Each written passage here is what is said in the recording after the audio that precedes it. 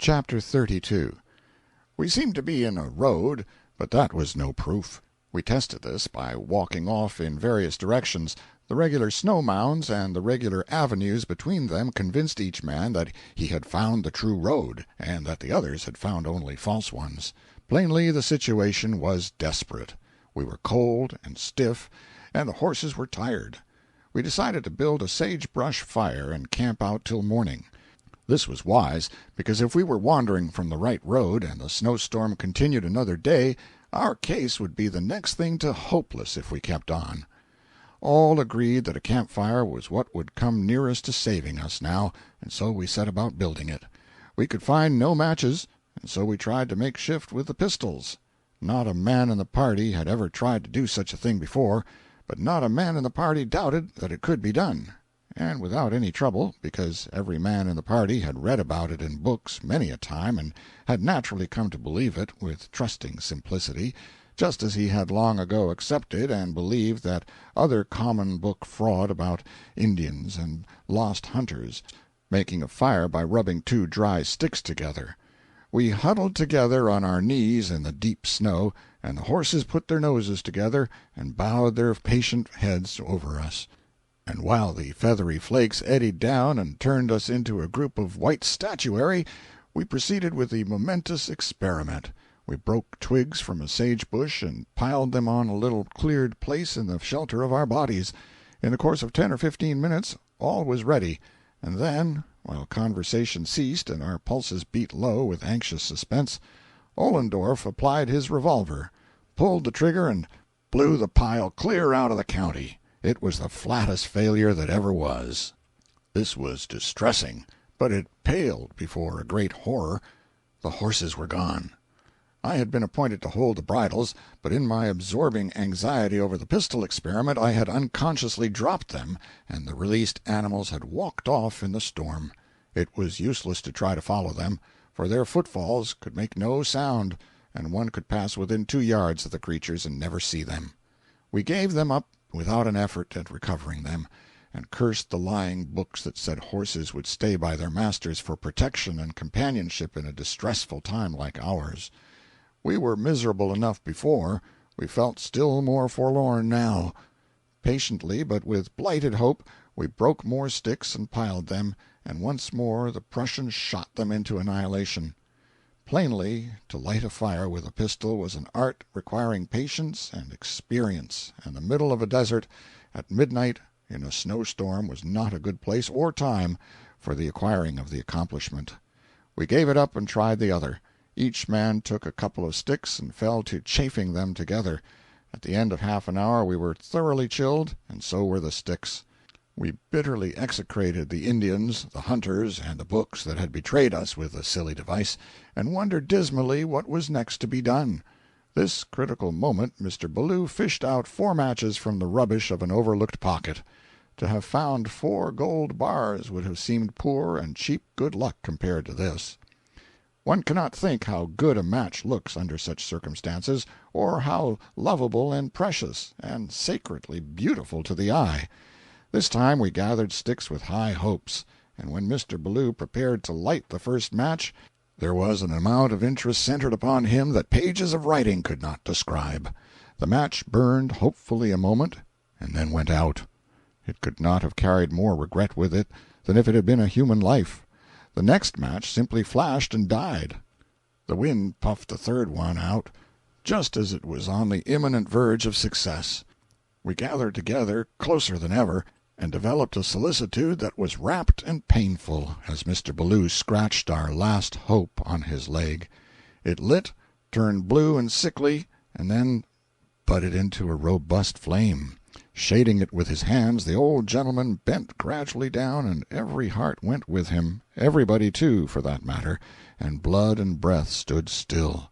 The flame touched the sticks at last, took gradual hold upon them, hesitated, took a stronger hold, hesitated again, held its breath 5 heart-breaking seconds, then gave a sort of human gasp, and went out. Nobody said a word for several minutes. It was a solemn sort of silence. Even the wind put on a stealthy, sinister quiet, and made no more noise than the falling flakes of snow. Finally a sad-voiced conversation began, and it was soon apparent that in each of our hearts lay the conviction that this was our last night with the living. I had so hoped that I was the only one who felt so. When the others calmly acknowledged their conviction, it sounded like the summons itself. Ollendorff said, "Brothers, let us die together, and let us go without one hard feeling toward each other. Let us forget and forgive bygones. I know that you have felt hard toward me for turning over the canoe and for knowing too much and leading you round and round in the snow, but I meant well, forgive me. I acknowledge freely that I have had hard feelings against Mr. Ballou for abusing me and calling me a logarithm, which is a thing I do not know what, but no doubt a thing considered disgraceful and unbecoming in America, and it has scarcely been out of my mind and has hurt me a great deal. But let it go. I forgive Mr. Ballou with all my heart, and—" Poor Ollendorff broke down and the tears came. He was not alone, for I was crying too, and so was Mr. Ballou. Ollendorff got his voice again and forgave me for things I had done and said. Then he got out his bottle of whiskey and said that whether he lived or died he would never touch another drop. He said he had given up all hope of life, and although ill-prepared was ready to submit humbly to his fate. That he wished he could be spared a little longer, not for any selfish reason, but to make a thorough reform in his character, and by devoting himself to helping the poor, nursing the sick, and pleading with the people to guard themselves against the evils of intemperance, make his life a beneficent example to the young, and lay it down at last with the precious reflection that it had not been lived in vain. He ended by saying that his reform should begin at this moment, even here, in the presence of death, since no longer time was to be vouchsafed wherein to prosecute it to men's help and benefit, and with that he threw away the bottle of whiskey.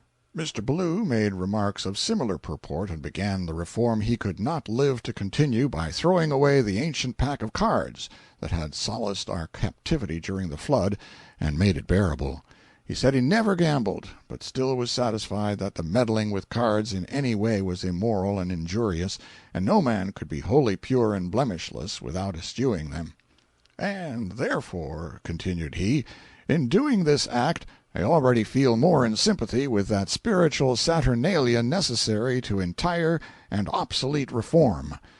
These rolling syllables touched him as no intelligible eloquence could have done, and the old man sobbed with a mournfulness not unmingled with satisfaction.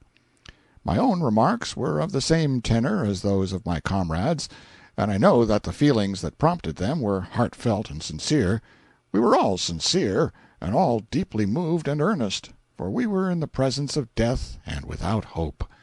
I threw away my pipe, and in doing it felt that at last I was free of a hated vice and one that had ridden me like a tyrant all my days. While I yet talked, the thought of the good I might have done in the world, and the still greater good I might now do, with these new incentives and higher and better aims to guide me, if I could only be spared a few years longer, overcame me, and the tears came again. We put our arms about each other's necks, and awaited the warning drowsiness that precedes death by freezing. It came stealing over us presently, and then we bade each other a last farewell. A delicious dreaminess wrought its web about my yielding senses, while the snowflakes wove a winding sheet about my conquered body. Oblivion came.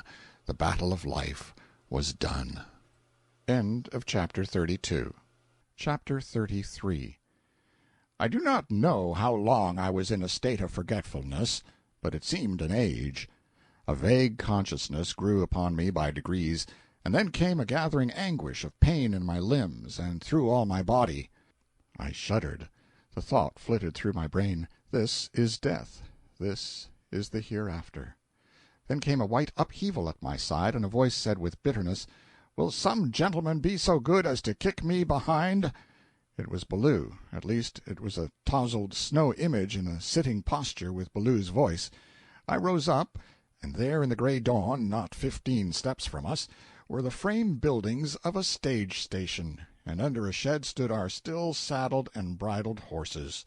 An arched snowdrift broke up, now, and Ollendorff emerged from it, and the three of us sat and stared at the houses without speaking a word. We really had nothing to say. We were like the profane man who could not do the subject justice. The whole situation was so painfully ridiculous and humiliating that words were tame, and we did not know where to commence anyhow. The joy in our hearts at our deliverance was poisoned. Well nigh dissipated, indeed. We presently began to grow pettish by degrees, and sullen, and then angry at each other, angry at ourselves, angry at everything in general. We moodily dusted the snow from our clothing, and in unsociable single file plowed our way to the horses, unsaddled them, and sought shelter in the station. I have scarcely exaggerated a detail of this curious and absurd adventure. It occurred almost exactly as I have stated it. We actually went into camp in a snowdrift in a desert, at midnight in a storm, forlorn and hopeless, within 15 steps of a comfortable inn. For 2 hours we sat apart in the station and ruminated in disgust. The mystery was gone, now, and it was plain enough why the horses had deserted us. Without a doubt they were under that shed a quarter of a minute after they had left us, and they must have overheard and enjoyed all our confessions and lamentations. After breakfast we felt better, and the zest of life soon came back. The world looked bright again, and existence was as dear to us as ever. Presently an uneasiness came over me, grew upon me, assailed me without ceasing. Alas, my regeneration was not complete. I wanted to smoke. I resisted with all my strength, but the flesh was weak. I wandered away alone and wrestled with myself an hour. I recalled my promises of reform, and preached to myself persuasively, upbraidingly, exhaustively. But it was all vain. I shortly found myself sneaking among the snowdrifts, hunting for my pipe. I discovered it after a considerable search, and crept away to hide myself and enjoy it. I remained behind the barn a good while, asking myself how I would feel if my braver, stronger, truer comrades should catch me in my degradation. At last I lit the pipe, and no human being can feel meaner and baser than I did then. I was ashamed of being in my own pitiful company. Still dreading discovery, I felt that perhaps the further side of the barn would be somewhat safer, and so I turned the corner.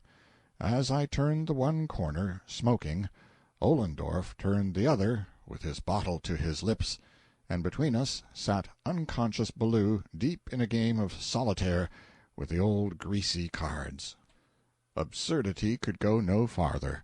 We shook hands, and agreed to say no more about reform and examples to the rising generation. The station we were at was at the verge of the 26-mile desert.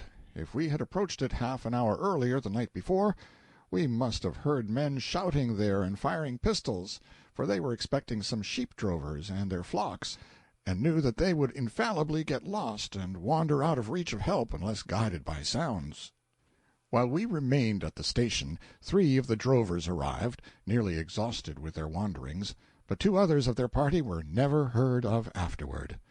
We reached Carson in due time and took a rest. This rest, together with preparations for the journey to Esmeralda, kept us there a week, and the delay gave us the opportunity to be present at the trial of the great landslide case of Hyde versus Morgan, an episode which is famous in Nevada to this day.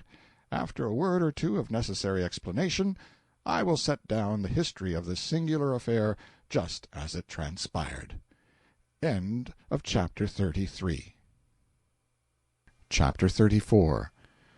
The mountains are very high and steep about Carson, Eagle, and Washoe valleys, very high and very steep, and so when the snow gets to melting off fast in the spring, and the warm-surfaced earth begins to moisten and soften, the disastrous landslides commence.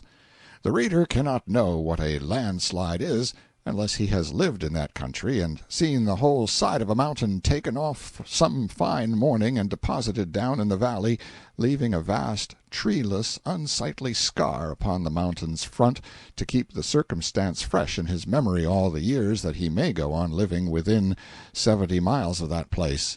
General Buncombe was shipped out to Nevada in the invoice of territorial officers to be United States Attorney. He considered himself a lawyer of parts, and he very much wanted an opportunity to manifest it, partly for the pure gratification of it, and partly because his salary was territorially meager, which is a strong expression. Now the older citizens of a new territory look down upon the rest of the world with a calm, benevolent compassion, as long as it keeps out of the way. When it gets in the way, they snub it. Sometimes this latter takes the shape of a practical joke. One morning Dick Hyde rode furiously up to General Buncombe's door in Carson City and rushed into his presence without stopping to tie his horse. He seemed much excited. He told the General that he wanted him to conduct a suit for him and would pay him $500 if he achieved a victory. And then, with violent gestures and a world of profanity, he poured out his grief. He said it was pretty well known that for some years he had been farming, or ranching as the more customary term is, in Washoe District, and making a successful thing of it, and furthermore it was known that his ranch was situated just in the edge of the valley, and that Tom Morgan owned a ranch immediately above it on the mountain side. And now the trouble was that one of those hated and dreaded landslides had come and slid Morgan's ranch, fences, cabins, cattle, barns, and everything down on top of his ranch and exactly covered up every single vestige of his property, to a depth of about 38 feet. Morgan was in possession, and refused to vacate the premises, said he was occupying his own cabin and not interfering with anybody else's, and said the cabin was standing on the same dirt and same ranch it had always stood on, and he would like to see anybody make him vacate. And when I reminded him, said Hyde, weeping, that it was on top of my ranch and that he was trespassing, he had the infernal meanness to ask me why didn't I stay on my ranch and hold possession when I see him a-comin'. Why didn't I stay on it, the blathering lunatic? By George, when I heard that racket and looked up that hill, it was just like the whole world was a-ripping and a-tearing down that mountainside. Splinters and cordwood, thunder and lightning, hail and snow, odds and ends of haystacks and awful clouds of dust. Trees going end over end in the air, rocks as big as a house jumping about 1,000 feet high and busting into 10,000,000 pieces. Cattle turned inside out and a-comin' head-on with their tails hanging out between their teeth. And in the midst of all that wrack and destruction sot that cussed Morgan on his gate-post, a-wondering why I didn't stay and hold possession. Laws bless me, I just took one glimpse, General, and lit out in the county in 3 jumps exactly. But what grinds me is that Morgan hangs on there and won't move off'n that ranch, says it's his'n and he's going to keep it. Likes it better'n he did when it was higher up the hill. Mad. Well, I've been so mad for 2 days I couldn't find my way to town. Been wandering around in the brush in a starving condition. Got anything here to drink, General? But I'm here now, and I'm a-going to law. You hear me? Never in all the world, perhaps, were a man's feelings so outraged as were the General's. He said he had never heard of such high-handed conduct in all his life as this Morgan's, and he said there was no use in going to law. Morgan had no shadow of right to remain where he was. Nobody in the wide world would uphold him in it, and no lawyer would take his case and no judge listen to it. Hyde said that right there was where he was mistaken. Everybody in town sustained Morgan. Hal Brayton, a very smart lawyer, had taken his case. The courts being in vacation, it was to be tried before a referee, and ex-Governor Roop had already been appointed to that office and would open his court in a large public hall near the hotel at 2 that afternoon. The General was amazed. He said he had suspected before that the people of that territory were fools, and now he knew it. But he said rest easy, and collect the witnesses, for the victory was just as certain as if the conflict were already over. Hyde wiped away his tears and left. At 2 in the afternoon, Referee Roop's court opened, and Roop appeared throned among his sheriffs, the witnesses, and spectators, and wearing upon his face a solemnity so awe-inspiring that some of his fellow conspirators had misgivings that maybe he had not comprehended after all that this was merely a joke. An unearthly stillness prevailed, for at the slightest noise the judge uttered sternly the command, "Order in the court!" and the sheriffs promptly echoed it. Presently the General elbowed his way through the crowd of spectators with his arms full of law books, and on his ears fell an order from the judge which was the first respectful recognition of his high official dignity that had ever saluted them, and it trickled pleasantly through his whole system. "Way for the United States Attorney!" The witnesses were called: legislators, high government officers, ranchmen, miners, Indians, Chinamen, negroes. 3/4 of them were called by the defendant Morgan, but no matter, their testimony invariably went in favor of the plaintiff Hyde. Each new witness only added new testimony to the absurdity of a man's claiming to own another man's property because his farm had slid down on top of it. Then the Morgan lawyers made their speeches, and seemed to make singularly weak ones. They did really nothing to help the Morgan cause. And now the General, with exultation in his face, got up and made an impassioned effort. He pounded the table, he banged the law books, he shouted and roared and howled, he quoted from everything and everybody: poetry, sarcasm, statistics, history, pathos, bathos, blasphemy, and wound up with a grand war-whoop for free speech, freedom of the press, free schools, the glorious bird of America, and the principles of eternal justice. Applause. When the General sat down, he did it with the conviction that if there was anything in good strong testimony, a great speech, and believing and admiring countenances all around, Mr. Morgan's case was killed. Ex-Governor Roop leant his head upon his hand for some minutes, thinking, and the still audience waited for his decision. Then he got up and stood erect, with bended head, and thought again. Then he walked the floor with long, deliberate strides, his chin in his hand, and still the audience waited. At last he returned to his throne, seated himself, and began impressively: "Gentlemen, I feel the great responsibility that rests upon me this day. This is no ordinary case.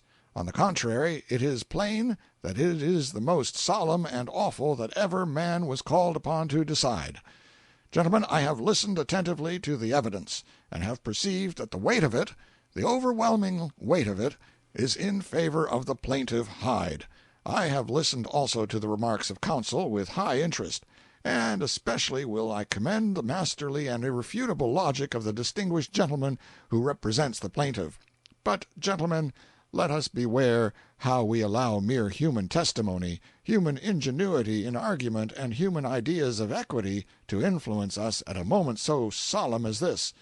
Gentlemen, it ill becomes us, worms as we are, to meddle with the decrees of heaven. It is plain to me that heaven, in its inscrutable wisdom, has seen fit to move this defendant's ranch for a purpose. We are but creatures, and we must submit. If heaven has chosen to favor the defendant Morgan in this marked and wonderful manner, and if heaven, dissatisfied with the position of the Morgan ranch upon the mountainside, has chosen to remove it to a position more eligible and more advantageous for its owner, it ill becomes us, insects as we are, to question the legality of the act, or inquire into the reasons that prompted it. No, heaven created the ranches, and it is heaven's prerogative to rearrange them, to experiment with them around at its pleasure. It is for us to submit without repining.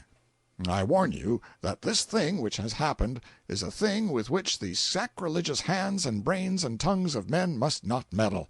Gentlemen, it is the verdict of this court that the plaintiff, Richard Hyde, has been deprived of his ranch by the visitation of God, and from this decision there is no appeal." Buncombe seized his cargo of law books and plunged out of the courtroom frantic with indignation.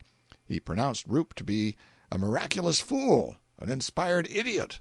In all good faith he returned at night and remonstrated with Roop upon his extravagant decision, and implored him to walk the floor and think for half an hour, and see if he could not figure out some sort of modification of the verdict. Roop yielded at last, and got up to walk.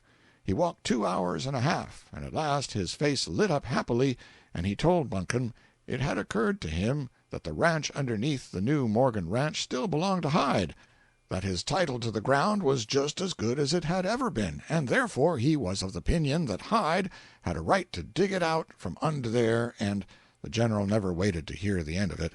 He was always an impatient and irascible man that way. At the end of 2 months the fact that he had been played upon with a joke had managed to bore itself, like another Hoosac tunnel, through the solid adamant of his understanding. End of chapter 34. Chapter 35.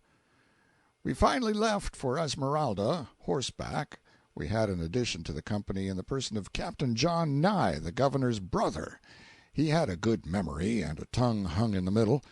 This is a combination which gives immortality to conversation. Captain John never suffered the talk to flag or falter once during the 120 miles of the journey. In addition to his conversational powers, he had one or two other endowments of a marked character. One was a singular handiness about doing anything and everything, from laying out a railroad or organizing a political party, down to sewing on buttons, shoeing a horse, or setting a broken leg or a hen. Another was a spirit of accommodation that prompted him to take the needs, difficulties, and perplexities of anybody and everybody upon his own shoulders at any and all times, and dispose of them with admirable facility and alacrity. Hence he always managed to find vacant beds in crowded inns, and plenty to eat in the emptiest larders. And finally, wherever he met a man, woman, or child in camp, inn, or desert, he either knew such parties personally or had been acquainted with a relative of the same. Such another traveling comrade was never seen before. I cannot forbear giving a specimen of the way in which he overcame difficulties. On the second day out we arrived, very tired and hungry, at a poor little inn in the desert, and were told that the house was full, no provisions on hand, and neither hay nor barley to spare for the horses. Must move on. The rest of us wanted to hurry on while it was yet light, but Captain John insisted on stopping a while. We dismounted and entered. There was no welcome for us on any face. Captain John began his blandishments, and within 20 minutes he had accomplished the following things, viz., found old acquaintances in 3 teamsters, discovered that he used to go to school with the landlord's mother, recognized his wife as a lady whose life he had saved once in California by stopping her runaway horse, mended a child's broken toy, and won the favor of its mother, a guest of the inn, helped the hostler bleed a horse, and prescribed for another horse that had the heaves, treated the entire party 3 times at the landlord's bar, produced a later paper than anybody had seen for a week, and sat himself down to read the news to a deeply interested audience. The result, summed up, was as follows. The hostler found plenty of feed for our horses, we had a trout supper, an exceedingly sociable time after it, good beds to sleep in, and a surprising breakfast in the morning, and when we left lamented by all. Captain John had some bad traits, but he had some uncommonly valuable ones to offset them with. Esmeralda was in many respects another Humboldt, but in a little more forward state. The claims we had been paying assessments on were entirely worthless, and we threw them away. The principal one cropped out of the top of a knoll that was 14 feet high, and the inspired board of directors were running a tunnel under that knoll to strike the ledge. The tunnel would have to be 70 feet long, and would then strike the ledge at the same depth that a shaft 12 feet deep would have reached. The board were living on the assessments. Note bene, this hint comes too late for the enlightenment of New York silver miners.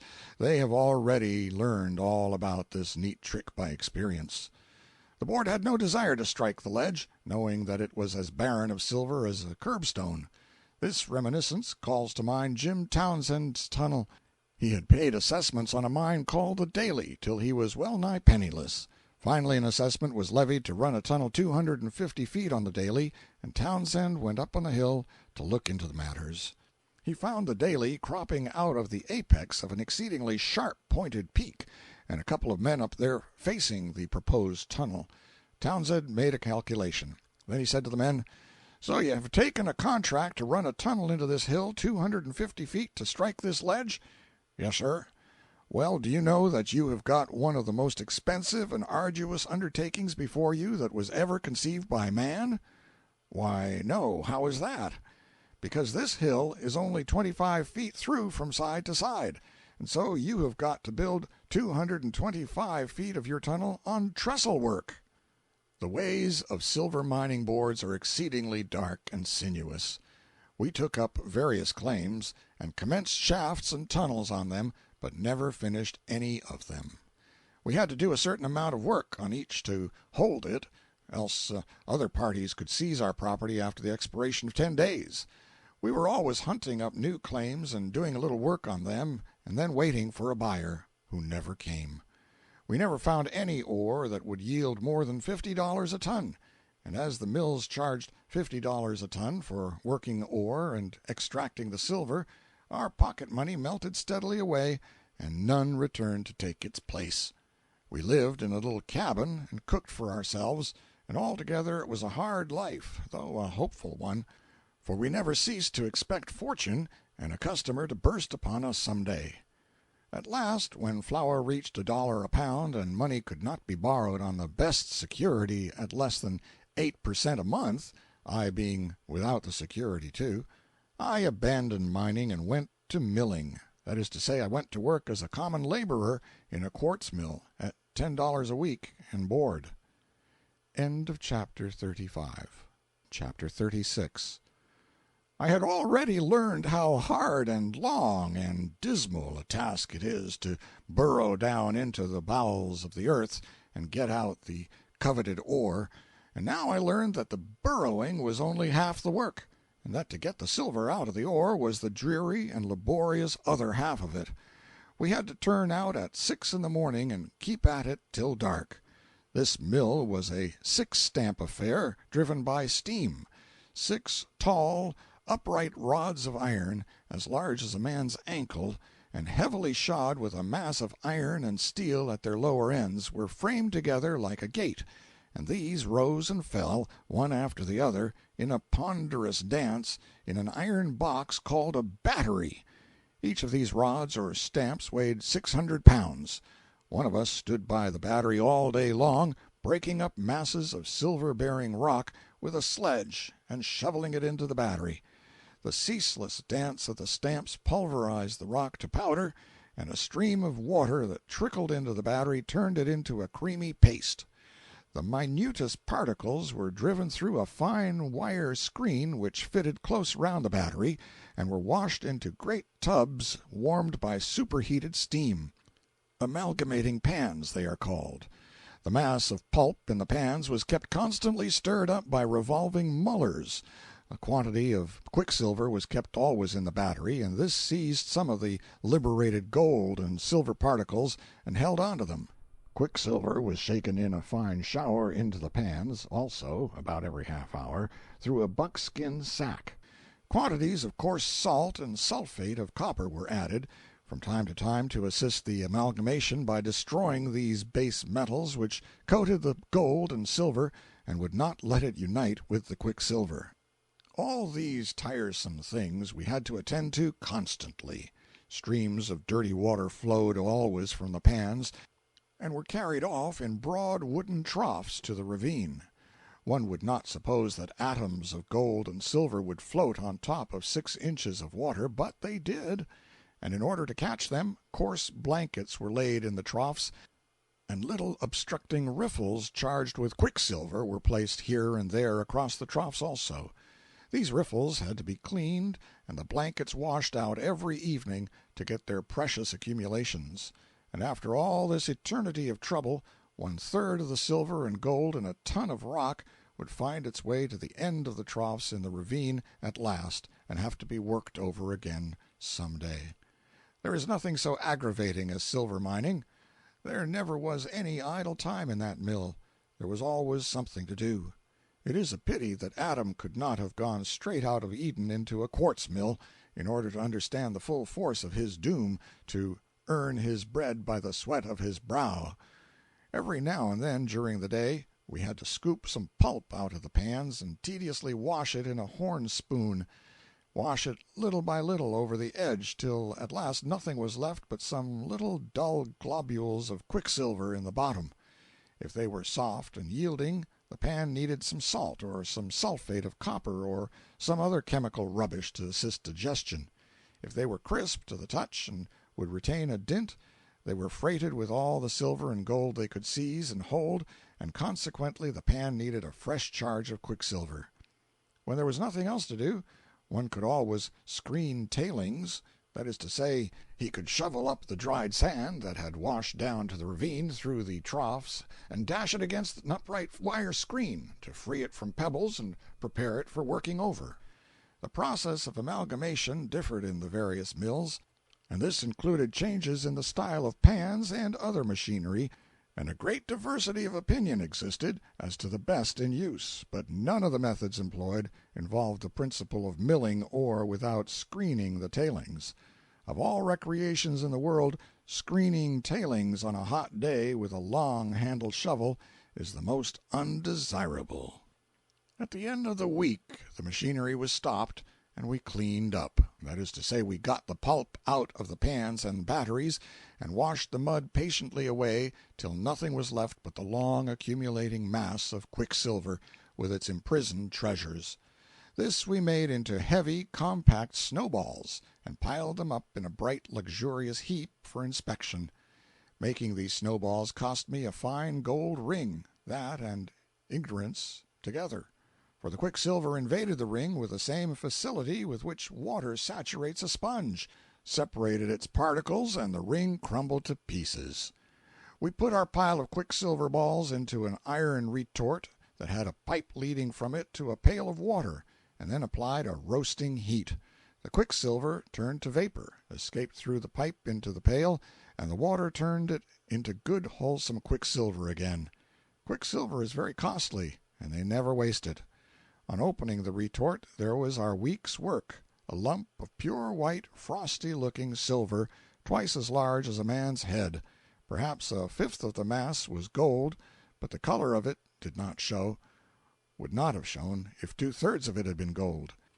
We melted it up and made a solid brick of it by pouring it into an iron brick mold. By such a tedious and laborious process were silver bricks obtained. This mill was but one of many others in operation at the time. The first one in Nevada was built at Egan Canyon, and was a small, insignificant affair, and compared most unfavorably with some of the immense establishments afterwards located at Virginia City and elsewhere. From our bricks a little corner was chipped off for the fire assay, a method used to determine the proportions of gold, silver, and base metals in the mass. This is an interesting process. The chip is hammered out as thin as paper and weighed on scales so fine and sensitive that if you weigh a 2-inch scrap of paper on them and then write your name on the paper with a coarse, soft pencil and weigh it again, the scales will take marked notice of the addition. Then a little lead, also weighed, is rolled up with the flake of silver, and the two are melted at a great heat in a small vessel called a cupel, made by compressing bone ashes into a cup shape in a steel mold. The base metals oxidize and are absorbed with the lead into the pores of the cupel. A button or globule of perfectly pure gold and silver is left behind, and by weighing it and noting the loss, the assayer knows the proportion of base metal the brick contains. He has to separate the gold from the silver now. The button is hammered out flat and thin, put in the furnace and kept some time at a red heat. After cooling it off, it is rolled up like a quill and heated in a glass vessel containing nitric acid. The acid dissolves the silver and leaves the gold pure and ready to be weighed on its own merits. Then salt water is poured into the vessel containing the dissolved silver, and the silver returns to palpable form again and sinks to the bottom. Nothing now remains but to weigh it. Then the proportions of the several metals contained in the brick are known, and the assayer stamps the value of the brick upon its surface.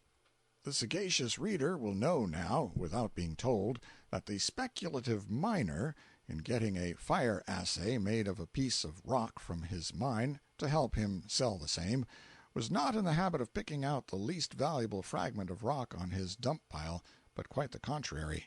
I have seen men hunt over a pile of nearly worthless quartz for an hour, and at last find a little piece as large as a filbert, which was rich in gold and silver, and this was reserved for a fire assay.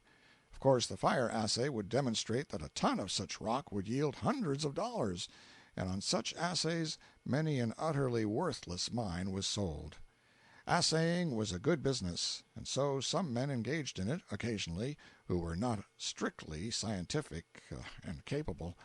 One assayer got such rich results out of all specimens brought to him that in time he acquired almost a monopoly of the business. But like all men who achieve a success, he became an object of envy and suspicion, and other assayers entered into a conspiracy against him, and let some prominent citizens into the secret in order to show that they meant fairly. Then they broke a little fragment off a carpenter's grindstone, and got a stranger to take it to the popular scientist and get it assayed. In the course of an hour the result came, whereby it appeared that a ton of that rock would yield $1,184.40 in silver and $366.36 in gold. Due publication of the whole matter was made in the paper, and the popular assayer left town between 2 days. I will remark in passing that I only remained in the milling business 1 week. I told my employer I could not stay longer without an advance in my wages. That I liked quartz milling, indeed was infatuated with it, that I had never before grown so tenderly attached to an occupation in so short a time, that nothing, it seemed to me, gave such scope to intellectual activity as feeding a battery and screening tailings, and nothing so stimulated the moral attributes as retorting bullion and washing blankets. Still I felt constrained to ask an increase of salary. He said he was paying me $10 a week, and thought it a good round sum. How much did I want? I said about $400,000 a month, and board was about all I could reasonably ask considering the hard times. I was ordered off the premises. And yet when I look back to those days and call to mind the exceeding hardness of the labor I performed in that mill, I only regret that I did not ask him $700,000. Shortly after this I began to grow crazy, along with the rest of the population, about the mysterious and wonderful cement mine, and to make preparations to take advantage of any opportunity that might offer to go and help hunt for it. End of Chapter 36. Chapter 37. It was somewhere in the neighborhood of Mono Lake that the marvelous Whiteman cement mine was supposed to lie. Every now and then it would be reported that Mr. W. had passed stealthily through Esmeralda at dead of night, in disguise, and then we would have a wild excitement, because he must be steering for his secret mine, and now was the time to follow him. In less than 3 hours after daylight all the horses and mules and donkeys in the vicinity would be bought, hired, or stolen, and half the community would be off for the mountains, following in the wake of Whiteman. But W. would drift about through the mountain gorges for days together in a purposeless sort of way, until the provisions of the miners ran out, and they would have to go back home. I have known it reported at 11 at night in a large mining camp that Whiteman had just passed through, and in 2 hours the streets, so quiet before, would be swarming with men and animals.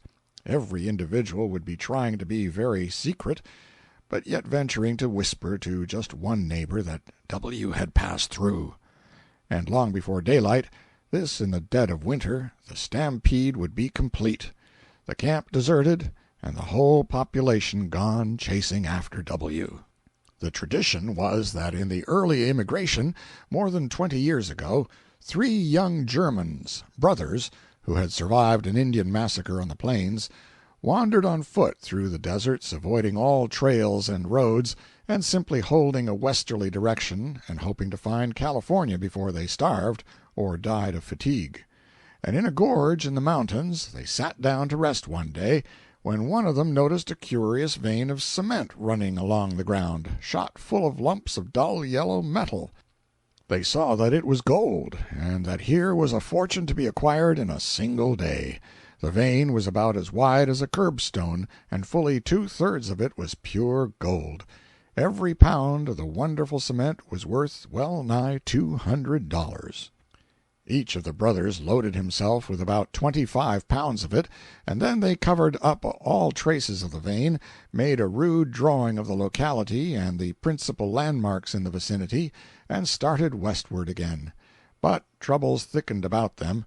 In their wanderings one brother fell and broke his leg, and the others were obliged to go on and leave him to die in the wilderness. Another, worn out and starving, gave up by and by and laid down to die, but after 2 or 3 weeks of incredible hardships, the third reached the settlements of California, exhausted, sick, and his mind deranged by his sufferings. He had thrown away all his cement but a few fragments, but these were sufficient to set everybody wild with excitement. However, he had had enough of the cement country, and nothing could induce him to lead a party thither. He was entirely content to work on a farm for wages. But he gave Whiteman his map, and described the cement region as well as he could, and thus transferred the curse to that gentleman. For when I had my one accidental glimpse of Mr. W. in Esmeralda, he had been hunting for the lost mine, in hunger and thirst, poverty and sickness, for 12 or 13 years. Some people believed he had found it, but most people believed he had not. I saw a piece of cement as large as my fist, which was said to have been given to Whiteman by the young German, and it was of a seductive nature. Lumps of virgin gold were as thick in it as raisins in a slice of fruit cake. The privilege of working such a mine 1 week would be sufficient for a man of reasonable desires. A new partner of ours, a Mr. Higbie, knew Whiteman well by sight, and a friend of ours, a Mr. Van Dorn, was well acquainted with him, and not only that, but had Whiteman's promise that he should have a private hint in time to enable him to join the next cement expedition. Van Dorn had promised to extend the hint to us. One evening Higbie came in greatly excited and said he felt certain he had recognized Whiteman uptown, disguised and in a pretended state of intoxication. In a little while Van Dorn arrived and confirmed the news, and so we gathered in our cabin, and with heads close together arranged our plans in impressive whispers. We were to leave town quietly, after midnight, in 2 or 3 small parties, so as not to attract attention, and meet at dawn on the divide overlooking Mono Lake, 8 or 9 miles distant. We were to make no noise after starting, and not speak above a whisper under any circumstances. It was believed that for once Whiteman's presence was unknown in the town, and his expedition unsuspected. Our conclave broke up at 9 o'clock, and we set about our preparation diligently and with profound secrecy. At 11 o'clock we saddled our horses, hitched them with their long riatas, or lassos, and then brought out a side of bacon, a sack of beans, a small sack of coffee, some sugar, 100 pounds of flour in sacks, some tin cups and a coffee pot, frying pan, and some few other necessary articles. All these things were packed on the back of a led horse, and whoever has not been taught, by a Spanish adept, to pack an animal, let him never hope to do the thing by natural smartness. That is impossible. Higbie had had some experience, but was not perfect. He put on the pack saddle, a thing like a sawbuck, piled the property on it, and then wound a rope all over and about it and under it, every which way, taking a hitch in it every now and then, and occasionally surging back on it till the horse's sides sunk in and he gasped for breath. But every time the lashings grew tight in one place, they loosened in another. We never did get the load tight all over, but we got it so that it would do, after a fashion, and then we started, in single file, close order, and without a word.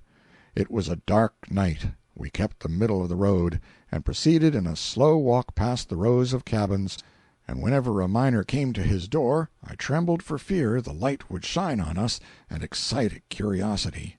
But nothing happened. We began the long winding ascent of the canyon toward the divide, and presently the cabins began to grow infrequent, and the intervals between them wider and wider, and then I began to breathe tolerably freely and feel less like a thief and a murderer. I was in the rear, leading the pack-horse. As the ascent grew steeper, he grew proportionately less satisfied with his cargo, and began to pull back on his riata occasionally and delay progress. My comrades were passing out of sight in the gloom. I was getting anxious.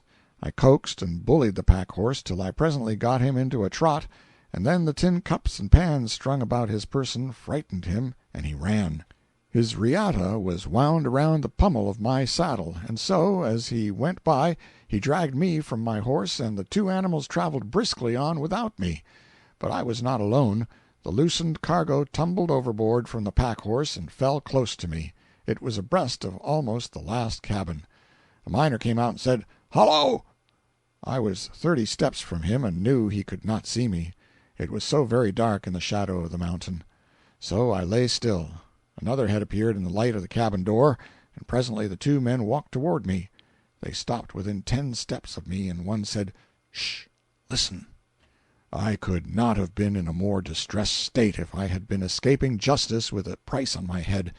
Then the miners appeared to sit down on a boulder, though I could not see them distinctly enough to be very sure what they did. One said, "I heard a noise, as plain as I ever heard anything. Seemed to be about there." A stone whizzed by my head. I flattened myself out in the dust like a postage stamp, and thought to myself, if he mended his aim ever so little he would probably hear another noise.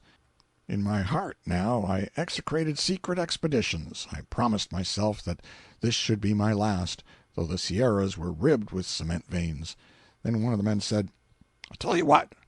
Welch knew what he was talking about when he said he saw white men today. I heard horses. That was the noise. I'm going down to Welch's right away." They left, and I was glad. I did not care whither they went, so they went. I was willing they should visit Welch, and the sooner the better. As soon as they closed their cabin door, my comrades emerged from the gloom. They had caught the horses and were waiting for a clear coast again. We remounted the cargo on the pack-horse and got under way, and as day broke we reached the divide and joined Van Dorn. Then we journeyed down into the valley of the lake, and feeling secure we halted to cook breakfast, for we were tired and sleepy and hungry. 3 hours later the rest of the population filed over the divide in a long procession and drifted off out of sight around the borders of the lake. Whether or not my accident had produced this result we never knew, but at least one thing was certain: the secret was out, and white men would not enter upon a search for the cement mine this time. We were filled with chagrin. We held a council and decided to make the best of our misfortune and enjoy a week's holiday on the borders of the curious lake. Mono it is sometimes called, and sometimes the Dead Sea of California.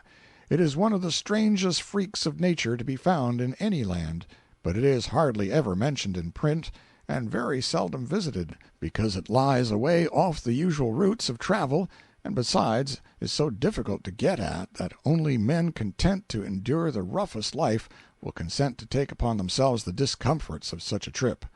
On the morning of our second day we traveled around to a remote and particularly wild spot on the borders of the lake, where a stream of fresh ice-cold water entered it from the mountainside, and then we went regularly into camp. We hired a large boat and 2 shotguns from a lonely ranchman who lived some 10 miles further on, and made ready for comfort and recreation. We soon got thoroughly acquainted with the lake and all its peculiarities. End of Chapter 37. Chapter 38. Mono Lake lies in a lifeless, treeless, hideous desert, 8,000 feet above the level of the sea, and is guarded by mountains 2,000 feet higher, whose summits are always clothed in clouds. This solemn, silent, sailless sea, this lonely tenant of the loneliest spot on earth, is little graced with the picturesque. It is an unpretending expanse of grayish water, about 100 miles in circumference, with 2 islands in its center, mere upheavals of rent and scorched and blistered lava, snowed over with gray banks and drifts of pumice stone and ashes, the winding sheet of the dead volcano, whose vast crater the lake has seized upon and occupied.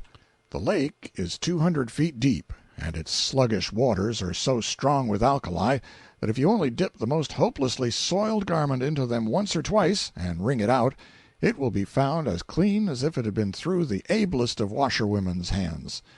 While we camped there, our laundry work was easy. We tied the week's washing astern of our boat, and sailed a quarter of a mile, and the job was complete, all to the wringing out.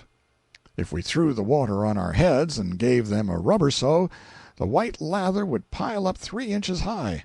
This water is not good for bruised places and abrasions of the skin. We had a valuable dog. He had raw places on him. He had more raw places on him than sound ones. He was the rawest dog I almost ever saw. He jumped overboard one day to get away from the flies, but it was bad judgment. In his condition it would have been just as comfortable to jump into the fire. The alkali water nipped him in all the raw places simultaneously, and he struck out for the shore with considerable interest. He yelped and barked and howled as he went, and by the time he got to the shore there was no bark to him, for he had barked the bark all out of his inside, and the alkali water had cleaned the bark all off his outside, and he probably wished he had never embarked in any such enterprise. He ran around and around in circles, and pawed the earth and clawed the air, and threw double somersaults, sometimes backward and sometimes forward, in the most extraordinary manner. He was not a demonstrative dog as a general thing, but rather of a grave and serious turn of mind, and I never saw him take so much interest in anything before. He finally struck out over the mountains, at a gait which we estimated at about 250 miles an hour, and he is going yet. This was about 9 years ago. We look for what is left of him along here every day. A white man cannot drink the water of Mono Lake, for it is nearly pure lye. It is said that the Indians in the vicinity drink it sometimes, though. It is not improbable, for they are among the purest liars I ever saw. There will be no additional charge for this joke, except to parties requiring an explanation of it. This joke has received high commendation from some of the ablest minds of the age. There are no fish in Mono Lake, no frogs, no snakes, no pollywogs, nothing, in fact, that goes to make life desirable. Millions of wild ducks and seagulls swim about the surface, but no living thing exists under the surface, except a white feathery sort of worm, 1/2 an inch long, which looks like a bit of white thread frayed out at the sides. If you dip up a gallon of water, you will get about 15,000 of these. They give to the water a sort of grayish-white appearance. Then there is a fly, which looks something like our house fly. These settle on the beach to eat the worms that wash ashore. And any time you can see there a belt of flies an inch deep and 6 feet wide, and this belt extends clear around the lake, a belt of flies 100 miles long. If you throw a stone among them, they swarm up so thick that they look dense like a cloud. You can hold them under the water as long as you please. They do not mind it. They are only proud of it. When you let them go, they pop up to the surface as dry as a patent office report, and walk off as unconcernedly as if they had been educated especially with a view to affording instructive entertainment to man in that particular way. Providence leaves nothing to go by chance. All things have their uses and their part and proper place in nature's economy. The ducks eat the flies eat the worms, the Indians eat all three, the wild cats eat the Indians, the white folks eat the wild cats, and thus all things are lovely. Mono Lake is 100 miles in a straight line from the ocean, and between it and the ocean are 1 or 2 ranges of mountains, yet thousands of seagulls go there every season to lay their eggs and rear their young. One would as soon expect to find seagulls in Kansas. And in this connection let us observe another instance of nature's wisdom. The islands in the lake being merely huge masses of lava, coated over with ashes and pumice stone and utterly innocent of vegetation or anything that would burn, and seagulls' eggs being entirely useless to anybody unless they be cooked, nature has provided an unfailing spring of boiling water on the largest island, and you can put your eggs in there, and in 4 minutes you can boil them as hard as any statement I have made during the past 15 years.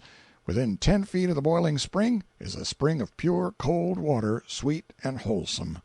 So, in that island you get your board and washing free of charge, and if nature had gone further and furnished a nice American hotel clerk who was crusty and disobliging and didn't know anything about the timetables or the railroads or anything, and was proud of it, I would not wish for a more desirable boarding house.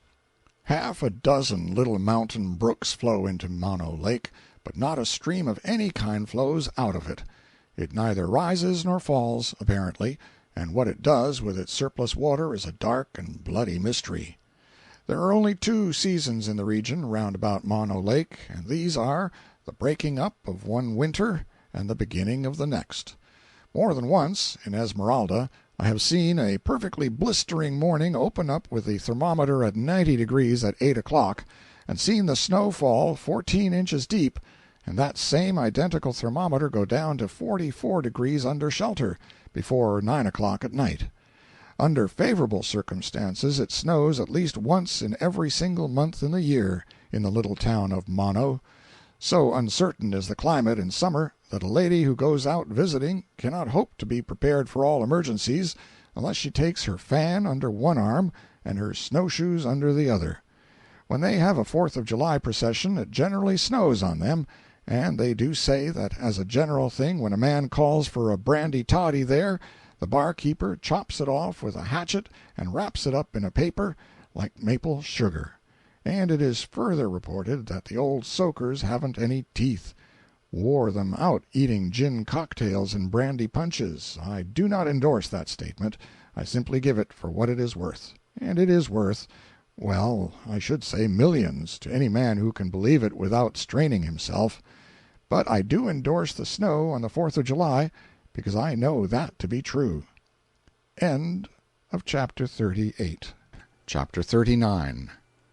About 7 o'clock one blistering hot morning, for it was now dead summer-time, Higbee and I took the boat and started on a voyage of discovery to the 2 islands. We had often longed to do this, but had been deterred by the fear of storms, for they were frequent and severe enough to capsize an ordinary rowboat like ours without great difficulty, and once capsized, death would ensue in spite of the bravest swimming, for that venomous water would eat a man's eyes out like fire, and burn him out inside too, if he shipped to sea.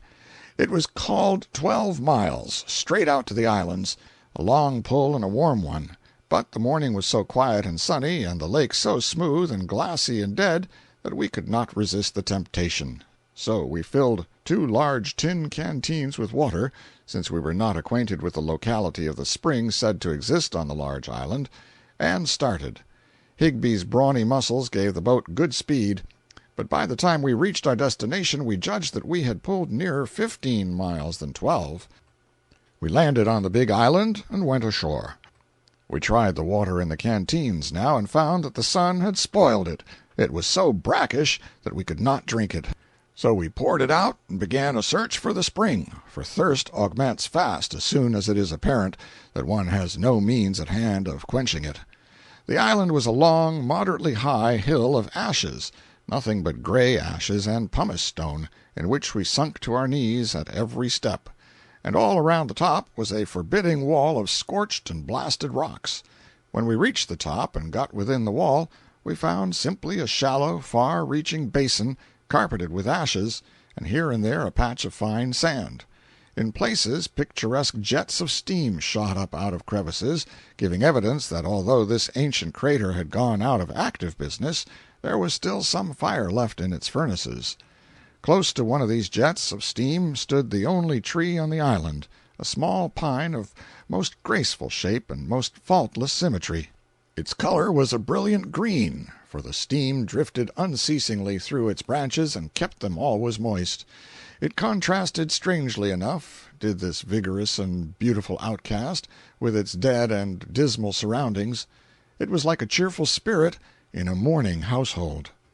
We hunted for the spring everywhere, traversing the full length of the island, 2 or 3 miles, and crossing it twice, climbing ash hills patiently and then sliding down the other side in a sitting posture, plowing up smothering volumes of gray dust, but we found nothing but solitude, ashes, and a heart-breaking silence.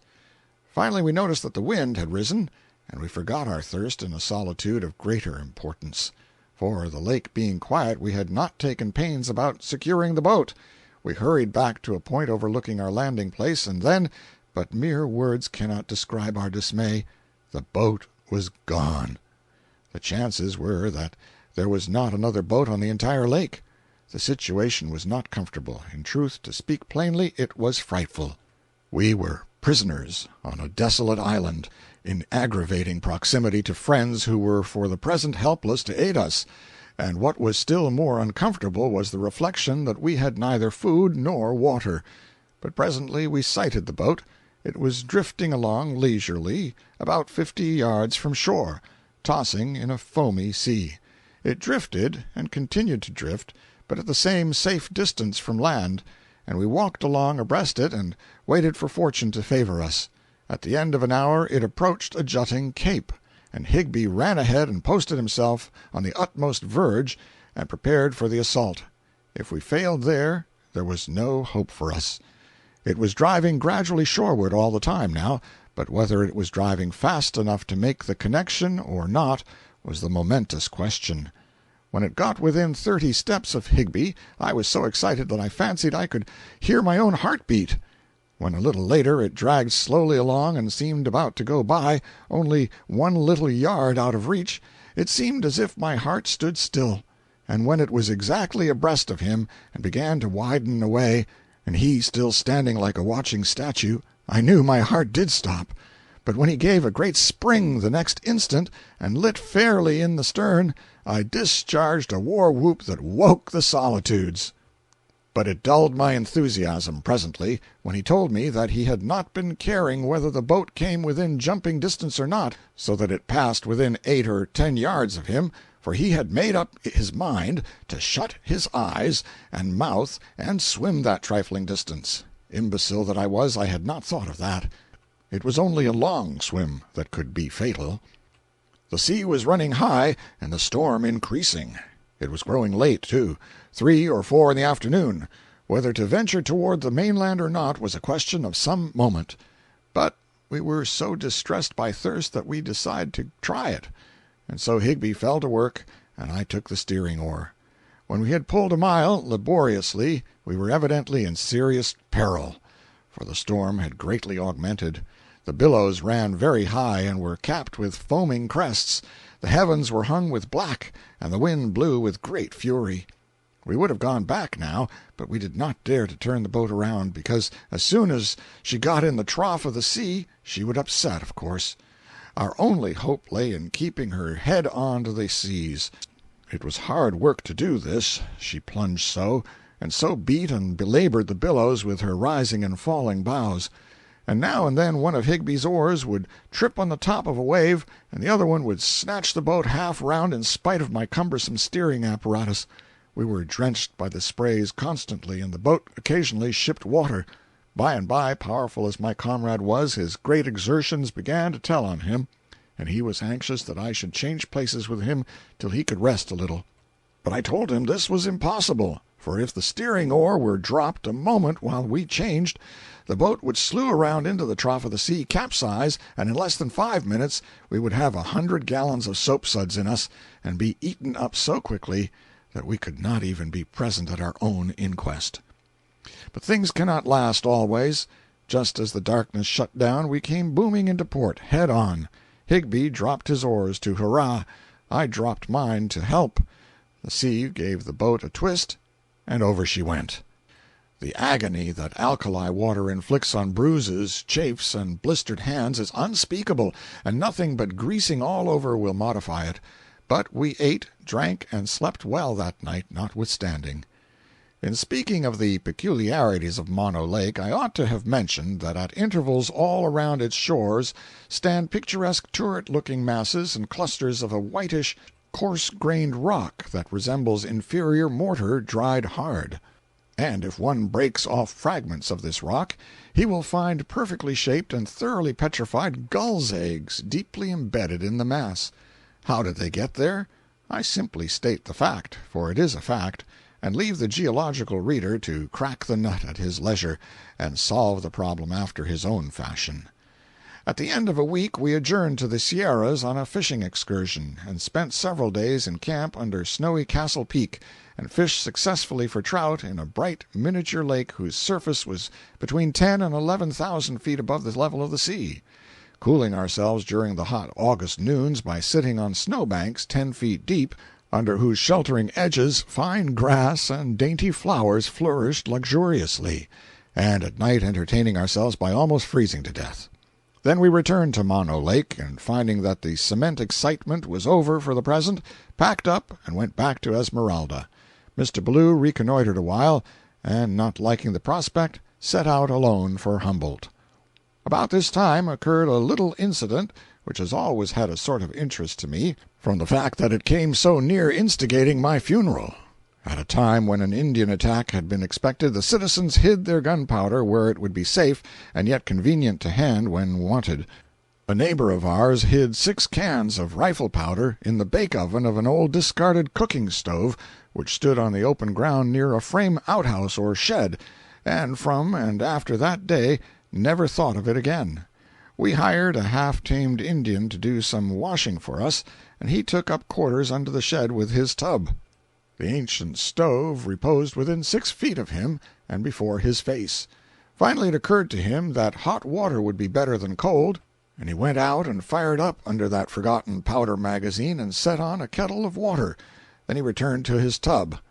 I entered the shed presently and threw down some more clothes, and was about to speak to him when the stove blew up with a prodigious crash and disappeared, leaving not a splinter behind. Fragments of it fell in the streets full 200 yards away.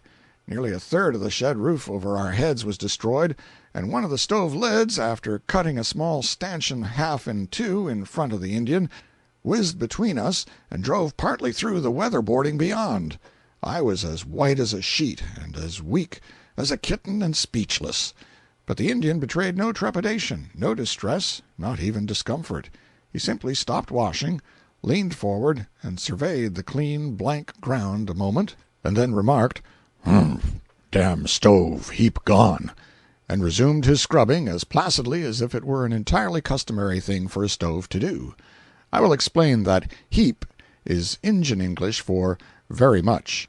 The reader will perceive the exhaustive expressiveness of it in the present instance. End of Chapter 39. Chapter 40.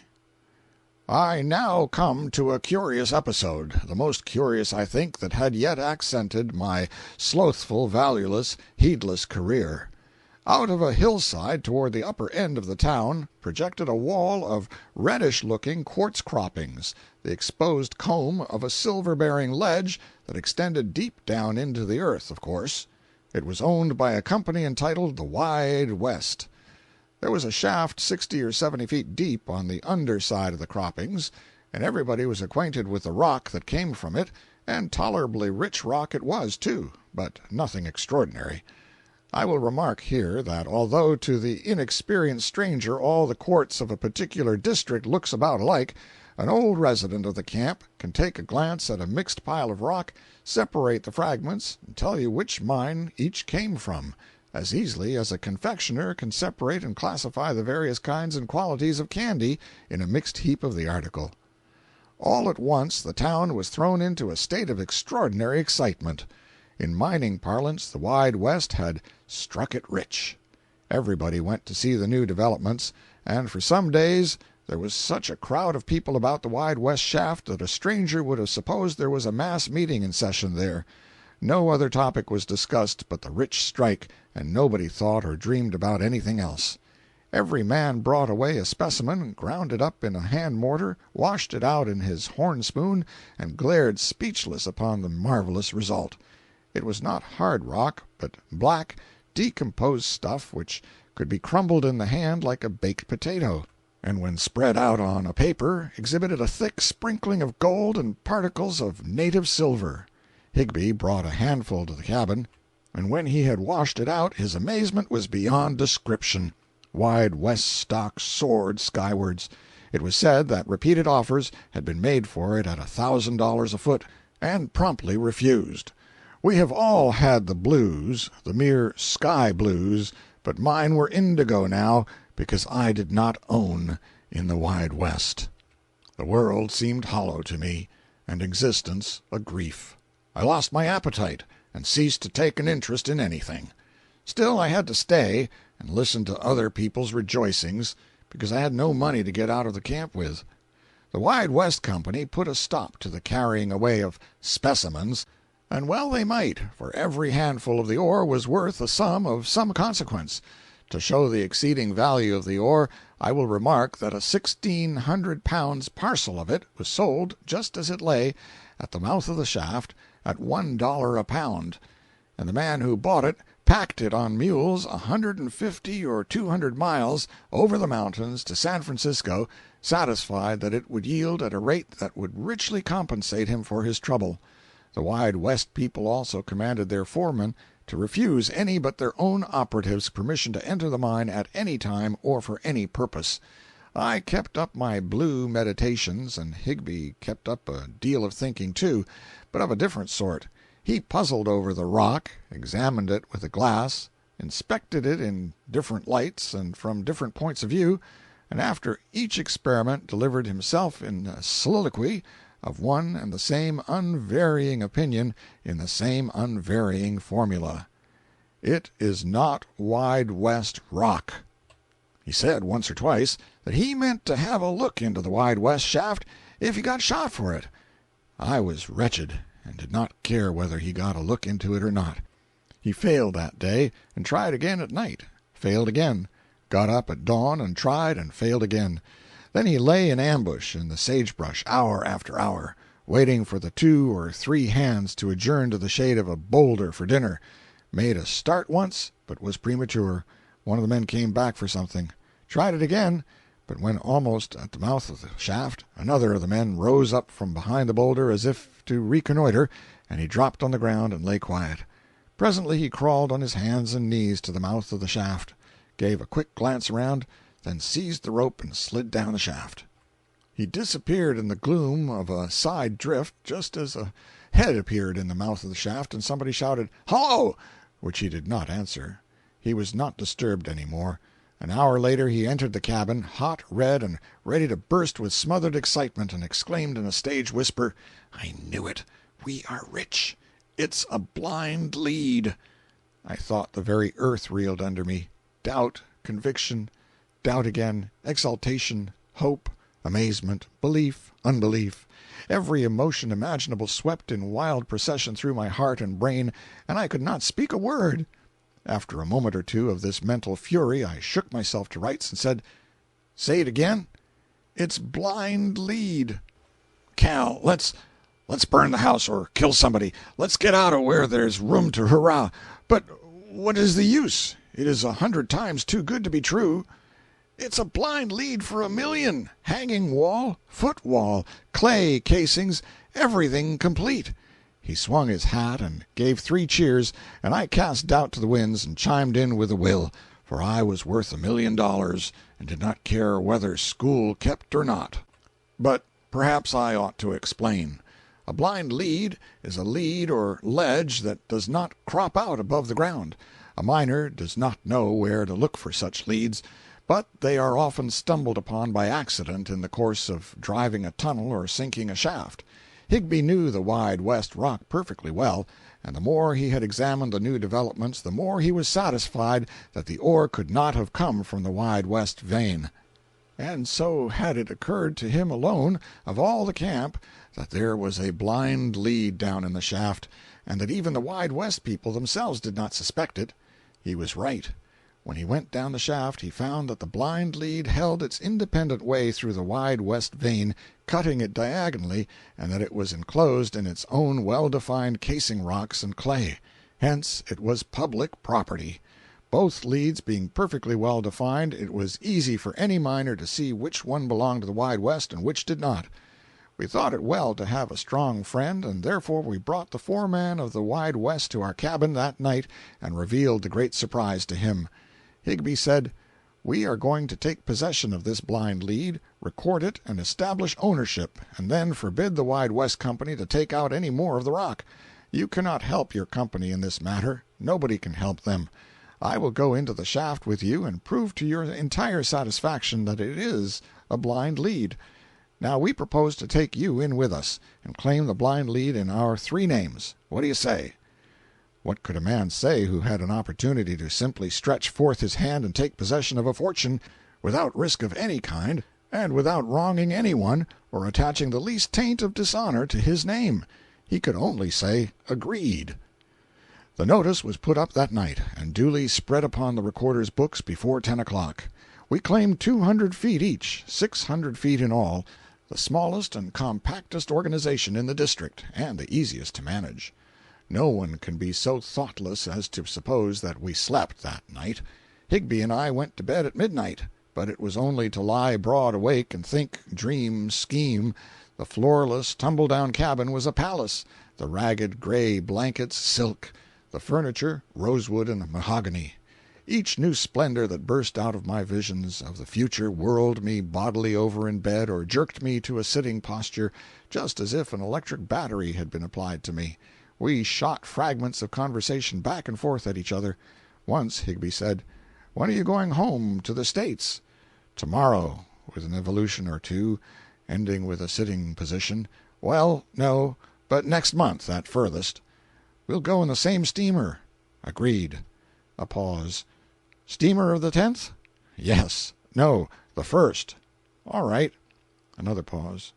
"Where are you going to live?" said Higbie. "San Francisco." "That's me." Pause. "Too high. Too much climbing." From Higbie. "What is?" "I was thinking of Russian Hill, building a house up there." "Too much climbing? Shan't you keep a carriage?" "Of course. I forgot that." Pause. "Cal, what kind of a house are you going to build?" "I was thinking about that. 3-story and an attic." "But what kind?" "Well, I don't hardly know. Brick, I suppose." "Brick? Bosh!" "Why? What is your idea?" "Brown stone front, French plate glass, billiard room off the dining room, statuary and paintings, shrubbery and 2-acre grass plat, greenhouse, iron dog on the front stoop, gray horses, landau, and a coachman with a bug on his hat." "By George!" A long pause. "Cal, when are you going to Europe?" "Well, I hadn't thought of that. When are you?" "In the spring." "Going to be gone all summer?" "All summer. I shall remain there 3 years." "No! But are you in earnest?" "Indeed I am." "I will go along, too." "Why, of course you will." "What part of Europe shall you go to?" "All parts. France, England, Germany, Spain, Italy, Switzerland, Syria, Greece, Palestine, Arabia, Persia, Egypt, all over, everywhere." "I'm agreed." "All right. Won't it be a swell trip? We'll spend $40,000 or $50,000 trying to make it one, anyway." Another long pause. "Higbie, we owe the butcher $6, and he has been threatening to stop our—" "Hang the butcher!" "Amen." And so it went on. By 3 o'clock we found it was no use, and so we got up and played cribbage and smoked pipes till sunrise. It was my week to cook. I always hated cooking. Now I abhorred it. The news was all over town. The former excitement was great. This one was greater still. I walked the streets serene and happy. Higbie said the foreman had been offered $200,000 for his third of the mine. I said I would like to see myself selling for any such price. My ideas were lofty. My figure was $1,000,000. Still, I honestly believe that if I had been offered it, it would have had no other effect than to make me hold off for more. I found abundant enjoyment in being rich. A man offered me a $300 horse and wanted to take my simple unendorsed note for it. That brought the most realizing sense I had yet had that I was actually rich, beyond shadow of doubt. It was followed by numerous other evidences of a similar nature, among which I may mention the fact of the butcher leaving us a double supply of meat and saying nothing about money. By the laws of the district, the locators or claimants of a ledge were obliged to do a fair and reasonable amount of work on their new property within 10 days after the date of the location, or the property was forfeited, and anybody could go and seize it that chose. So we determined to go to work the next day. About the middle of the afternoon, as I was coming out of the post-office, I met a Mr. Gardner who told me that Captain John Nye was lying dangerously ill at his place, the 9 Mile Ranch, and that he and his wife were not able to give him nearly as much care and attention as his case demanded. I said if he would wait for me a moment I would go down and help in the sick room. I ran to the cabin to tell Higbie. He was not there, but I left a note on the table for him, and a few minutes later I left town in Gardner's wagon. End of Chapter 40. Chapter 41. Captain Nye was very ill indeed, with spasmodic rheumatism, but the old gentleman was himself, which is to say, he was kind-hearted and agreeable when comfortable, but a singularly violent wildcat when things did not go well. He would be smiling along pleasantly enough when a sudden spasm of his disease would take him and he would go out of his smile into a perfect fury. He would groan and wail and howl with the anguish, and fill up the odd chinks with the most elaborate profanity that strong convictions and a fine fancy could contrive. With fair opportunity he could swear very well and handle his adjectives with considerable judgment, but when the spasm was on him it was painful to listen to him, he was so awkward. However, I had seen him nurse a sick man himself, and put up patiently with the inconveniences of the situation, and consequently I was willing that he should have full license now that his own turn had come. He could not disturb me, with all his raving and ranting, for my mind had work on hand, and it labored on diligently, night and day, whether my hands were idle or employed. I was altering and amending the plans for my house, and thinking over the propriety of having the billiard-room in the attic instead of on the same floor with the dining-room. Also, I was trying to decide between green and blue for the upholstery of the drawing-room, for, although my preference was blue, I feared it was a color that would be too easily damaged by dust and sunlight. Likewise, while I was content to put the coachman in a modest livery, I was uncertain about a footman. I needed one, and was even resolved to have one, but wished he could properly appear and perform his functions out of livery, for I somewhat dreaded so much show. And yet, inasmuch as my late grandfather had had a coachman and such things, but no liveries, I felt rather drawn to beat him, or beat his ghost at any rate. I was also systematizing the European trip, and managed to get it all laid out as to route and length of time to be devoted to it, everything with one exception, namely, whether to cross the desert from Cairo to Jerusalem per camel, or go by sea to Beirut and thence down through the country per caravan. Meantime I was writing to the friends at home every day, instructing them concerning all my plans and intentions, and directing them to look up a handsome homestead for my mother and agree upon a price for it against my coming, and also directing them to sell my share of the Tennessee land and tender the proceeds to the Widows' and Orphans' Fund of the Typographical Union, of which I had long been a member in good standing. This Tennessee land had been in the possession of the family many years, and promised to confer high fortune upon us some day. It still promises it, but in a less violent way. When I had been nursing the captain 9 days, he was somewhat better, but very feeble. During the afternoon we lifted him into a chair and gave him an alcoholic vapor bath, and then set about putting him on the bed again.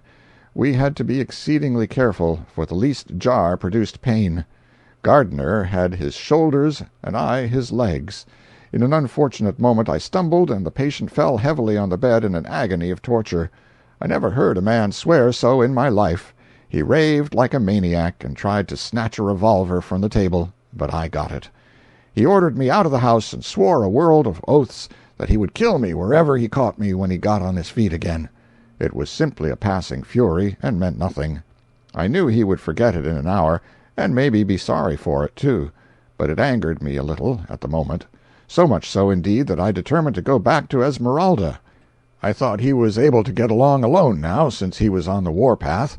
I took supper, and as soon as the moon rose, began my 9-mile journey on foot. Even millionaires needed no horses in those days for a mere 9-mile jaunt without baggage. As I raised the hill overlooking the town, it lacked 15 minutes of 12. I glanced at the hill over beyond the canyon, and in the bright moonlight saw what appeared to be about half the population of the village massed on and around the wide west croppings. My heart gave an exulting bound, and I said to myself, "They have made a new strike tonight, and struck it richer than ever, no doubt." I started over there, but gave it up.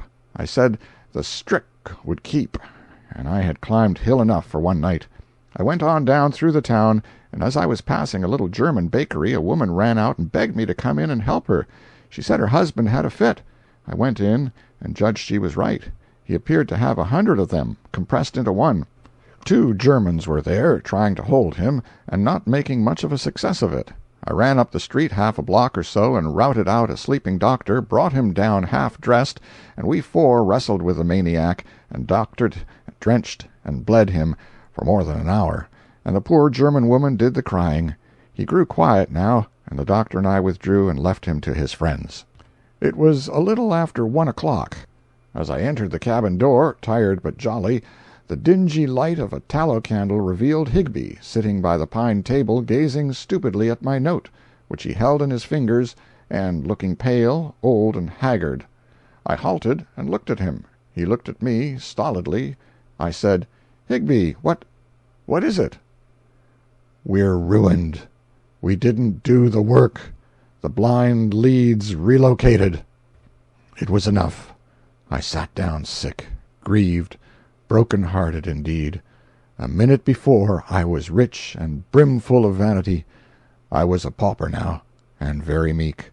We sat still an hour, busy with thought, busy with vain and useless self-upbraidings, busy with "Why didn't I do this, and why didn't I do that?" But neither spoke a word. Then we dropped into mutual explanations, and the mystery was cleared away. It came out that Higbie had depended on me as I had on him, and as both of us had on the foreman. The folly of it! It was the first time that ever staid and steadfast Higbie had left an important matter to chance, or failed to be true to his full share of a responsibility. But he had never seen my note till this moment, and this moment was the first time he had been in the cabin since the day he had seen me last. He also had left a note for me, on that same fatal afternoon, had ridden up on horseback and looked through the window, and being in a hurry and not seeing me, had tossed the note into the cabin through a broken pane. Here it was on the floor, where it had remained undisturbed for 9 days. "Don't fail to do the work before the 10 days expire. W. has passed through and given me notice. I am to join him at Mono Lake, and we shall go on from there tonight. He says he will find it this time, sure. Cal." W. meant Whiteman, of course, that thrice accursed cement. That was the way of it. An old miner like Higbie could no more withstand the fascination of a mysterious mining excitement like this cement foolishness than he would refrain from eating when he was famishing. Higbie had been dreaming about the marvelous cement for months, and now, against his better judgment, he had gone off and taken the chances on my keeping secure a mine worth 1,000,000 undiscovered cement veins. They had not been followed this time.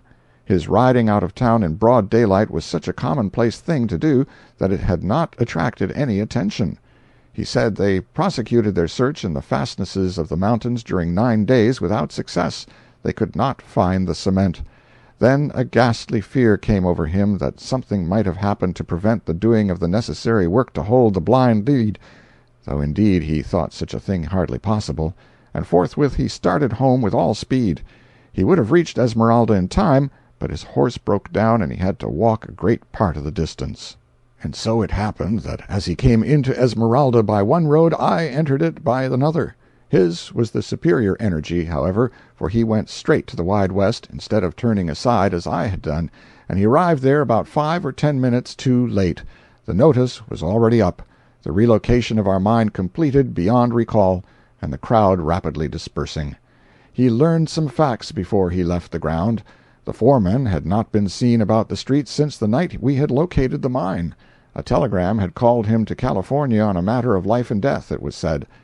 At any rate, he had done no work, and the watchful eyes of the community were taking note of the fact. At midnight of this woeful 10th day the ledge would be relocatable, and by 11 o'clock the hill was black with men prepared to do the relocating. That was the crowd I had seen when I fancied a new strike had been made, idiot that I was. We 3 had the same right to relocate the lead that other people had, provided we were quick enough. As midnight was announced, 14 men, duly armed and ready to back their proceedings, put up their notice and proclaimed their ownership of the blind lead under the new name of Johnson. But A.D. Allen, our partner, the foreman, put in a sudden appearance about that time, with a cocked revolver in his hand, and said his name must be added to the list, or he would thin out the Johnson Company some. He was a manly, splendid, determined fellow, and known to be as good as his word, and therefore a compromise was effected. They put in his name for 100 feet, reserving to themselves the customary 200 feet each. Such was the history of the night's events, as Higbie gathered from a friend on the way home. Higbie and I cleared out on a new mining excitement the next morning, glad to get away from the scene of our sufferings, and after a month or two of hardship and disappointment, returned to Esmeralda once more. Then we learned that the Wide West and the Johnson companies had consolidated, that the stock, thus united, comprised 5,000 feet, or shares, that the foreman, apprehending tiresome litigation, and considering such a huge concern unwieldy, had sold his 100 feet for $90,000 in gold and gone home to the States to enjoy it. If the stock was worth such a gallant figure, with 5,000 shares in the corporation, it makes me dizzy to think what it would have been worth with only our original 600 in it. It was the difference between 600 men owning a house and 5,000 owning it. We would have been millionaires if we'd only worked with pick and spade one little day on our property and so secured our ownership. It reads like a wild fancy sketch, but the evidence of many witnesses, and likewise that of the official records of Esmeralda district, is easily obtainable in proof that it is a true history. I can always have it to say that I was absolutely and unquestionably worth $1,000,000 once, for 10 days. A year ago my esteemed and in every way estimable old millionaire partner Higbie wrote me from an obscure little mining camp in California that after 9 or 10 years of buffetings and hard striving he was at last in a position where he could command $2,500, and said he meant to go into the fruit business in a modest way. How such a thought would have insulted him the night we lay in our cabin planning European trips and brownstone houses on Russian Hill. End of Chapter 41. Chapter 42. What to do next? It was a momentous question. I had gone out into the world to shift for myself at the age of 13, for my father had endorsed for friends, and although he left us a sumptuous legacy of pride in his fine Virginian stock and its national distinction, I presently found that I could not live on that alone without occasional bread to wash it down with. I had gained a livelihood in various vocations, but had not dazzled anybody with my successes. Still the list was before me, and the amplest liberty in the matter of choosing, provided I wanted to work, which I did not, after being so wealthy. I had once been a grocery clerk for one day, but had consumed so much sugar in that time that I was relieved from further duty by the proprietor. Said he wanted me outside, so that he could have my custom. I had studied law an entire week, and then given it up, because it was so prosy and tiresome. I had engaged briefly in the study of blacksmithing, but wasted so much time trying to fix the bellows so that it would blow itself that the master turned me adrift in disgrace, and told me I would come to no good. I had been a bookseller's clerk for a while, but the customers bothered me so much I could not read with any comfort, and so the proprietor gave me a furlough and forgot to put a limit to it. I had clerked in a drug-store part of a summer, but my prescriptions were unlucky, and we appeared to sell more stomach pumps than soda water, so I had to go. I had made of myself a tolerable printer, under the impression that I would be another Franklin some day, but somehow had missed the connection thus far. There was no berth open in the Esmeralda Union, and besides, I had always been such a slow compositor that I looked with envy upon the achievements of apprentices of 2 years' standing, and when I took a take, foremen were in the habit of suggesting that it would be wanted some time during the year. I was a good average St. Louis and New Orleans pilot, and by no means ashamed of my abilities in that line. Wages were $250 a month, and no board to pay, and I did long to stand behind a wheel again and never roam any more. But I had been making such an ass of myself lately in grandiloquent letters home about my blind lead and my European excursion, that I did what many and many a poor disappointed miner had done before, said, "It is all over with me now, and I will never go back home to be pitied and snubbed." I had been a private secretary, a silver miner, and a silver mill operative, and amounted to less than nothing in each. And now, what to do next? I yielded to Higbie's appeals and consented to try the mining once more. We climbed far up on the mountainside and went to work on a little rubbishy claim of ours that had a shaft on it 8 feet deep. Higbie descended into it, and worked bravely with his pick until he had loosened up a deal of rock and dirt, and then I went down with a long-handled shovel, the most awkward invention yet contrived by man, to throw it out. You must brace the shovel forward with the side of your knee till it is full, and then, with a skillful toss, throw it backward over your left shoulder. I made the toss and landed the mess just on the edge of the shaft, and it all came back on my head and down the back of my neck. I never said a word, but climbed out and walked home. I inwardly resolved that I would starve before I would make a target of myself and shoot rubbish at it with a long-handled shovel. I sat down in the cabin and gave myself up to solid misery, so to speak. Now, in pleasanter days, I had amused myself with writing letters to the chief paper of the territory, the Virginia Daily Territorial Enterprise, and had always been surprised when they appeared in print. My good opinion of the editors had steadily declined, for it seemed to me that they might have found something better to fill up with than my literature. I had found a letter in the post-office as I came home from the hillside, and finally I opened it. Eureka! Never did know what Eureka meant, but it seems to be as proper a word to heave in as any when no other that sounds pretty offers. It was a deliberate offer to me of $25 a week to come up to Virginia and be city editor of the Enterprise. I would have challenged the publisher in the Blind Lead days. I wanted to fall down and worship him now. $25 a week. It looked like bloated luxury, a fortune, a sinful and lavish waste of money. But my transports cooled when I thought of my inexperience and consequent unfitness for the position. And straightway on top of this my long array of failures rose up before me. Yet if I refused this place I must presently become dependent upon somebody for my bread, a thing necessarily distasteful to a man who had never experienced such a humiliation since he was 13 years old. Not much to be proud of, since it is so common, but then it was all I had to be proud of. So I was scared into being a city editor. I would have declined otherwise. Necessity is the mother of taking chances. I do not doubt that if, at that time, I had been offered a salary to translate the Talmud from the original Hebrew, I would have accepted, albeit with diffidence and some misgivings, and thrown as much variety into it as I could for the money. I went up to Virginia and entered upon my new vocation. I was a rusty-looking city editor, I am free to confess, coatless, slouch hat, blue woolen shirt, pantaloons stuffed into boot-tops, whiskered half down to the waist, and the universal navy revolver slung to my belt. But I secured a more Christian costume and discarded the revolver. I had never had occasion to kill anybody, nor ever felt a desire to do so, but had worn the thing in deference to popular sentiment, and in order that I might not, by its absence, be offensively conspicuous and a subject of remark. But the other editors and all the printers carried revolvers.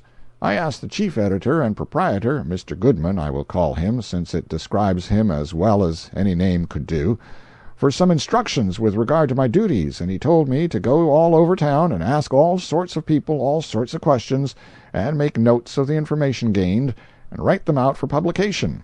And he added, "Never say, 'We learn so-and-so,' or 'It is reported,' or 'It is rumored,' or 'We understand so-and-so,' but go to the headquarters and get the absolute facts, and then speak out and say, 'It is so-and-so.' Otherwise people will not put confidence in your news. Unassailable certainty is the thing that gives a newspaper the firmest and most valuable reputation."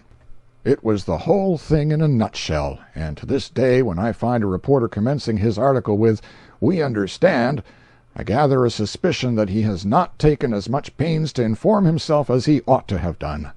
I moralize well, but I did not always practice well when I was a city editor.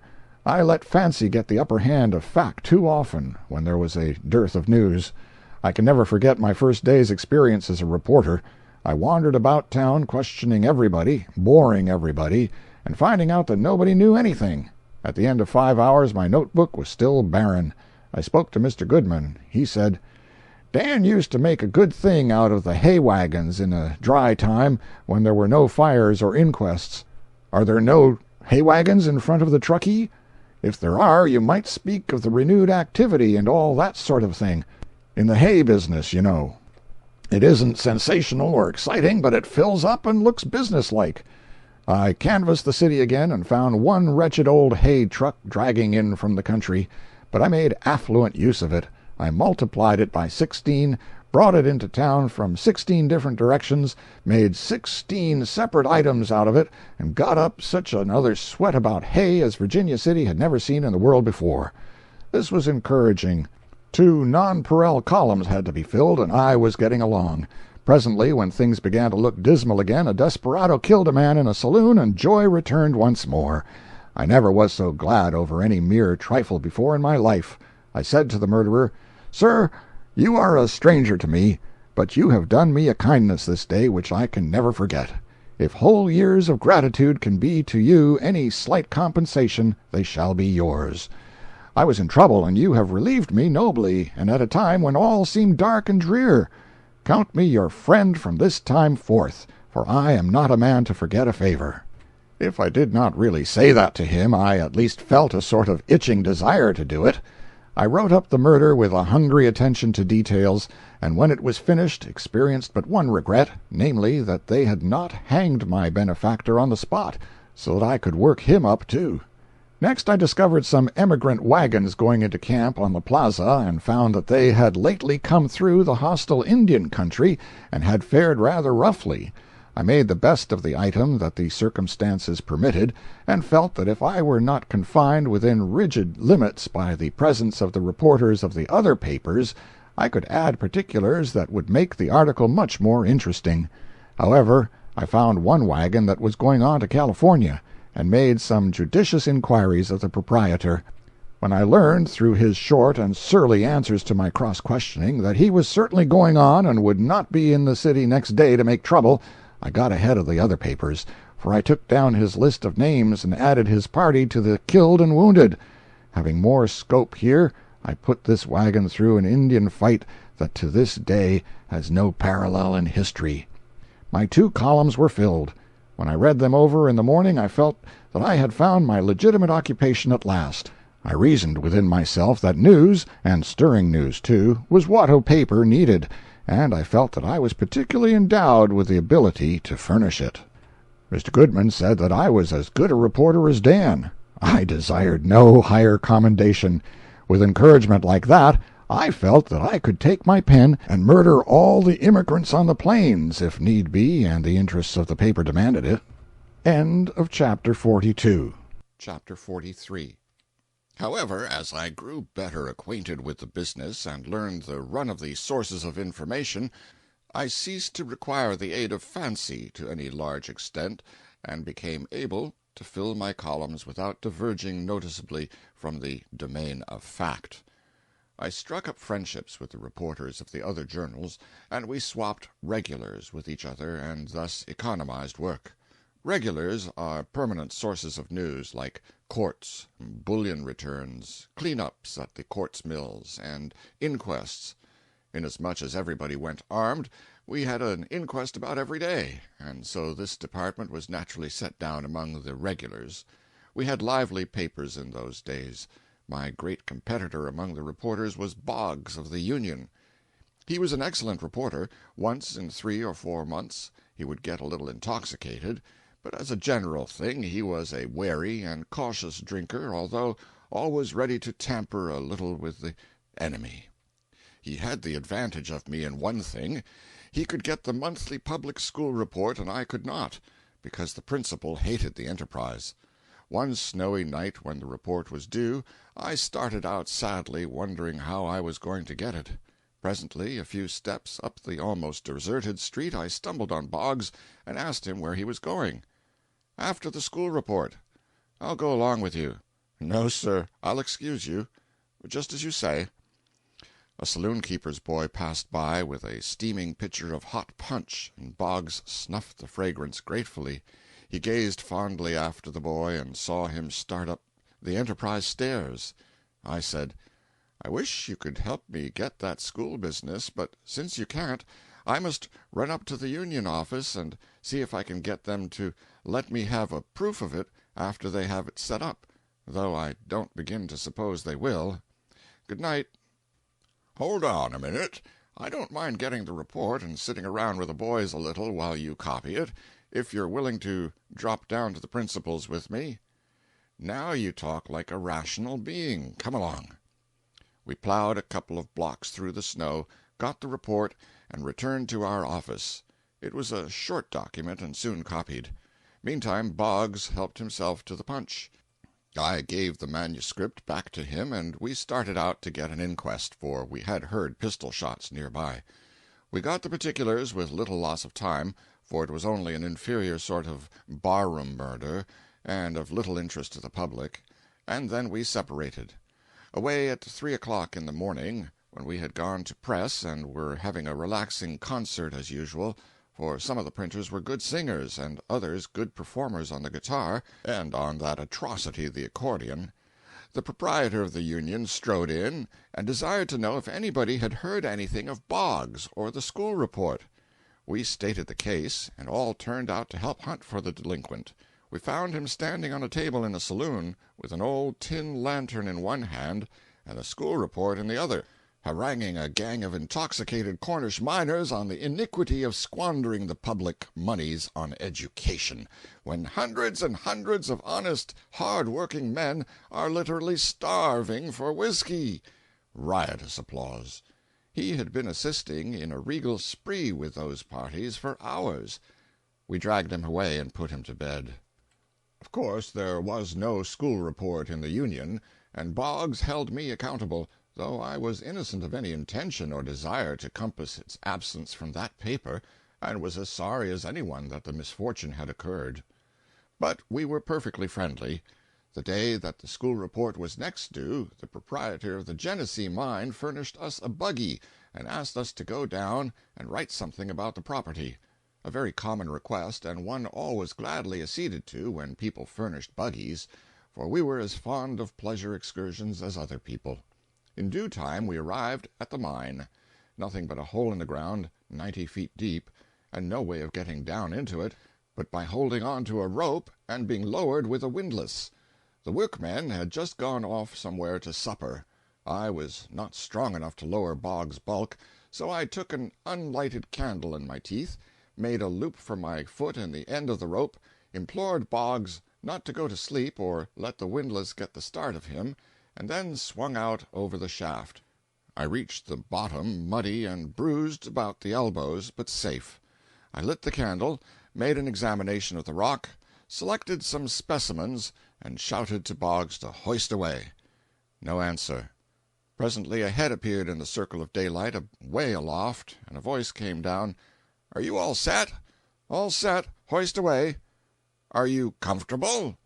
"Perfectly." "Could you wait a little?" "Oh, certainly. No particular hurry."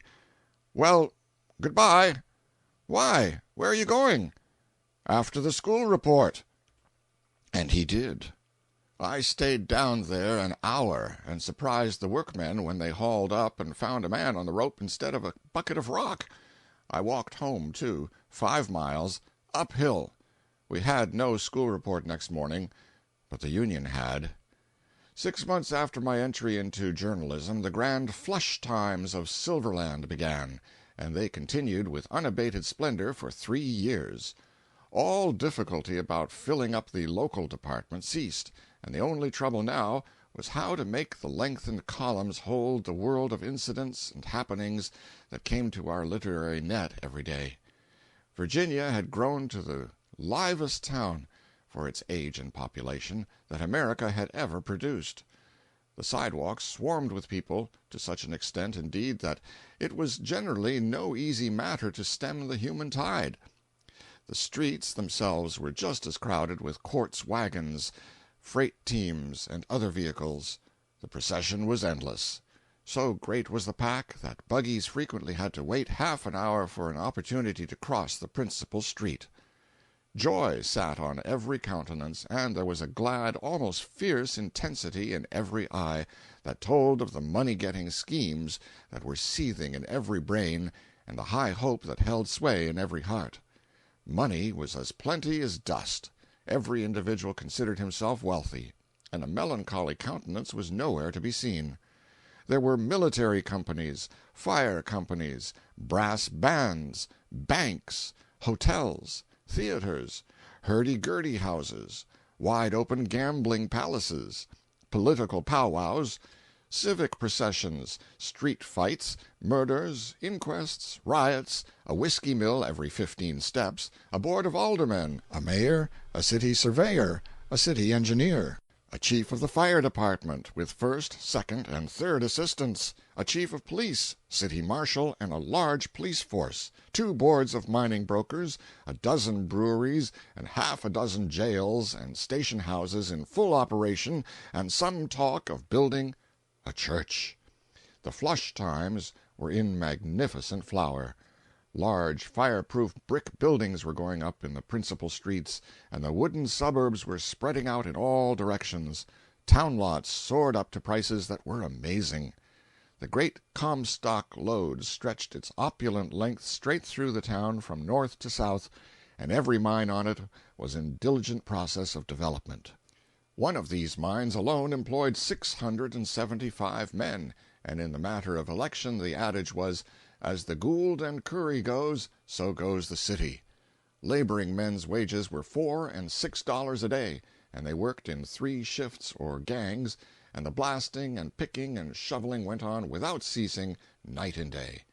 The city of Virginia roosted royally midway up the steep side of Mount Davidson, 7,200 feet above the level of the sea, and in the clear Nevada atmosphere was visible from a distance of 50 miles.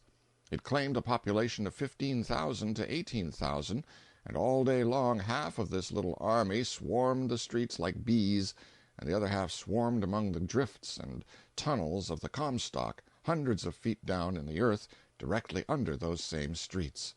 Often we felt our chairs jar, and heard the faint boom of a blast down in the bowels of the earth under the office.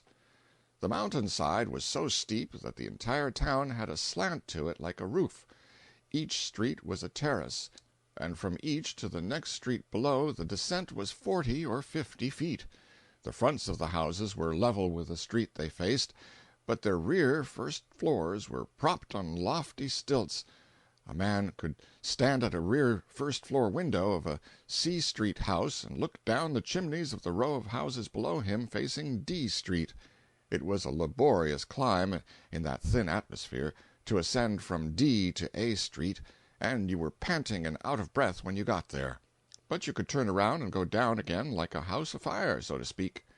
The atmosphere was so rarefied on account of the great altitude that one's blood lay near the surface always, and the scratch of a pin was a disaster worth worrying about, for the chances were that a grievous erysipelas would ensue. But to offset this, the thin atmosphere seemed to carry healing to gunshot wounds, and therefore to simply shoot your adversary through both lungs was a thing not likely to afford you any permanent satisfaction, for he would be nearly certain to be around looking for you within the month, and not with an opera glass either. From Virginia's airy situation one could look over a vast, far-reaching panorama of mountain ranges and deserts, and whether the day was bright or overcast, whether the sun was rising or setting, or flaming in the zenith, or whether night and the moon held sway, the spectacle was always impressive and beautiful. Over your head Mount Davidson lifted its gray dome, and before and below you a rugged canyon clove the battlemented hills, making a somber gateway through which a soft-tinted desert was glimpsed, with a silver thread of a river winding through it, bordered with trees which many miles of distance diminished to a delicate fringe, and still further away the snowy mountains rose up and stretched their long barrier to the filmy horizon, far enough beyond a lake that burned in the desert like a fallen sun, though that itself lay 50 miles removed. Look from your window where you would, there was fascination in the picture. At rare intervals, but very rare, there were clouds in our skies, and then the setting sun would gild and flush and glorify this mighty expanse of scenery with a bewildering pomp of color that held the eye like a spell and moved the spirit like music. End of chapter 43. Chapter 44. My salary was increased to $40 a week, but I seldom drew it. I had plenty of other resources, and what were 2 broad $20 gold pieces to a man who had his pockets full of such, and a cumbersome abundance of bright half-dollars besides? Paper money has never come into use on the Pacific coast. Reporting was lucrative, and every man in the town was lavish with his money and his feet. The city and all the great mountainside were riddled with mining shafts. There were more mines than miners. True, not 10 of these mines were yielding rock worth hauling to a mill, but everybody said, "Wait till the shaft gets down where the ledge comes in solid, and then you'll see." So nobody was discouraged. These were nearly all wildcat mines, and wholly worthless, but nobody believed it then.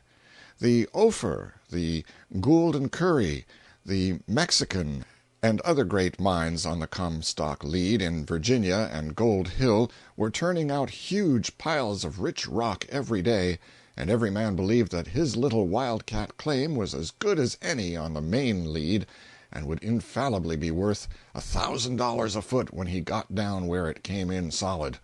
Poor fellow, he was blessedly blind to the fact that he never would see that day. So the 1,000 wildcat shafts burrowed deeper and deeper into the earth day by day, and all men were beside themselves with hope and happiness. How they labored, prophesied, exulted! Surely nothing like it was ever seen before since the world began. Every one of these wildcat mines, not mines, but holes in the ground over imaginary mines, was incorporated and had handsomely engraved stock, and the stock was saleable, too. It was bought and sold with a feverish avidity in the boards every day. You could go up on the mountainside, scratch around and find a ledge (there was no lack of them), put up a notice with a grandiloquent name in it, start a shaft, get your stock printed, and with nothing whatever to prove that your mine was worth a straw, you could put your stock on the market and sell out for hundreds and even thousands of dollars. To make money, and make it fast, was as easy as it was to eat your dinner. Every man owned feet in 50 different wildcat mines and considered his fortune made. Think of a city with not one solitary poor man in it. One would suppose that when month after month went by and still not a wildcat mine (by wildcat I mean, in general terms, any claim not located on the mother vein, i.e. the Comstock) yielded a ton of rock worth crushing, the people would begin to wonder if they were not putting too much faith in their prospective riches. But there was not a thought of such a thing. They burrowed away, bought and sold, and were happy. New claims were taken up daily, and it was the friendly custom to run straight to the newspaper offices, give the reporter 40 or 50 feet, and get them to go and examine the mine and publish a notice of it. They did not care a fig what you said about the property, so you said something. Consequently, we generally said a word or two to the effect that the indications were good, or that the ledge was 6 feet wide, or that the rock resembled the Comstock. And so it did, but as a general thing the resemblance was not startling enough to knock you down. If the rock was moderately promising, we followed the custom of the country, used strong adjectives, and frothed at the mouth as if a very marvel in silver discoveries had transpired. If the mine was a "developed" one, and had no pay-ore to show, and of course it hadn't, we praised the tunnel, said it was one of the most infatuating tunnels in the land, driveled and driveled about the tunnel till we ran entirely out of ecstasies, and never said a word about the rock. We would squander half a column of adulation on a shaft, or a new wire rope, or a dressed pine windlass, or a fascinating force pump, and close with a burst of admiration of the gentlemanly and efficient superintendent of the mine, but never utter a whisper about the rock. And those people were always pleased, always satisfied. Occasionally we patched up and varnished our reputation for discrimination and stern, undeviating accuracy by giving some old abandoned claim a blast that ought to have made its dry bones rattle, and then somebody would seize it and sell it on the fleeting notoriety thus conferred upon it. There was nothing in the shape of a mining claim that was not saleable. We received presents of feet every day. If we needed $100 or so, we sold some. If not, we hoarded it away, satisfied that it would ultimately be worth $1,000 a foot. I had a trunk about half full of stock. When a claim made a stir in the market and went up to a high figure, I searched through my pile to see if I had any of its stock, and generally found it. The prices rose and fell constantly, but still a fall disturbed us little, because $1,000 a foot was our figure, and so we were content to let it fluctuate as much as it pleased till it reached it. My pile of stock was not all given to me by people who wished their claims noticed. At least half of it was given me by persons who had no thought of such a thing, and looked for nothing more than a simple verbal thank you. And you were not even obliged by law to furnish that. If you are coming up the street with a couple of baskets of apples in your hands and you meet a friend, you naturally invite him to take a few. That describes the condition of things in Virginia in the "flush times." Every man had his pockets full of stock, and it was the actual custom of the country to part with small quantities of it to friends without the asking. Very often it was a good idea to close the transaction instantly when a man offered a stock present to a friend, for the offer was only good and binding at that moment, and if the price went to a high figure shortly afterward, the procrastination was a thing to be regretted. Mr. Stewart, Senator now, from Nevada, one day told me he would give me 20 feet of justice stock if I would walk over to his office. It was worth $5 or $10 a foot. I asked him to make the offer good for next day, as I was just going to dinner. He said he would not be in town, so I risked it and took my dinner instead of the stock.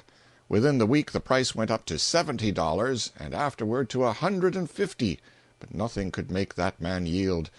I suppose he sold that stock of mine and placed the guilty proceeds in his own pocket. My revenge will be found in the accompanying portrait.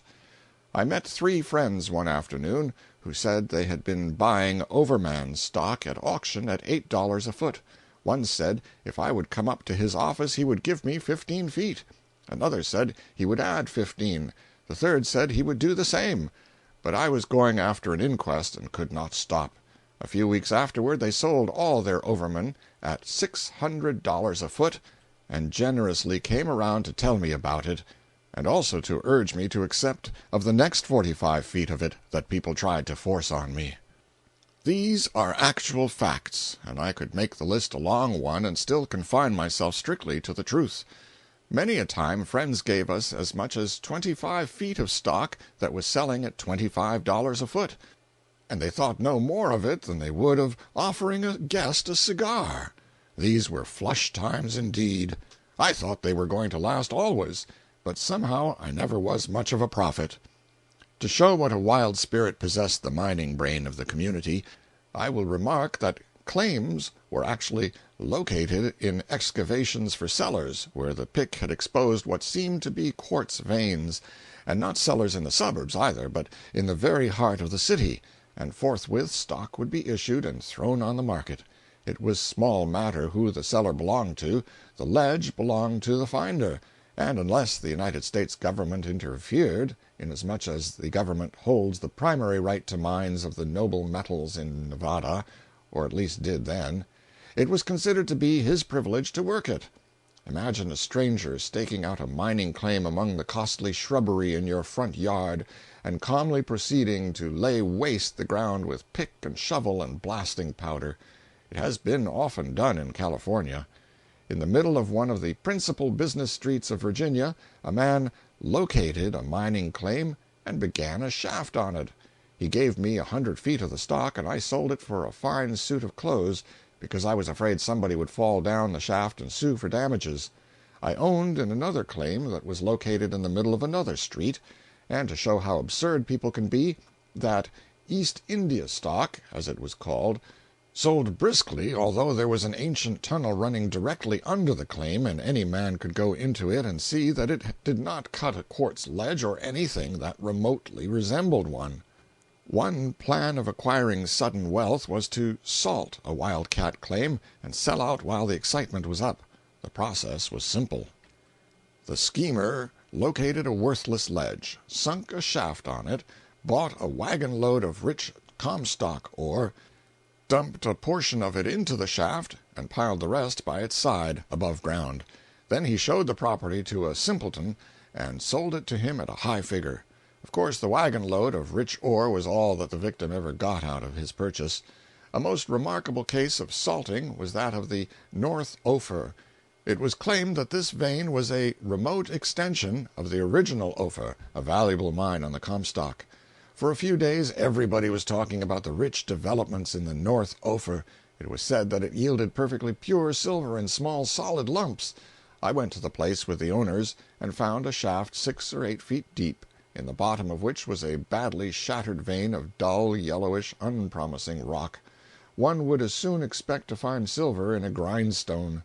We got out a pan of the rubbish and washed it in a puddle, and sure enough, among the sediment we found half a dozen black, bullet-looking pellets of unimpeachable native silver. Nobody had ever heard of such a thing before. Science could not account for such a queer novelty. The stock rose to $65 a foot, and at this figure the world-renowned tragedian, McKean Buchanan, bought a commanding interest and prepared to quit the stage once more. He was always doing that. And then it transpired that the mine had been salted, and not in any hackneyed way either, but in a singularly bold, barefaced, and peculiarly original and outrageous fashion. On one of the lumps of native silver was discovered the minted legend, "Ted states of," and then it was plainly apparent that the mine had been salted with melted $half-dollars. The lumps thus obtained had been blackened till they resembled native silver, and were then mixed with a shattered rock in the bottom of the shaft. It is literally true. Of course the price of the stock at once fell to nothing, and the tragedian was ruined. But for this calamity we might have lost McKean Buchanan from the stage. End of Chapter 44. Chapter 45. The Flush Times held bravely on, something over 2 years before Mr. Goodman and another journeyman printer had borrowed $40 and set out from San Francisco to try their fortunes in the new city of Virginia. They found the Territorial Enterprise, a poverty-stricken weekly journal, gasping for breath and likely to die. They bought it, type, fixtures, goodwill and all, for $1,000 on long time. The editorial sanctum, newsroom, pressroom, publication office, bedchamber, parlor, and kitchen were all compressed into one apartment, and it was a small one, too. The editors and printers slept on the floor, a Chinaman did their cooking, and the imposing stone was the general dinner-table. But now things were changed. The paper was a great daily, printed by steam. There were 5 editors and 23 compositors. The subscription price was $16 a year. The advertising rates were exorbitant, and the columns crowded. The paper was clearing from $6,000 to $10,000 a month, and the Enterprise building was finished and ready for occupation, a stately fire-proof brick.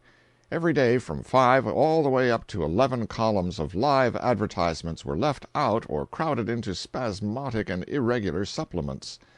The Gould & Curry Company were erecting a monster 100-stamp mill at a cost that ultimately fell little short of $1 million. Gould & Curry stock paid heavy dividends, a rare thing, and an experience confined to the dozen or 15 claims located on the main lead, the Comstock. The superintendent of the Gould & Curry lived, rent-free, in a fine house built and furnished by the company. He drove a fine pair of horses, which were a present from the company, and his salary was $12,000 a year.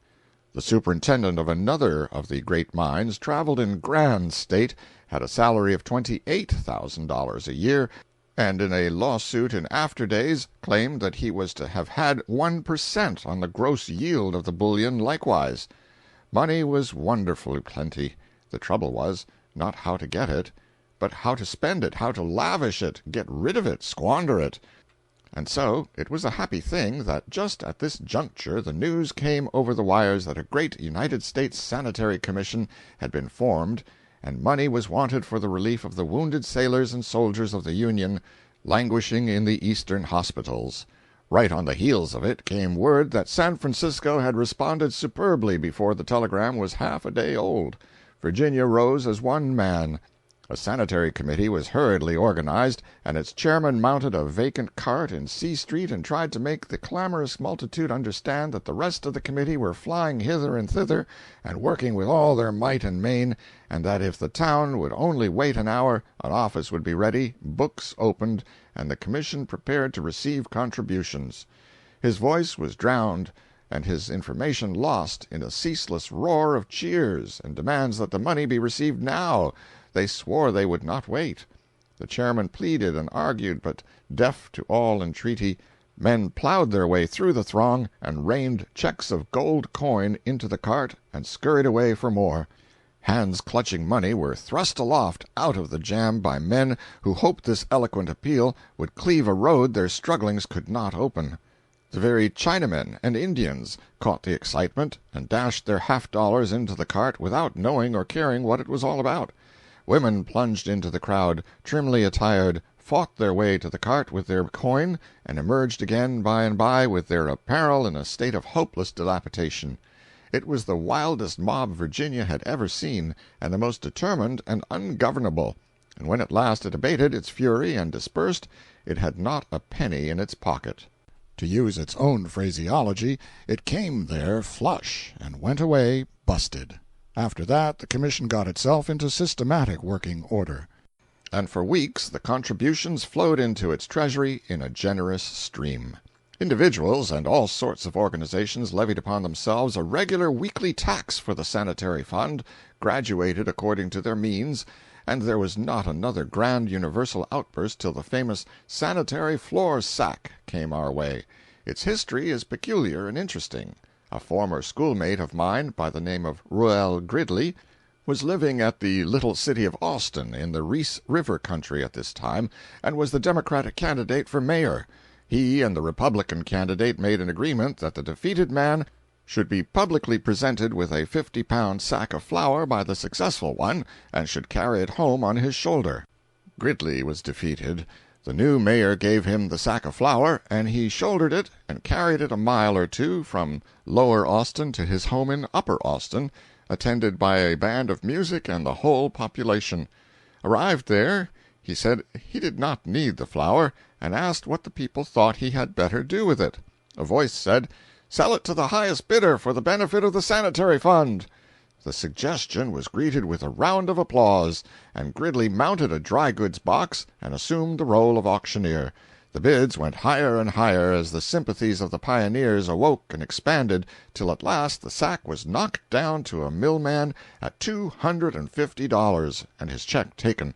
He was asked where he would have the flour delivered, and he said, "Nowhere. Sell it again."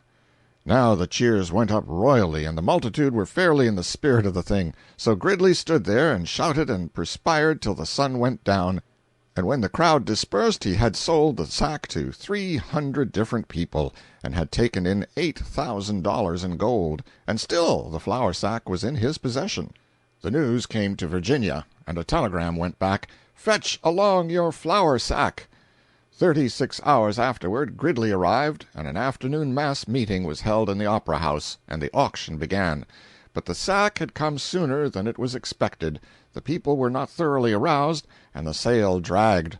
At nightfall only $5,000 had been secured, and there was a crestfallen feeling in the community. However, there was no disposition to let the matter rest here and acknowledge vanquishment at the hands of the village of Austin. Till late in the night the principal citizens were at work arranging the morrow's campaign, and when they went to bed they had no fears for the result. At 11 the next morning, a procession of open carriages, attended by clamorous bands of music, and adorned with a moving display of flags, filed along C Street, and was soon in danger of blockade by a huzzaing multitude of citizens. In the first carriage sat Gridley with the flour sack in prominent view, the latter splendid with bright paint and gilt lettering. Also in the same carriage sat the mayor and the recorder. The other carriages contained the common council, the editors and reporters, and other people of imposing consequence. The crowd pressed to the corner of C and Taylor Streets, expecting the sale to begin there, but they were disappointed, and also unspeakably surprised, for the cavalcade moved on as if Virginia had ceased to be of importance, and took its way over the divide toward the small town of Gold Hill. Telegrams had gone ahead to Gold Hill, Silver City, and Dayton, and those communities were at fever heat and rife for the conflict. It was a very hot day, and wonderfully dusty. At the end of a short half-hour we descended into Gold Hill with drums beating and colors flying, and enveloped in imposing clouds of dust. The whole population, men, women, and children, Chinamen and Indians, were massed in the main street, all the flags in town were at the mast-head, and the blare of the bands was drowned in cheers. Gridley stood up and asked who would make the first bid for the National Sanitary Flour Sack. General W. said, "The Yellow Jacket Silver Mining Company offers $1,000 coin." A tempest of applause followed. A telegram carried the news to Virginia, and 15 minutes afterward that city's population was massed in the streets devouring the tidings, for it was part of the program that the bulletin boards should do a good work that day. Every few minutes a new dispatch was bulletined from Gold Hill, and still the excitement grew. Telegrams began to return to us from Virginia beseeching Gridley to bring back the flour sack, but such was not the plan of the campaign. At the end of an hour, Gold Hill's small population had paid a figure for the flour sack that awoke all the enthusiasm of Virginia when the grand total was displayed upon the bulletin boards. Then the Gridley cavalcade moved on, a giant refreshed with new lager beer and plenty of it, for the people brought it to the carriages without waiting to measure it. And within 3 hours more the expedition had carried Silver City and Dayton by storm and was on its way back covered with glory. Every move had been telegraphed and bulletined, and as the procession entered Virginia and filed down C Street at 8:30 in the evening, the town was abroad in the thoroughfares, torches were glaring, flags flying, bands playing, cheer on cheer cleaving the air, and the city ready to surrender at discretion.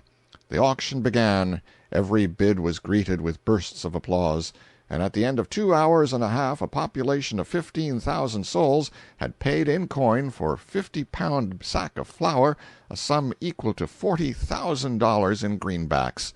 It was at a rate in the neighborhood of $3 for each man, woman, and child of the population. The grand total would have been twice as large, but the streets were very narrow, and hundreds who wanted to bid could not get within a block of the stand, and could not make themselves heard. They grew tired of waiting, and many of them went home long before the auction was over. This was the greatest day Virginia ever saw, perhaps. Gridley sold the sack in Carson City and several California towns, also in San Francisco. Then he took it East and sold it in 1 or 2 Atlantic cities, I think. I'm not sure of that, but I know that he finally carried it to St. Louis, where a monster sanitary fair was being held, and after selling it there for a large sum, and helping on the enthusiasm by displaying the portly silver bricks which Nevada's donation had produced, he had the flour baked up into small cakes and retailed them at high prices. It was estimated that when the flour sack's mission was ended, it had been sold for a grand total of $150,000 in greenbacks. This is probably the only instance on record where common family flour brought $3,000 a pound in the public market. It is due to Mr. Gridley's memory to mention that the expenses of his sanitary flour sack expedition of 15,000 miles, going and returning, were paid in large part, if not entirely, out of his own pocket. The time he gave to it was not less than 3 months. Mr. Gridley was a soldier in the Mexican War and a pioneer Californian. He died at Stockton, California, in December, 1870, greatly regretted. End of Chapter 45. Chapter 46. There were nabobs in those days, in the flush times, I mean. Every rich strike in the mines created 1 or 2. I called to mind several of these. They were careless, easy-going fellows, as a general thing, and the community at large was as much benefited by their riches as they were themselves, possibly more in some cases. 2 cousins, teamsters, did some hauling for a man and had to take a small segregated portion of a silver mine in lieu of $300 cash. They gave an outsider a third to open the mine, and they went on teaming, but not long. 10 months afterward the mine was out of debt and paying each owner $8,000 to $10,000 a month, say $100,000 a year. One of the earliest nabobs that Nevada was delivered of wore $6,000 worth of diamonds in his bosom and swore he was unhappy because he could not spend his money as fast as he made it. Another Nevada nabob boasted an income that often reached $16,000 a month, and he used to love to tell how he had worked in the very mine that yielded it for $5 a day when he first came to the country. The Silver and Sagebrush State has knowledge of another of these pets of fortune. lifted from actual poverty to affluence almost in a single night, who was able to offer $100,000 for a position of high official distinction shortly afterward, and did offer it, but failed to get it, his politics not being as sound as his bank account. Then there was John Smith. He was a good, honest, kind-hearted soul, born and reared in the lower ranks of life, and miraculously ignorant. He drove a team, and owned a small ranch, a ranch that paid him a comfortable living, for although it yielded but little hay, what little it did yield was worth from $250 to $300 in gold per ton in the market. Presently, Smith traded a few acres of the ranch for a small undeveloped silver mine in Gold Hill. He opened the mine and built a little unpretending 10-stamp mill. 18 months afterward he retired from the hay business, for his mining income had reached a most comfortable figure. Some people said it was $30,000 a month, and others said it was $60,000. Smith was very rich at any rate. And then he went to Europe and traveled, and when he came back he was never tired of telling about the fine hogs he had seen in England, and the gorgeous sheep he had seen in Spain, and the fine cattle he had noticed in the vicinity of Rome. He was full of wonders of the old world, and advised everybody to travel. He said a man never imagined what surprising things there were in the world till he had traveled. One day on board ship the passengers made up a pool of $500, which was to be the property of the man who should come nearest to guessing the run of the vessel for the next 24 hours. Next day, toward noon, the figures were all in the purser's hands in sealed envelopes. Smith was serene and happy, for he had been bribing the engineer, but another party won the prize. Smith said, "Here, that won't do. He guessed 2 miles wider of the mark than I did." The purser said, "Mr. Smith, you missed it further than any man on board. We traveled 208 miles yesterday." "Well, sir," said Smith, "that's just where I've got you, for I guessed 209. If you'll look at my figures again you'll find a 2 and 2 zeros, which stands for 200, don't it? And after 'em you'll find a 9, 2009, which stands for 209. I reckon I'll take that money, if you please." The Gould and Curie claim comprised 1,200 feet, and it all belonged originally to the 2 men whose names it bears. But Mr. Curie owned 2/3 of it, and he said that he sold it out for $2,500 in cash and an old plug horse that ate up his market value in hay and barley in 17 days by the watch. And he said that Gould sold out for a pair of second-hand government blankets and a bottle of whiskey that killed 9 men in 3 hours, and that an unoffending stranger that smelt the cork was disabled for life. 4 years afterward the mine thus disposed of was worth in the San Francisco market $7,600,000 in gold coin. In the early days a poverty-stricken Mexican who lived in a canyon directly back of Virginia City had a stream of water as large as a man's wrist trickling from the hillside on his premises. The Ophir Company segregated 100 feet of their mine and traded it to him for the stream of water. The 100 feet proved to be the richest part of the entire mine. 4 years after the swap, its market value, including its mill, was $1,500,000. An individual who owned 20 feet in the Ophir mine before its great riches were revealed to men traded it for a horse, and a very sorry-looking brute he was, too. A year or so afterward, when Ophir stock went up to $3,000 a foot, this man, who had not a cent, used to say he was the most startling example of magnificence and misery the world had ever seen, because he was able to ride a $60,000 horse, yet could not scrape up cash enough to buy a saddle, and was obliged to borrow one or ride bareback. He said if fortune were to give him another $60,000 horse it would ruin him. A youth of 19, who was a telegraph operator in Virginia on a salary of $100 a month, and who, when he could not make out German names in the list of San Francisco steamer arrivals, used to ingeniously select and supply substitutes for them out of an old Berlin city directory, made himself rich by watching the mining telegrams that passed through his hands and buying and selling stocks accordingly, through a friend in San Francisco. Once, when a private dispatch was sent from Virginia announcing a rich strike in a prominent mine and advising that the matter be kept secret till a large amount of the stock could be secured, he bought 40 feet of the stock at $20 a foot and afterwards sold half of it at $800 a foot and the rest at double that figure. Within 3 months he was worth $150,000 and had resigned his telegraphic position. Another telegraph operator, who had been discharged by the company for divulging the secrets of the office, agreed with a moneyed man in San Francisco to furnish him the result of a great Virginia mining lawsuit within an hour after its private reception by the parties to it in San Francisco. For this he was to have a large percentage of the profits on purchases and sales made on it by his fellow conspirator. So he went, disguised as a teamster, to a little wayside telegraph office in the mountains, got acquainted with the operator, and sat in the office day after day smoking his pipe, complaining that his team was fagged out and unable to travel, and meantime listening to the dispatches as they passed clicking through the machine from Virginia. Finally, the private dispatch announcing the result of the lawsuit sped over the wires, and as soon as he heard it he telegraphed his friend in San Francisco, "Am tired waiting. Shall sell the team and go home." It was the signal agreed upon. The word "waiting" left out would have signified that the suit had gone the other way. The mock teamster's friend picked up a deal of the mining stock at low figures before the news became public, and a fortune was the result. For a long time after one of the great Virginia mines had been incorporated, about 50 feet of the original location were still in the hands of a man who had never signed the incorporation papers.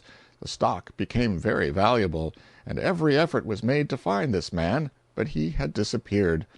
Once it was heard that he was in New York, and 1 or 2 speculators went east, but failed to find him. Once the news came that he was in the Bermudas, and straightway a speculator or 2 hurried east and sailed for Bermuda, but he was not there. Finally he was heard of in Mexico, and a friend of his, a barkeeper on a salary, scraped together a little money and sought him out, bought his feet for $100, returned and sold the property for $75,000. But why go on? The traditions of Silverland are filled with instances like these, and I would never get through enumerating them were I to attempt to do it. I only desired to give the reader an idea of a peculiarity of the flush times which I could not present so strikingly in any other way, and which some mention of was necessary to a realizing comprehension of the time and the country. I was personally acquainted with the majority of the nabobs I have referred to, and so, for old acquaintance' sake, I have shifted their occupations and experiences around in such a way as to keep the Pacific public from recognizing these once notorious men. No longer notorious, for the majority of them have drifted back into poverty and obscurity again. In Nevada there used to be current the story of an adventure of 2 of her nabobs which may or may not have occurred. I give it for what it is worth. Colonel Jim had seen somewhat of the world, and knew more or less of its ways, but Colonel Jack was from the back settlements of the States, had led a life of arduous toil, and had never seen a city. These 2, blessed with sudden wealth, projected a visit to New York, Colonel Jack to see the sights, Colonel Jim to guard his unsophistication from misfortune. They reached San Francisco in the night, and sailed in the morning. Arrived in New York, Colonel Jack said, "I've heard tell of carriages all my life, and now I mean to have a ride in one. I don't care what it costs. Come along." They stepped out on the sidewalk, and Colonel Jim called a stylish barouche, but Colonel Jack said, "No, sir, none of your cheap John turnouts for me. I'm here to have a good time, and money ain't any object. I mean to have the nobbiest rig that's going.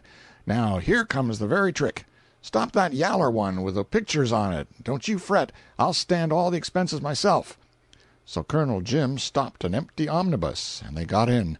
Said Colonel Jack, "Ain't it gay, though?" "Oh, no, I reckon not. Cushions and windows and pictures till you can't rest. What would the boys say if they could see us cutting a swell like this in New York? By George, I wish they could see us." Then he put his head out of the window and shouted to the driver, "Say, Johnny, this suits me. Suits yours truly, you bet you. I want this shebang all day. I'm on it, old man. Let 'em out. Make 'em go. We'll make it all right with you, sonny." The driver passed his hand through the strap-hole and tapped for his fare. It was before the gongs came into common use. Colonel Jack took the hand and shook it cordially. He said, "You twig me, old pard. All right between gents. Smell of that and see how you like it." And he put a $20 gold piece in the driver's hand. After a moment the driver said he could not make change. Bother the change. Ride it out. Put it in your pocket." Then to Colonel Jim, with a sounding slap on his thigh, "Ain't it style, though? Hanged if I don't hire this thing every day for a week." The omnibus stopped, and a young lady got in. Colonel Jack stared a moment, then nudged Colonel Jim with his elbow. "Don't say a word," he whispered. "Let her ride, if she wants to. Gracious, there's room enough." The young lady got out her porte-monnaie and handed her fare to Colonel Jack. "What's this for?" said he. "Give it to the driver, please." "Take back your money, madam. We can't allow it. You're welcome to ride here as long as you please, but this shebang's chartered, and we can't let you pay a cent." The girl shrunk into a corner, bewildered. An old lady with a basket climbed in and proffered her fare. "Excuse me," said Colonel Jack. "You're perfectly welcome here, madam, but we can't allow you to pay. Set right down there, mum, and don't you be the least uneasy. Make yourself just as free as if you was in your own turnout." Within 2 minutes 3 gentlemen, 2 fat women, and a couple of children entered. "Come right along, friends," said Colonel Jack. "Don't mind us. This is a free blowout." Then he whispered to Colonel Jim, "New York ain't no sociable place, I don't reckon. It ain't no name for it." He resisted every effort to pass fares to the driver, and made everybody cordially welcome. The situation dawned on the people, and they pocketed their money and delivered themselves up to covert enjoyment of the episode. Half a dozen more passengers entered. "Oh, there's plenty of room," said Colonel Jack. "Walk right in and make yourselves at home. A blowout ain't worth anything as a blowout unless the body has company." Then in a whisper to Colonel Jim, "But ain't these New Yorkers friendly? And ain't they cool about it, too? Icebergs ain't anywhere. I reckon they'd tackle a hearse if it was going their way." More passengers got in, more yet, and still more. Both seats were filled, and a file of men were standing up, holding on to the cleats overhead. Parties with baskets and bundles were climbing up on the roof. Half-suppressed laughter rippled up from all sides. "Well, for clean, cool, out-and-out cheek, if this don't bang anything that ever I saw, I'm an Injun," whispered Colonel Jack. A Chinaman crowded his way in. "I weaken," said Colonel Jack. "Hold on, driver. Keep your seats, ladies and gents. Just make yourselves free. Everything's paid for. Driver, rustle these folks around as long as they're a mind to go. Friends of ours, you know. Take them everywheres, and if you want more money, come to the St. Nicholas, and we'll make it all right. Pleasant journey to you, ladies and gents. Go it just as long as you please. Shan't cost you a cent." The 2 comrades got out, and Colonel Jack said, "Jimmy, it's the sociablest place I ever saw. The Chinaman waltzed in as comfortable as anybody. If we'd stayed a while, I reckon we'd had some niggers. But George, we'll have to barricade our doors tonight, or some of these ducks will be trying to sleep with us." End of chapter 46. Chapter 47. Somebody has said that in order to know a community, one must observe the style of its funerals, and know what manner of men they bury with most ceremony. I cannot say which class we buried with most éclat in our flush times, the distinguished public benefactor or the distinguished rough. Possibly the 2 chief grades or grand divisions of society honored their illustrious dead about equally, and hence no doubt the philosopher I have quoted from would have needed to see 2 representative funerals in Virginia before forming his estimate of the people. There was a grand time over Buck Fanshaw when he died. He was a representative citizen. He had killed his man, not in his own quarrel, it is true, but in defense of a stranger unfairly beset by numbers. He had kept a sumptuous saloon. He had been the proprietor of a dashing helpmeet whom he could have discarded without the formality of a divorce. He had held a high position in the fire department, and been a very Warwick in politics. When he died there was great lamentation throughout the town, but especially in the vast bottom stratum of society. On the inquest it was shown that Buck Fanshaw, in the delirium of a wasting typhoid fever, had taken arsenic, shot himself through the body, cut his throat, and jumped out of a 4-story window and broken his neck, and after due deliberation the jury, sad and tearful, but with intelligence unblinded by its sorrow, brought in a verdict of death by the visitation of God. What could the world do without juries? Prodigious preparations were made for the funeral. all the vehicles in town were hired, all the saloons put in mourning, all the municipal and fire company flags hung at half-mast, and all the firemen ordered to muster in uniform and bring their machines duly draped in black. Now, let us remark in parenthesis, as all the peoples of the earth had representative adventures in the Silver Land, and as each adventurer had brought the slang of his nation or his locality with him, the combination made the slang of Nevada the richest and the most infinitely varied and copious that had ever existed anywhere in the world, perhaps, except in the mines of California in the early days. Slang was the language of Nevada. It was hard to preach a sermon without it, and be understood. Such phrases as "You bet," "Oh, no, I reckon not," "No Irish need apply," and 100 others, became so common as to fall from the lips of a speaker unconsciously, and very often when they did not touch the subject under discussion, and consequently failed to mean anything. After Buck Fanshaw's inquest, a meeting of the Short-Haired Brotherhood was held, for nothing can be done on the Pacific Coast without a public meeting and an expression of sentiment. Regretful resolutions were passed, and various committees appointed.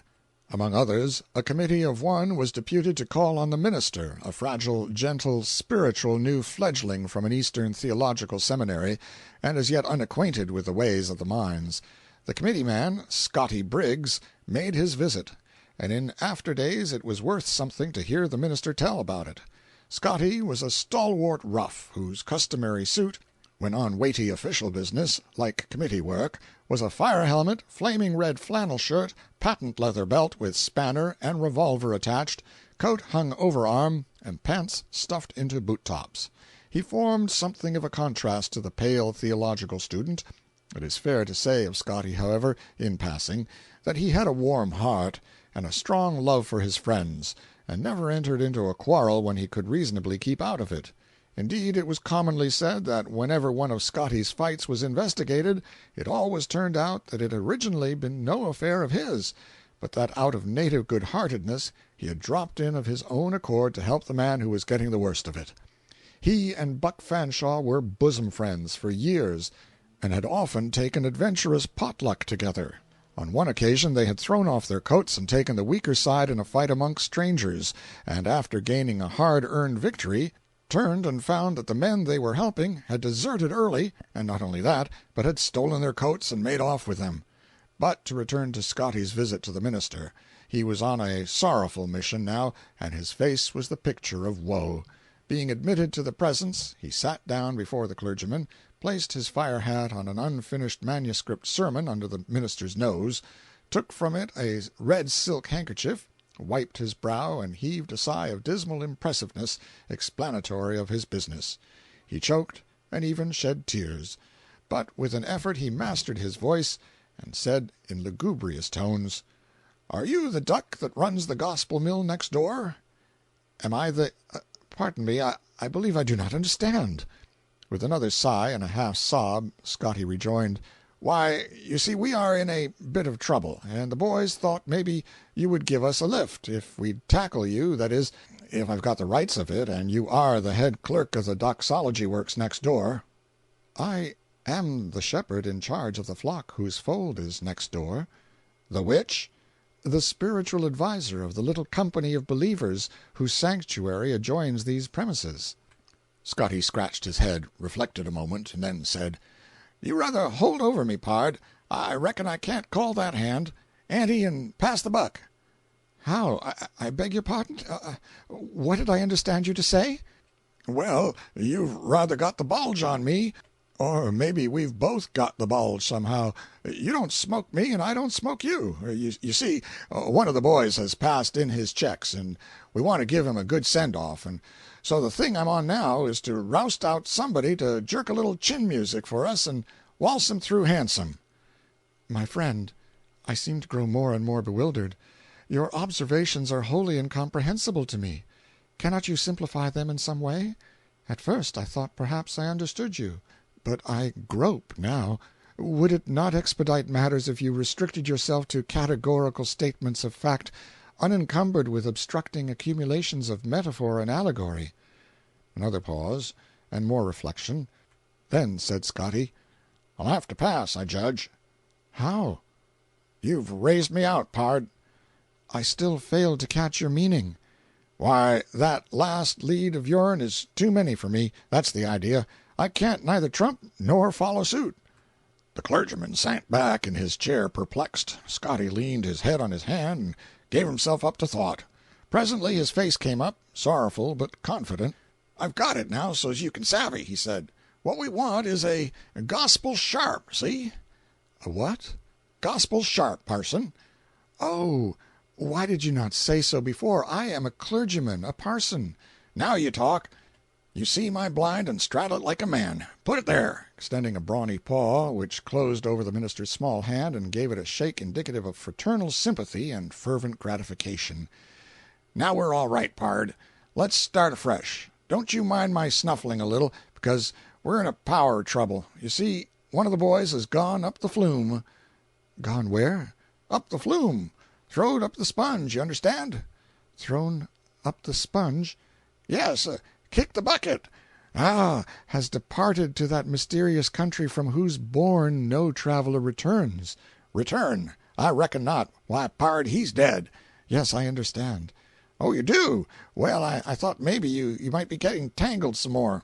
Yes, you see, he's dead again." "Again? Why, has he ever been dead before?" "Dead before? No. Do you reckon a man has got as many lives as a cat? But you bet you he's awful dead now, poor old boy, and I wish I'd never seen this day.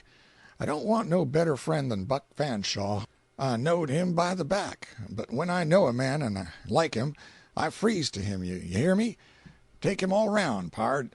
There never was a bullier man in the mines. No man ever knowed Buck Fanshaw to go back on a friend. But it's all up, you know, it's all up. It ain't no use. They've scooped him." "Scooped him?" "Yes, death has. Well, we've got to give him up. Yes, indeed. It's a kind of a hard world, after all, ain't it? But, pard, he was a rustler. You ought to see him get started once. He was a bully boy with a glass eye. Just spit in his face and give him room according to his strength, and it was just beautiful to see him peel and go in. He was the worst son of a thief they ever drawed breath. Pard, he was on it. He was on it bigger'n Injun." "On it? On what?" "On the shoot, on the shoulder, on the fight, you understand. He didn't give a continental for anybody.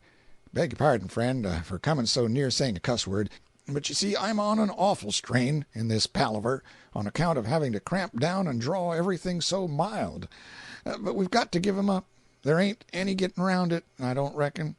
Now, if we can get you to help plant him—" "Preach the funeral discourse? Assist at the obsequies?" "Obsequies is good. Yes, that's it. That's our little game. We are going to get the thing up regardless, you know.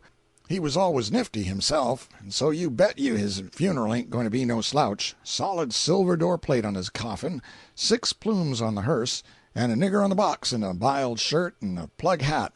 How's that for high? And we'll take care of you, pard. We'll fix you all right. There'll be a carriage for you, and whatever you want. You just scape out and we'll tend to it. We've got a shebang fixed up for you to stand behind in number one's house, and don't you be afraid. Just go in and toot your horn if you don't sell a clam.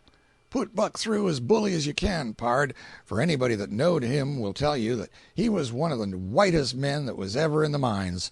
You can't draw too strong. He never could stand it to see things going wrong. He's done more to make this town quiet and peaceable than any man in it. I've seen him lick 4 greasers in 11 minutes, myself.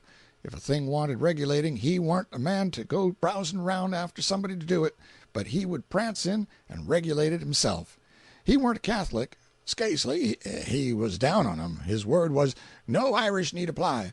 But it didn't make no difference about that when it came down to what a man's rights was, and so when some roughs jumped the Catholic boneyard and started in to stake out town lots in it, he went for 'em, and he cleaned 'em too. I was there, pard, and I seen it myself." "That was very well indeed. At least the impulse was, whether the act was strictly defensible or not. Had deceased any religious convictions? That is to say, did he feel a dependence upon or acknowledge allegiance to a higher power?" More reflection. "I reckon you've stumped me again, pard. Could you say it over once more, and say it slow?" Well, to simplify it somewhat, was he, or rather had he ever been connected with any organization sequestered from secular concerns and devoted to self-sacrifice in the interests of morality? All down but 9. Set him up on the other alley, pard. What did I understand you to say? Why, you're most too many for me, you know. When you get in with your left, I hunt grass every time. Every time you draw, you fill. But I don't seem to have any luck. Let's have a new deal. How? Begin again? That's it. Very well. Was he a good man and— There, I see that. Don't put up another chip till I look at my hand. A good man, says you. Pard, it ain't no name for it. He was the best man that ever— Pard, you would have doted on that man. He could lamb any galoot of his inches in America. It was him that put down the riot last election before it got a start, and everybody said he was the only man that could have done it. He waltzed in with a spanner in one hand and a trumpet in the other, and sent 14 men home on a shutter in less than 3 minutes. He had that riot all broke up and prevented nice before anybody ever got a chance to strike a blow. He was always for peace, and he would have peace. He could not stand disturbances. Pard, he was a great loss to this town. It would please the boys if you could chip in something like that and do him justice.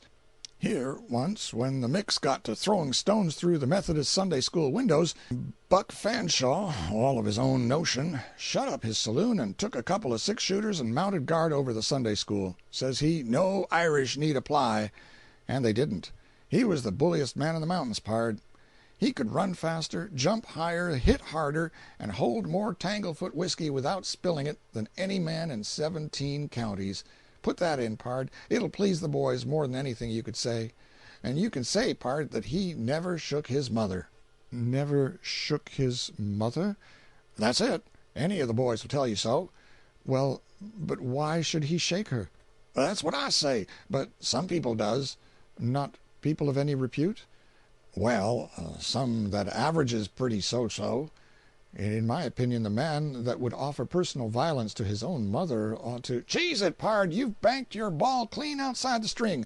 What I was a-driving at was that he never throwed off on his mother. Don't you see? No, indeedy. He give her a house to live in, and town lots, and plenty of money, and he looked after her and took care of her all the time. And when she was down with the smallpox, I'm damned if he didn't set up nights and nuss her himself. Beg your pardon for saying it, but it hopped out too quick for yours truly. You've treated me like a gentleman, pard, and I ain't the man to hurt your feelings, intentional. I think you're white. I think you're a square man, pard. I like you, and I'll lick any man that don't. I'll lick him till he can't tell himself from a last year's corpse. Put it there. Another fraternal handshake and exit. The obsequies were all that the boys could desire. Such a marvel of funeral pomp had never been seen in Virginia. The plumed hearse, the dirge-breathing brass bands, the closed marts of business, the flags drooping at half-mast, the long, plodding procession of uniformed secret societies, military battalions and fire companies, draped engines, carriages of officials, and citizens in vehicles and on foot, attracted multitudes of spectators on the sidewalks, roofs, and windows, and for years afterward the degree of grandeur attained by any civic display in Virginia was determined by comparison with Buck Fanshaw's funeral. Scotty Briggs, as a pallbearer and a mourner, occupied a prominent place at the funeral, and when the sermon was finished and the last sentence of the prayer for the dead man's soul ascended, he responded in a low voice but with feelings, "Amen. No Irish need apply." As the bulk of the response was without apparent relevancy, it was probably nothing more than a humble tribute to the memory of the friend that was gone, for, as Scotty had once said, it was his word. Scotty Briggs, in after days, achieved the distinction of becoming the only convert to religion that was ever gathered from the Virginia roughs. And it transpired that the man who had it in him to espouse the quarrel of the weak out of inborn nobility of spirit was no mean timber whereof to construct a Christian. The making him one did not warp his generosity or diminish his courage. On the contrary, it gave intelligent direction to the one and a broader field to the other. If his Sunday school class progressed faster than the other classes, was it Matter for wonder? I think not. He talked to his pioneer small fry in a language they understood. It was my large privilege, a month before he died, to hear him tell the beautiful story of Joseph and his brethren to his class without looking at the book. I leave it to the reader to fancy what it was like, as it fell, riddled with slang, from the lips of that grave, earnest teacher, and was listened to by his little learners with a consuming interest that showed that they were as unconscious as he was that any violence was being done to the sacred proprieties. End of chapter 47. Chapter 48. The first 26 graves in the Virginia cemetery were occupied by murdered men. So everybody said, so everybody believed, and so they will always say and believe. The reason why there was so much slaughtering done was that in a new mining district the rough element predominates, and a person is not respected until he has killed his man. That was the very expression used. If an unknown individual arrived, they did not inquire if he was capable, honest, industrious, but had he killed his man? If he had not, he gravitated to his natural and proper position, that of a man of small consequence. If he had, the cordiality of his reception was graduated according to the number of his dead. It was tedious work struggling up to a position of influence with bloodless hands, but when a man came with the blood of half a dozen men on his soul, his worth was recognized at once, and his acquaintance sought. In Nevada, for a time, the lawyer, the editor, the banker, the chief desperado, the chief gambler, and the saloon-keeper occupied the same level in society, and it was the highest. The cheapest and easiest way to become an influential man and be looked up to by the community at large was to stand behind a bar, wear a cluster diamond pin, and sell whiskey. I am not sure but that the saloon-keeper held a shade higher rank than any other member of society. His opinion had weight. It was his privilege to say how the election should go. No great movement could succeed without the countenance and direction of the saloon-keepers. It was a high favor when the chief saloon-keeper consented to serve in the legislature or the board of aldermen. Youthful ambition hardly aspired so much to the honors of the law or the army and the navy as to the dignity of proprietorship in a saloon. To be a saloon-keeper and kill a man was to be illustrious. Hence the reader will not be surprised to learn that more than one man was killed in Nevada under hardly the pretext of provocation, so impatient was the slayer to achieve reputation and throw off the galling sense of being held in indifferent repute by his associates. I knew 2 youths who tried to kill their men for no other reason, and got killed themselves for their pains. "There goes the man that killed Bill Adams," was higher praise and a sweeter sound in the ears of this sort of people than any other speech that admiring lips could utter. The men who murdered Virginia's original 26 cemetery occupants were never punished. Why? Because Alfred the Great, when he invented trial by jury and knew that he had admirably framed it to secure justice in his age of the world, was not aware that in the 19th century the condition of things would be so entirely changed that unless he rose from the grave and altered the jury plan to meet the emergency, it would prove the most ingenious and infallible agency for defeating justice that human wisdom could contrive. For how could he imagine that we simpletons would go on using his jury plan after circumstances had stripped it of its usefulness, any more than he could imagine that we would go on using his candle clock after we had invented chronometers? In his day news could not travel fast, and hence he could easily find a jury of honest, intelligent men who had not heard of the case they were called to try.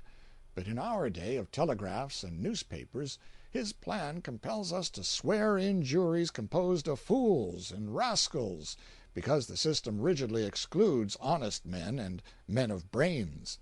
I remember one of those sorrowful farces, in Virginia, which we call a jury trial. A noted desperado killed Mr. B., a good citizen, in the most wanton and cold-blooded way. Of course the papers were full of it, and all men capable of reading read about it, and of course all men not deaf and dumb and idiotic talked about it. A jury list was made out, and Mr. B. L., a prominent banker and a valued citizen, was questioned precisely as he would have been questioned in any court in America. "Have you heard of this homicide?" "Yes." "Have you held conversations upon the subject?" "Yes." "Have you formed or expressed opinions about it?" "Yes." "Have you read the newspaper accounts of it?" "Yes." "We do not want you."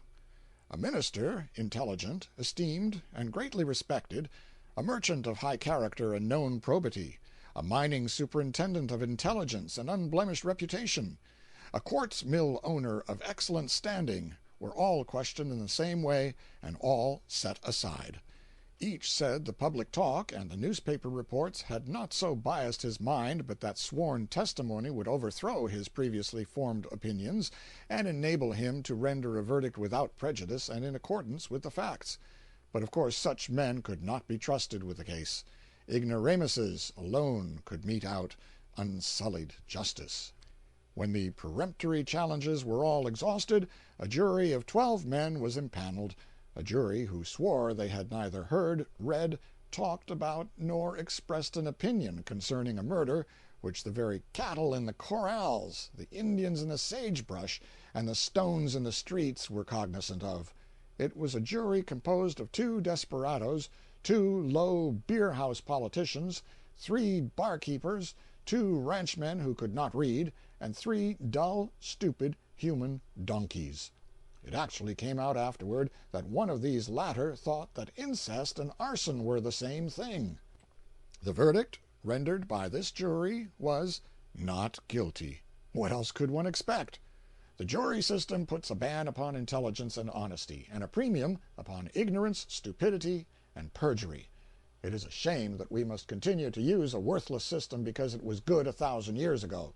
In this age, when a gentleman of high social standing, intelligence, and probity swears that testimony given under solemn oath will outweigh, with him, street talk and newspaper reports based upon mere hearsay, he is worth 100 jurymen who will swear to their own ignorance and stupidity, and justice would be far safer in his hands than in theirs. Why could not the jury law be so altered as to give men of brains and honesty an equal chance with fools and miscreants? Is it right to show the present favoritism to one class of men and inflict a disability on another, in a land whose boast is that all its citizens are free and equal? I am a candidate for the legislature. I desire to tamper with the jury law. I wish to so alter it as to put a premium on intelligence and character, and close the jury box against idiots, blacklegs, and people who do not read newspapers. But no doubt I shall be defeated. Every effort I make to save the country misses fire. My idea, when I began this chapter, was to say something about desperadoism in the flush times of Nevada. To attempt a portrayal of that era and that land, and leave out the blood and carnage, would be like portraying Mormondom and leaving out polygamy. The desperado stalked the streets with a swagger graded according to the number of his homicides, and a nod of the recognition from him was sufficient to make a humble admirer happy for the rest of the day. The deference that was paid to a desperado of wide reputation, and who "kept his private graveyard," as the phrase went, was marked and cheerfully accorded. When he moved along the sidewalk in his excessively long-tailed frock coat, shiny stump-toed boots, and with dainty little slouch hat tipped over left eye, the small fry roughs made room for his majesty. When he entered the restaurant, the waiters deserted bankers and merchants to overwhelm him with obsequious service. When he shouldered his way to a bar, the shouldered parties wheeled indignantly, recognized him, and apologized. They got a look in return that froze their marrow, and by that time a curled and breast-pinned barkeeper was beaming over the counter, proud of the established acquaintanceship that permitted such a familiar form of speech as, "How're you, Billy, old fel? Glad to see you. What'll you take, the old thing?" The old thing meant his customary drink, of course.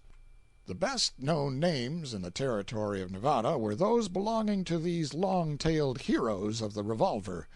Orators, governors, capitalists, and leaders of the legislature enjoyed a degree of fame, but it seemed local and meager when contrasted with the fame of such men as Sam Brown, Jack Williams, Billy Mulligan, Farmer Pease, Sugarfoot Mike, Pockmarked Jake, El Dorado Johnny, Jack McNabb, Joe McGee, Jack Harris, Six-Fingered Pete, etc., etc. There was a long list of them.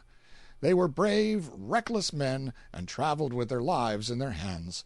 To give them their due, they did their killing principally among themselves, and seldom molested peaceable citizens, for they considered it small credit to add to their trophies so cheap a bauble as the death of a man who was "not on the shoot," as they phrased it.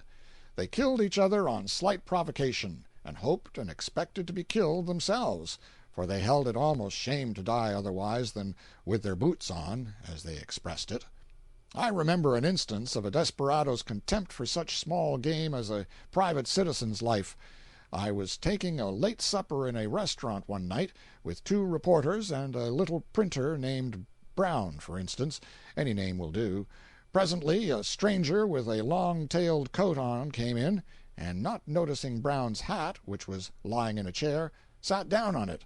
Little Brown sprang up and became abusive in a moment. The stranger smiled, smoothed out the hat, and offered it to Brown with profuse apologies couched in caustic sarcasm, and begged Brown not to destroy him. Brown threw off his coat and challenged the man to fight, abused him, threatened him, impeached his courage, and urged and even implored him to fight. And in the meantime the smiling stranger placed himself under our protection in mock distress. But presently he assumed a serious tone, and said: "Very well, gentlemen, if we must fight, we must, I suppose. But don't rush into danger and then say I gave you no warning. I am more than a match for all of you when I get started. I will give you proofs, and then if my friend here still insists, I will try to accommodate him." The table we were sitting at was about 5 feet long and unusually cumbersome and heavy. He asked us to put our hands on the dishes and hold them in their places a moment. One of them was a large oval dish with a portly roast on it. Then he sat down, tilted up one end of the table, set 2 of the legs on his knees, took the end of the table between his teeth, took his hands away, and pulled down with his teeth until the table came up to the level position, dishes and all. He said he could lift a keg of nails with his teeth. He picked up a common glass tumbler and bit a semicircle out of it. Then he opened his bosom and showed us a network of knife and bullet scars, showed us more on his arms and face, and said he believed he had bullets enough in his body to make a pig of lead. He was armed to the teeth. He closed with the remark that he was Mr. of Caribou, a celebrated name whereat we shook in our shoes. I would publish the name, but for the suspicion that he might come and carve me. He finally inquired if Brown still thirsted for blood. Brown turned the thing over in his mind a moment, and then asked him to supper. With the permission of the reader, I will group together, in the next chapter, some samples of life in our small mountain village in the old days of desperadoism. I was there at the time. The reader will observe peculiarities in our official society, and he will observe, also, an instance of how, in new countries, murders breed murders. End of Chapter 48. Chapter 49. An extract or 2 from the newspapers of the day will furnish a photograph that can need no embellishment. Fatal shooting affray. An affray occurred last evening in a billiard saloon on C Street between Deputy Marshal Jack Williams and William Brown, which resulted in the immediate death of the latter. There had been some difficulty between the parties for several months. An inquest was immediately held, and the following testimony adduced. Officer George Birdsall, sworn, says: "I was told William Brown was drunk and was looking for Jack Williams. So soon as I heard that, I started for the parties to prevent a collision. Went into the billiard saloon, saw Billy Brown running around, saying if anybody had anything against him to show cause. He was talking in a boisterous manner, and Officer Perry took him to the other end of the room to talk to him. Brown came back to me, remarked to me that he thought he was as good as anybody, and knew how to take care of himself. He passed by me and went to the bar. Don't know whether he drank or not. Williams was at the end of the billiard table, next to the stairway. Brown, after going to the bar, came back and said he was as good as any man in the world. He had then walked out to the end of the first billiard table from the bar. I moved closer to them, supposing there would be a fight. As Brown drew his pistol, I caught hold of it. He had fired one shot at Williams. Don't know the effect of it. Caught hold of him with one hand, and took hold of the pistol and turned it up. Think he fired once after I caught hold of the pistol. I wrenched the pistol from him, walked to the end of the billiard table, and told a party that I had Brown's pistol, and to stop shooting. I think 4 shots were fired in all. After walking out, Mr. Foster remarked that Brown was shot dead. Oh, there was no excitement about it. He merely remarked the small circumstance. 4 months later, the following item appeared in the same paper, the Enterprise. In this item, the name of one of the city officers above referred to, Deputy Marshal Jack Williams, occurs again. Robbery and desperate affray. On Tuesday night, a German named Charles Herzl, engineer in a mill at Silver City, came to this place and visited the hurdy-gurdy house on B Street. The music, dancing, and Teutonic maidens awakened memories of Vaterland until our German friend was carried away with rapture. He evidently had money and was spending it freely. Late in the evening, Jack Williams and Andy Blessington invited him downstairs to take a cup of coffee. William proposed a game of cards and went upstairs to procure a deck, but not finding any, returned. On the stairway he met the German, and, drawing his pistol, knocked him down and rifled his pockets of some $70. Herzl dared give no alarm, as he was told, with a pistol at his head, if he made any noise or exposed them, they would blow his brains out.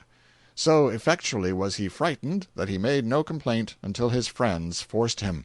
Yesterday a warrant was issued, but the culprits had disappeared. This efficient city officer, Jack Williams, had the common reputation of being a burglar, a highwayman, and a desperado. It was said that he had several times drawn his revolver and levied money contributions on citizens at dead of night in the public streets of Virginia. 5 months after the above item appeared, Williams was assassinated while sitting at a card table one night. A gun was thrust through the crack of the door, and Williams dropped from his chair, riddled with balls. It was said at the time that Williams had been for some time aware that a party of his own sort, desperadoes, had sworn away his life, and it was generally believed among the people that William's friends and enemies would make the assassination memorable, and useful too, by a wholesale destruction of each other. It did not so happen, but still times were not dull during the next 24 hours, for within that time a woman was killed by a pistol shot, a man was brained with a slung shot, and a man named Reeder was also disposed of permanently. Some matters in the Enterprise account of the killing of Reeder are worth noting, especially the accommodating complaisance of a Virginia justice of the peace. The italics in the following narrative are mine. More cutting and shooting. The devil seems to have again broken loose in our town. Pistols and guns explode, and knives gleam in our streets as in early times. When there has been a long season of quiet, people are slow to wet their hands in blood, but once blood is spilled, cutting and shooting come easy. Night before last Jack Williams was assassinated, and yesterday forenoon we had more bloody work, growing out of the killing of Williams, and on the same street in which he met his death. It appears that Tom Reeder, a friend of Williams, and George Gumbert were talking, at the meat market of the latter, about the killing of Williams the previous night, when Reeder said it was a most cowardly act to shoot a man in such a way, giving him no show. Gumbert said that Williams had as good a show as he gave Billy Brown, meaning the man killed by Williams last March. Reeder said it was a damned lie, that Williams had no show at all. At this, Gumbert drew a knife and stabbed Reeder, cutting him in 2 places in the back. One stroke of the knife cut into the sleeve of Reeder's coat and passed downward in a slanting direction through his clothing and entered his body at the small of the back. Another blow struck more squarely and made a much more dangerous wound. Gumbert gave himself up to the officers of justice, and was shortly after discharged by Justice Atwill on his own recognizance, to appear for trial at 6 o'clock in the evening. In the meantime, Reeder had been taken into the office of Dr. Owens, where his wounds were properly dressed. One of his wounds was considered quite dangerous, and it was thought by many that it would prove fatal. But, being considerably under the influence of liquor, Reeder did not feel his wounds as he otherwise would, and he got up and went into the street. He went to the meat market and renewed his quarrel with Gumbert, threatening his life. Friends tried to interfere to put a stop to the quarrel and get the parties away from each other. In the Fashion Saloon, Reeder made threats against the life of Gumbert, saying he would kill him, and it is said that he requested the officers not to arrest Gumbert, as he intended to kill him. After these threats, Gumbert went off and procured a double-barreled shotgun, loaded with buckshot or revolver balls, and went after Reeder. 2 or 3 persons were assisting him along the street trying to get him home, and had him just in front of the store of Klopstock and Harris when Gumbert came across toward him from the opposite side of the street with his gun. He came up within about 10 or 15 feet of Reeder and called out to those with him to "look out, get out of the way," and they had only time to heed the warning when he fired. Reeder was at the time attempting to screen himself behind a large cask which stood against the awning post of Klopstock and Harris's store, but some of the balls took effect in the lower part of his breast, and he reeled around forward and fell in front of the cask. Gumbert then raised his gun and fired the second barrel, which missed Reeder and entered the ground. At the time that this occurred, there were a great many persons on the street in the vicinity, and a number of them called out to Gumbert when they saw him raise his gun to "hold on" and "don't shoot." The cutting took place about 10 o'clock, and the shooting about 12. After the shooting, the street was instantly crowded with the inhabitants of that part of the town, some appearing much excited and laughing, declaring that it looked like the good old times of '60. Marshal Perry and Officer Birdsall were near when the shooting occurred, and Gumbert was immediately arrested and his gun taken from him, when he was marched off to jail. Many persons who were attracted to the spot where this bloody work had just taken place looked bewildered and seemed to be asking themselves what was to happen next, appearing in doubt as to whether the killing mania had reached its climax, or whether we were to turn in and have a grand killing spell, shooting whoever might have given us offense. It was whispered around that it was not all over yet. 5 or 6 more were to be killed before night. Reeder was taken to the Virginia City Hotel, and doctors called in to examine his wounds. They found that 2 or 3 balls had entered his right side. One of them appeared to have passed through the substance of the lungs, while another passed into the liver. 2 balls were also found to have struck one of his legs. As some of the balls struck the cask, the wounds in Reeder's leg were probably from these, glancing downward, so they might have been caused by the second shot fired. After being shot, Reeder said, when he got on his feet, smiling as he spoke, "It will take better shooting than that to kill me." The doctors consider it almost impossible for him to recover, but as he has an excellent constitution he may survive, notwithstanding the number and dangerous character of the wounds he has received. The town appears to be perfectly quiet at present, as though the late stormy times had cleared our moral atmosphere. But who can tell in what quarter clouds are lowering or plots ripening? Reeder, or at least what was left of him, survived his wounds 2 days. Nothing was ever done with Gumbert. Trial by jury is the palladium of our liberties. I do not know what a palladium is, having never seen a palladium, but it is a good thing, no doubt, at any rate. Not less than 100 men have been murdered in Nevada. Perhaps I would be within bounds if I said 300, and as far as I can learn only 2 persons have suffered the death penalty there. However, 4 or 5 who had no money and no political influence have been punished by imprisonment. One languished in prison as much as 8 months, I think. However, I do not desire to be extravagant. It may have been less. However, one prophecy was verified at any rate. It was asserted by the desperadoes that one of their brethren, Joe McGee, a special policeman, was known to be the conspirator chosen by lot to assassinate Williams, and they also asserted that doom had been pronounced against McGee, and that he would be assassinated in exactly the same manner that had been adopted for the destruction of Williams, a prophecy which came true a year later. After 12 months of distress, for McGee saw a fancied assassin in every man that approached him, he made the last of many efforts to get out of the country unwatched.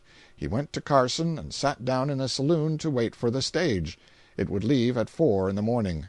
But as the night waned and the crowd thinned, he grew uneasy, and told the barkeeper that assassins were on his track. The barkeeper told him to stay in the middle of the room then, and not go near the door, or the window by the stove. But a fatal fascination seduced him to the neighborhood of the stove every now and then, and repeatedly the barkeeper brought him back to the middle of the room and warned him to remain there. But he could not. At 3 in the morning he again returned to the stove and sat down by a stranger. Before the barkeeper could get to him with another warning whisper, someone outside fired through the window and riddled McGee's breast with slugs, killing him almost instantly. By the same discharge, the stranger at McGee's side also received attentions which proved fatal in the course of 2 or 3 days. End of chapter 49. Chapter 50. These murder and jury statistics remind me of a certain very extraordinary trial and execution of 20 years ago. It is a scrap of history familiar to all old Californians, and worthy to be known by other peoples of the earth that love simple, straightforward justice unencumbered with nonsense. I would apologize for this digression but for the fact that the information I am about to offer is apology enough in itself. And since I digress constantly anyhow, perhaps it is as well to eschew apologies altogether, and thus prevent their growing irksome. Captain Ned Blakely, that name will answer as well as any other fictitious one, for he was still with the living at last accounts and may not desire to be famous, sailed ships out of the harbor of San Francisco for many years. He was a stalwart, warm-hearted, eagle-eyed veteran who had been a sailor nearly 50 years, a sailor from early boyhood. He was a rough, honest creature, full of pluck, and just as full of hard-headed simplicity, too. He hated trifling conventionalities. Business was the word with him. He had all a sailor's vindictiveness against the quips and quirks of the law, and steadfastly believed that the first and last aim and object of the law and lawyers was to defeat justice. He sailed for the Chincha Islands in command of a guano ship. He had a fine crew, but his negro mate was his pet. On him he had for years lavished his admiration and esteem. It was Captain Ned's first voyage to the Chinchas, but his fame had gone before him. The fame of being a man who would fight at the dropping of a handkerchief when imposed upon, and would stand no nonsense. It was a fame well earned. Arrived in the islands, he found that the staple of conversation was the exploits of one Bill Noakes, a bully, the mate of a trading ship. This man had created a small reign of terror there. At 9 o'clock at night, Captain Ned, all alone, was pacing his deck in the starlight. A form ascended the side and approached him. Captain Ned said, "Who goes there?" "I'm Bill Noakes, the best man in the islands." "What do you want aboard this ship?" "I've heard of Captain Ned Blakely, and one of us is a better man than t'other. I'll know which before I go ashore." "You've come to the right shop. I'm your man. I'll learn you to come aboard this ship without an invite." He seized Noakes, backed him against the mainmast, pounded his face to a pulp, and then threw him overboard. Noakes was not convinced. He returned the next night, got the pulp renewed, and went overboard head first, as before. He was satisfied. A week after this, while Noakes was carousing with a sailor crowd on shore, at noonday, Captain Ned's colored mate came along, and Noakes tried to pick a quarrel with him. The negro evaded the trap, and tried to get away. Noakes followed him up. The negro began to run. Noakes fired on him with a revolver and killed him. Half a dozen sea captains witnessed the whole affair. Noakes retreated to the small after cabin of his ship, with 2 other bullies, and gave out that death would be the portion of any man that intruded there. There was no attempt made to follow the villains. There was no disposition to do it, and indeed very little thought of such an enterprise. There were no courts and no officers. There was no government. The islands belonged to Peru, and Peru was far away. She had no official representative on the ground, and neither had any other nation. However, Captain Ned was not perplexing his head about such things. They concerned him not. He was boiling with rage and furious for justice. At 9 o'clock at night he loaded a double-barreled gun with slugs, fished out a pair of handcuffs, got a ship's lantern, summoned his quartermaster, and went ashore. He said, "Do you see that ship there at the dock?" "Aye, aye, sir." "It's the Venus." "Aye, aye, sir." "You You know me." "Aye, aye, sir." "Very well, then. Take the lantern, carry it just under your chin. I'll walk behind you and rest this gun barrel on your shoulder, pointing forward, so. Keep your lantern well up so's I can see things ahead of you. Good. I'm going to march in on Noakes and take him, and jug the other chaps. If you flinch, well, you know me." "Aye, aye, sir." In this order they filed aboard softly, arrived at Noakes' den. The quartermaster pushed the door open, and the lantern revealed the three desperadoes sitting on the floor. Captain Ned said: "I'm Ned Blakely. I've got you under fire. Don't you move without orders, any of you. You two kneel down in the corner, faces to the wall. Now. Bill Noakes, put these handcuffs on. Now, come up close. Quartermaster, fasten 'em. All right. Don't stir, sir. Quartermaster, put the key in the outside of the door. Now, men, I'm going to lock you two in, and if you try to burst through this door, well, you've heard of me. Bill Noakes, fall in ahead, and march. All set? Quartermaster, lock the door." Noakes spent the night on board Blakely's ship, a prisoner under strict guard. Early in the morning Captain Ned called in all the sea captains in the harbor and invited them, with nautical ceremony, to be present on board his ship at 9 o'clock to witness the hanging of Noakes at the yardarm. "What? The man has not been tried." "Of course he hasn't. But didn't he kill the nigger?" "Certainly he did. But you are not thinking of hanging him without a trial." "Trial? What do I want to try him for, if he killed the nigger?" "Oh, Captain Ned, this will never do. Think how it will sound." "Sound be hanged. Didn't he kill the nigger?" "Certainly, certainly, Captain Ned. Nobody denies that. But, well, then I'm going to hang him, that's all. Everybody I've talked to talks just the same way you do. Everybody says he killed the nigger, everybody knows he killed the nigger, and yet every lubber of you wants him tried for it. I don't understand such bloody foolishness as that. Tried! Mind you, I don't object to trying him, if it's got to be done to give satisfaction. And I'll be there and chip in and help, too. But put it off till afternoon.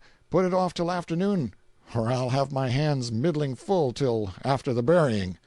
"Why, what do you mean? Are you going to hang him anyhow, and try him afterward?" "Didn't I say I was going to hang him? I never saw such people as you. What's the difference? You ask a favor, and then you ain't satisfied when you get it. Before or after all's one. You know how the trial will go. He killed the nigger. Say, I must be going. If your mate would like to come to the hanging, fetch him along. I like him." There was a stir in the camp. The captains came in a body and pleaded with Captain Ned not to do this rash thing. They promised that they would create a court composed of captains of the best character, they would impanel a jury, they would conduct everything in a way becoming the serious nature of the business in hand, and give the case an impartial hearing and the accused a fair trial. And they said it would be murder, and punishable by the American courts if he persisted and hung the accused on his ship. They pleaded hard. Captain Ned said, "Gentlemen, I'm not stubborn and I'm not unreasonable. I'm always willing to do just as near right as I can. How long will it take?" "Probably only a little while." "And can I take him up the shore and hang him as soon as you are done?" "If he is proven guilty, he shall be hanged without unnecessary delay." "If he's proven guilty? Great Neptune, ain't he guilty? This beats my time. Why, you all know he's guilty." But at last they satisfied him that they were projecting nothing underhanded. Then he said, "Well, all right. You go on and try him, and I'll go down and overhaul his conscience and prepare him to go. Like enough he needs it, and I don't want to send him off without a show for hereafter." This was another obstacle. They finally convinced him that it was necessary to have the accused in court. Then they said they would send a guard to bring him. "No, sir, I prefer to fetch him myself. He don't get out of my hands. Besides, I've got to go to the ship to get a rope anyway." The court assembled with due ceremony, empaneled a jury, and presently Captain Ned entered, leading the prisoner with one hand and carrying a Bible and a rope in the other. He seated himself by the side of his captive and told the court to "up anchor and make sail." Then he turned a searching eye on the jury and detected Noakes' friends, the two bullies. He strode over and said to them confidentially, "You're here to interfere, you see. Now you vote right, do you hear? Or else there'll be a double-barreled inquest here when this trial's off, and your remainders will go home in a couple of baskets." The caution was not without fruit. The jury was a unit. The verdict, guilty. Captain Ned sprung to his feet and said, "Come along. You're my meat now, my lad, anyway. Gentlemen, you've done yourselves proud. I invite you all to come and see that I do it all straight. Follow me to the canyon, a mile above here." The court informed him that a sheriff had been appointed to do the hanging, and Captain Ned's patience was at an end. His wrath was boundless. The subject of a sheriff was judiciously dropped. When the crowd arrived at the canyon, Captain Ned climbed a tree and arranged the halter, then came down and noosed his man. He opened his Bible and laid aside his hat. Selecting a chapter at random, he read it through in a deep bass voice and with sincere solemnity. Then he said: "Lad, you are about to go aloft and give an account of yourself, and the lighter a man's manifest is, as far as sin's concerned, the better for him. Make a clean breast, man, and carry a log with you that'll bear inspection. You killed the nigger?" No reply. A long pause. The captain read another chapter, pausing from time to time to impress the effect.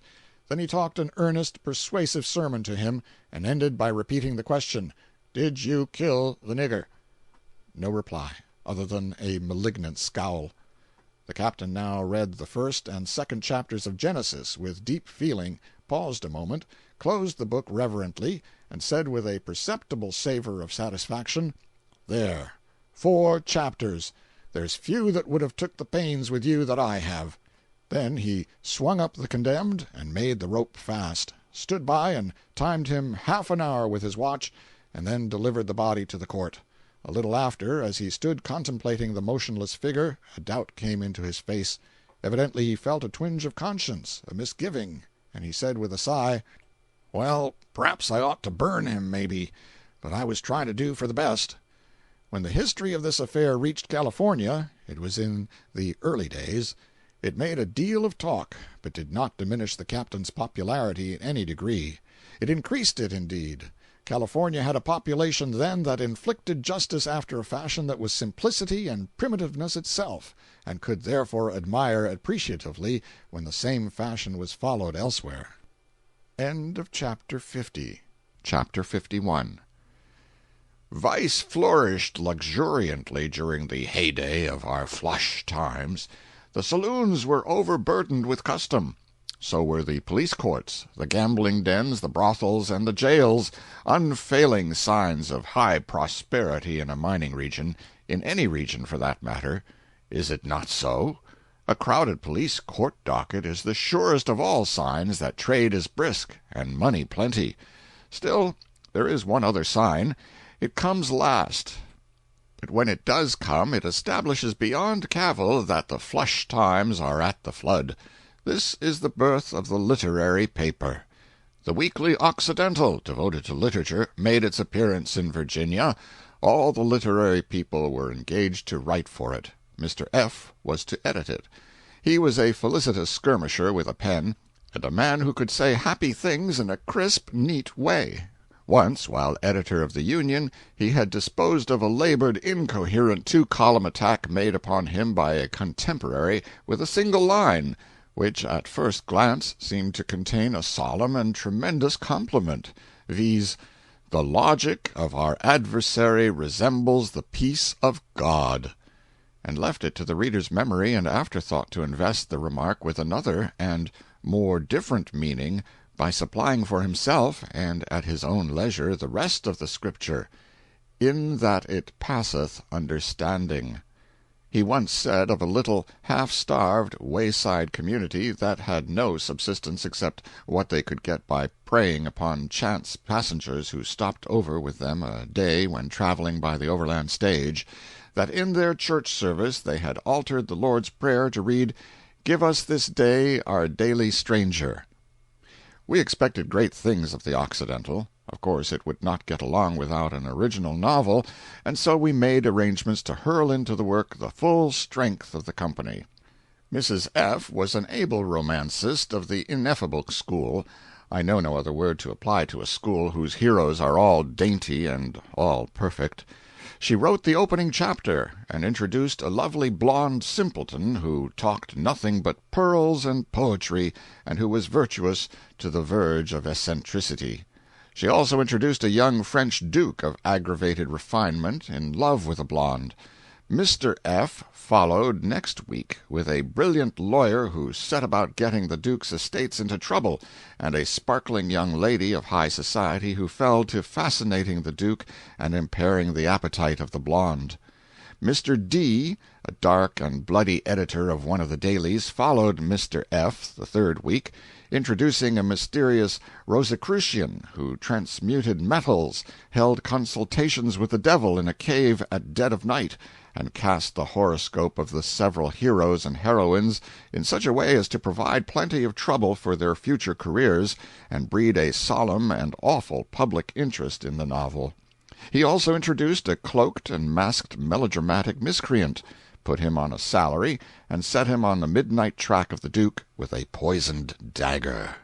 He also created an Irish coachman with a rich brogue, and placed him in the service of the society young lady with an ulterior mission to carry the billet doux to the Duke. About this time there arrived in Virginia a dissolute stranger with a literary turn of mind. Rather seedy he was, but very quiet and unassuming, almost diffident indeed.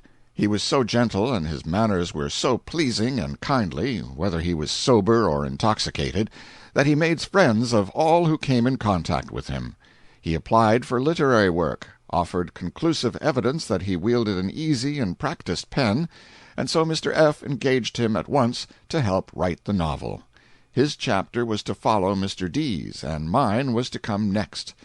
Now what does this fellow do but go off and get drunk, and then proceed to his quarters and set to work with his imagination in a state of chaos, and that chaos in a condition of extravagant activity.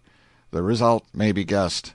He scanned the chapters of his predecessors, found plenty of heroes and heroines already created, and was satisfied with them. He decided to introduce no more.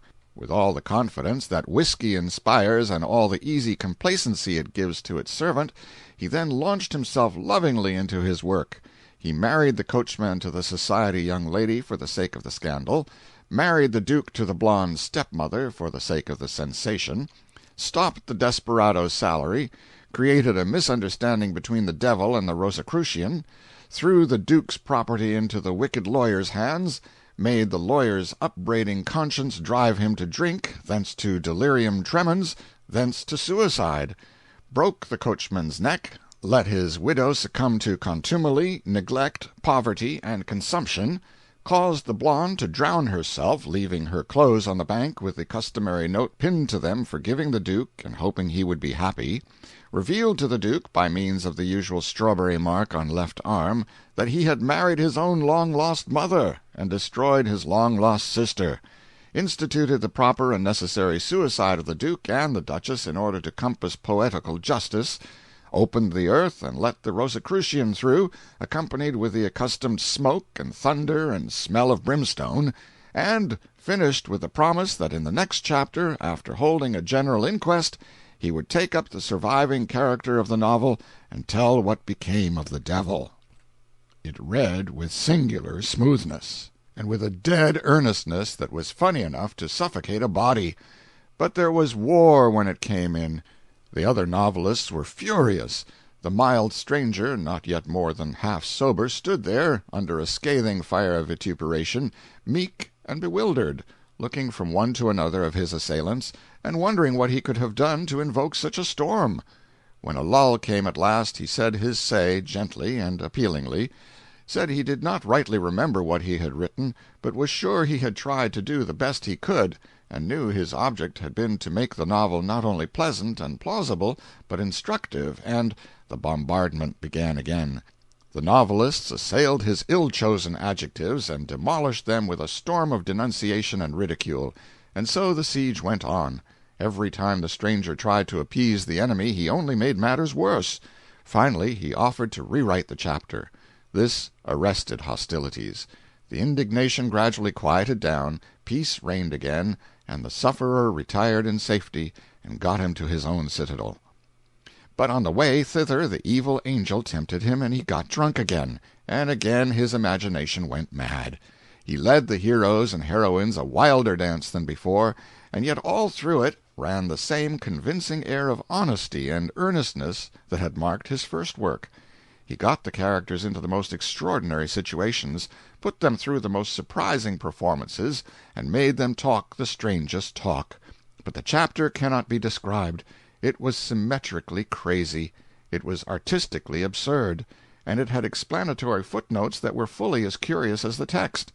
I remember one of the situations, and will offer it as an example of the whole. He altered the character of the brilliant lawyer, and made him a great-hearted, splendid fellow, gave him fame and riches, and set his age at 33 years. Then he made the blonde discover, through the help of the Rosicrucian and the melodramatic miscreant, that while the Duke loved her money ardently and wanted it, he secretly felt a sort of leaning toward the society young lady. Stung to the quick, she tore her affections from him, and bestowed them with tenfold power upon the lawyer, who responded with consuming zeal. But the parents would none of it. What they wanted in the family was a duke, and a duke they were determined to have, though they confessed that next to the Duke the lawyer had their preference. Necessarily the blonde now went into a decline. The parents were alarmed. They pleaded with her to marry the Duke, but she steadfastly refused, and pined on. Then they laid a plan. They told her to wait a year and a day, and if at the end of that time she still felt that she could not marry the Duke, she might marry the lawyer with their full consent. The result was as they had foreseen. Gladness came again, and the flush of returning health. Then the parents took the next step in their scheme. They had the family physician recommend a long sea voyage and much land travel for the thorough restoration of the blonde's strength, and they invited the Duke to be of the party. They judged that the Duke's constant presence and the lawyer's protracted absence would do the rest, for they did not invite the lawyer. So they set sail in a steamer for America, and the third day out, when their seasickness called truce and permitted them to take their first meal at the public table, behold, there sat the lawyer. The Duke and party made the best of an awkward situation. The voyage progressed, and the vessel neared America. But by and by, 200 miles off New Bedford, the ship took fire. She burned to the water's edge. Of all her crew and passengers, only 30 were saved. They floated about the sea half an afternoon and all night long. Among them were our friends. The lawyer, by superhuman exertions, had saved the blonde and her parents, swimming back and forth 200 yards and bringing one each time, the girl first. The Duke had saved himself. In the morning 2 whale ships arrived on the scene and sent their boats. The weather was stormy, and the embarkation was attended with much confusion and excitement. The lawyer did his duty like a man, helped his exhausted and insensible blonde, her parents, and some others into a boat the Duke helped himself in. Then the child fell overboard at the other end of the raft, and the lawyer rushed thither and helped half a dozen people fish it out, under the stimulus of its mother's screams. Then he ran back, a few seconds too late. The blonde's boat was under way, so he had to take the other boat and go to the other ship. The storm increased, and drove the vessels out of sight of each other, drove them whither it would. When it calmed at the end of 3 days, the blonde ship was 700 miles north of Boston, and the other about 700 south of that port. The blonde's captain was bound on a whaling cruise in the North Atlantic, and could not go back such a distance or make a port without orders, such being nautical law. The lawyer's captain was to cruise in the North Pacific, and he could not go back or make port without orders. All the lawyer's money and baggage were in the blonde's boat, and went to the blonde's ship, so his captain made him work his passage as a common sailor. When both ships had been cruising nearly a year, the one was off the coast of Greenland, and the other in Bering Strait. The blonde had long ago been well nigh persuaded that her lawyer had been washed overboard and lost just before the whale ships reached the raft, and now, under the pleadings of her parents and the Duke, she was at last beginning to nerve herself for the doom of the covenant, and prepare for the hated marriage. But she would not yield a day before the date set. The weeks dragged on, the time narrowed. Orders were given to deck the ship for the wedding, a wedding at sea among icebergs and walruses. 5 days more, and all would be over. So the blonde reflected, with a sigh and a tear. Oh, where was her true love, and why did he not come and save her? At that moment he was lifting his harpoon to strike a whale in Bering Strait, 5,000 miles away, by the way of the Arctic Ocean, or 20,000 by the way of the Horn. That was the reason. He struck, but not with perfect aim. His foot slipped, and he fell in the whale's mouth and went down his throat. He was insensible 5 days. Then he came to himself and heard voices. Daylight was streaming through a hole cut in the whale's roof. He climbed out and astonished the sailors who were hoisting blubber up the ship's side. He recognized the vessel, flew aboard, surprised the wedding party at the altar, and exclaimed, "Stop the proceedings! I'm here! Come to my arms, my own!" There were footnotes to this extravagant piece of literature, wherein the author endeavored to show that the whole thing was within the possibilities. He said he got the incident of the whale traveling from Bering Strait to the coast of Greenland, 5,000 miles in 5 days, through the Arctic Ocean, from Charles Reade's "Love Me Little, Love Me Long," and considered that that established the fact that the thing could be done, and he instanced Jonah's adventure as proof that a man could live in a whale's belly, and added that if a preacher could stand it 3 days, a lawyer could surely stand it 5.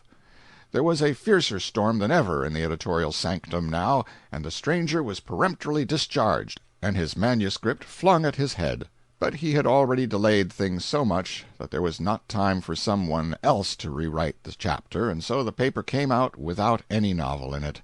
It was but a feeble, struggling, stupid journal, and the absence of the novel probably shook public confidence. At any rate, before the first side of the next issue went to press, the Weekly Occidental died as peacefully as an infant.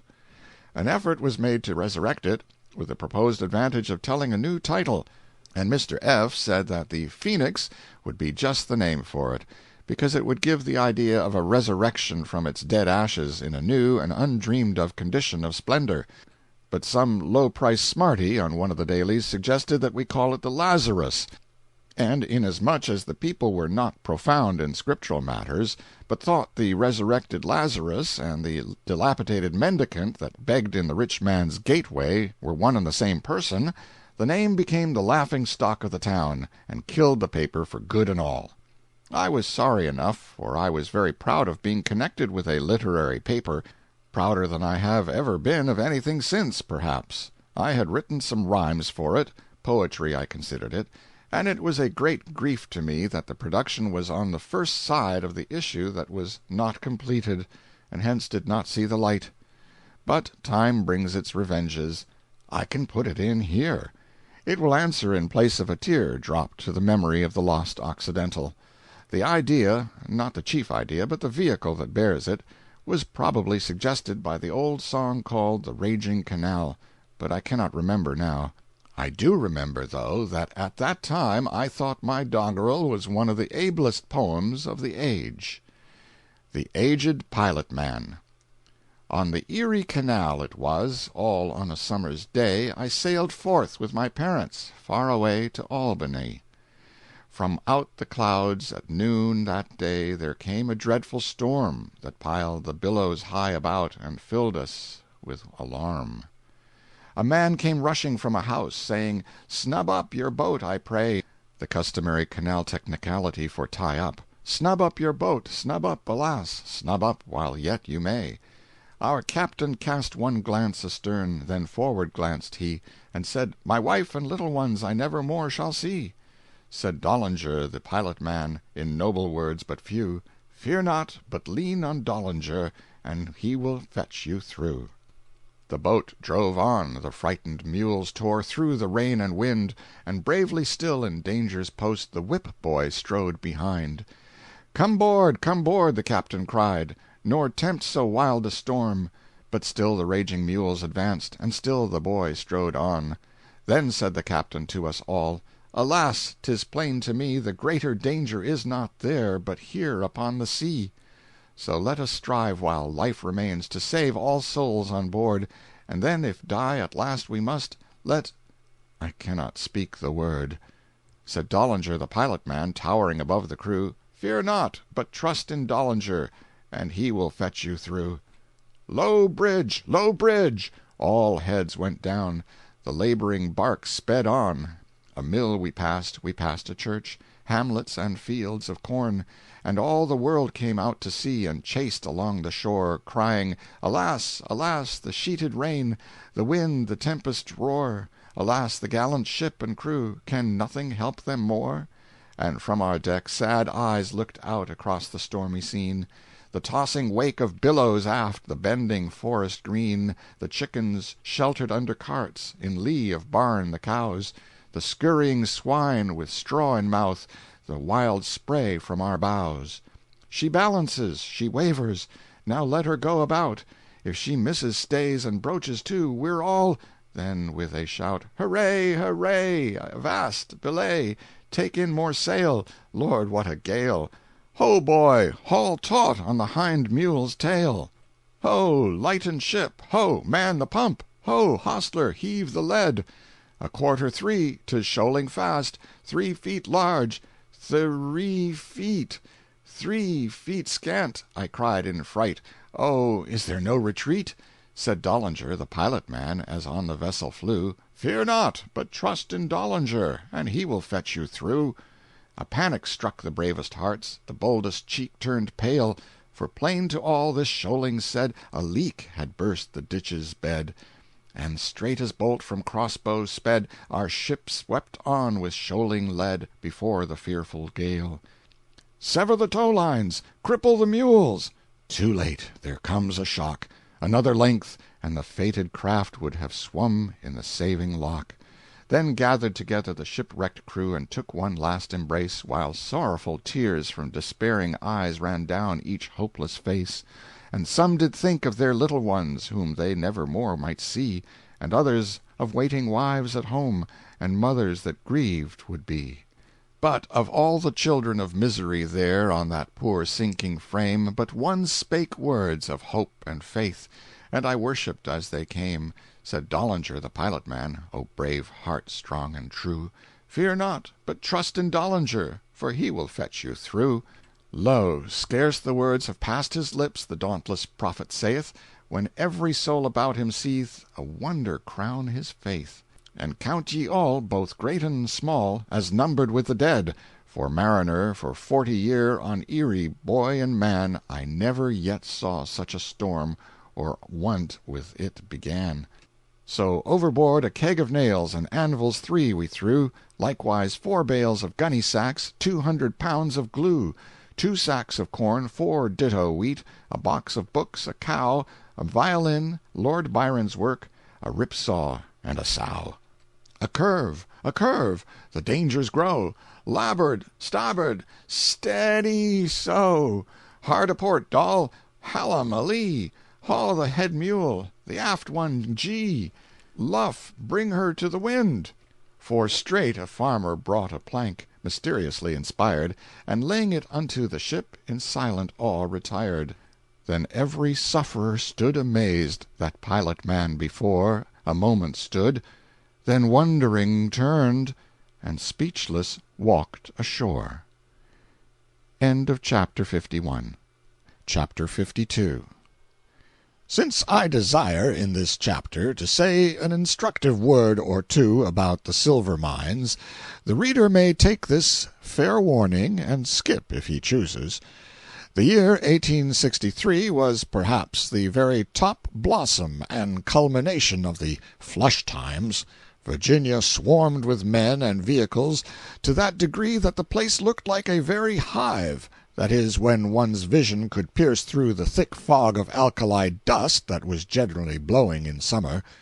I will say, concerning this dust, that if you drove 10 miles through it, you and your horses would be coated with it a 1/16 of an inch thick, and present an outside appearance that was a uniform pale yellow color, and your buggy would have 3 inches of dust in it, thrown there by the wheels. The delicate scales used by the assayers were enclosed in glass cases, intended to be airtight, and yet some of this dust was so impalpable and so invisibly fine that it would get in, somehow, and impair the accuracy of those scales. Speculation ran riot, and yet there was a world of substantial business going on, too. All freights were brought over the mountains from California, 150 miles, by pack train partly, and partly in huge wagons drawn by such long mule teams that each team amounted to a procession, and it did seem, sometimes, that the grand combined procession of animals stretched unbroken from Virginia to California. Its long route was traceable clear across the deserts of the Territory by the writhing serpent of dust it lifted up. By these wagons, freights over that 150 miles were $200 a ton for small lots, same price for all express matter brought by stage, and $100 a ton for full loads. One Virginia firm received 100 tons of freight a month and paid $10,000 a month freightage. In the winter the freights were much higher. All the bullion was shipped in bars by stage to San Francisco.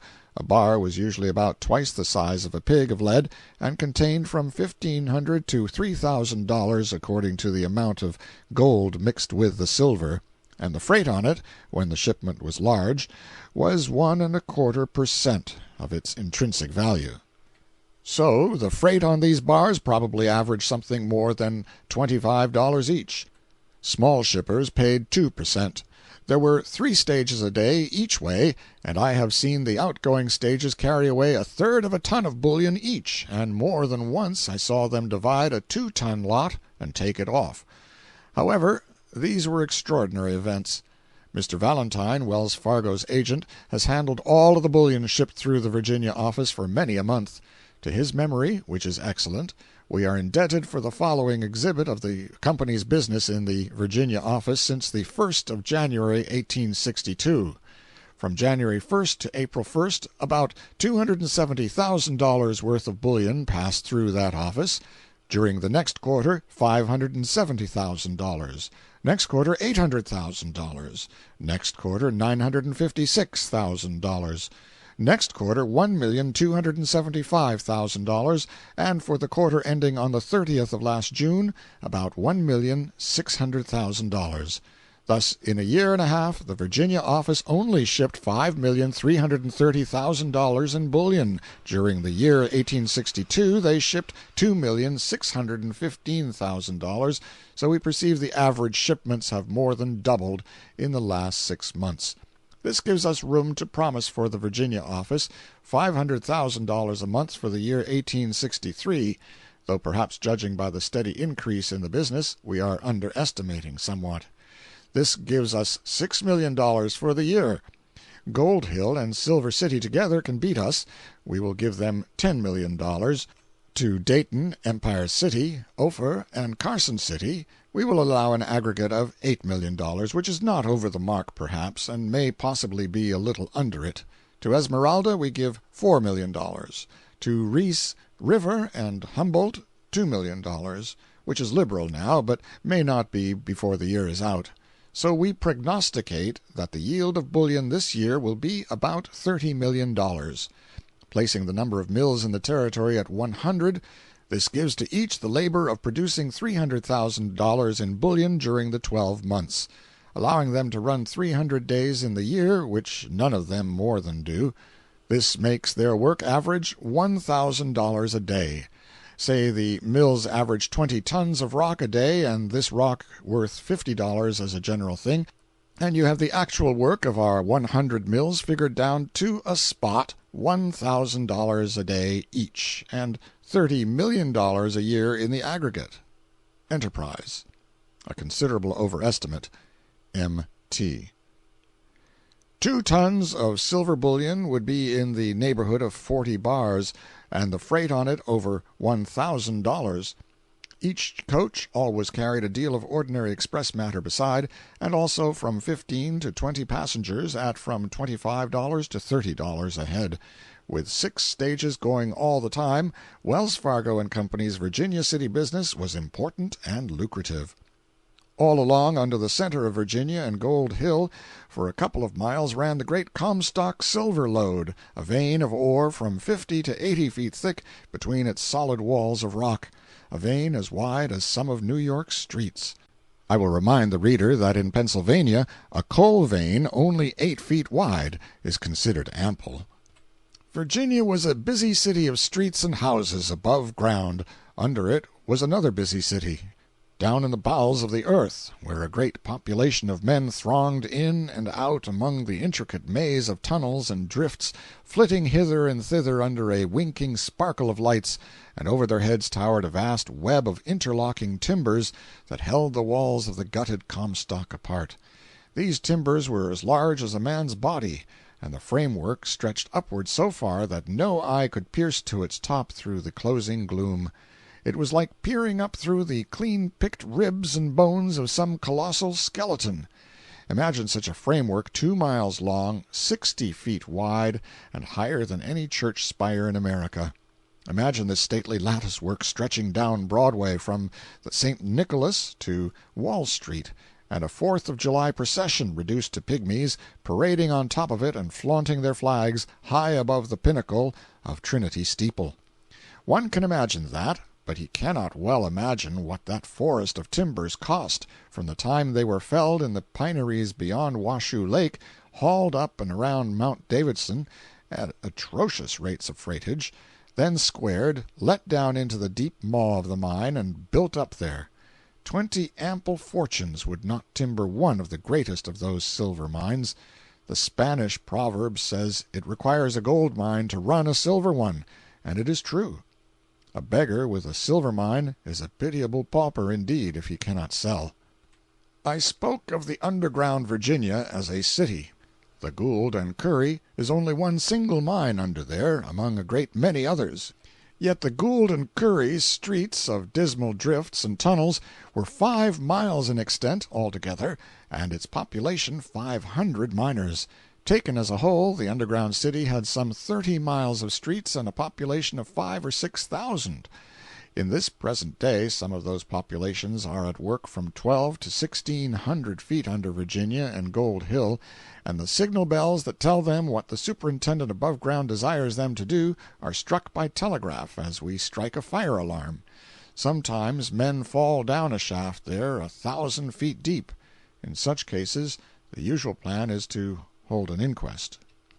If you wish to visit one of those mines, you may walk through a tunnel about half a mile long if you prefer, or you may take the quicker plan of shooting like a dart down a shaft on a small platform. It is like tumbling down through an empty steeple, feet first. When you reach the bottom, you take a candle and tramp through drifts and tunnels where throngs of men are digging and blasting. You watch them send up tubs full of great lumps of stone, silver ore. You select choice specimens from the mass as souvenirs. You admire the world of skeleton timbering. You reflect frequently that you are buried under a mountain, 1,000 feet below daylight. Being in the bottom of the mine, you climb from gallery to gallery, up endless ladders that stand straight up and down. When your legs fail you at last, you lie down in a small box-car in a cramped incline, like a half-up-ended sewer, and are dragged up to daylight feeling as if you are crawling through a coffin that has no end to it. Arrived at the top, you find a busy crowd of men receiving the ascending cars and tubs and dumping the ore from an elevation into long rows of bins capable of holding half a dozen tons each. Under the bins are rows of wagons, loading from chutes and trapdoors in the bins, and down the long street is a procession of these wagons wending toward the silver mills with their rich freight. It is all done, now, and there you are. You need never go down again, for you have seen it all. If you have forgotten the process of reducing the ore in the mill and making the silver bars, you can go back and find it again in my Esmeralda chapters, if so disposed. Of course these mines cave in places, occasionally, and then it is worth one's while to take the risk of descending into them and observing the crushing power exerted by the pressing weight of a settling mountain. I published such an experience in the Enterprise once, and from it I will take an extract. An Hour in the Caved Mines. We journeyed down into the Ophir mine yesterday to see the earthquake. We could not go down the deep incline because it still has a propensity to cave in places. Therefore we traveled through the long tunnel which enters the hill above the Ophir office, and then by means of a series of long ladders climbed away down from the first to the fourth gallery.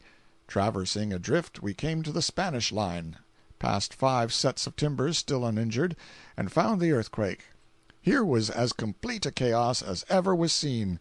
Vast masses of earth and splintered and broken timbers piled confusedly together, with scarcely an aperture left large enough for a cat to creep through.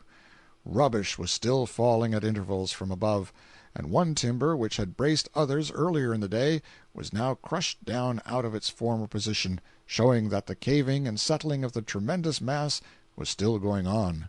We were in that portion of the Ophir known as the North Mines. Returning to the surface, we entered a tunnel leading into the Central, for the purpose of getting into the main Ophir.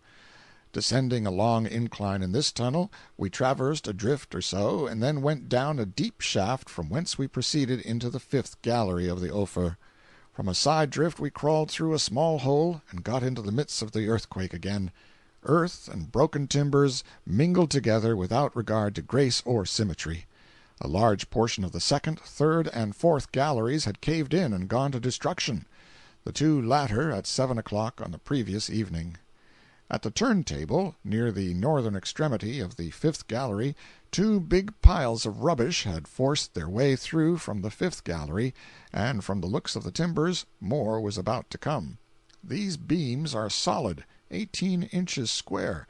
First a great beam is laid on the floor, then upright ones, 5 feet high, stand on it, supporting another horizontal beam, and so on, square above square, like the framework of a window. The superincumbent weight was sufficient to mash the ends of those great upright beams fairly into solid wood of the horizontal ones 3 inches, compressing and bending the upright beam till it curved like a bow. Before the Spanish caved in, some of their 12-inch horizontal timbers were compressed in this way until they were only 5 inches thick. Imagine the power it must take to squeeze a solid log together in that way. Here also was a range of timbers, for a distance of 20 feet, tilted 6 inches out of the perpendicular by the weight resting upon them from the caved galleries above. You could hear things cracking and giving way, and it was not pleasant to know that the world overhead was slowly and silently sinking down upon you. The men down in the mine do not mind it, however. Returning along the 5th gallery, we struck the safe part of the Ophir incline and went down into the 6th, but we found 10 inches of water there and had to come back. In repairing the damage done to the incline, the pump had to be stopped for 2 hours, and in the meantime the water gained about a foot. However, the pump was at work again, and the flood water was decreasing. We climbed up to the 5th gallery again and sought a deep shaft, whereby we might descend to another part of the 6th, out of reach of the water, but suffered disappointment, as the men had gone to dinner, and there was no one to man the windlass. So, having seen the earthquake, we climbed out at the Union incline and tunnel and adjourned, all dripping with candle grease and perspiration, to lunch at the Ophir office. During the great flush year of 1863, Nevada claims to have produced $25 million in bullion, almost, if not quite, a round million to each 1,000 inhabitants, which is very well, considering that she was without agriculture and manufactures. Silver mining was her sole productive industry. Since the above was in type, I learned from an official source that the above figure is too high, and that the yield for 1863 did not exceed $20 million. However, the day for large figures is approaching. The Sutro Tunnel is to plow through the Comstock lode from end to end at a depth of 2,000 feet, and then mining will be easy and comparatively inexpensive, and the momentous matters of drainage, and hoisting and hauling of ore will cease to be burdensome. This vast work will absorb many years and millions of dollars in its completion, but it will early yield money, for that desirable epoch will begin as soon as it strikes the first end of the vein. The tunnel will be some 8 miles long, and will develop astonishing riches. Cars will carry the ore through the tunnel and dump it in the mills, and thus do away with the present costly system of double handling and transportation by mule teams. The water from the tunnel will furnish the motive power for the mills. Mr. Sutro, the originator of this prodigious enterprise, is one of the few men in the world who is gifted with the pluck and perseverance necessary to follow up and hound such an undertaking to its completion. He has converted several obstinate Congresses to a deserved friendliness toward his important work, and has gone up and down and to and fro in Europe until he has enlisted a great moneyed interest in it there. End of chapter 52. Chapter 53. Every now and then in these days the boys used to tell me I ought to get one Jim Blaine to tell me the stirring story of his grandfather's old ram, but they always added that I must not mention the matter unless Jim was drunk at the time, but just comfortably and sociably drunk. They kept this up until my curiosity was on the rack to hear the story. I got to haunting Blaine, but it was of no use. The boys always found fault with his condition. He was often moderately but never satisfactorily drunk. I never watched a man's condition with such absorbing interest, such anxious solicitude. I never so pined to see a man uncompromisingly drunk before. At last, one evening, I hurried to his cabin, for I learned that this time his situation was such that even the most fastidious could find no fault with it. He was tranquilly, serenely, symmetrically drunk. Not a hiccup to mar his voice, not a cloud upon his brain thick enough to obscure his memory. As I entered, he was sitting upon an empty powder keg, with a clay pipe in one hand and the other raised to command silence. His face was round, red, and very serious. His throat was bare and his hair tumbled. In general appearance and costume he was a stalwart miner of the period. On the pine table stood a candle, and its dim light revealed the boys sitting here and there on bunks, candle-boxes, powder-kegs, etc. They said, "Shh, don't speak. He's going to commence." "The story of the old ram." I found a seat at once, and Blaine said, "I don't reckon them times will ever come again. There never was a more bullier old ram than what he was. Grandfather fetched him from Illinois. Got him of a man by the name of Yates, Bill Yates. Maybe you might have heard of him. His father was a deacon, Baptist, and he was a rustler, too. A man had to get up rather early to get the start of old Thankful Yates. It was him that put the Greens up to jinin' teams with my grandfather when he moved west. Seth Green was probably the pick of the flock. He married a Wilkerson, Sarah Wilkerson, good creetur. She was. One of the likeliest heifers that was ever raised in old Stoddard, everybody said that knowed her. She could heft a barrel of flour as easy as I could flirt a flapjack. And spin? Don't mention it. Independent? When Sile Hawkins come a-browsing around her, she let him know that for all his tin he couldn't trot in harness alongside of her. You see, Sile Hawkins was— No, it weren't Sile Hawkins after all.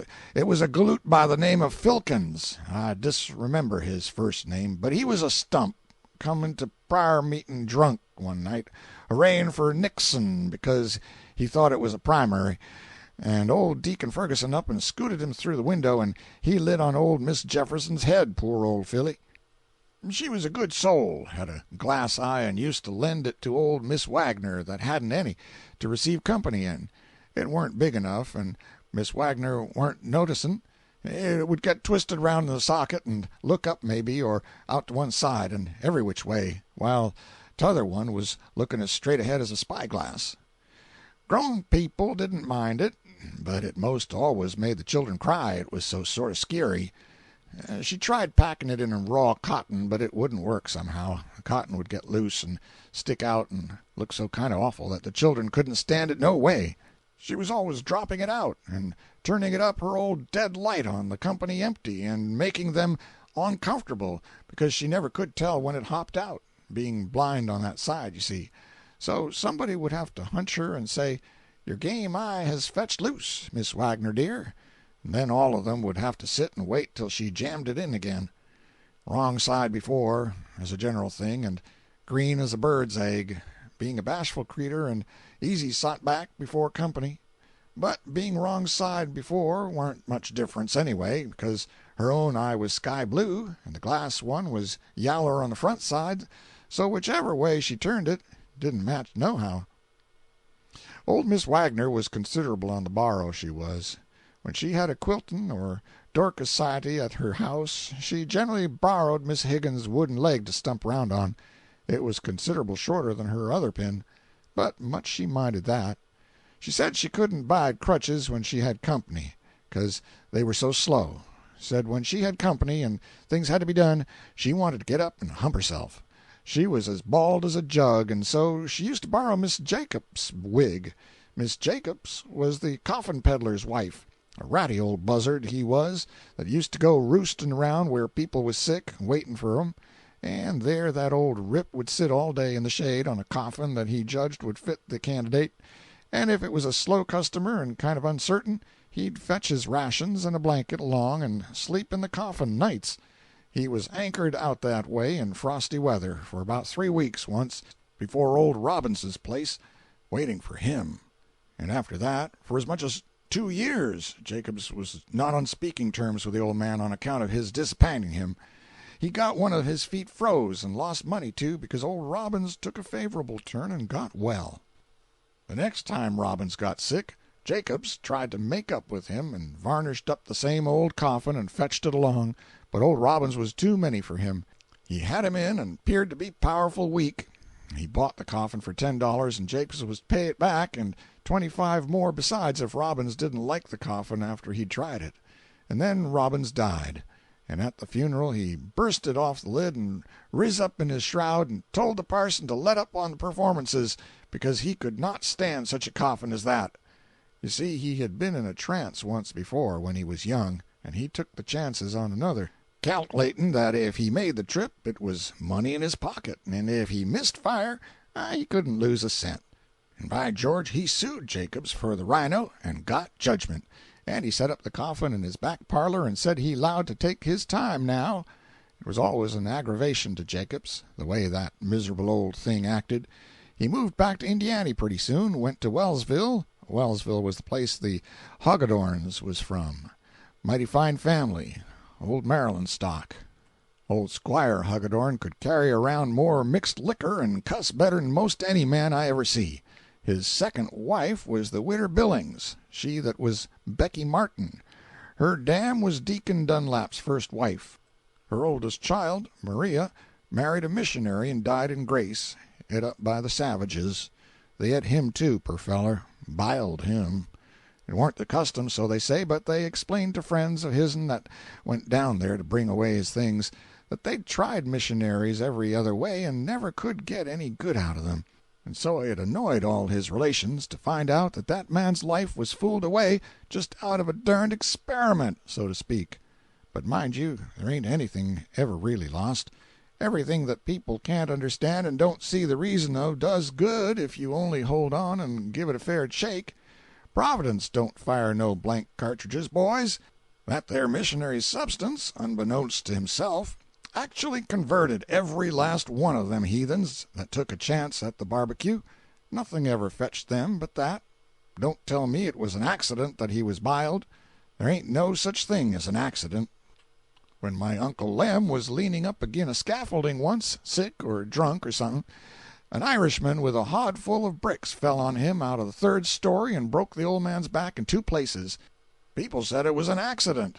Much accident there was about that. He didn't know what he was there for, but he was there for a good object. If he hadn't been there, the Irishman would have been killed. Nobody can ever make me believe anything different from that. Uncle Lem's dog was there.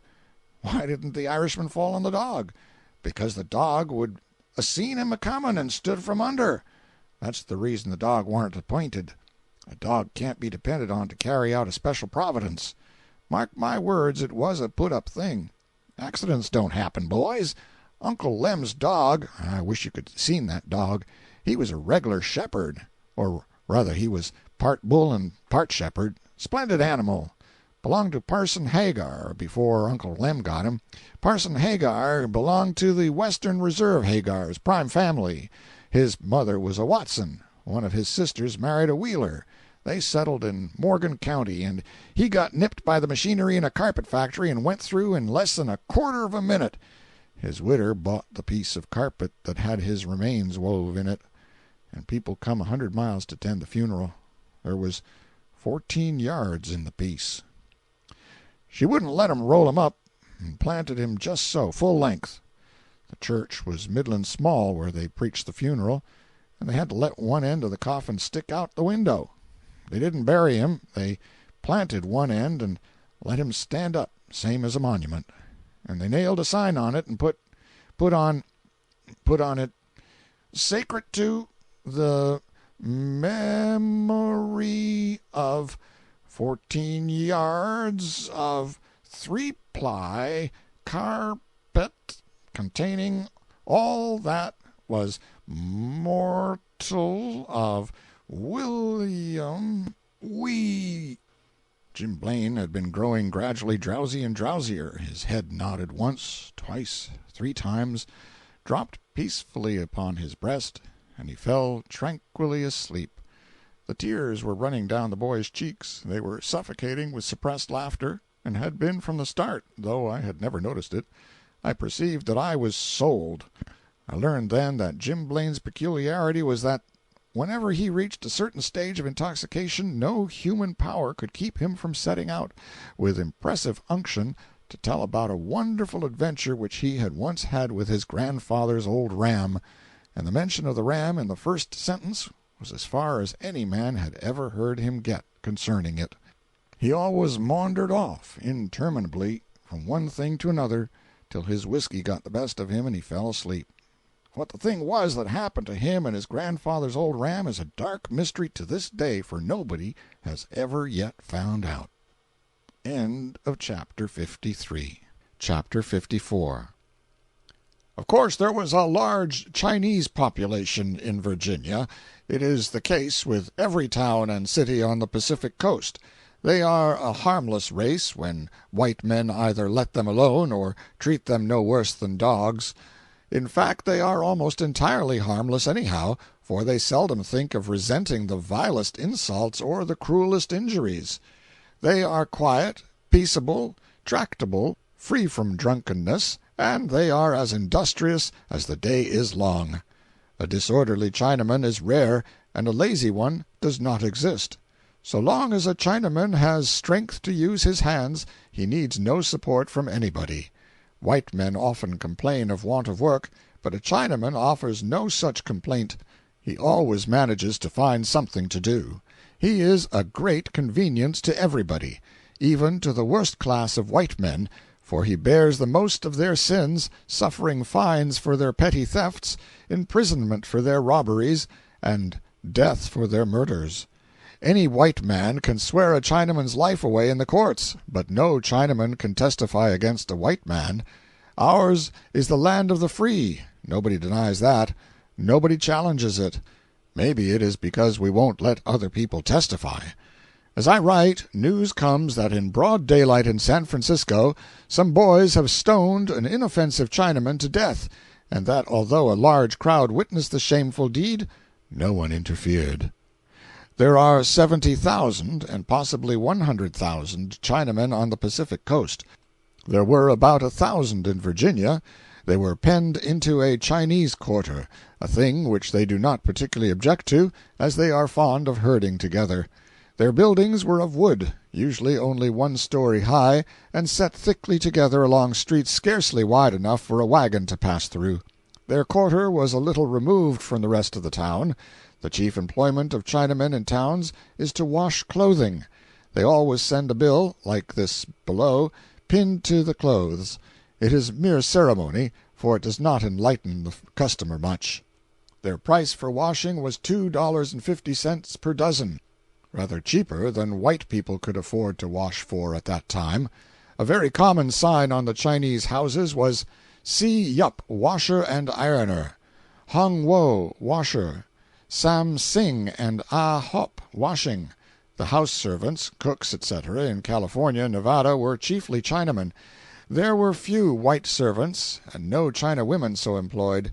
Chinamen make good house servants, being quick, obedient, patient, quick to learn, and tirelessly industrious. They do not need to be taught a thing twice, as a general thing. They are imitative. If a Chinaman were to see his master break up a center table in a passion and kindle a fire with it, that Chinaman would be likely to resort to the furniture for fuel forever afterward. All Chinamen can read, write, and cipher with easy facility. Pity but all our petted voters could. In California they rent little patches of ground and do a deal of gardening. They will raise surprising crops of vegetables on a sand pile. They waste nothing. What is rubbish to a Christian, a Chinaman carefully preserves and makes useful in one way or another. He gathers up all the old oyster and sardine cans that white people throw away, and procures marketable tin and solder from them by melting. He gathers up old bones and turns them into manure. In California he gets a living out of old mining claims that white men have abandoned as exhausted and worthless, and then the officers come down on him once a month with an exorbitant swindle to which the legislature has given the broad, general name of foreign mining tax, but it is usually inflicted on no foreigners but Chinamen. This swindle has in some cases been repeated once or twice on the same victim in the course of the same month, but the public treasury was not additionally enriched by it, probably. Chinamen hold their dead in great reverence. They worship their departed ancestors, in fact. Hence, in China, a man's front yard, back yard, or any other part of his premises, is made his family burying ground, in order that he may visit the graves at any and all times. Therefore that huge empire is one mighty cemetery. It is ridged and ringled from its center to its circumference with graves, and inasmuch as every foot of ground must be made to do its utmost, in China, lest the swarming population suffer for food, the very graves are cultivated and yield a harvest, custom holding this to be no dishonor to the dead. Since the departed are held in such worshipful reverence, a Chinaman cannot bear that any indignity be offered the places where they sleep. Mr. Burlingame said that herein lay China's bitter opposition to railroads. A road could not be built anywhere in the empire without disturbing the graves of their ancestors or friends. A Chinaman hardly believes he could enjoy the hereafter except his body lay in his beloved China. Also, he desires to receive, himself, after death, that worship with which he has honored his dead that preceded him. Therefore, if he visits a foreign country, he makes arrangements to have his bones returned to China in case he dies. If he hires to go to a foreign country on a labor contract, there is always a stipulation that his body shall be taken back to China if he dies. If the government sells a gang of coolies to a foreigner for the usual 5-year term, it is specified in the contract that their bodies shall be restored to China in case of death. On the Pacific coast the Chinamen all belong to one or another of several great companies or organizations, and these companies keep track of their members, register their names, and ship their bodies home when they die. The Si Yup Company is held to be the largest of these. The Ning Yong Company is next, and numbers 18,000 members on the coast. Its headquarters are at San Francisco, where it has a costly temple, several great officers, one of whom keeps regal state in seclusion and cannot be approached by common humanity, and a numerous priesthood. In it I was shown a register of its members, with the dead and the date of their shipment to China duly marked. Every ship that sails from San Francisco carries away a heavy freight of Chinese corpses, or did at least until the legislature, with an ingenious refinement of Christian cruelty, forbade the shipments as a neat underhanded way of deterring Chinese immigration. The bill was offered, whether it passed or not. It is my impression that it passed. There was another bill, it became a law, compelling every incoming Chinaman to be vaccinated on the wharf and pay a duly appointed quack (no decent doctor would defile himself with such legalized robbery) $10 for it. As few importers of Chinese would want to go to an expense like that, the lawmakers thought this would be another heavy blow to Chinese immigration. What the Chinese quarter of Virginia was like, or indeed what the Chinese quarter of any Pacific coast town was and is like, may be gathered from this item, which I printed in the Enterprise while reporting for that paper. Chinatown. Accompanied by a fellow reporter, we made a trip through our Chinese quarter the other night.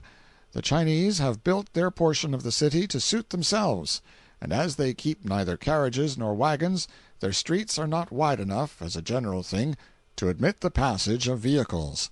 At 10 o'clock at night the Chinaman may be seen in all his glory, in every little cooped-up dingy cavern of a hut, faint with the odor of burning Josh lights and with nothing to see the gloom by save the sickly guttering tallow candle, were 2 or 3 yellow, long-tailed vagabonds, coiled up on a sort of short truckle-bed, smoking opium, motionless, and with their lusterless eyes turned inward from excess of satisfaction, or rather the recent smoker looks thus, immediately after having passed the pipe to his neighbor, for opium smoking is a comfortless operation and requires constant attention.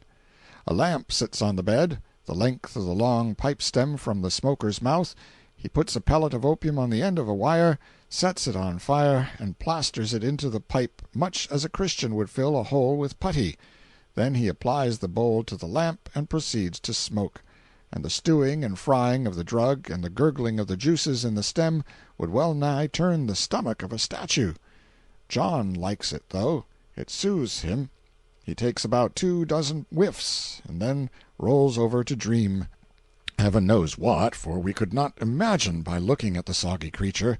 Possibly in his visions he travels far away from the gross world and his regular washing, and feast on succulent rats and birds' nests in paradise.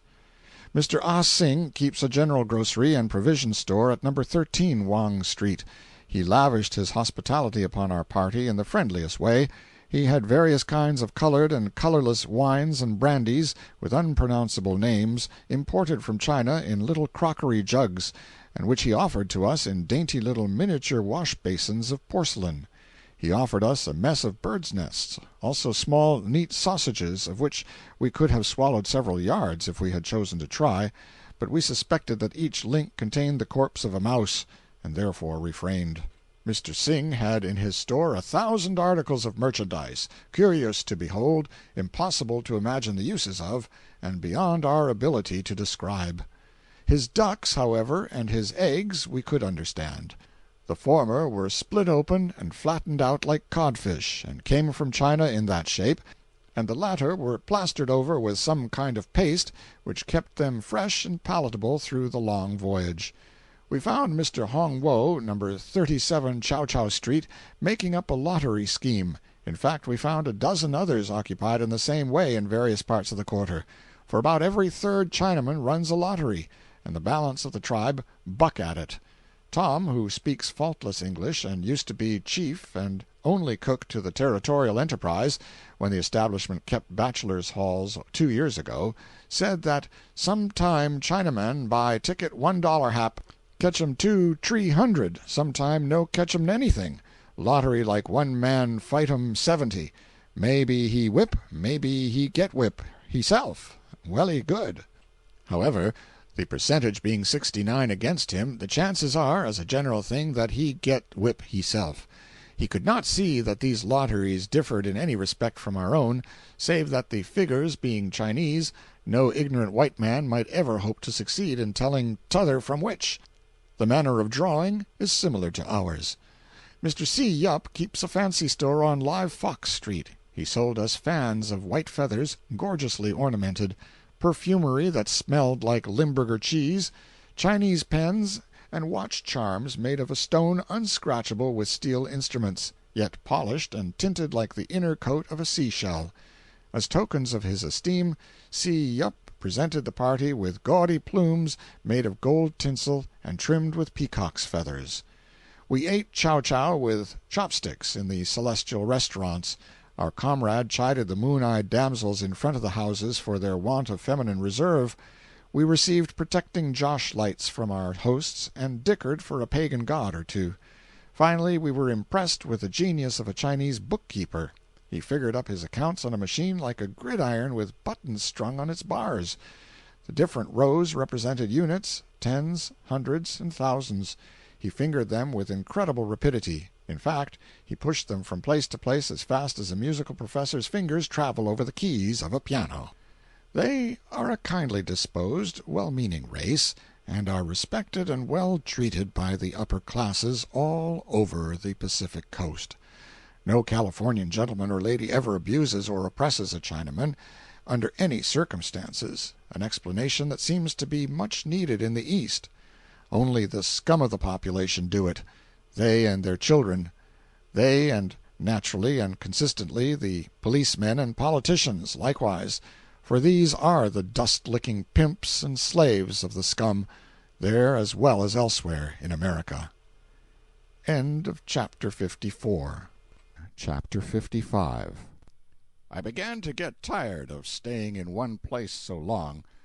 There was no longer satisfying variety in going down to Carson to report the proceedings of the legislature once a year, and horse races and pumpkin shows once in 3 months. They had to go raising pumpkins and potatoes in Washoe Valley, and of course one of the first achievements of the legislature was to institute a $10,000 agricultural fair to show off $40 worth of those pumpkins in. However, the territorial legislature was usually spoken of as the asylum. I wanted to see San Francisco. I wanted to go somewhere.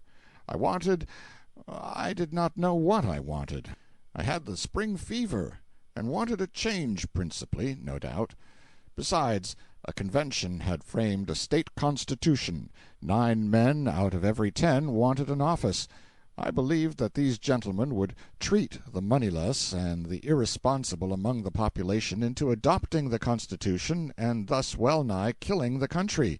It could not well carry such a load as a state government, since it had nothing to tax that could stand a tax, for undeveloped minds could not, and there were not 50 developed ones in the land.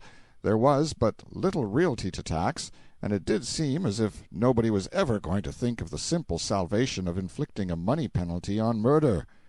I believed that a state government would destroy the flush times, and I wanted to get away. I believed that the mining stocks I had on hand would soon be worth $100,000, and thought if they reached that before the Constitution was adopted, I would sell out and make myself secure from the crash the change of government was going to bring. I considered $100,000 sufficient to go home with decently, though it was but a small amount compared to what I had been expecting to return with.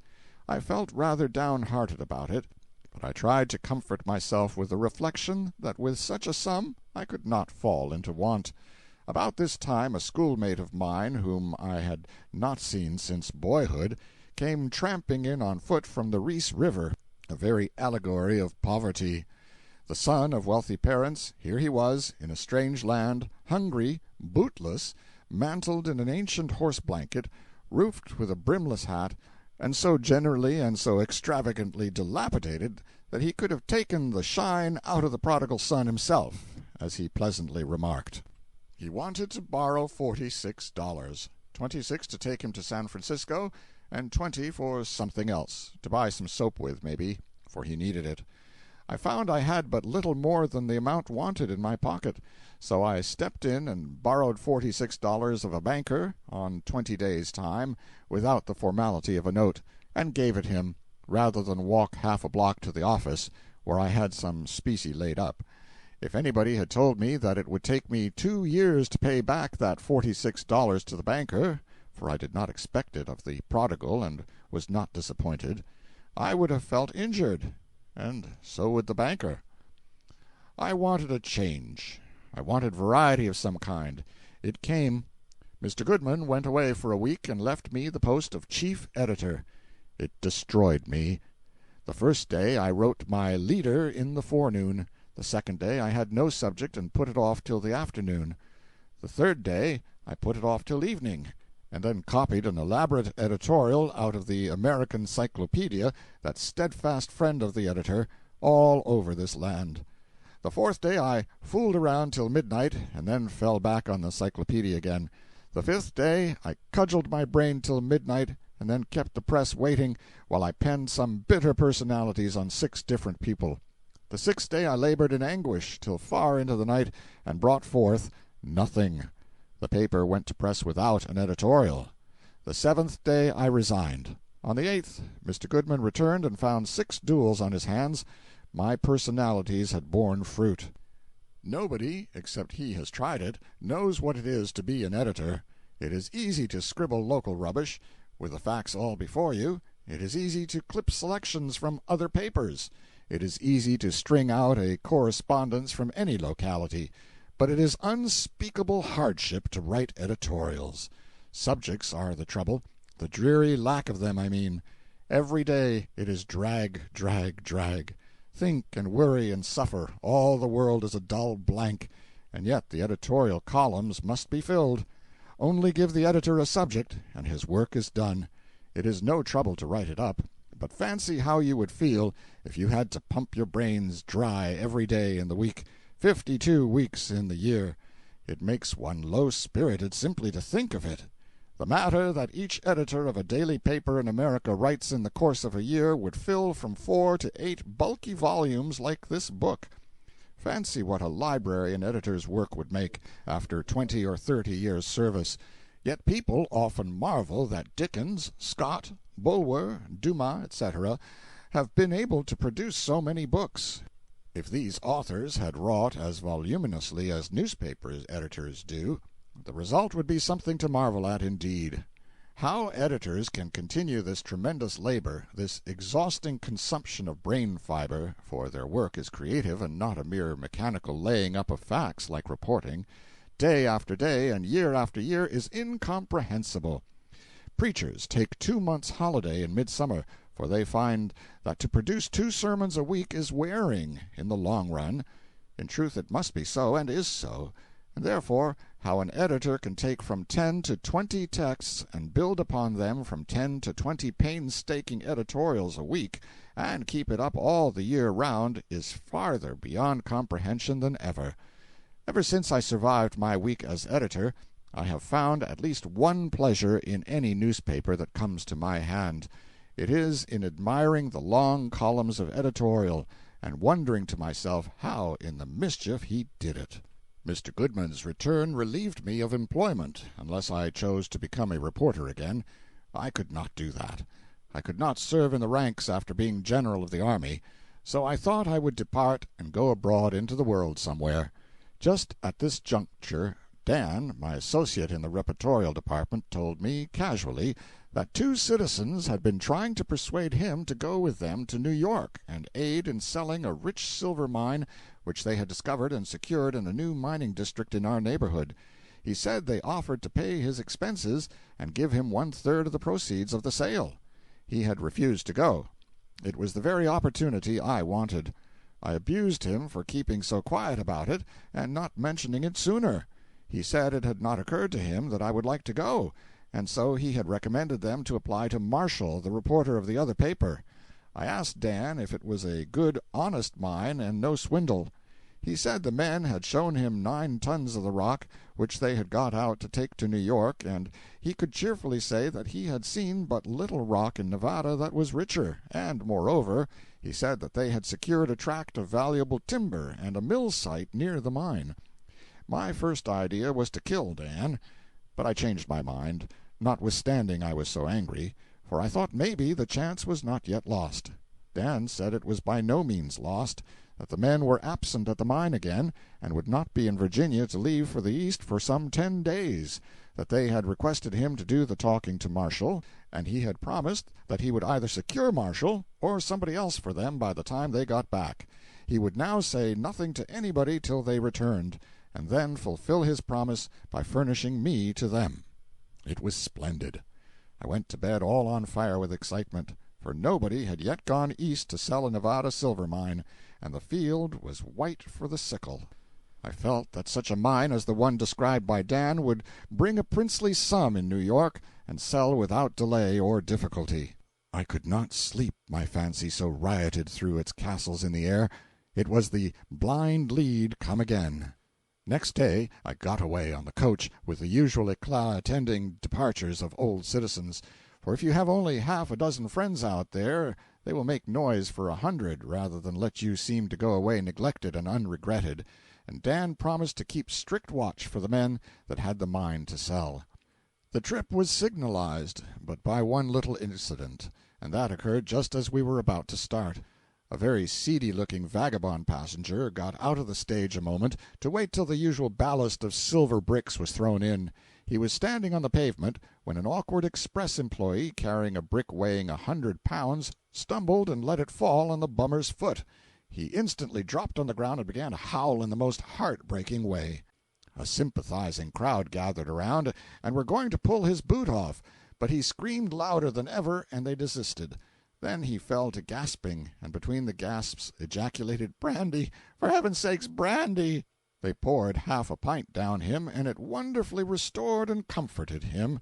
Then he begged the people to assist him to the stage, which was done. The express people urged him to have a doctor at their expense, but he declined, and said that if he only had a little brandy to take along with him to soothe his paroxysms of pain when they came on, he would be grateful and content. He was quickly supplied with 2 bottles, and we drove off. He was so smiling and happy after that I could not refrain from asking him how he could possibly be so comfortable with a crushed foot. "Well," he said, "I hadn't had a drink for 12 hours, and hadn't a cent to my name. I was most perishing, and so when that duffer dropped that 100-pounder on my foot, I see my chance. Got a cork leg, you know." And he pulled up his pantaloons and proved it. He was as drunk as a lord all day long, and full of chucklings over his timely ingenuity. One drunken man necessarily reminds one of another. I once heard a gentleman tell about an incident which he witnessed in a Californian bar-room. He entitled it, "Ye Modest Man Taketh a Drink." It was nothing but a bit of acting, but it seemed to me a perfect rendering, and worthy of Toodles himself. The modest man, tolerably far gone with beer and other matters, enters a saloon. 25 cents is the price for anything and everything, and specie the only money used, and lays down half a dollar. Calls for whiskey and drinks it. The barkeeper makes change and lays the quarter in a wet place on the counter. The modest man fumbles at it with nerveless fingers, but it slips and the water holds it. He contemplates it and tries again. Same result. Observes that people are interested in what he is at, and blushes. Fumbles at the quarter again, blushes, puts his forefinger carefully, slowly down, to make sure of his aim, pushes the coin toward the barkeeper, and says, with a sigh, "Give me a cigar." Naturally, another gentleman present told about another drunken man. He said he reeled toward home late at night, made a mistake, and entered the wrong gate. Thought he saw a dog on the stoop, and it was, an iron one. He stopped and considered, wondered if it was a dangerous dog, ventured to say, Begone!" No effect. Then he approached warily, and adopted conciliation, pursed up his lips and tried to whistle, but failed. Still approached, saying, "Poor dog, doggy, doggy, doggy, poor doggy dog." Got up on the stoop, still petting with fond names, till master of the advantages, then exclaimed, "Leave, you thief!" planted a vindictive kick in his ribs, and went head over heels overboard, of course. A pause, a sigh or two of pain, and then a remark in a reflective voice, "Awful solid dog. What could he been eating? Rocks, perhaps. Such animals is dangerous." "That's what I say. They're dangerous. If a man wants to feed a dog on rocks, let him feed him on rocks. It's all right.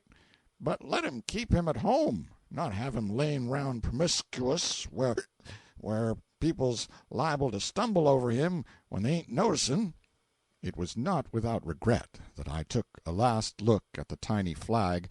It was 35 feet long and 10 feet wide, fluttering like a lady's handkerchief from the topmost peak of Mount Davidson, 2,000 feet above Virginia's roofs, and felt that doubtless I was bidding a permanent farewell to a city which had afforded me the most vigorous enjoyment of life I had ever experienced.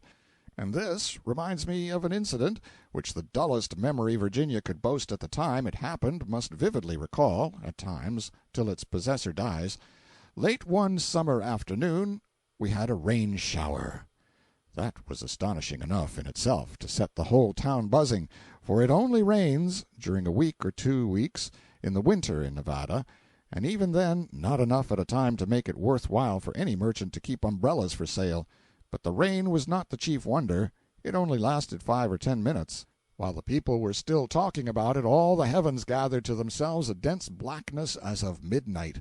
All the vast eastern front of Mount Davidson, overlooking the city, put on such a funereal gloom that only the nearness and solidity of the mountain made its outlines even faintly distinguishable from the dead blackness of the heavens they rested against.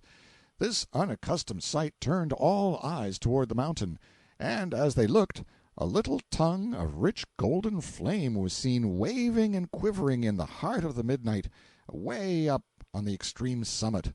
In a few minutes the streets were packed with people, gazing with hardly an uttered word at the one brilliant mote in the brooding world of darkness. It flicked like a candle flame, and looked no larger, but with such a background it was wonderfully bright, small as it was. It was the flag. Though no one suspected at first, it seemed so like a supernatural visitor of some kind, a mysterious messenger of good tidings, some were fain to believe. It was the nation's emblem, transfigured by the departing rays of a sun that was entirely palled from view, and on no other object did the glory fall in all the broad panorama of mountain ranges and deserts, not even upon the staff of the flag, for that, a needle in the distance at any time, was now untouched by the light and undistinguishable in the gloom. For a whole hour the weird visitor winked and burned in its lofty solitude, and still the thousands of uplifted eyes watched it with fascinated interest. How the people were wrought up!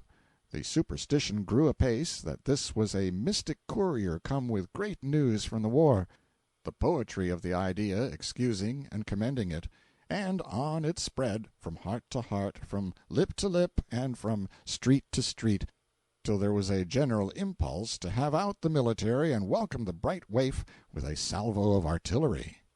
And all that time one sorely tried man, the telegraph operator, sworn to official secrecy, had to lock his lips and chain his tongue with a silence that was like to rend them, for he, and he only, of all the speculating multitude, knew the great things this sinking sun had seen that day in the east, Vicksburg fallen, and the Union arms victorious at Gettysburg. But for the journalistic monopoly that forbade the slightest revealment of Eastern news till a day after its publication in the California papers, the glorified flag on Mount Davidson would have been saluted and resaluted that memorable evening as long as there was a charge of powder to thunder with. The city would have been illuminated, and every man that had any respect for himself would have got drunk, as was the custom of the country on all occasions of public moment. Even at this distant day I cannot think of this needlessly marred supreme opportunity without regret. What a time we might have had! End of chapter 55. Chapter 56. We rumbled over the plains and valleys, climbed the Sierras to the clouds, and looked down upon summer-clad California. I will remark here, in passing, that all scenery in California requires distance to give it its highest charm. The mountains are imposing in their sublimity and their majesty of form and altitude, from any point of view, but one must have distance to soften their ruggedness and enrich their tintings. A Californian forest is best at a little distance, for there is a sad poverty of variety in species, the trees being chiefly of one monotonous family, redwood, pine, spruce, fir; and so, at a near view, there is a wearisome sameness of attitude in their rigid arms, stretched downward and outward in one continued and reiterated appeal to all men to "Shh, don't say a word, you might disturb somebody." Close at hand, too, there is a reliefless and relentless smell of pitch and turpentine. There is a ceaseless melancholy in their sighing and complaining foliage. One walks over a soundless carpet of beaten yellow bark and dead spines of the foliage till he feels like a wandering spirit bereft of a footfall. He tires of the endless tufts of needles and yearns for substantial, shapely leaves. He looks for moss and grass to loll upon, and finds none. For where there is no bark, there is naked clay and dirt, enemies to pensive musing and clean apparel. Often a grassy plain in California is what it should be, but often, too, it is best contemplated at a distance, because although its grass blades are tall, they stand up vindictively straight and self-sufficient, and are unsociably wide apart, with uncomely spots of barren sand between. One of the queerest things I know of is to hear tourists from the States go into ecstasies over the loveliness of ever-blooming California, and they always do go into that sort of ecstasies, but perhaps they would modify them if they knew how old Californians, with the memory full upon them of the dust-covered and questionable summer greens of Californian verdure, stand astonished and filled with worshipping admiration in the presence of the lavish richness, the brilliant green, the infinite freshness, the spendthrift variety of form and species and foliage that make an Eastern landscape a vision of paradise itself.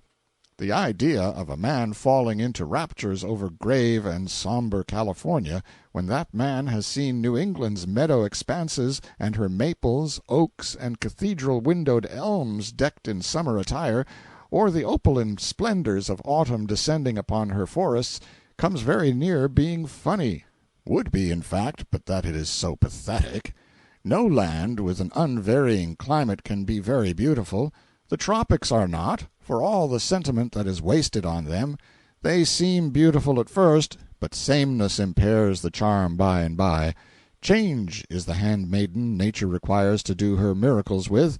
The land that has 4 well-defined seasons cannot lack beauty, or pall with monotony.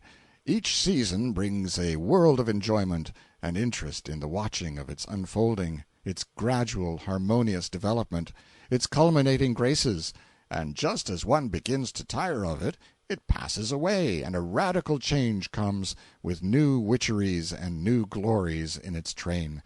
And I think, to one in sympathy with nature, each season, in its turn, seems the loveliest. San Francisco, a truly fascinating city to live in, is stately and handsome at a fair distance. But close at hand one notes that the architecture is mostly old-fashioned. Many streets are made up of decaying, smoke-grimed wooden houses, and the barren sand hills toward the outskirts obtrude themselves too prominently. Even the kindly climate is sometimes pleasanter when read about than personally experienced, for a lovely cloudless sky wears out its welcome by, and then, when the longed-for rain does come, it stays. Even the playful earthquake is better contemplated at a distance. However, there are varying opinions about that. The climate of San Francisco is mild and singularly equable. The thermometer stands at about 70 degrees the year round. It hardly changes at all. You sleep under 1 or 2 light blankets, summer and winter, and never use a mosquito bar. Nobody ever wears summer clothing. You wear black broadcloth, if you have it, in August and January, just the same. It is no colder and no warmer in the one month than the other. You do not use overcoats, and you do not use fans. It is as pleasant a climate as could well be contrived, take it all around, and is doubtless the most unvarying in the whole world. The wind blows there a good deal in the summer months, but then you can go over to Oakland if you choose, 3 or 4 miles away. It does not blow there. It has only snowed twice in San Francisco in 19 years, and then it only remained on the ground long enough to astonish the children and set them to wondering what the feathery stuff was. During 8 months of the year, straight along, the skies are bright and cloudless, and never a drop of rain falls. But when the other 4 months come along, you will need to go and steal an umbrella, because you will require it. Not just one day, but 120 days in hardly varying succession. When you want to go visiting, or attend church, or the theater, you never look up at the clouds to see whether it is likely to rain or not. You look at the almanac. If it is winter, it will rain, and if it is summer, it won't rain, and you cannot help it. You never need a lightning rod, because it never thunders, and it never lightens. And after you have listened for 6 or 8 weeks every night to the dismal monotony of those quiet rains, you will wish in your heart the thunder would leap and crash and roar along those drowsy skies once, and make everything alive. You will wish the prisoned lightnings would cleave the dull firmament asunder, and light it with a blinding glare for one little instant. You would give anything to hear the old familiar thunder again, and see the lightning strike somebody. And along in the summer, when you have suffered about 4 months of lustrous, pitiless sunshine, you are ready to go down on your knees and plead for rain, hail, snow, thunder and lightning, anything to break the monotony. You will take an earthquake if you cannot do any better, and the chances are that you'll get it, too. San Francisco is built on sand hills, but they are prolific sand hills. They yield a generous vegetation. All the rare flowers which people in the States rear with such patient care in parlor flower-pots and greenhouses flourish luxuriantly in the open air there all the year round. Calla lilies, all sorts of geraniums, passion flowers, moss roses. I do not know the names of a tenth part of them. I only know that while New Yorkers are burdened with banks and drifts of snow, Californians are burdened with banks and drifts of flowers, if they only keep their hands off and let them grow. And I have heard that they have also that rarest and most curious of all the flowers, the beautiful Espiritu Santo, as the Spaniards call it, or flower of the Holy Spirit, though I thought it grew only in Central America, down on the Isthmus. In its cup is the daintiest little facsimile of a dove, as pure as snow. The Spaniards have a superstitious reverence for it.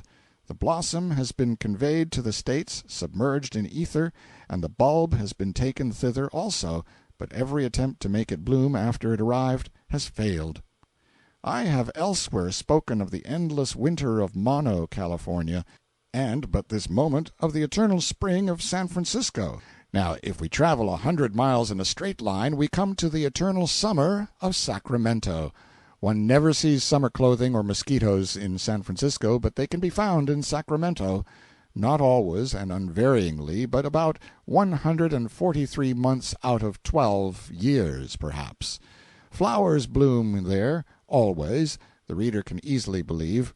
People suffer and sweat and swear morning, noon, and night, and wear out their staunchest energies fanning themselves. It gets hot there, but if you go down to Fort Yuma you will find it hotter. Fort Yuma is probably the hottest place on earth. The thermometer stays at 120 in the shade there all the time, except when it varies and goes higher. It is a U.S. military post, and its occupants get so used to the terrific heat that they suffer without it. There is a tradition, attributed to John Phoenix, it has been purloined by 50 different scribblers who were too poor to invent a fancy but not ashamed to steal one. M.T. That a very, very wicked soldier died there once, and of course went straight to the hottest corner of perdition, and the next day he telegraphed back for his blankets. There is no doubt about the truth of this statement. There can be no doubt about it. I have seen the place where that soldier used to board.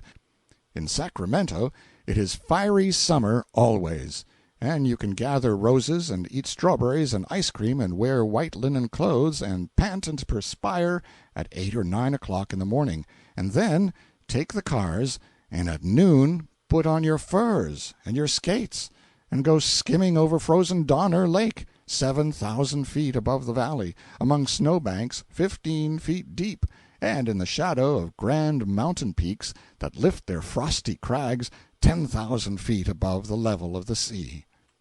There is a transition for you. Where will you find another like it in the Western Hemisphere? And some of us have swept around snow-walled curves of the Pacific Railroad in that vicinity 6,000 feet above the sea, and looked down, as the birds do, upon the deathless summer of the Sacramento Valley, with its fruitful fields, its feathery foliage, its silver streams, all slumbering in the mellow haze of its enchanted atmosphere, and all infinitely softened and spiritualized by distance. A dreamy, exquisite glimpse of fairyland, made all the more charming and striking that it was caught through a forbidden gateway of ice and snow and savage crags and precipices. End of chapter 56. Chapter 57. It was in this Sacramento Valley, just referred to, that a deal of the most lucrative of the early gold mining was done, and you may still see, in places, its grassy slopes and levels torn and guttered and disfigured by the avaricious spoilers of 15 and 20 years ago. You may see such disfigurements far and wide over California, and in some such places where only meadows and forests are visible, not a living creature, not a house, no stick or stone or remnant of a ruin, and not a sound, not even a whisper, to disturb the Sabbath stillness. You will find it hard to believe that there stood at one time a fiercely flourishing little city of 2,000 or 3,000 souls, with its newspaper, fire company, brass band, volunteer militia, bank, hotels, noisy Fourth of July processions and speeches, gambling hells crammed with tobacco smoke, profanity, and rough-bearded men of all nations and colors, with tables heaped with gold dust sufficient for the revenues of a German principality, streets crowded and rife with business, town lots worth $400 a front foot, labor, laughter, music, dancing, swearing, fighting, shooting, stabbing, a bloody inquest and a man for breakfast every morning, everything that delights and adorns existence, all the appointments and appurtenances of a thriving and prosperous and promising young city. And now nothing is left of it all but a lifeless, homeless solitude. The men are gone, the houses have vanished, even the name of the place is forgotten. In no other land in modern times have towns so absolutely died and disappeared as in the old mining regions of California. It was a driving, vigorous, restless population in those days. It was a curious population. It was the only population of the kind that the world has ever seen gathered together, and it is not likely that the world will ever see its like again. For, observe, it was an assemblage of 200,000 young men, not simpering, dainty, kid-gloved weaklings, but stalwart, muscular, dauntless young braves, brimful of push and energy, and royally endowed with every attribute that goes to make up a peerless and magnificent manhood, the very pick and choice of the world's glorious ones. No women, no children, no gray and stooping veterans, none but erect, bright-eyed, quick-moving, strong-handed young giants, the strangest population, the finest population, the most gallant host that ever trooped down the startled solitudes of an unpeopled land. And where are they now? Scattered to the ends of the earth, or prematurely aged and decrepit, or shot or stabbed in street affrays, or dead of disappointed hopes and broken hearts, all gone, or nearly all, victims devoted upon the altar of the golden calf, the noblest holocaust that ever wafted its sacrificial incense heavenward. It is pitiful to think upon.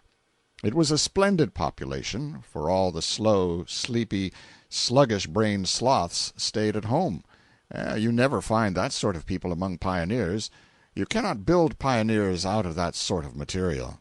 It was that population that gave to California a name for getting up astounding enterprises and rushing them through with a magnificent dash and daring and a recklessness of cost or consequences, which she bears unto this day. And when she projects a new surprise, the grave world smiles as usual and says, well, that is California all over. But they were rough in those times. They fairly reveled in gold, whiskey, fights, and fandangos, and were unspeakably happy. The honest miner raked from $100 to $1,000 out of his claim a day, and what with the gambling dens and the other entertainments, he hadn't a cent the next morning, if he had any sort of luck.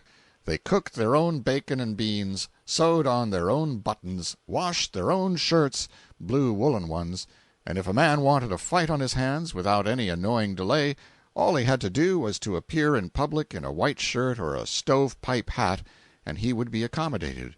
For those people hated aristocrats. They had a particular and malignant animosity toward what they called a biled shirt.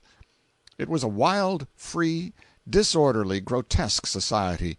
Men, only swarming hosts of stalwart men, nothing juvenile, nothing feminine, visible anywhere. In those days miners would flock in crowds to catch a glimpse of that rare and blessed spectacle, a woman. Old inhabitants tell how, in a certain camp, the news went abroad early in the morning that a woman was come. They had seen a calico dress hanging out of a wagon down at the camping ground, sign of emigrants from over the Great Plains. Everybody went down there, and a shout went up when an actual bona fide dress was discovered fluttering in the wind. The male emigrant was visible. The miners said, "Fetch her out." He said, "It is my wife, gentlemen. She is sick. We have been robbed of money, provisions, everything, by the Indians. We want to rest." "Fetch her out. We've got to see her." "But, gentlemen, the poor thing, she—" "Fetch her out." He fetched her out, and they swung their hats and sent up 3 rousing cheers and a tiger, and they crowded around and gazed at her and touched her dress and listened to her voice with the look of men who listen to a memory rather than a present reality, and then they collected $2,500 in gold and gave it to the man, and swung their hats again and gave 3 more cheers, and went home satisfied. Once I dined in San Francisco with the family of a pioneer, and talked with his daughter, a young lady whose first experience in San Francisco was an adventure, though she herself did not remember it, as she was only 2 or 3 years old at the time. Her father said that after landing from the ship they were walking up the street, a servant leading the party with the little girl in her arms, and presently a huge miner, bearded, belted, spurred, and bristling with deadly weapons, just down from a long campaign in the mountains, evidently barred the way, stopped the servant, and stood gazing, with a face all alive with gratification and astonishment. And then he said reverently, "Well, if it ain't a child!" And then he snatched a little leather sack out of his pocket and said to the servant, "There's $150 in dust there, and I'll give it to you to let me kiss the child." That anecdote is true. But see how things change. Sitting at that dinner table, listening to that anecdote, if I had offered double the money for the privilege of kissing the same child, I would have been refused. 17 added years have far more than doubled the price.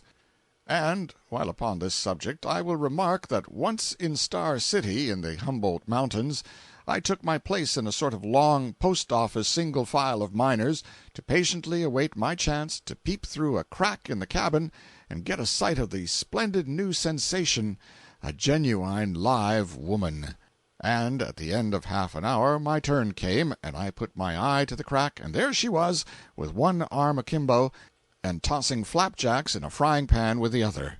And she was 165. Being in calmer mood now, I voluntarily knock off 100 from that.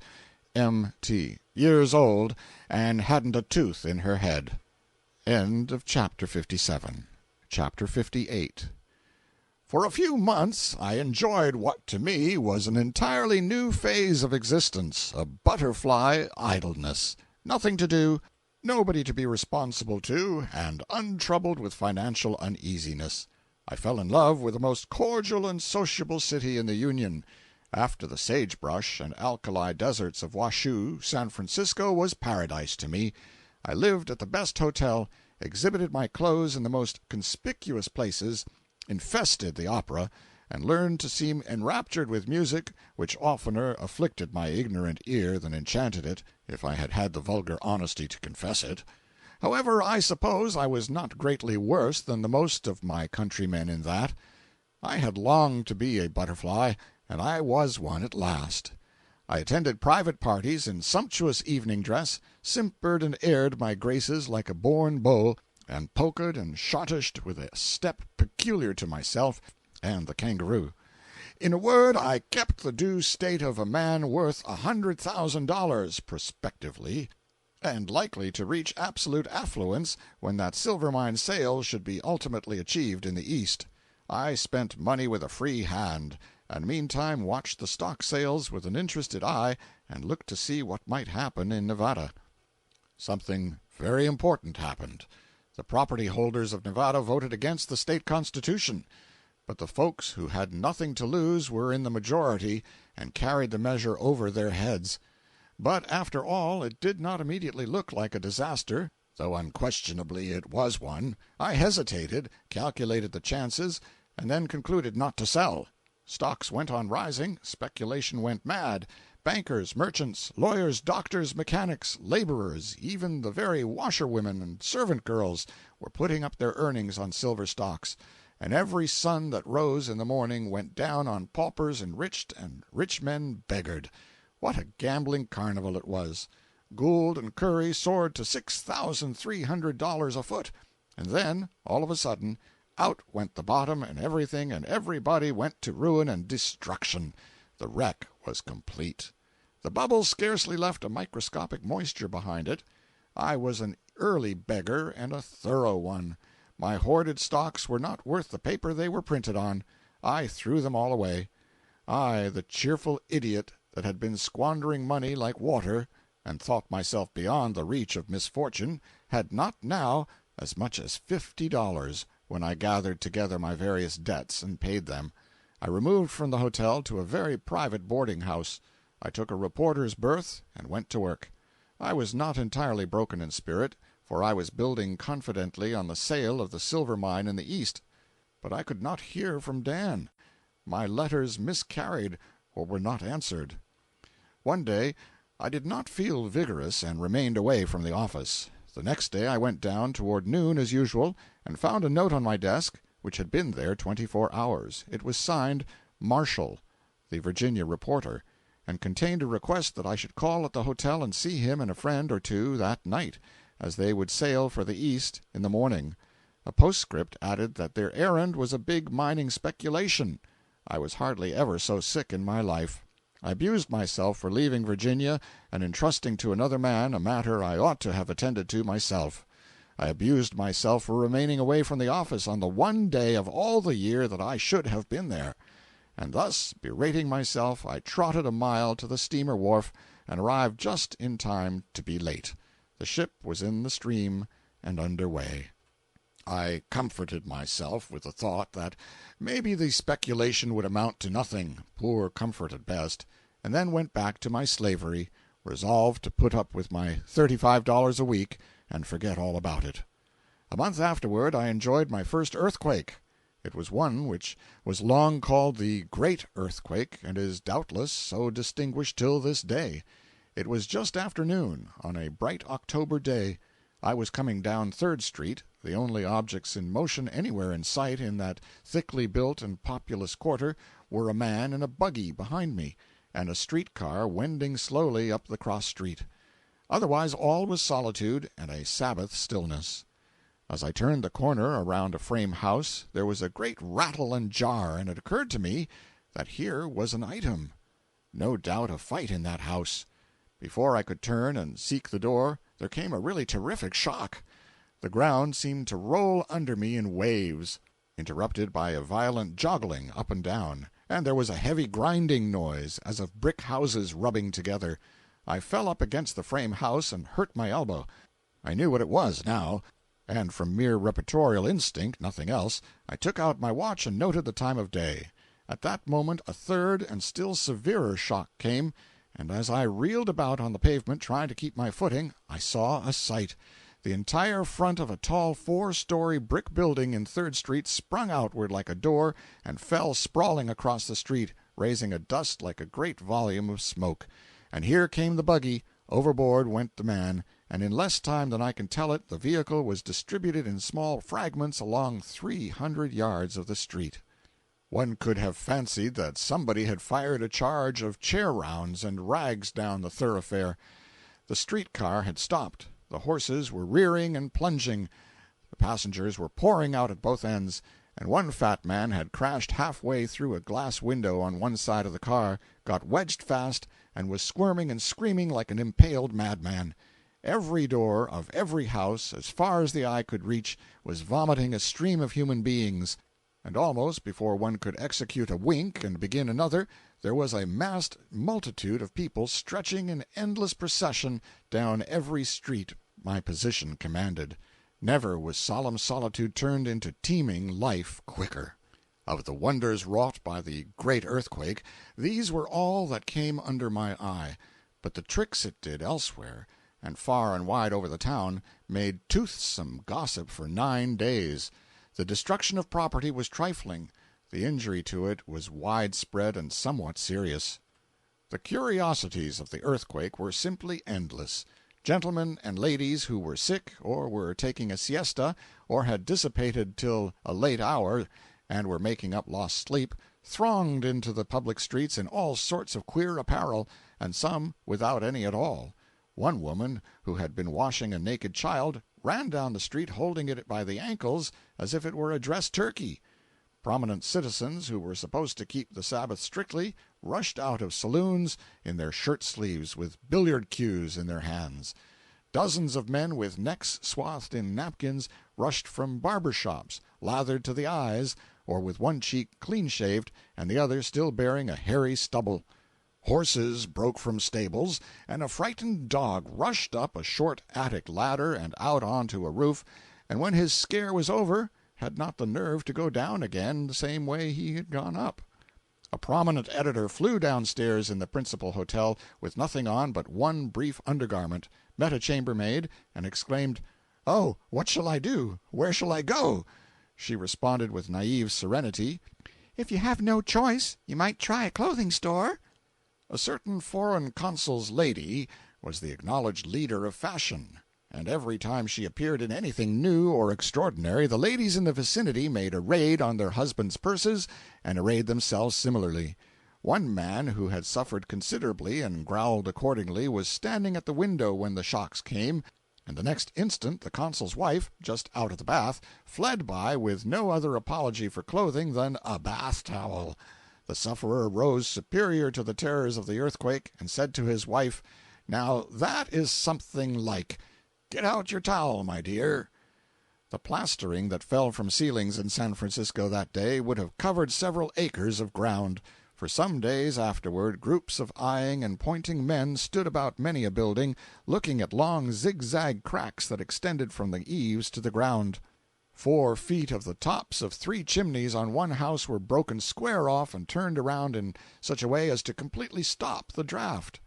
A crack 100 feet long gaped open 6 inches wide in the middle of one street, and then shut together again with such force as to ridge up the meeting earth like a slender grave. A lady, sitting in her rocking and quaking parlor, saw the wall part at the ceiling, open and shut twice, like a mouth, and then drop the end of a brick on the floor like a tooth. She was a woman easily disgusted with foolishness, and she arose and went out of there. One lady who was coming downstairs was astonished to see a bronze Hercules lean forward on its pedestal as if to strike her with its club. They both reached the bottom of the flight at the same time, the woman insensible from the fright. Her child, born some little time afterward, was club-footed. However, on second thought, if the reader sees any coincidence in this, he must do it at his own risk. The first shock brought down 2 or 3 huge organ pipes in one of the churches.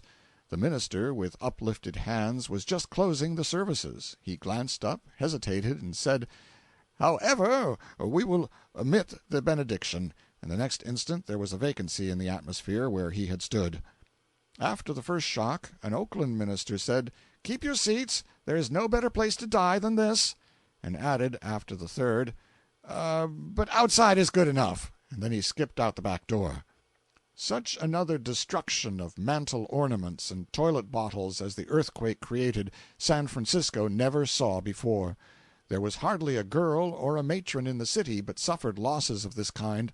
Suspended pictures were thrown down, but oftener still, by a curious freak of the earthquake's humor, they were whirled completely around with their faces to the wall. There was great difference of opinion at first as to the course or direction the earthquake traveled, but water that splashed out of various tanks and buckets settled that. Thousands of people were made so seasick by the rolling and pitching of floors and streets that they were weak and bedridden for hours, and some few for even days afterward. Hardly an individual escaped nausea entirely. The queer earthquake, episodes that formed the staple of San Francisco gossip for the next week, would fill a much larger book than this, and so I will diverge from the subject. By and by, in the due course of things, I picked up a copy of the Enterprise one day, and fell under this cruel blow: Nevada Mines in New York.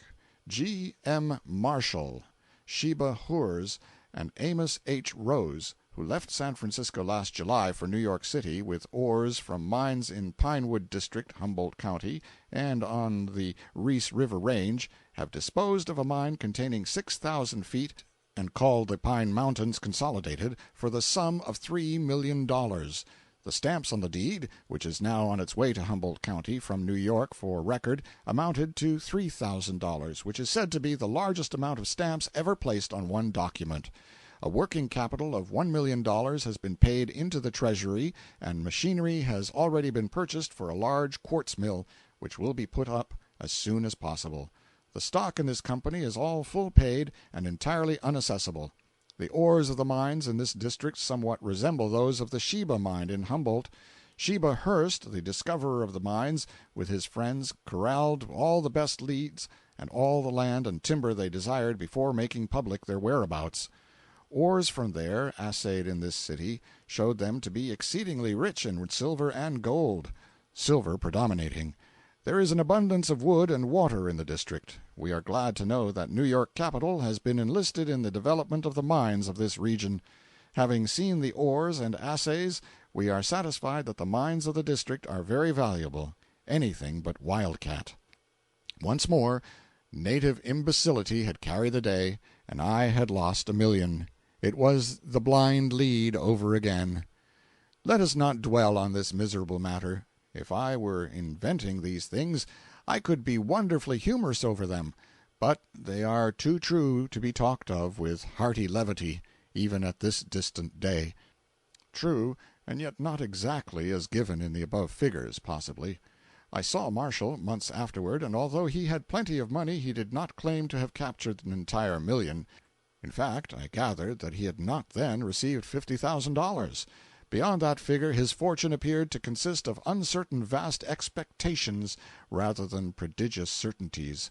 However, when the above item appeared in print, I put full faith in it, and incontinently wilted and went to seed under it. Suffice it that I so lost heart, and so yielded myself up to repinings and sighings and foolish regrets, that I neglected my duties and became about worthless as a reporter for a brisk newspaper. And at last one of the proprietors took me aside with a charity I still remember with considerable respect, and gave me an opportunity to resign my berth and so save myself the disgrace of a dismissal. End of chapter 58. Chapter 59. For a time I wrote literary screeds for the golden era. C. H. Webb had established a very excellent literary weekly called The Californian, but high merit was no guarantee of success. It languished, and he sold out to 3 printers, and Bret Harte became editor at $20 a week, and I was employed to contribute an article a week at $12. But the journal still languished, and the printers sold out to Captain Ogden, a rich man and a pleasant gentleman, who chose to amuse himself with such an expensive luxury without much caring about the cost of it. When he grew tired of the novelty, he resold to the printers. The paper presently died a peaceful death, and I was out of work again. I would not mention these things but for the fact that they so aptly illustrate the ups and downs that characterize life on the Pacific coast. A man could hardly stumble into such a variety of queer vicissitudes in any other country. For 2 months my sole occupation was avoiding acquaintances, for during that time I did not earn a penny, or buy an article of any kind, or pay my board. I became a very adept at slinking. I slunk from back street to back street. I slunk away from approaching faces that looked familiar. I slunk to my meals, ate them humbly and with a mute apology for every mouthful I robbed my generous landlady of, and at midnight, after wanderings that were but slinkings away from cheerfulness and light, I slunk to my bed. I felt meaner and lowlier and more despicable than the worms. During all this time I had but one piece of money, a silver 10-cent piece, and I held to it and would not spend it on any account, lest the consciousness, coming strong upon me that I was entirely penniless, might suggest suicide. I had pawned everything but the clothes I had on, so I clung to my dime desperately till it was smooth with handling. However, I am forgetting. I did have one other occupation beside that of slinking. It was the entertaining of a collector, and being entertained by him, who had in his hands the Virginia banker's bill for $46 which I had loaned my schoolmate, the prodigal. This man used to call regularly once a week and dun me, and sometimes oftener. He did it from sheer force of habit, for he knew he could get nothing. He would get out his bill, calculate the interest for me at 5 per cent a month, and show me clearly that there was no attempt at fraud in it, and no mistakes, and then plead and argue and dun with all his might for any sum, any little trifle, even $1, even half $1 on account. Then his duty was accomplished and his conscience free. He immediately dropped the subject there always. got out a couple of cigars and divided, put his feet in the window, and then we would have a long, luxurious talk about everything and everybody, and he would furnish me a world of curious dunning adventures out of the ample store in his memory. By and by he would clap his hat on his head, shake hands, and say briskly, "Well, business is business, can't stay with you always," and was off in a second. The idea of pining for a dun! And yet I used to long for him to come, and would get as uneasy as any mother if the day went by without his visit, when I was expecting him. But he never collected that bill, at last, nor any part of it. I lived to pay it to the banker myself. Misery loves company. Now and then at night, in out-of-the-way, dimly lighted places, I found myself happening on another child of misfortune. He looked so seedy and forlorn, so homeless and friendless and forsaken, that I yearned toward him as a brother. I wanted to claim kinship with him, and go about and enjoy our wretchedness together. The drawing toward each other must have been mutual.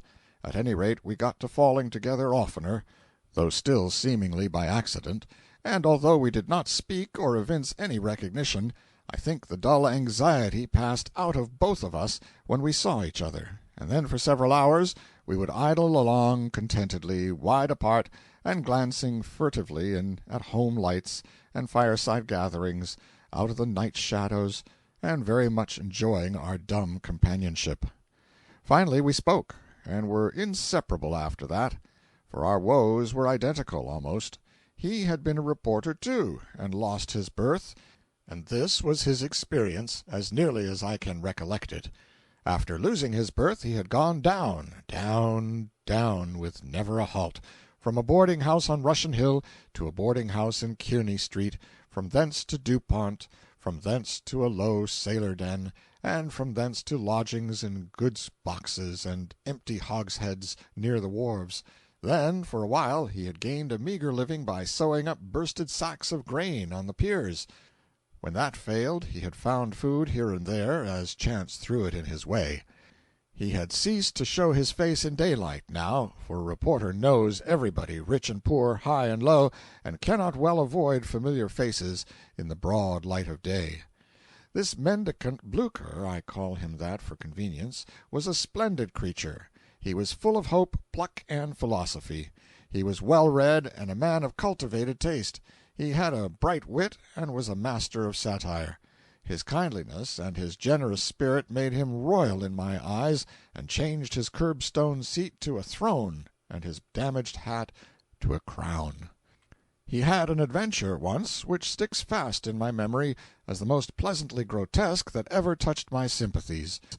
He had been without a penny for 2 months.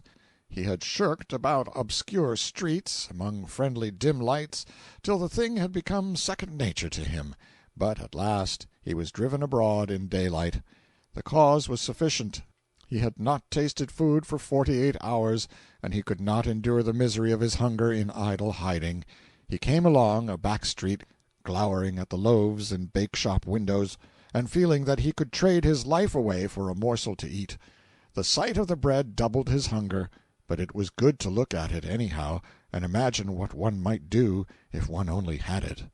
Presently, in the middle of the street, he saw a shining spot, looked again, did not and could not believe his eyes, turned away to try them, then looked again.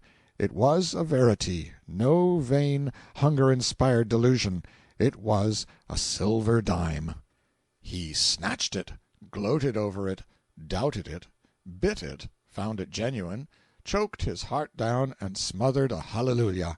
Then he looked around, saw that nobody was looking at him, threw the dime down where it was before, and walked away a few steps, and approached again, pretending he did not know it was there, so that he could re-enjoy the luxury of finding it. He walked around it, viewing it from different points, then sauntered about with his hands in his pockets, looking up at the signs and now and then glancing at it and feeling the old thrill again. Finally he took it up and went away, fondling it in his pocket. He idled through unfrequented streets, stopping in doorways and corners to take it out and look at it.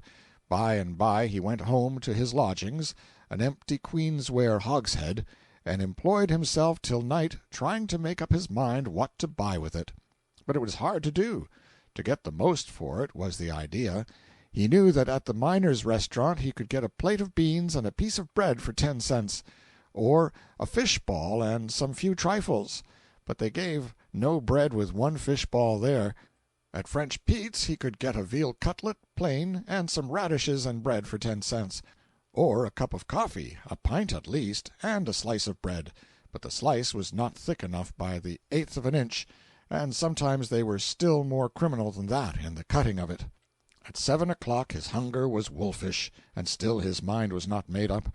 He turned out and went up Merchant Street, still ciphering, and chewing a bit of stick, as is the way of starving men. He passed before the lights of Martin's restaurant, the most aristocratic in the city, and stopped. It was a place where he had often dined in better days, and Martin knew him well.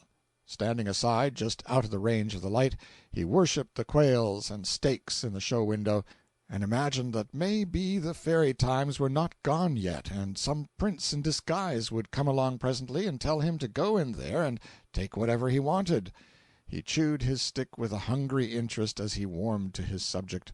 Just at this juncture he was conscious of someone at his side, sure enough, and then a finger touched his arm. He looked up over his shoulder and saw an apparition, a very allegory of hunger. It was a man 6 feet high, gaunt, unshaven, hung with rags, with a haggard face and sunken cheeks, and eyes that pleaded piteously. This phantom said, "Come with me, please."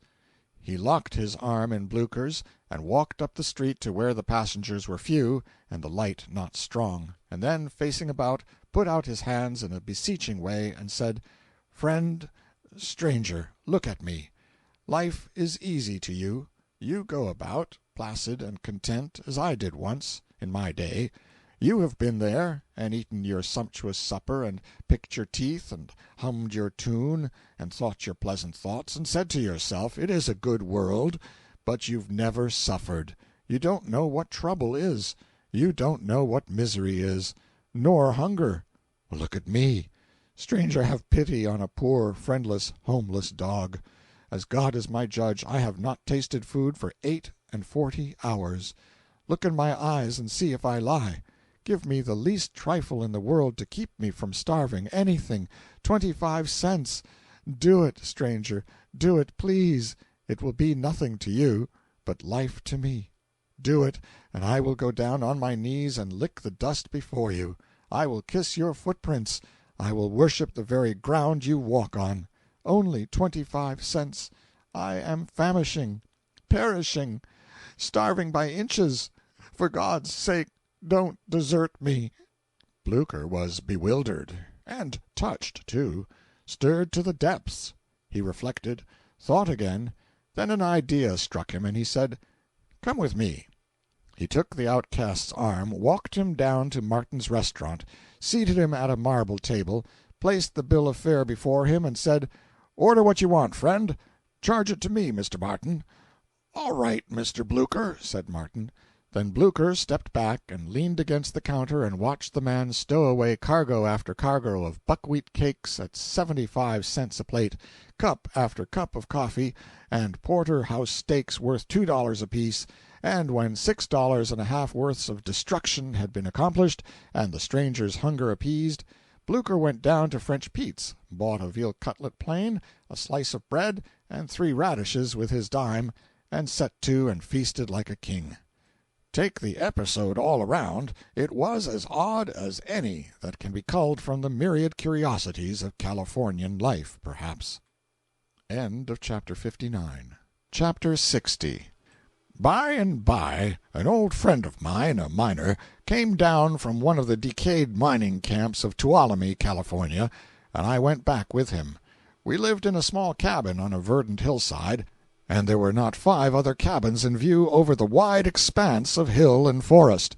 Yet a flourishing city of 2,000 or 3,000 population had occupied this grassy dead solitude during the flush times of 12 or 15 years ago, and where our cabin stood had once been the heart of the teeming hive, the center of the city. When the mines gave out, the town fell into decay, and in a few years wholly disappeared, streets, dwellings, shops, everything, and left no sign. The grassy slopes were as green and smooth and desolate of life as if they had never been disturbed. The mere handful of miners still remaining had seen the town spring up, spread, grow and flourish in its pride, and they had seen it sicken and die, and pass away like a dream.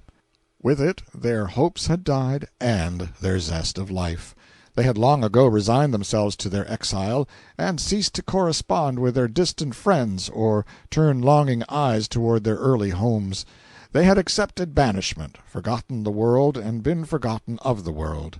They were far from telegraphs and railroads, and they stood, as it were, in a living grave, dead to the events that stirred the globe's great populations, dead to the common interests of men, isolated and outcast from brotherhood with their kind. It was the most singular and almost the most touching and melancholy exile that fancy can imagine. One of my associates in this locality, for 2 or 3 months, was a man who had had a university education, but now for 18 years he had decayed there by inches, a bearded, rough-clad, clay-stained miner, and at times, among his sighings and soliloquizing, he unconsciously interjected vaguely remembered Latin and Greek sentences, dead and musty tongues, meet vehicles for the thoughts of one whose dreams were all of the past, whose life was a failure, a tired man burdened with the present and indifferent to the future, a man without ties, hopes, interests, waiting for the rest and the end. In that one little corner of California is found a species of mining which is seldom or never mentioned in print. It is called pocket mining, and I am not aware that any of it is done outside of that little corner. The gold is not evenly distributed through the surface dirt, as in ordinary placer mines, but is collected in little spots, and they are very wide apart and exceedingly hard to find. But when you do find one, you reap a rich and sudden harvest. There are not now more than 20 pocket miners in that entire little region. I think I know every one of them personally. I have known one of them to hunt patiently about the hillsides every day for 8 months without finding gold enough to make a snuff-box, his grocery bill running up relentlessly all the time, and then find a pocket and take out of it $2,000 in 2 dips of his shovel. I have known him to take out $3,000 in 2 hours, and go and pay up every cent of his indebtedness, then enter on a dazzling spree that finished the last of his treasure before the night was gone. And the next day he bought his groceries on credit as usual, and shouldered his pan and shovel and went off to the hills, hunting pockets again, happy and content. This is the most fascinating of all the different kinds of mining, and furnishes a very handsome percentage of victims to the lunatic asylum. Pocket hunting is an ingenious process. You take a spadeful of earth from the hillside and put it in a large tin pan and dissolve and wash it gradually away till nothing is left but a teaspoonful of fine sediment. Whatever gold was in that earth has remained because, being the heaviest, it has sought the bottom. Among the sediments you will find half a dozen yellow particles no larger than pinheads. You are delighted. You move off to one side and wash another pan. You find gold again. You move to one side further, and wash a third pan. If you find no gold this time, you are delighted again, because you know you are on the right scent. You lay an imaginary plan, shaped like a fan, with its handle up the hill. For just where the end of the handle is, you argue that the rich deposit lies hidden, whose vagrant grains of gold have escaped and been washed down the hill, spreading farther and farther apart as they wandered, and so you proceed up the hill, washing the earth and narrowing your lines every time the absence of gold in the pan shows that you are outside the spread of the fan, and at last, 20 yards up the hill, your lines have converged to a point. A single foot from that point you cannot find any gold. Your breath comes short and quick. You are feverish with excitement. The dinner bell may ring its clapper off. You pay no attention. Friends may die, weddings transpire, houses burn down. They are nothing to you. You sweat and dig and delve with a frantic interest, and all at once you strike it. up comes a spadeful of earth and quartz that is all lovely with soiled lumps and leaves and sprays of gold. Sometimes that one spadeful is all, $500, and sometimes the nest contains $10,000, and it takes you 3 or 4 days to get it all out. The pocket miners tell of one nest that yielded $60,000, and 2 men exhausted it in 2 weeks, and then sold the ground for $10,000 to a party who never got $300 out of it afterward. The hogs are good pocket hunters. All the summer they root around the bushes and turn up 1,000 little piles of dirt, and then the miners long for the rains, for the rains beat upon these little piles and wash them down and expose the gold, possibly right over a pocket. 2 pockets were found in this way by the same man in one day. One had $5,000 in it, and the other $8,000. That man could appreciate it, for he hadn't had a cent for about a year. In Tuolumne lived 2 miners who used to go to the neighboring village in the afternoon and return every night with household supplies. Part of the distance they traversed a trail, and nearly always sat down to rest on a great boulder that lay beside the path. In the course of 13 years they had worn that boulder tolerably smooth, sitting on it. By and by 2 vagrant Mexicans came along and occupied the seat. They began to amuse themselves by chipping off flakes from the boulder with a sledge-hammer. They examined one of these flakes and found it rich with gold. That boulder paid them $800 afterward. But the aggravating circumstance was that these greasers knew that there must be more gold where that boulder came from, and so they went panning up the hill and found what was probably the richest pocket that region has yet produced. It took 3 months to exhaust it, and it yielded $120,000. The 2 American miners who used to sit on the boulder are poor yet, and they take turnabout in getting up early in the morning to curse those Mexicans. And when it comes down to pure ornamental cursing, the native American is gifted above the sons of men.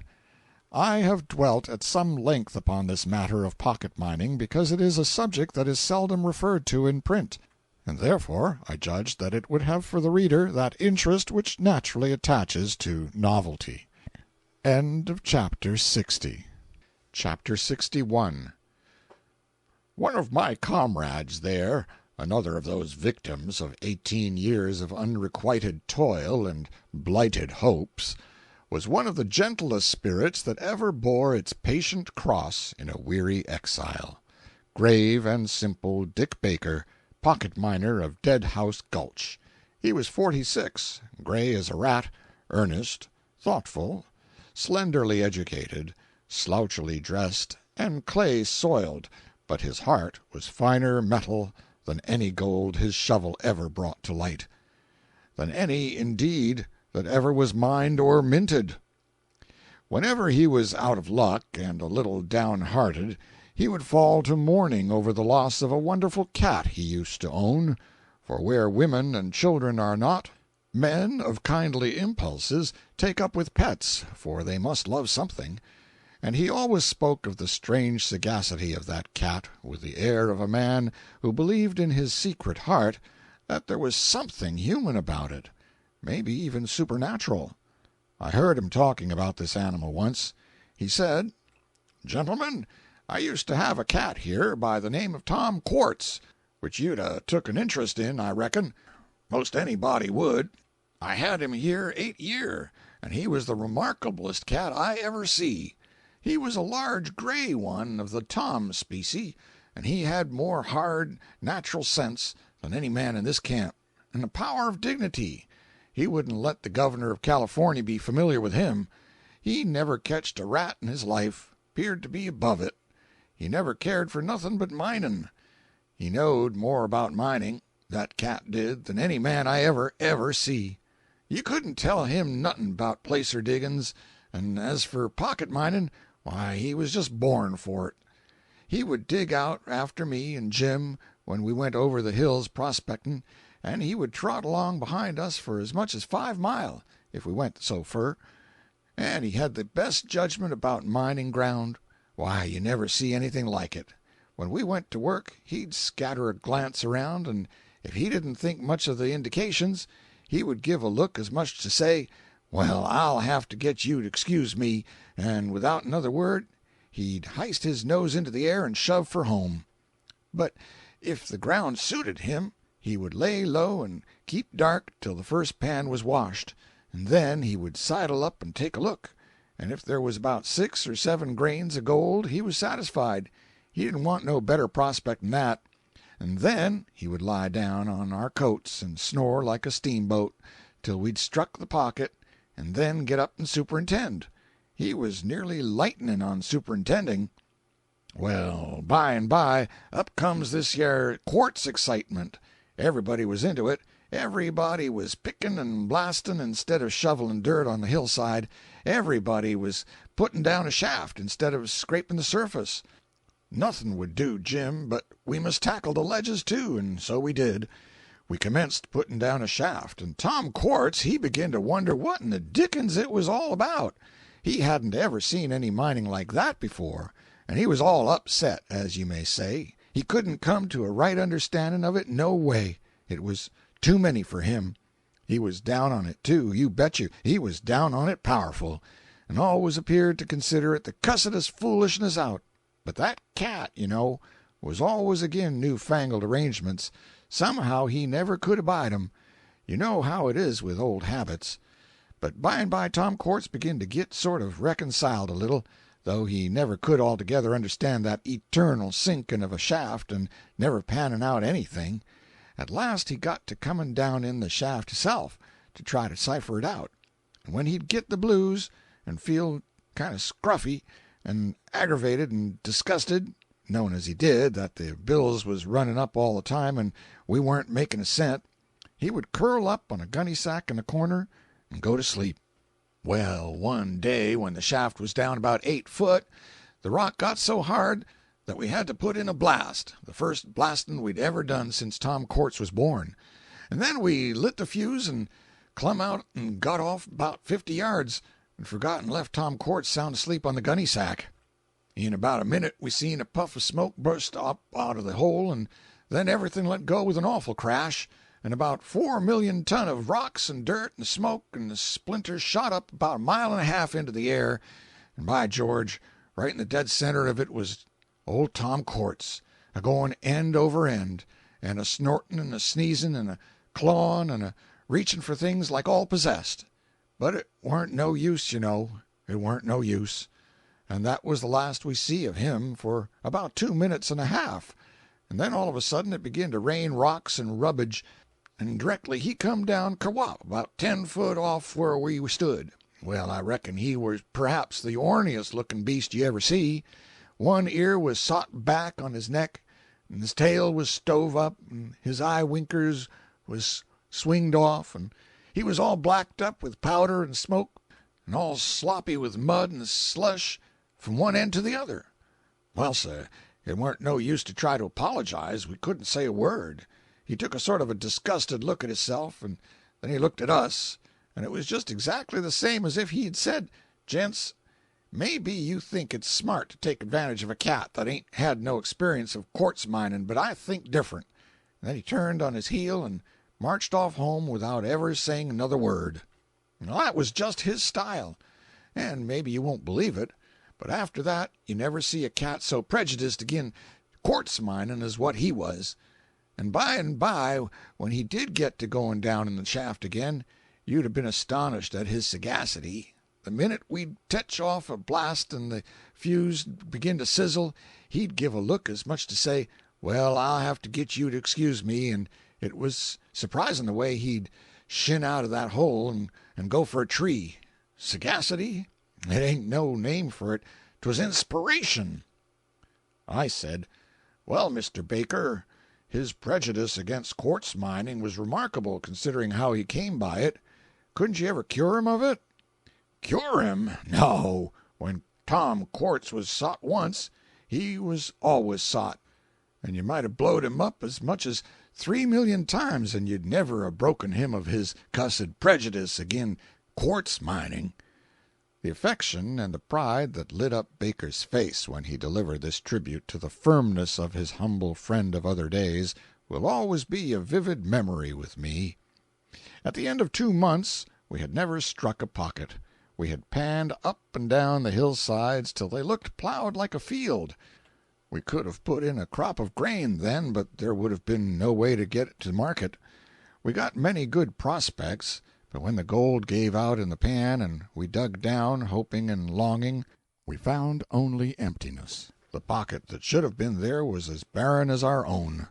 At last we shouldered our pans and shovels and struck out over the hills to try new localities. We prospected around Angel's Camp in Calaveras County during 3 weeks, but had no success. Then we wandered on foot among the mountains, sleeping under the trees at night, for the weather was mild, but still we remained as scentless as the last rose of summer. That is a poor joke, but it is in pathetic harmony with the circumstances, since we were so poor ourselves. In accordance with the custom of the country, our door had always stood open and our board welcome to tramping miners. They drifted along nearly every day, and jumped their paused shovel by the threshold and took potluck with us. And now, on our own tramp, we never found cold hospitality. Our wanderings were wide and in many directions, and now I could give the reader a vivid description of the big trees and the marvels of Yosemite. But what has this reader done to me that I should persecute him? I will deliver him into the hands of less conscientious tourists, and take his blessing. Let me be charitable, though I fail in all virtues else. Note: some of the phrases in the above are mining technicalities purely, and may be a little obscure to the general reader. In placer diggings, the gold is scattered all through the surface dirt. In pocket diggings, it is concentrated in one little spot. In quartz, the gold is in a solid, continuous vein of rock, enclosed between distinct walls of some other kind of stone, and this is the most laborious and expensive of all the different kinds of mining. Prospecting is hunting for a placer. Indications are signs of its presence. Panning out refers to the washing process by which the grains of gold are separated from the dirt. A prospect is what one finds in the first panful of dirt, and its value determines whether it is a good or a bad prospect, and whether it is worth while to tarry there or seek further. End of Chapter 61. Chapter 62. After a 3 months' absence, I found myself in San Francisco again, without a cent. When my credit was about exhausted, for I had become too mean and lazy now to work on a morning paper, and there were no vacancies on the evening journals, I was created San Francisco correspondent of the Enterprise, and at the end of 5 months I was out of debt, but my interest in my work was gone. For my correspondence being a daily one, without rest or respite, I got unspeakably tired of it. I wanted another change. The vagabond instinct was strong upon me. Fortune favored, and I got a new berth, and a delightful one. It was to go down to the Sandwich Islands and write some letters for the Sacramento Union, an excellent journal and liberal with employees. We sailed in the propeller Ajax, in the middle of winter. The almanac called it winter, distinctly enough, but the weather was a compromise between spring and summer. 6 days out of port, it became summer altogether. We had some 30 passengers, among them a cheerful soul by the name of Williams, and 3 sea-worn old whale-ship captains going down to join their vessels. These latter played euchre in the smoking-room day and night, drank astonishing quantities of raw whiskey without being in the least affected by it, and were the happiest people I think I ever saw. And then there was the old Admiral, a retired whaleman. He was a roaring, terrific combination of wind and lightning and thunder, and earnest, whole-souled profanity. But nevertheless he was tender-hearted as a girl. He was a raving, deafening, devastating typhoon, laying waste the cowering seas, but with an unvexed refuge in the center where all comers were safe and at rest. Nobody could know the Admiral without liking him, and in a sudden and dire emergency I think no friend of his would know which to choose, to be cursed by him or prayed for by a less efficient person. His title of Admiral was more strictly official than any ever worn by a naval officer before or since, perhaps, for it was the voluntary offering of a whole nation, and came direct from the people themselves without any intermediate red tape, the people of the Sandwich Islands. It was a title that came to him freighted with affection and honor, and appreciation of his unpretending merit; and in testimony of the genuineness of the title, it was publicly ordained that an exclusive flag should be devised for him, and used solely to welcome his coming and wave him Godspeed in his going. From that time forth, whenever his ship was signaled in the offing, or he catted his anchor and stood out to sea, that ensign streamed from the royal halyards on the Parliament House, and the nation lifted their hats to it with spontaneous accord. Yet he had never fired a gun or fought a battle in his life. When I knew him on board the Ajax he was 72 years old, and had plowed the salt water 61 of them. For 16 years he had gone in and out of the harbor of Honolulu in command of a whale ship, and for 16 more had been captain of a San Francisco and Sandwich Island passenger packet, and had never had an accident or lost a vessel. The simple natives knew him for a friend who never failed them, and regarded him as children regard a father. It was a dangerous thing to oppress them when the roaring Admiral was around. 2 years before I knew the Admiral, he had retired from the sea on a competence, and sworn a colossal 9-jointed oath that he would never go within smelling distance of the salt water again as long as he lived. And he had conscientiously kept it. That is to say, he considered he had kept it, and it would have been more than dangerous to suggest to him even in the gentlest way that making 11 long sea voyages as a passenger during the 2 years that had transpired since he "retired" was only keeping the general spirit of it and not the strict letter. The Admiral knew only one narrow line of conduct to pursue in any and all cases where there was a fight, and that was to shoulder his way straight in without an inquiry as to the rights or the merits of it, and take the part of the weaker side. And this was the reason why he was always sure to be present at the trial of any universally execrated criminal, to oppress and intimidate the jury with a vindictive pantomime of what he would do to them if he ever caught them out of the box. And this was why harried cats and outlawed dogs that knew him confidently took sanctuary under his chair in time of trouble. In the beginning he was the most frantic and bloodthirsty Union man that drew breath in the shadow of the flag. But the instant the Southerners began to go down before the sweep of the Northern armies, he ran up the Confederate colors, and from that time till the end was a rampant and inexorable secessionist. He hated intemperance with a more uncompromising animosity than any individual I have ever met, of either sex, and he was never tired of storming against it and beseeching friends and strangers alike to be wary and drink with moderation. And yet, if any creature had been guileless enough to intimate that his absorbing 9 gallons of straight whiskey during our voyage was any fraction short of rigid or inflexible abstemiousness, in that self-same moment the old man would have spun him to the uttermost parts of the earth in the whirlwind of his wrath. Mind, I am not saying his whiskey ever affected his head or his legs, for it did not, in even the slightest degree. He was a capacious container, but he did not hold enough for that. He took a level tumbler full of whiskey every morning before he put his clothes on, to sweeten his bilge water, he said. He took another after he got the most of his clothes on, to settle his mind and give him his bearings. He then shaved and put on a clean shirt, after which he recited the Lord's Prayer in a fervent thundering bass that shook the ship to her kelson and suspended all conversation in the main cabin. Then, at this stage, being invariably by the head or by the stern, or listed to port or starboard, he took one more to put him on an even keel, so that he would mind his helm and not miss stays and go about every time he came up in the wind. And now his stateroom door swung open, and the sun of his benignant face beamed redly out upon men and women and children, and he roared his "Shipmets ahoy!"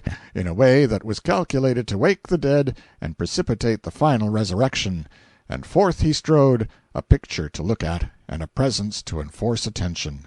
Stalwart and portly, not a gray hair, broad-brimmed slouch hat, semi-sailor toggery of blue navy flannel, roomy and ample, a stately expanse of shirt-front and a liberal amount of black silk neckcloth tied with a sailor knot, large chain and imposing seals impending from his fob, awe-inspiring feat, and a hand like a hand of Providence, as his wailing brethren expressed it.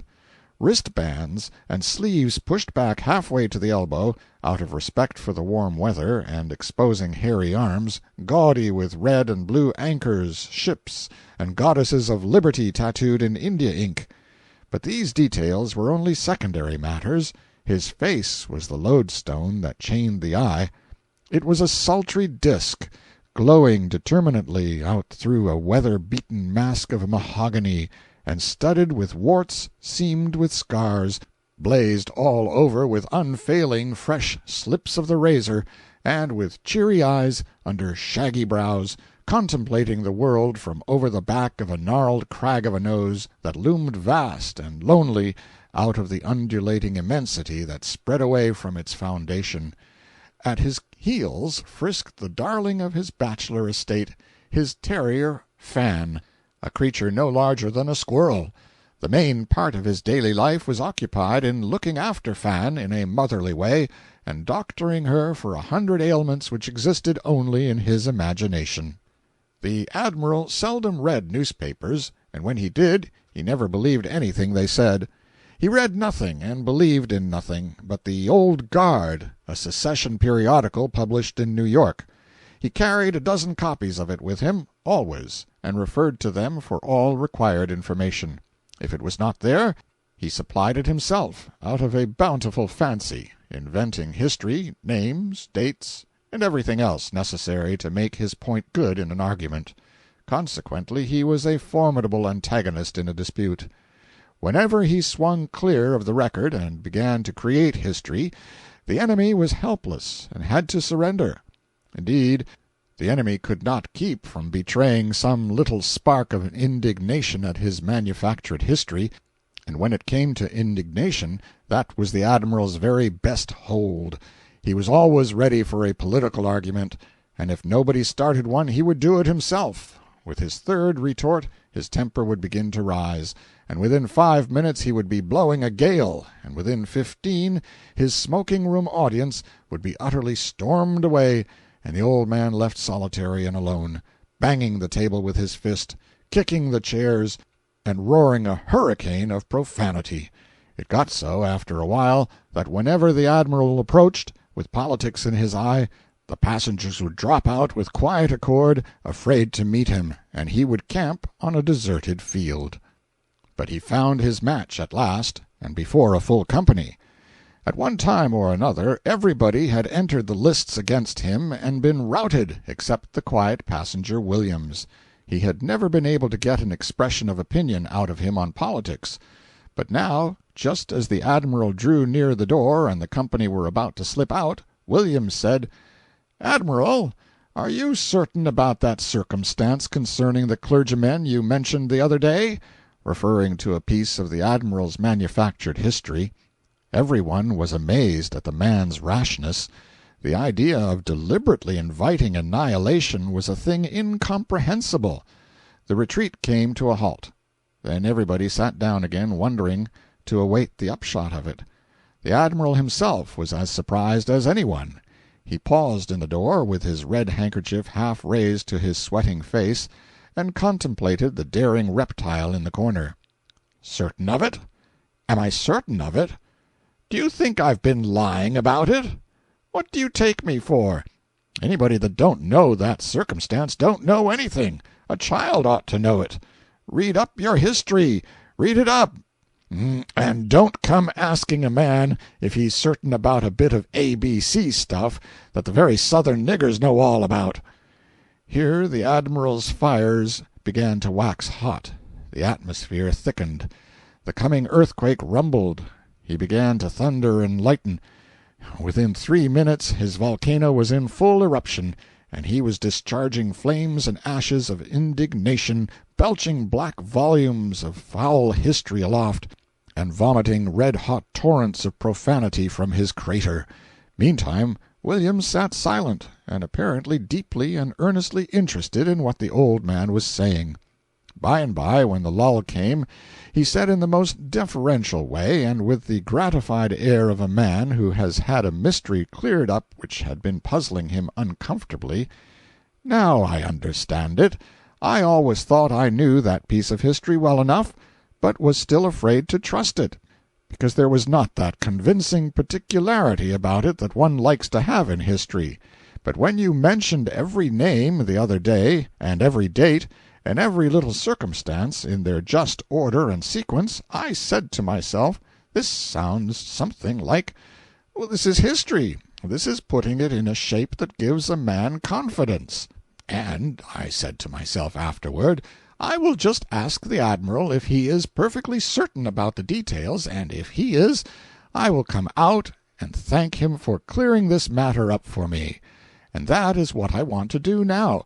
For until you set that matter right, it was nothing but just a confusion in my mind without head or tail to it." Nobody ever saw the Admiral look so mollified before, and so pleased. Nobody had ever received his bogus history as gospel before. His genuineness had always been called in question either by words or looks, but here was a man that not only swallowed it all down, but was grateful for the dose. He was taken aback. He hardly knew what to say. Even his profanity failed him.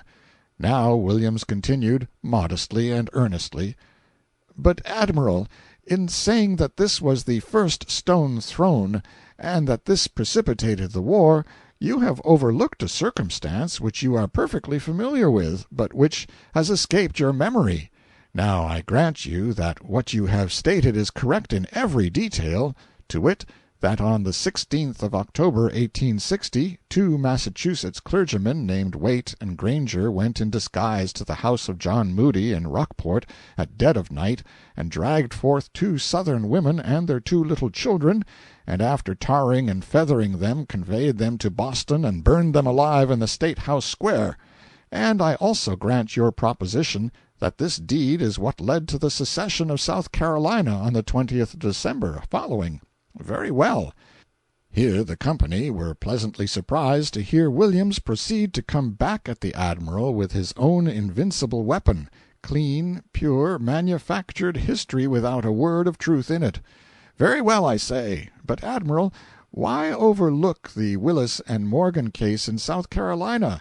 You are too well informed a man not to know all about that circumstance. Your arguments and your conversations have shown you to be intimately conversant with every detail of this national quarrel. You develop matters of history every day that show plainly that you are no smatterer in it, content to nibble about the surface, but a man who has searched the depths and possessed yourself of everything that has a bearing upon the great question. Therefore, let me just recall to your mind that Willis and Morgan case, though I see by your face that the whole thing is already passing through your memory at this moment. On the 12th of August, 1860, 2 months before the Waite and Granger affair, 2 South Carolina clergymen named John H. Morgan and Winthrop L. Willis, one a Methodist and the other an old-school Baptist, disguised themselves and went at midnight to the house of a planter named Thompson, Archibald F. Thompson, Vice President under Thomas Jefferson, and took thence at midnight his widowed aunt, a Northern woman, and her adopted child, an orphan, named Mortimer Heye, afflicted with epilepsy and suffering at the time from white swelling on one of his legs, and compelled to walk on crutches in consequence. And the 2 ministers, in spite of the pleadings of the victims, dragged them to the bush, tarred and feathered them, and afterward burned them at the stake in the city of Charleston. You remember perfectly well what a stir it made. You remember perfectly well that even the Charleston Courier stigmatized the act as being unpleasant, of questionable propriety, and scarcely justifiable, and likewise that it would not be matter of surprise if retaliation ensued. And you remember also that this thing was the cause of the Massachusetts outrage. Who, indeed, were the 2 Massachusetts ministers? And who were the 2 Southern women they burned? I do not need to remind you, Admiral, with your intimate knowledge of history, that Waite was the nephew of the woman burned in Charleston, that Granger was her cousin in the 2nd degree, and that the woman they burned in Boston was the wife of John H. Morgan, and the still loved but divorced wife of Winthrop L. Willis. Now, Admiral, it is only fair that you should acknowledge that the first provocation came from the Southern preachers, and that the Northern ones were justified in retaliating. In your arguments you never yet have shown the least disposition to withhold a just verdict or be in any wise unfair, when authoritative history condemned your position, and therefore I have no hesitation in asking you to take the original blame from the Massachusetts ministers in this matter and transfer it to the South Carolina clergymen, where it justly belongs." The Admiral was conquered. This sweet-spoken creature, who swallowed his fraudulent history as if it were the bread of life, basked in his furious blasphemy as if it were generous sunshine, found only calm, even-handed justice in his rampart partisanship, and flooded him with invented history so sugar-coated with flattery and deference that there was no rejecting it, was too many for him. He stammered some awkward, profane sentences about the Willis and Morgan business having escaped his memory, but that he remembered it now, and then, under pretense of giving Fan some medicine for an imaginary cough, drew out of the battle and went away a vanquished man. Then cheers and laughter went up, and Williams, the ship's benefactor, was a hero. The news went about the vessel, champagne was ordered, and enthusiastic reception instituted in the smoking-room, and everybody flocked thither to shake hands with the conqueror. The wheelman said afterward that the Admiral stood up behind the pilot-house and ripped and cursed all to himself till he loosened the smokestack guys and becalmed the mainsail. The Admiral's power was broken. After that, if he began argument, somebody would bring Williams, and the old man would grow weak and begin to quiet down at once. And as soon as he was done, Williams, in his dulcet, insinuating way, would invent some history, referring for proof to the old man's own excellent memory and to copies of the Old Guard, known not to be in his possession, that would turn the tables completely and leave the Admiral all aboard and helpless. By and by he came to so dread Williams and his gilded tongue that he would stop talking when he saw him approach, and finally ceased to mention politics altogether, and from that time forward there was entire peace and serenity in the ship. End of Chapter 62. Chapter 63. On a certain bright morning the islands hove in sight, lying low on the lonely sea, and everybody climbed to the upper deck to look. After 2,000 miles of watery solitude, the vision was a welcome one. As we approached, the imposing promontory of Diamond Head rose up out of the ocean, its rugged front softened by the hazy distance, and presently the details of the land began to make themselves manifest. First the line of beach, then the plumed cocoanut trees of the tropics, then cabins of the natives, then the white town of Honolulu, said to contain between 12 and 15,000 inhabitants spread over a dead level, with streets from 20 to 30 feet wide, solid and level as a floor, most of them straight as a line, and few as crooked as a corkscrew. The further I traveled through the town, the better I liked it. Every step revealed a new contrast, disclosed something I was unaccustomed to. In place of the grand mud-colored brown fronts of San Francisco, I saw dwellings built of straw, adobes, and cream-colored, pebble-and-shell conglomerated coral, cut into oblong blocks and laid in cement. Also a great number of neat white cottages with green window-shutters. In place of front yards like billiard-tables with iron fences around them, I saw these homes surrounded by ample yards thickly clad with green grass and shaded by tall trees, through whose dense foliage the sun could scarcely penetrate. In place of the customary geranium, calla lily, etc., languishing in dust and general debility, I saw luxurious banks and thickets of flowers, fresh as a meadow after a rain, and glowing with the richest dyes. In place of the dingy horrors of San Francisco's pleasure grove, the willows, I saw huge-bodied, wide-spreading forest trees with strange names and stranger appearance, trees that cast a shadow like a thunder-cloud, and were able to stand alone without being tied to green poles. In place of goldfish, wiggling around in glass globes, assuming countless shades and degrees of distortion through the magnifying and diminishing qualities of their transparent prison-houses, I saw cats, tom-cats, Marianne cats, long-tailed cats, bob-tailed cats, blind cats, one-eyed cats, wall-eyed cats, cross-eyed cats, gray cats, black cats, white cats, yellow cats, striped cats, spotted cats, tame cats, wild cats, singed cats, individual cats, groups of cats, platoons of cats, companies of cats, regiments of cats, armies of cats, multitudes of cats, millions of cats, and all of them sleek, fat, lazy, and sound asleep. I looked on a multitude of people, some white, in white coats, vests, pantaloons, even white cloth shoes, made snowy with chalk duly laid on every morning, but the majority of the people were almost as dark as negroes, women with comely features, fine black eyes, rounded forms inclining to voluptuous, clad in a single bright red or white garment that fell free and unconfined from shoulder to heel, long black hair falling loose, gypsy hats, encircled with wreaths of natural flowers of a brilliant carmine tint, plenty of dark men in various costumes, and some with nothing on but a battered stove-pipe hat tilted on the nose, and a very scant breech-clout.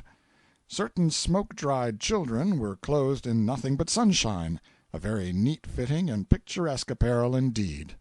In place of roughs and rowdies staring and blackguarding on the corners, I saw long-haired, saddle-colored Sandwich Island maidens sitting on the ground in the shade of corner houses, gazing indolently at whatever or whoever happened along. Instead of wretched cobblestone pavements, I walked on a firm foundation of coral, built up from the bottom of the sea by the absurd but persevering insect of that name, with a light layer of lava and cinders overlying the coral, belched up out of the fathomless perdition long ago through the seared and blackened crater that stands dead and harmless in the distance now. Instead of cramped and crowded street-cars, I met dusky native women sweeping by, free as the wind, on fleet horses, and astride, with gaudy riding sashes streaming like banners behind them. Instead of combined stenches of Chinadom and Brannan Street slaughter-houses, I breathed the balmy fragrance of jessamine, oleander, and the pride of India. In place of the hurry and bustle and noisy confusion of San Francisco, I moved in the midst of a summer calm as tranquil as dawn in the Garden of Eden. In place of the golden city's skirting sand hills and the placid bay, I saw on the one side a framework of tall, precipitous mountains close at hand, clad in refreshing green and cleft by deep, cool, chasm-like valleys, and in front the grand sweep of the ocean, a brilliant, transparent green near the shore, bound and bordered by a long white line of foamy spray dashing against the reef, and further out the dead blue water of the deep sea, flecked with white caps, and in the far horizon a single lonely sail, a mere accent mark to emphasize a slumberous calm and a solitude that were without sound or limit. When the sun sank down, the one intruder from other realms and persistent in suggestions of them, it was trans-luxury to sit in the perfumed air and forget that there was any world but these enchanted islands. It was such ecstasy to dream and dream till you got a bite, a scorpion bite. Then the first duty was to get up out of the grass and kill the scorpion, and the next to bathe the bitten place with alcohol or brandy, and the next to resolve to keep out of the grass in future. Then came an adjournment to the bedchamber and the pastime of writing up the day's journal with one hand and the destruction of mosquitoes with the other, a whole community of them at a slap.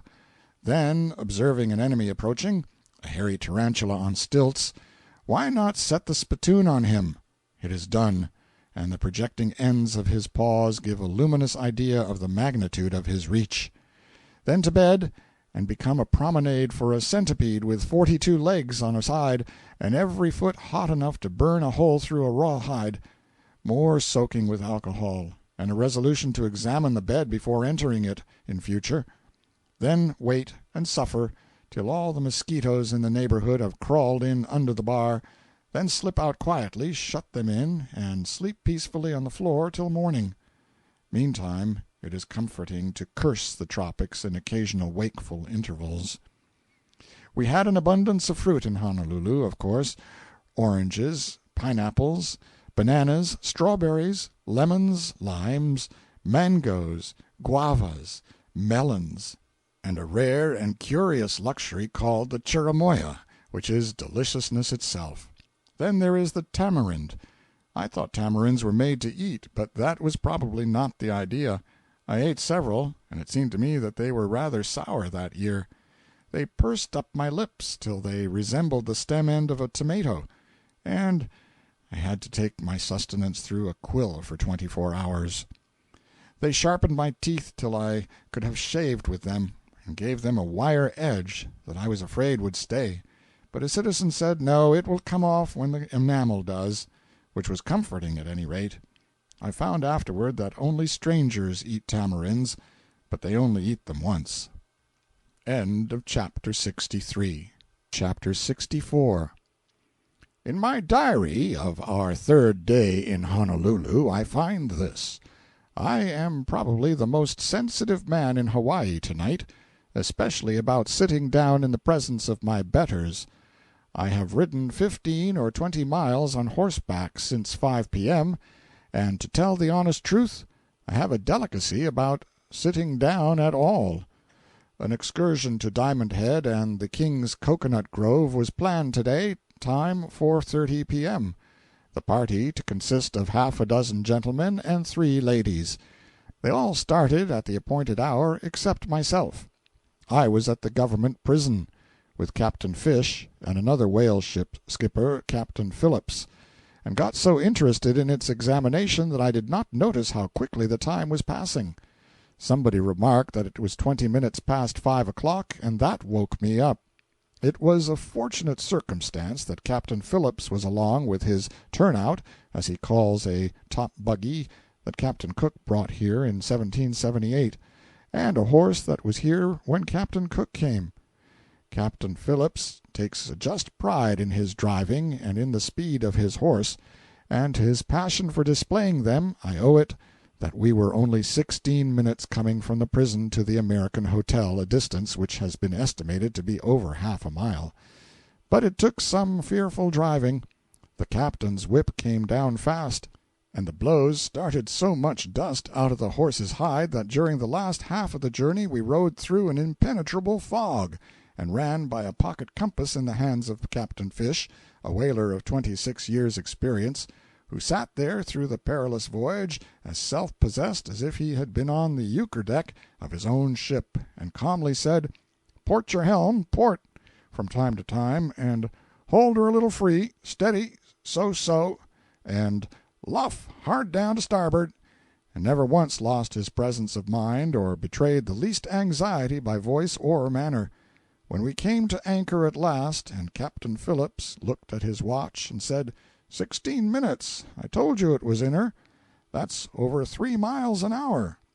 I could see he felt entitled to a compliment, and so I said I had never seen lightning go like that horse. And I never had.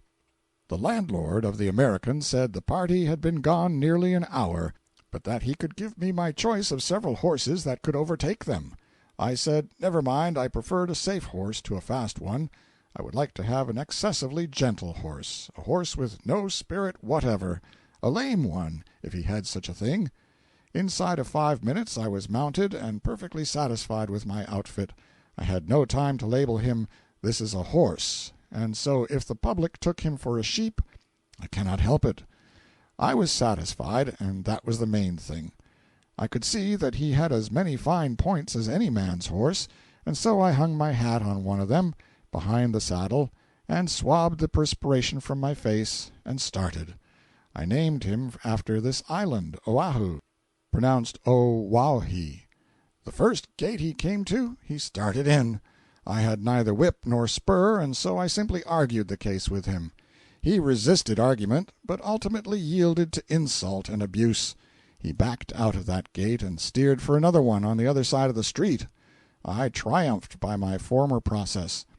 Within the next 600 yards he crossed the street 14 times and attempted 13 gates, and in the meantime the tropical sun was beating down and threatening to cave the top of my head in, and I was literally dripping with perspiration. He abandoned the gate business after that and went along peaceably enough, but absorbed in meditation. I noticed this latter circumstance, and it soon began to fill me with apprehension. I said to myself, this creature is planning some new outrage, some fresh deviltry or other. No horse ever thought over a subject so profoundly as this one is doing just for nothing. The more this thing preyed upon my mind, the more uneasy I became, until the suspense became almost unbearable, and I dismounted to see if there was anything wild in his eye. For I had heard that the eye of this noblest of our domestic animals is very expressive. I cannot describe what a load of anxiety was lifted from my mind when I found that he was only asleep. I woke him up and started him into a faster walk. And then the villainy of his nature came out again. He tried to climb over a stone wall, 5 or 6 feet high. I saw that I must apply force to this horse, and that I might as well begin first as last. I plucked a stout switch from a tamarind tree, and the moment he saw it, he surrendered. He broke into a convulsive sort of a canter, which had 3 short steps in it and 1 long one, and reminded me alternately of the clattering shake of the great earthquake and the sweeping plunging of the Ajax in a storm. And now there can be no fitter occasion than the present to pronounce a left-handed blessing upon the man who invented the American saddle. There is no seat to speak of about it. One might as well sit in a shovel, and the stirrups are nothing but an ornamental nuisance. If I were to write down here all the abuse I expended on those stirrups, it would make a large book, even without pictures. Sometimes I got one foot so far through that the stirrup partook of the nature of an anklet. Sometimes both feet were through, and I was handcuffed by the legs. And sometimes my feet got clear out and left the stirrups wildly dangling about my shins. Even when I was in proper position and carefully balanced upon the balls of my feet, there was no comfort in it, on account of my nervous dread that they were going to slip one way or the other in a moment. But the subject is too exasperating to write about.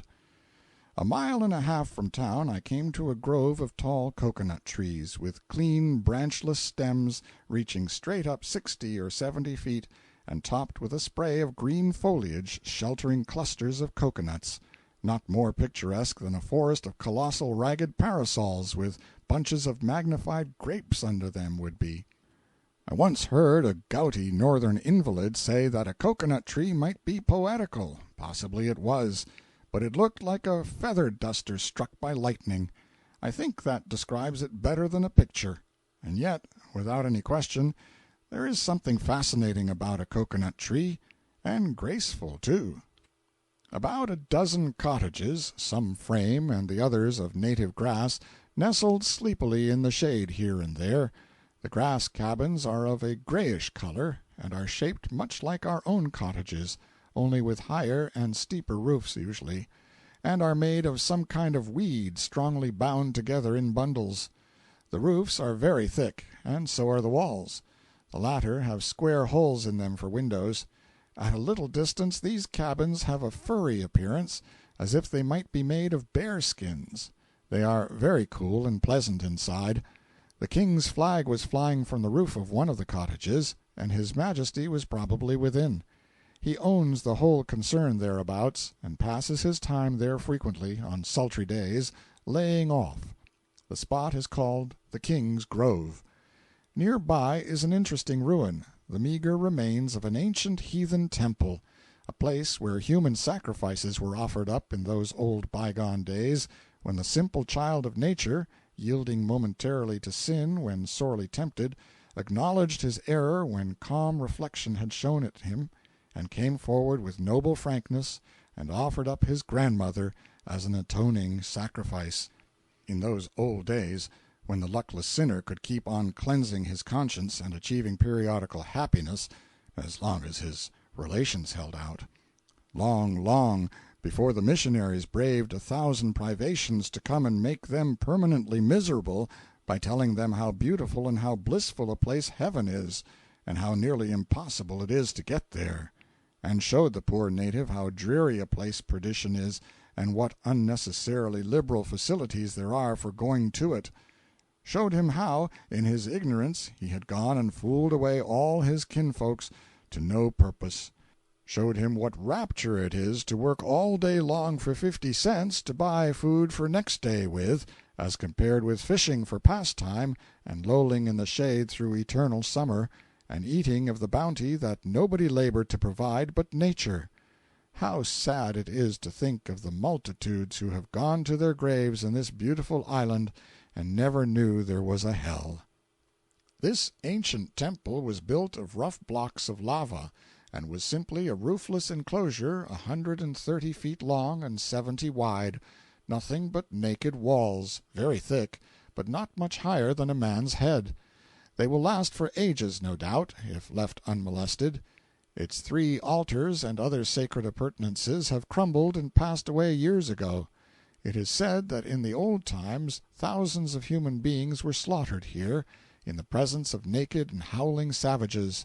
If these mute stones could speak, what tales they could tell, what pictures they could describe, of fettered victims writhing under the knife, of massed forms straining forward out of the gloom, with ferocious faces lit up by the sacrificial fires, of the background of ghostly trees, of the dark pyramid of Diamond Head standing sentinel over the uncanny scene, and the peaceful moon looking down upon it through rifts in the cloud-rack. When Kamehameha, pronounced Kamehameha, the Great, who was a sort of a Napoleon in military genius and uniform success, invaded this island of Oahu 3/4 of a century ago, and exterminated the army sent to oppose him, and took full and final possession of the country, he searched out the dead body of the King of Oahu and those of the principal chiefs, and impaled their heads on the walls of this temple. Those were savage times when this old slaughter-house was in its prime. The king and the chiefs ruled the common herd with a rod of iron, made them gather all the provisions the masters needed, build all the houses and temples, stand all the expenses of whatever kind, take kicks and cuffs for thanks, drag out lives well favored with misery, and then suffer death for trifling offenses, or yield up their lives on the sacrificial altars to purchase favors from the gods for their hard rulers. The missionaries have clothed them, educated them, broken up the tyrannous authority of their chiefs, and given them freedom and the right to enjoy whatever their hands and brains produce, with equal laws for all, and punishment for all alike who transgress them. The contrast is so strong, the benefit conferred upon this people by the missionaries is so prominent, so palpable, and so unquestionable, that the frankest compliment I can pay them, and the best, is simply to point to the condition of the Sandwich Islanders of Captain Cook's time, and their condition today. Their work speaks for itself. End of Chapter 64. Chapter 65. By and by, after a rugged climb, we halted on the summit of a hill which commanded a far-reaching view. The moon rose and flooded mountain and valley and ocean with a mellow radiance, and out of the shadows of the foliage the distant lights of Honolulu glinted like an encampment of fireflies. The air was heavy with the fragrance of flowers. The halt was brief. Gaily laughing and talking, the party galloped on, and I clung to the pommel and cantered after. Presently we came to a place where no grass grew, a wide expanse of deep sand. They said it was an old battle-ground. All around, everywhere, not 3 feet apart, the bleached bones of men gleamed white in the moonlight. We picked up a lot of them for mementos. I got quite a number of arm bones and leg bones of great chiefs, maybe, who had fought savagely in that fearful battle in the old days when blood flowed like wine where we now stood, and wore the choicest of them out on Oahu afterward, trying to make him go. All sorts of bones could be found except skulls, but a citizen said, irreverently, that there had been an unusual number of skull hunters there lately, a species of sportsmen I had never heard of before. Nothing whatever is known about this place. Its story is a secret that will never be revealed. The oldest natives make no pretense of being possessed of its history. They say these bones were here when they were children. They were here when their grandfathers were children. But how they came here, they can only conjecture. Many people believe this spot to be an ancient battle-ground, and it is usual to call it so. And they believe that these skeletons have lain for ages just where their proprietors fell in the great fight. Other people believe that Kamehameha I fought his first battle here. On this point I have heard a story which may have been taken from one of the numerous books which have been written concerning these islands. I do not know where the narrator got it. He said that when Kamehameha, who was at first merely a subordinate chief on the island of Hawaii, landed here, he brought a large army with him and encamped at Waikiki. The Oahuans marched against him, and so confident were they of success that they readily acceded to a demand of their priests that they should draw a line where these bones now lie, and take an oath that, if forced to retreat at all, they would never retreat beyond this boundary. The priests told them that death and everlasting punishment would overtake any who violated the oath, and the march was resumed. Kamehameha drove them back step by step. The priests fought in the front rank, and exhorted them both by voice and inspiring example to remember their oath, to die if need be, but never cross the fatal line. The struggle was manfully maintained, but at last the chief priest fell, pierced to the heart with a spear, and the unlucky omen fell like a blight upon the brave souls at his back. With a triumphant shout the invaders pressed forward. The line was crossed. The offended gods deserted the despairing army, and, accepting the doom their perjury had brought upon them, they broke and fled over the plain where Honolulu stands now. Up the beautiful Nuuanu Valley, paused a moment, hemmed in by precipitous mountains on either hand, and the frightful precipice of the Paree in front, and then were driven over, a sheer plunge of 600 feet. The story is pretty enough, but Mr. Jarvis's excellent history says the Oahuans were entrenched in Nuuanu Valley, that Kamehameha ousted them, routed them, pursued them up the valley, and drove them over the precipice. He makes no mention of our boneyard at all in his book. Impressed by the profound silence and repose that rested over the beautiful landscape, and being, as usual, in the rear, I gave voice to my thoughts. I said, "What a picture is here slumbering in the solemn glory of the moon! How strong the rugged outlines of the dead volcano stand out against the clear sky! What a snowy fringe marks the bursting of the surf over the long, curved reef! How calmly the dim city sleeps yonder in the plain! How soft the shadows lie upon the stately mountains that border the dream-haunted Maua Valley! What a grand pyramid of billowy clouds towers above the storied Paree! How the grim warriors of the past seem flocking in ghostly squadrons to their ancient battlefield again! How the wails of the dying well up from the—" At this point the horse called Oahu sat down in the sand. Sat down to listen, I suppose. Never mind what he heard. I stopped apostrophizing, and convinced him that I was not a man to allow contempt of court on the part of a horse. I broke the backbone of a chief over his rump, and set out to join the cavalcade again.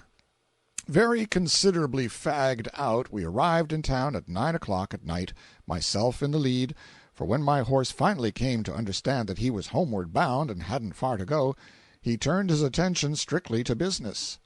This is a good time to drop in a paragraph of information. There is no regular livery stable in Honolulu, or indeed in any part of the kingdom of Hawaii. Therefore, unless you are acquainted with wealthy residents, who all have good horses, you must hire animals of the wretchedest description from the Kanakas, i.e., natives.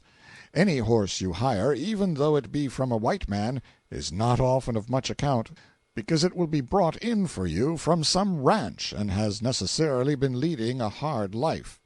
If the Kanakas who have been caring for him, inveterate riders they are, have not ridden him half to death every day themselves, you can depend upon it they have been doing the same thing by proxy, by clandestinely hiring him out.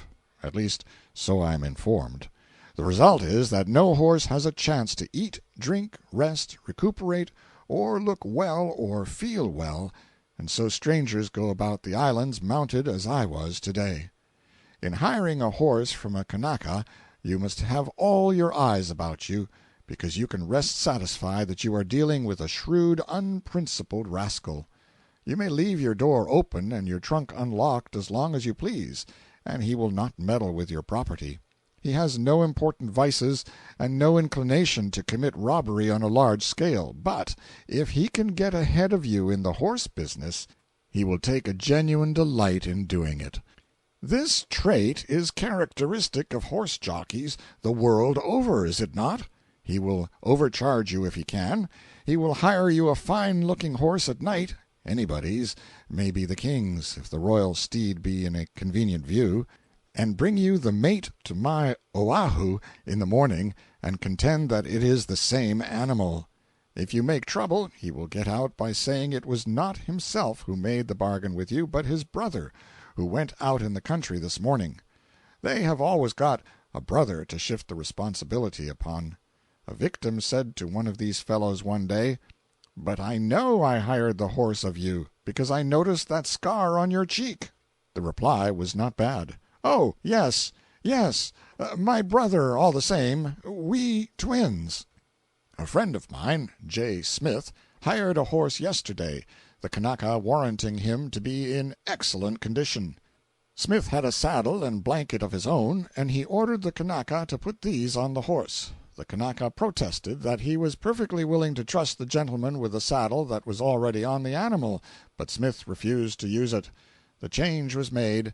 Then Smith noticed that the Kanaka had only changed the saddles, and had left the original blanket on the horse. He said he forgot to change the blankets, and so, to cut the bother short, Smith mounted and rode away. The horse went lame a mile from town, and afterward got to cutting up some extraordinary capers. Smith got down and took off the saddle, but the blanket stuck fast to the horse, glued to a procession of raw places. The Kanaka's mysterious conduct stood explained. Another friend of mine bought a pretty good horse from a native, a day or two ago, after a tolerably thorough examination of the animal. He discovered today that the horse was as blind as a bat in one eye. He meant to have examined that eye, and came home with a general notion that he had done it, but he remembers now that every time he made the attempt his attention was called to something else by his victimizer. One more instance, and then I will pass to something else. I am informed that when a certain Mr. L., a visiting stranger, was here, he bought a pair of very respectable-looking match horses from a native. They were in a little stable with a partition through the middle of it, one horse in each apartment. Mr. L. examined one of them critically through a window, the Kanaka's brother having gone to the country with the key, and then went around the house and examined the other through a window on the other side. He said it was the neatest match he had ever seen, and paid for the horses on the spot. Whereupon the Kanaka departed to join his brother in the country. The fellow had shamefully swindled L. There was only one match horse, and he had examined his starboard side through one window and his port side through another. I decline to believe this story, but I give it because it is worth something as a fanciful illustration of a fixed fact, namely, that the Kanaka horse jockey is fertile in invention and elastic in conscience. You can buy a pretty good horse for $40 or $50, and a good enough horse for all practical purposes for $2.50. I estimate Oahu to be worth somewhere in the neighborhood of 35 cents. A good deal better animal than he is was sold here day before yesterday for $1.75, and sold again today for $2.25. Williams bought a handsome and lively little pony yesterday for $10, and about the best common horse on the island, and he is a really good one, sold yesterday with Mexican saddle and bridle for $70, a horse which is well and widely known and greatly respected for his speed, good disposition, and everlasting bottom. You give your horse a little grain once a day. It comes from San Francisco and is worth about 2 cents a pound. And you give him as much hay as he wants. It is cut and brought to the market by natives, and is not very good. It is baled into long, round bundles about the size of a large man. One of them is stuck by the middle on each end of a 6-foot pole, and the Kanaka shoulders the pole and walks about the streets between the upright bales in search of customers. These hay bales, thus carried, have a general resemblance to a colossal capital H. The hay bundles cost 25 cents apiece, and one will last a horse about a day. You can get a horse for a song, a week's hay for another song, and you can turn your animal loose among the luxuriant grass in your neighbor's broad front yard without a song at all. You do it at midnight, and stable the beast again before morning. You have been at no expense thus far, but when you come to buy a saddle and bridle they will cost you from $20 to $35. You can hire a horse, saddle, and bridle at from $7 to $10 a week, and the owner will take care of them at his own expense. It is time to close this day's record, bedtime. As I prepare for sleep, a rich voice rises out of the still night, and far as this ocean rock is toward the ends of the earth, I recognize a familiar home air. But the words seem somewhat out of joint. Waikiki lantoni oika huli huli wauhu. Translated, that means, when we were marching through Georgia. End of chapter 65. Chapter 66. Passing through the marketplace, we saw that feature of Honolulu under its most favorable auspices, that is, in the full glory of Saturday afternoon, which is a festive day with the natives. The native girls, by twos and threes, and parties of a dozen, and sometimes in whole platoons and companies, went cantering up and down the neighboring streets astride of fleet but homely horses, and with their gaudy riding habits streaming like banners behind them. Such a troop of free and easy riders in their natural home, the saddle, makes a gay and graceful spectacle. The riding habit I speak of is simply a long, broad scarf, like a tavern tablecloth, brilliantly colored, wrapped around the loins once, then apparently passed between the limbs and each end thrown backward over the same, and floating and flapping behind on both sides beyond the horse's tail like a couple of fancy flags. Then, slipping the stirrup irons between her toes, the girl throws her chest forward, sits up like a major general, and goes sweeping by like the wind. The girls put on all the finery they can on Saturday afternoon.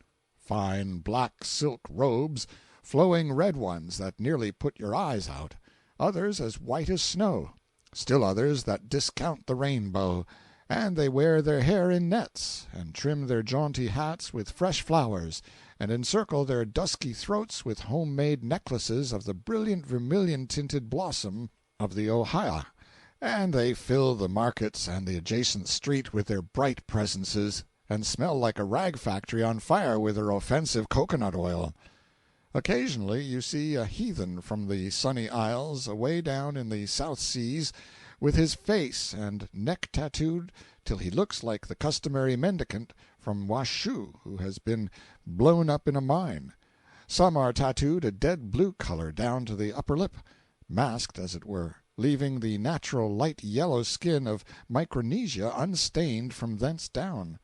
some with broad marks drawn down from hair to neck on both sides of the face, and a strip of the original yellow skin 2 inches wide down the center, a gridiron with a spoke broken out, and some with the entire face discolored with the popular mortification tint, relieved only by 1 or 2 thin, wavy threads of natural yellow running across the face from ear to ear, and eyes twinkling out of this darkness from under shadowy hat-brims, like stars in the dark of the moon. Moving among the stirring crowds, you come to the poi merchants, squatting in the shade on their hams, in true native fashion, and surrounded by purchasers. The Sandwich Islanders always squat on their hams, and who knows but they may be the old original ham sandwiches? The thought is pregnant with interest. The poi looks like common flour paste, and is kept in large bowls formed of a species of gourd, and capable of holding from 1 to 3 or 4 gallons. Poi is the chief article of food among the natives, and is prepared from the taro plant. The taro root looks like a thick, or, if you please, a corpulent sweet potato in shape, but is of a light purple color when boiled. When boiled it answers as a passable substitute for bread. The buck Kanakas bake it underground, then mash it up well with a heavy lava pestle, mix water with it until it becomes a paste, set it aside and let it ferment, and then it is poi. And an unseductive mixture it is, almost tasteless before it ferments, and too sour for a luxury afterward. But nothing is more nutritious. When solely used, however, it produces acrid humors, a fact which sufficiently accounts for the humorous character of the Kanakas. I think there must be as much of a knack in handling poi as there is in eating with chopsticks. The forefinger is thrust into the mess and stirred quickly round several times, and drawn as quickly out, thickly coated, just as if it were poulticed. The head is thrown back, the finger inserted in the mouth, and the delicacy stripped off and swallowed, the eye closing gently meanwhile in a languid sort of ecstasy. Many a different finger goes into the same bowl, and many a different kind of dirt and shade and quality of flavor is added to the virtues of its contents. Around a small shanty was collected a crowd of natives buying the awa root. It is said that but for the use of this root the destruction of the people in former times by certain imported diseases would have been far greater than it was, and by others it is said that this is merely a fancy. All agree that poi will rejuvenate a man who is used up and his vitality almost annihilated by hard drinking, and that in some kinds of diseases it will restore health after all medicines have failed. But all are not willing to allow to the awa the virtues claimed for it. The natives manufacture an intoxicating drink from it which is fearful in its effects when persistently indulged in. It covers the body with dry, white scales, inflames the eyes, and causes premature decrepitude. Although the man before whose establishment we stopped has to pay a government license of $800 a year for the exclusive right to sell awa root, it is said that he makes a small fortune every 12 months, while saloon-keepers who pay $1,000 a year for the privilege of retailing whiskey, etc., only make a bare living. We found the fish market crowded, for the native is very fond of fish, and eats the article raw and alive. Let us change the subject. In old times here Saturday was a grand gala day indeed. All the native population of the town forsook their labors, and those of the surrounding country journeyed to the city. Then the white folks had to stay indoors, for every street was so packed with charging cavaliers and cavalieresses that it was next to impossible to thread one's way through the cavalcades without getting crippled. At night they feasted, and the girls danced the lascivious hula-hula, a dance that is said to exhibit the very perfection of educated notion of limb and arm, hand, head, and body, and the exactest uniformity of movement and accuracy of time. It was performed by a circle of girls with no raiment on them to speak of, who went through an infinite variety of motions and figures without prompting, and yet so true was their time, and in such perfect concert did they move, that when they were placed in a straight line, hands, arms, bodies, limbs, and heads waved, swayed, gesticulated, bowed, stooped, whirled, squirmed, twisted, and undulated, as if they were part and parcel of a single individual, and it was difficult to believe they were not moved in a body by some exquisite piece of mechanism. Of late years, however, Saturday has lost most of its quondam gala features. This weekly stampede of the natives interfered too much with labor and the interests of the white folks, and by sticking in a law here and preaching a sermon there, and by various other means, they gradually broke it up. The demoralizing hula hula was forbidden to be performed save at night, with closed doors, in presence of few spectators, and only by permission duly procured from the authorities and the payment of $10 for the same. There are few girls nowadays able to dance this ancient national dance in the highest perfection of the art. The missionaries have Christianized and educated all the natives. They all belong to the church, and there is not one of them above the age of 8 years but can read and write with facility in the native tongue. It is the most universally educated race of people outside of China. They have any quantity of books, printed in the Kanaka language, and all the natives are fond of reading. They are inveterate church-goers. Nothing can keep them away. All this ameliorating cultivation has at last built up in the native women a profound respect for chastity in other people. Perhaps that is enough to say on that head. The national sin will die out when the race does, but perhaps not earlier. But doubtless this purifying is not far off, when we reflect that contact with civilization and the whites has reduced the native population from 400,000, Captain Cook's estimate, to 55,000 in something over 80 years. Society is a queer medley in this notable missionary, whaling, and governmental center. If you get into conversation with a stranger and experience that natural desire to know what sort of ground you are treading on by finding out what manner of man your stranger is, strike out boldly and address him as Captain. Watch him narrowly, and if you see by his countenance that you are on the wrong tack, ask him where he preaches. It is a safe bet that he is either a missionary or captain of a whaler. I am now personally acquainted with 72 captains and 96 missionaries. The captains and ministers form one half of the population. The third fourth is composed of common Kanakas and mercantile foreigners and their families, and the final fourth is made up of high officers of the Hawaiian government, and there are just about cats enough for 3 apiece all around. A solemn stranger met me in the suburbs the other day and said, "Good morning, your reverence. Preach in the stone church yonder, no doubt?" "No, I don't. I'm not a preacher." "Really, I beg your pardon, Captain. I trust you had a good season. How much oil?" "Oil? What do you take me for? I'm not a whaler." "Oh, I beg 1,000 pardons, your Excellency. Major General in the household troops, no doubt. Minister of the Interior, likely. Secretary of War. First Gentleman of the Bedchamber. Commissioner of the Royal—" "Stuff! I'm no official. I'm not connected in any way with the government." "Bless my life! Then who the mischief are you? What the mischief are you? And how the mischief did you get here? And where in thunder did you come from?" "I'm only a private personage, an unassuming stranger, lately arrived from America." "No? Not a missionary, not a whaler, not a member of His Majesty's government, not even Secretary of the Navy? Ah, heaven! It is too blissful to be true. Alas, I do but dream. And yet that noble, honest countenance, those oblique, ingenious eyes, that massive head, incapable of anything.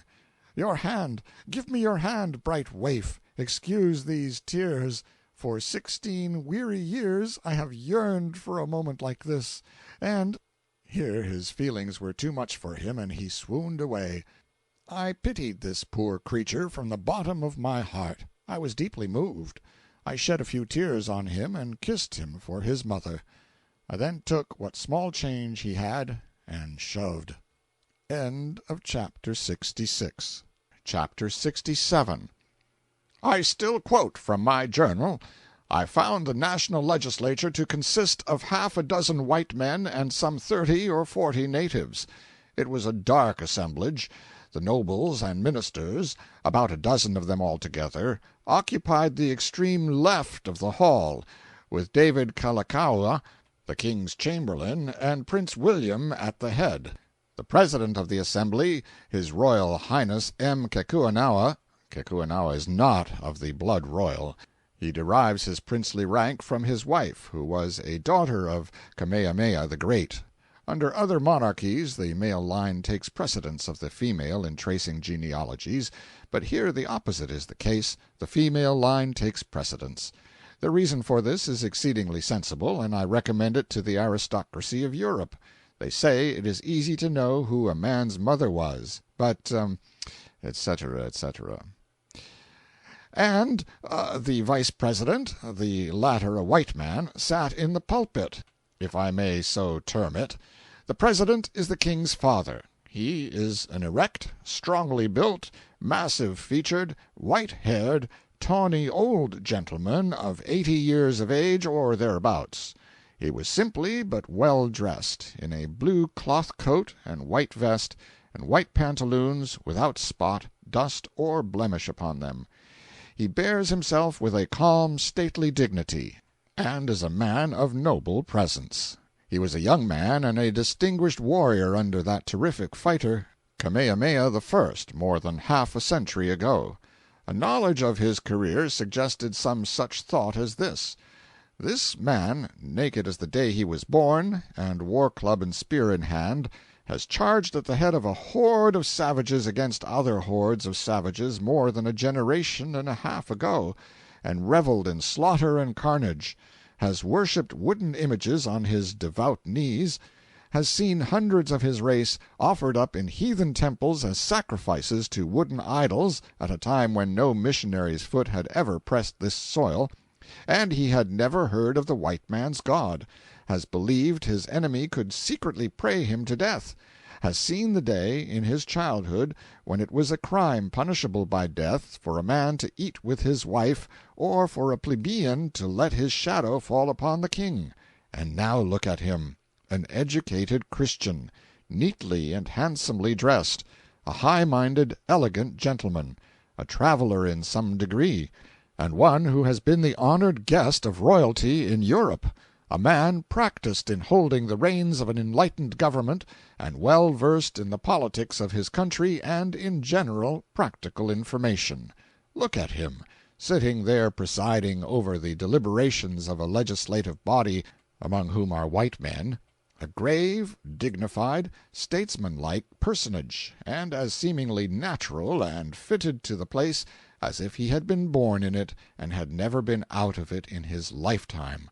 How the experiences of this old man's eventful life shame the cheap inventions of romance.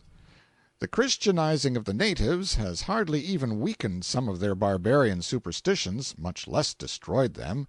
I have just referred to one of these. It is still a popular belief that if your enemy can get hold of any article belonging to you, he can get down on his knees over it and pray you to death. Therefore, many a native gives up and dies merely because he imagines that some enemy is putting him through a course of damaging prayer. This praying an individual to death seems absurd enough at a first glance, but then when we call to mind some of the pulpit efforts of certain of our own ministers, the thing looks plausible. In former times, among the islanders, not only a plurality of wives was customary, but a plurality of husbands likewise. Some native women of noble rank had as many as 6 husbands. A woman thus supplied did not reside with all her husbands at once, but lived several months with each in turn. An understood sign hung at her door during these months. When the sign was taken down, it meant "Next." In those days, woman was rigidly taught to know her place. Her place was to do all the work, take all the cuffs, provide all the food, and content herself with what was left after her lord had finished his dinner. She was not only forbidden by ancient law and under penalty of death to eat with her husband or enter a canoe, but was debarred under the same penalty from eating bananas, pineapples, oranges, and other choice fruits at any time or in any place. She had to confine herself pretty strictly to poi and hard work. These poor ignorant heathen seem to have had a sort of groping idea of what came of woman eating fruit in the Garden of Eden, and they did not choose to take any more chances. But the missionaries broke up this satisfactory arrangement of things. They liberated woman and made her the equal of man. The natives had a romantic fashion of burying some of their children alive when the family became larger than necessary. The missionaries interfered in this matter, too, and stopped it. To this day the natives are able to lie down and die whenever they want to, whether there is anything the matter with them or not. If a Kanaka takes a notion to die, that is the end of him. Nobody can persuade him to hold on.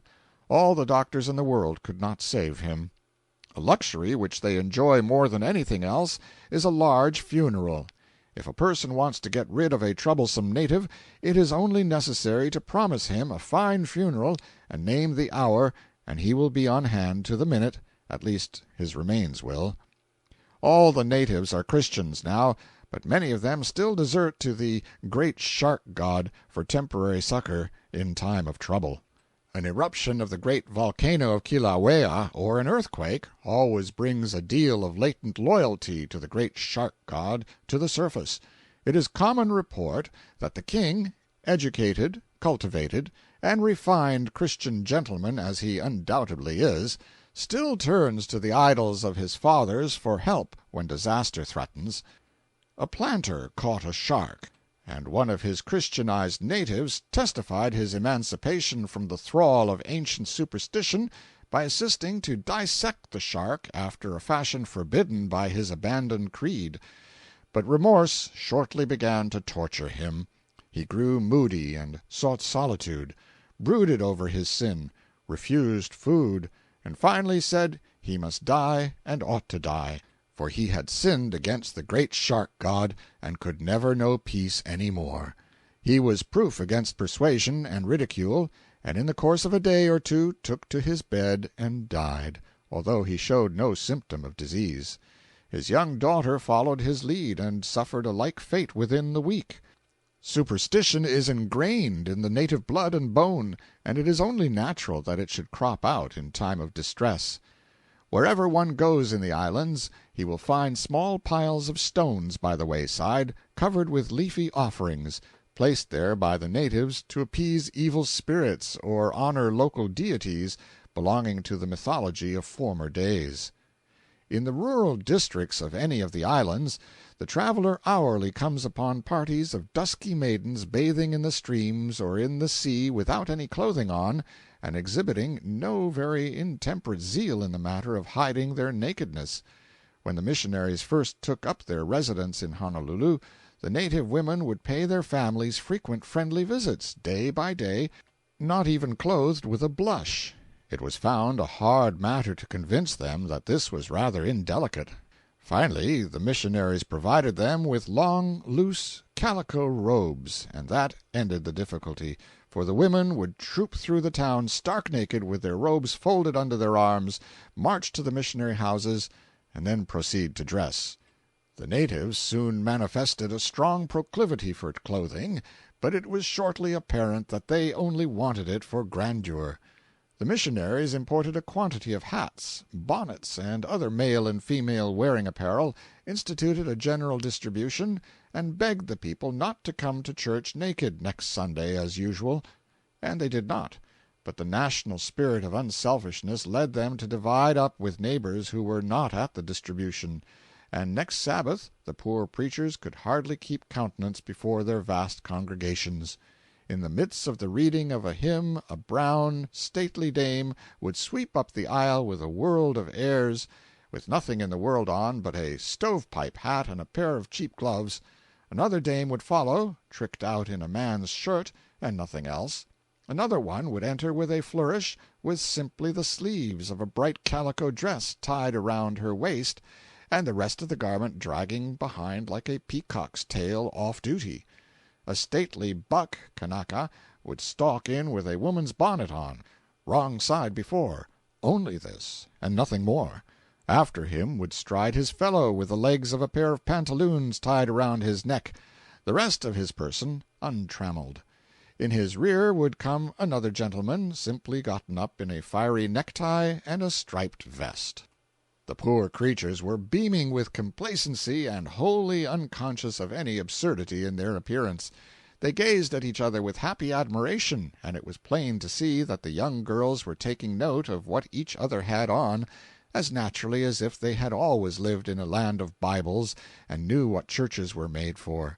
Here was the evidence of a dawning civilization. The spectacle which the congregation presented was so extraordinary, and withal so moving, that the missionaries found it difficult to keep to the text and go on with the services. And by, when the simple children of the sun began a general swapping of garments in open meeting, and produced some irresistibly grotesque effects in the course of redressing, there was nothing for it but to cut the thing short with the benediction and dismiss the fantastic assemblage. In our country children play keep house, and in the same high-sounding but miniature way the grown folk here, with the poor little material of slender territory and meager population, play empire. There is His Royal Majesty the King, with a New York detective's income of $30,000 or $35,000 a year from the Royal Civil List and the Royal Domain. He lives in a 2-story frame palace. And there is the Royal Family, the customary hive of royal brothers, sisters, cousins, and other noble drones and vagrants usual to monarchy, all with a spoon in the national pap dish, and all bearing such titles as His or Her Royal Highness the Prince or Princess So-and-so. Few of them can carry their royal splendors far enough to ride in carriages, however. They sport the economical Kanaka horse or hoof it with the plebeians. Then there is His Excellency the Royal Chamberlain, a sinecure, for His Majesty dresses himself with his own hands, except when he is ruralizing at Waikiki, and then he requires no dressing.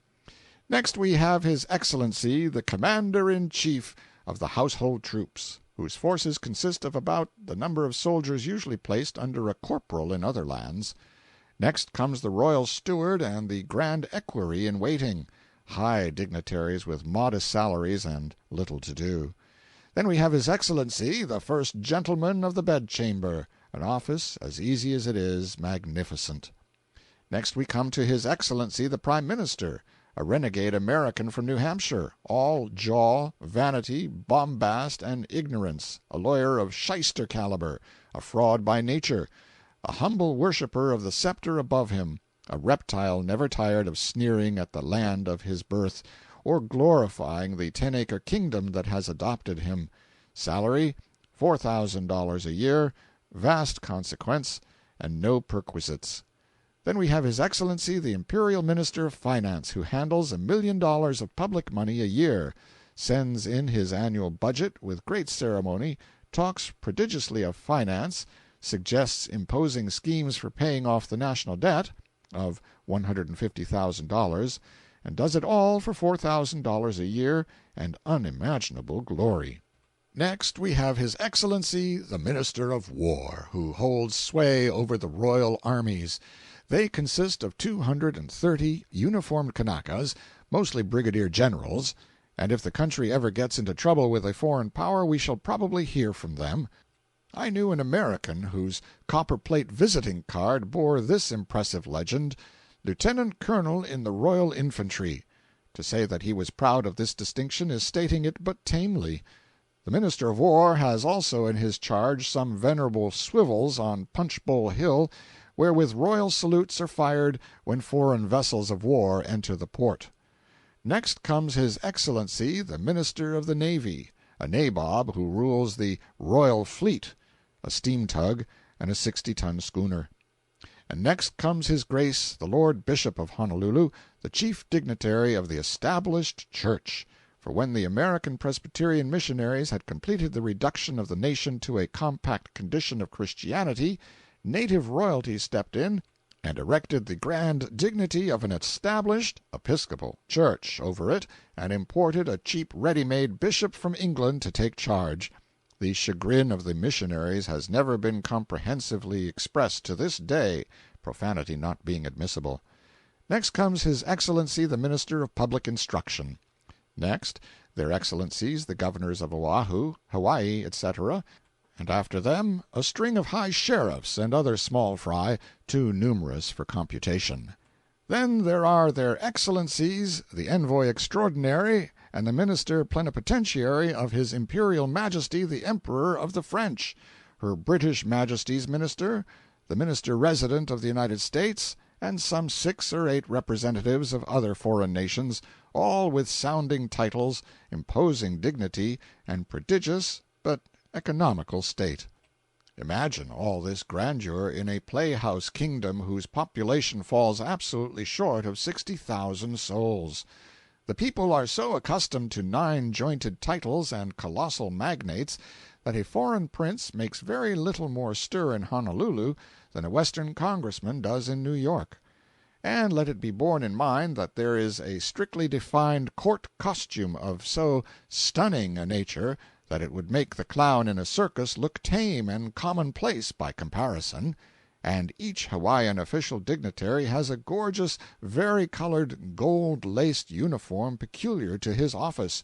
No 2 of them are alike, and it is hard to tell which one is the loudest. The king had a drawing-room at stated intervals, like other monarchs, and when these varied uniforms congregate there, weak-eyed people have to contemplate the spectacle through smoked glass. Is there not a gratifying contrast between this latter-day exhibition and the one the ancestors of some of these magnates afforded the missionaries the Sunday after the old-time distribution of clothing? Behold what religion and civilization have wrought. End of chapter 67. Chapter 68. While I was in Honolulu, I witnessed the ceremonious funeral of the King's sister, Her Royal Highness the Princess Victoria. According to the royal custom, the remains had lain in state at the palace 30 days, watched day and night by a guard of honor, and during all that time a great multitude of natives from the several islands had kept the palace grounds well crowded, and had made the place a pandemonium every night with their howlings and wailings, beating of tom-toms, and dancing of the, at other times, forbidden hula-hula by half-clad maidens to the music of songs of questionable decency chanted in honor of the deceased. The printed program of the funeral procession interested me at the time, and after what I have just said of Hawaiian grandiloquence in the matter of playing empire, I am persuaded that a perusal of it may interest the reader. After reading the long list of dignitaries, etc., and remembering the sparseness of the population, one is almost inclined to wonder where the material for that portion of the procession devoted to Hawaiian population generally is going to be procured.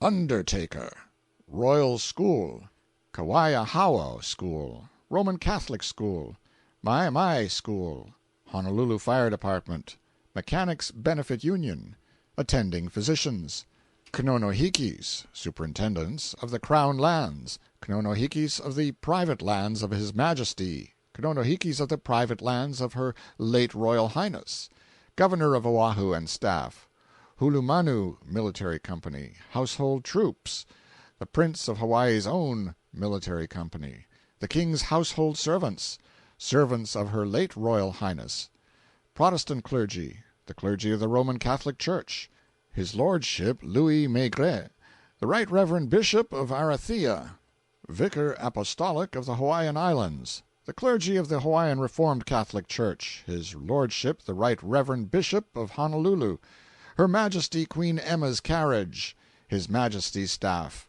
carriage of Her late Royal Highness, carriage of Her Majesty the Queen Dowager, the King's Chancellor, Cabinet Ministers, His Excellency the Minister Resident of the United States, H.B.M.'s Commissioner, H.B.M.'s Acting Commissioner, Judges of Supreme Court, Privy Councilors, members of legislative assembly, consular corps, circuit judges, clerks of government departments, members of the bar, collector general, custom house officers and officers of the customs, marshal and sheriffs of the different islands, king's yeomanry, foreign residents, Ahahui Kahumanu, Hawaiian population generally, Hawaiian cavalry, police force. I resume my journal at the point where the procession arrived at the royal mausoleum. As the procession filed through the gate, the military deployed handsomely to the right and left and formed an avenue through which the long column of mourners passed to the tomb. The coffin was borne through the door of the mausoleum, followed by the king and his chiefs, the great officers of the kingdom, foreign consuls, ambassadors, and distinguished guests, Burlingame and General Van Valkenburg. Several of the kahilis were then fastened to a framework in front of the tomb, there to remain until they decay and fall to pieces, or, forestalling this, until another scion of royalty dies. At this point of the proceedings the multitude set up such a heart-broken wailing as I hope I never hear again. The soldiers fired 3 volleys of musketry, the wailing being previously silenced to permit of the guns being heard.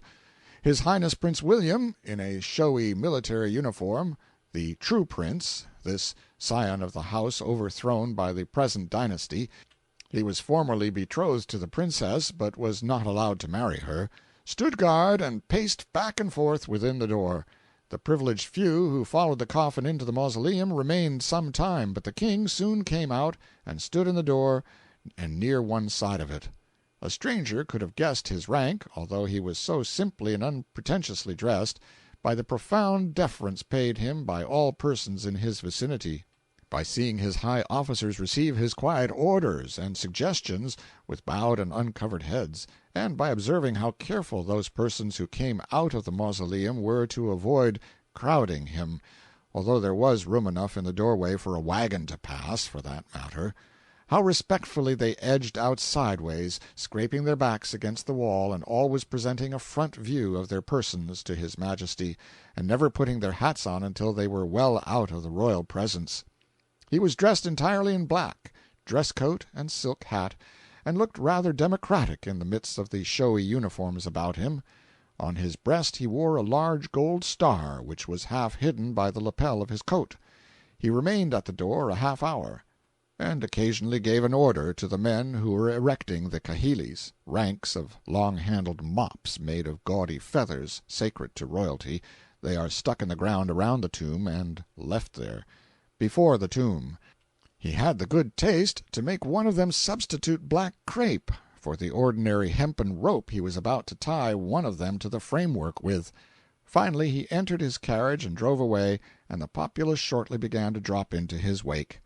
While he was in view there was but one man who attracted more attention than himself, and that was Harris, the Yankee Prime Minister. This feeble personage had crape enough around his hat to express the grief of an entire nation, and as usual he neglected no opportunity of making himself conspicuous and exciting the admiration of the simple Kanakas. Oh, noble ambition of this modern Richelieu! It is interesting to contrast the funeral ceremonies of the Princess Victoria with those of her noted ancestor Kamehameha the Conqueror, who died 50 years ago, in 1819, the year before the first missionaries came. On the 8th of May, 1819, at the age of 66, he died, as he had lived, in the faith of his country.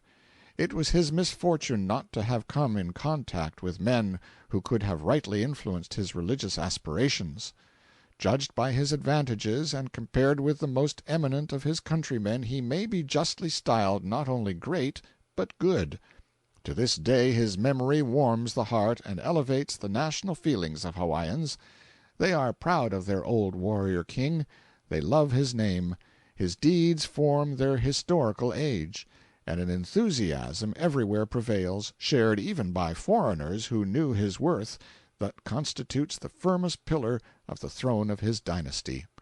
In lieu of human victims, the custom of that age, a sacrifice of 300 dogs attended his obsequies, no mean holocaust when their national value and the estimation in which they were held are considered.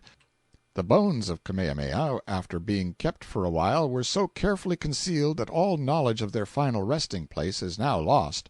There was a proverb current among the common people that the bones of a cruel king could not be hid. They made fish-hooks and arrows of them, upon which, in using them, they vented their abhorrence of his memory in bitter execrations. The account of the circumstances of his death, as written by the native historians, is full of minute detail, but there is scarcely a line of it which does not mention or illustrate some bygone custom of the country. In this respect it is the most comprehensive document I have yet met with. I will quote it entire. When Kamehameha was dangerously sick, and the priests were unable to cure him, they said, "Be of good courage, and build a house for the god," his own private god or idol, "that thou mayest recover."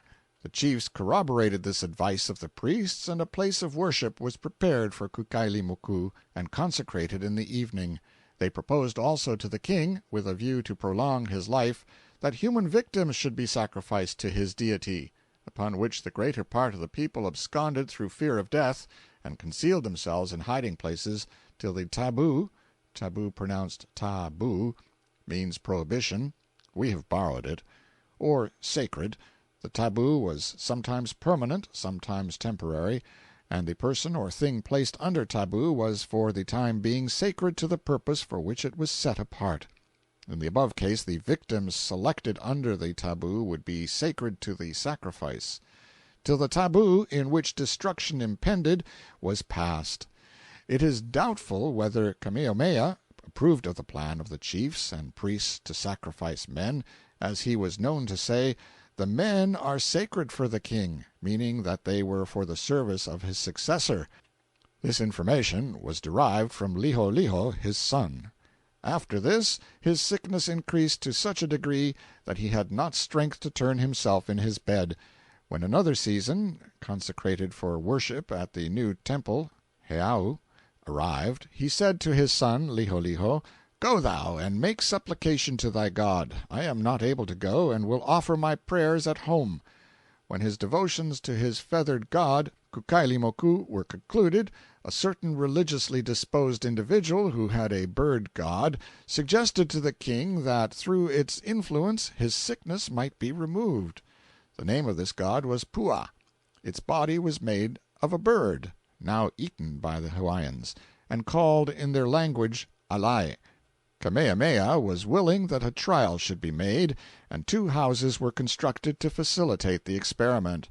But while dwelling in them he became so very weak as not to receive food. After lying there 3 days, his wives, children, and chiefs, perceiving that he was very low, returned him to his own house. In the evening he was carried to the eating-house, where he took a little food in his mouth, which he did not swallow, also a cup of water.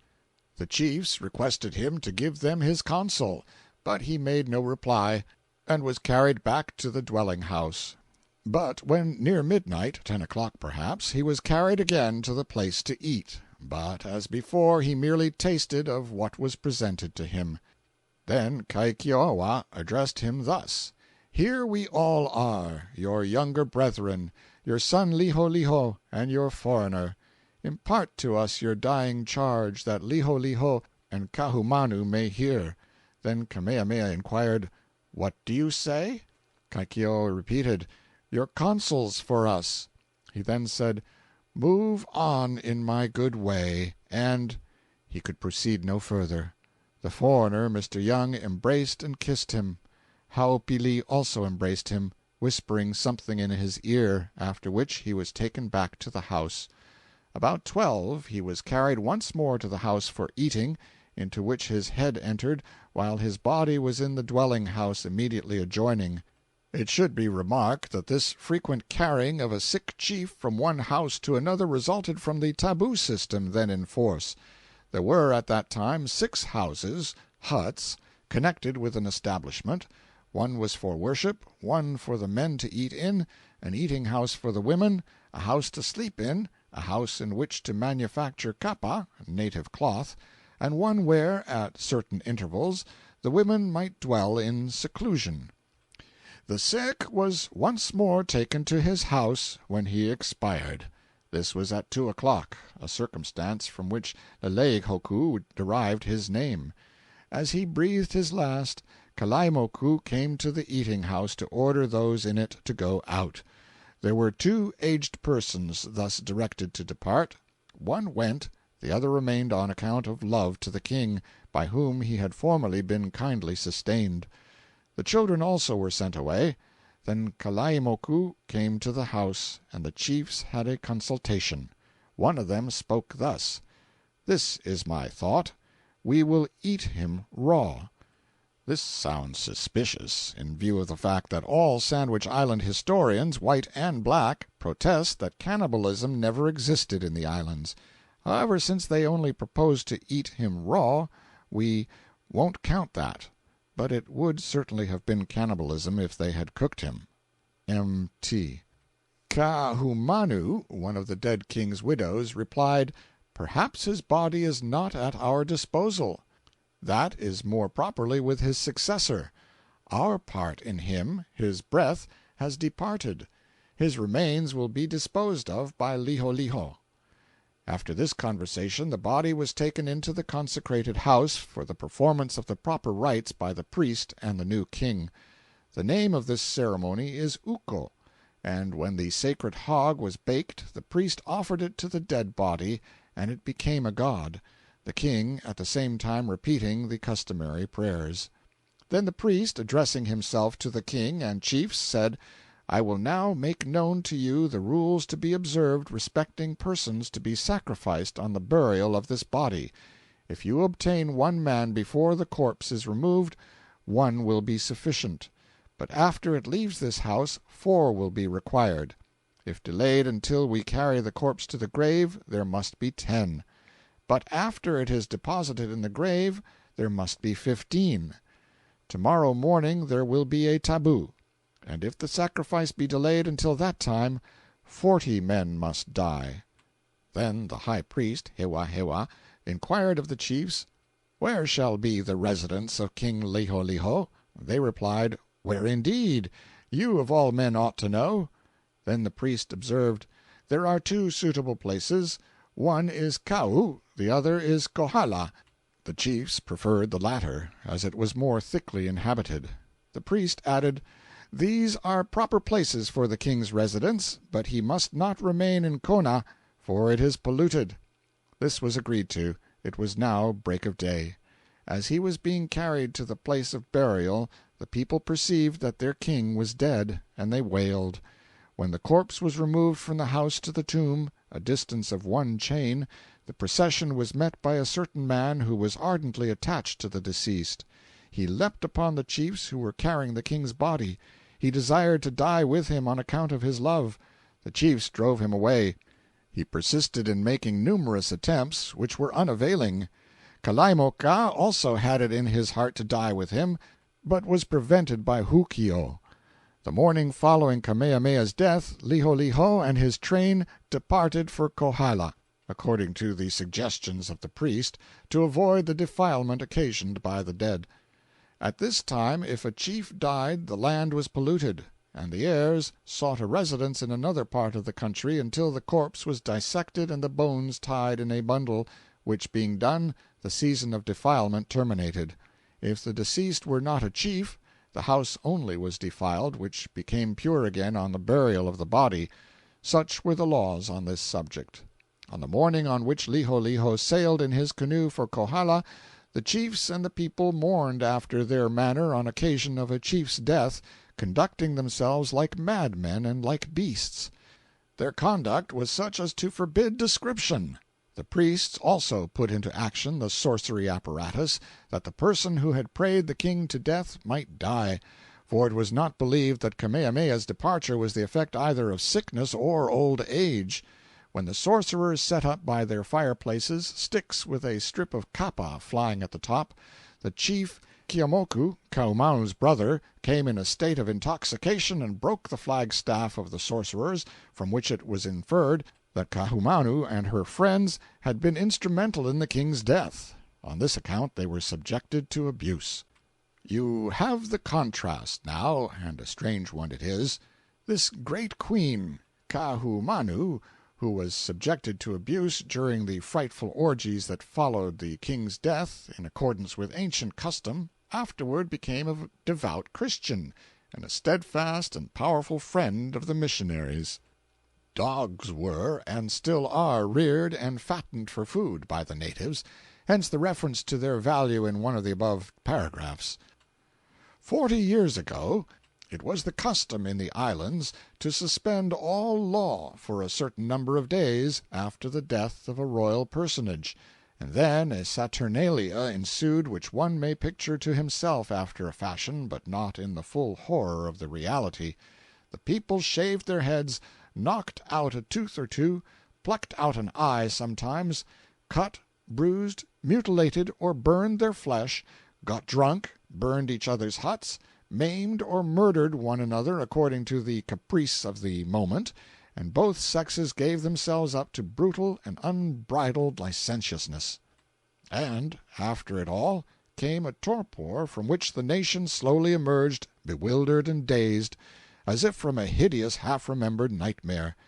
They were not the salt of the earth, those gentle children of the sun. The natives still keep up an old custom of theirs which cannot be comforting to an invalid.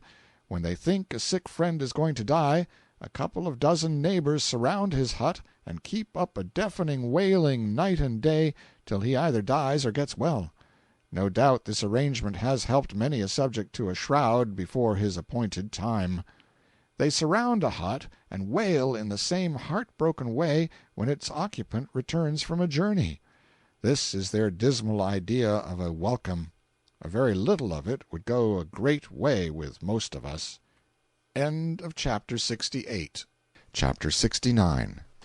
Bound for Hawaii, 150 miles distant, to visit the great volcano and behold the other notable things which distinguish that island above the remainder of the group, we sailed from Honolulu on a certain Saturday afternoon in the good schooner Boomerang. The Boomerang was about as long as 2 streetcars, and about as wide as one.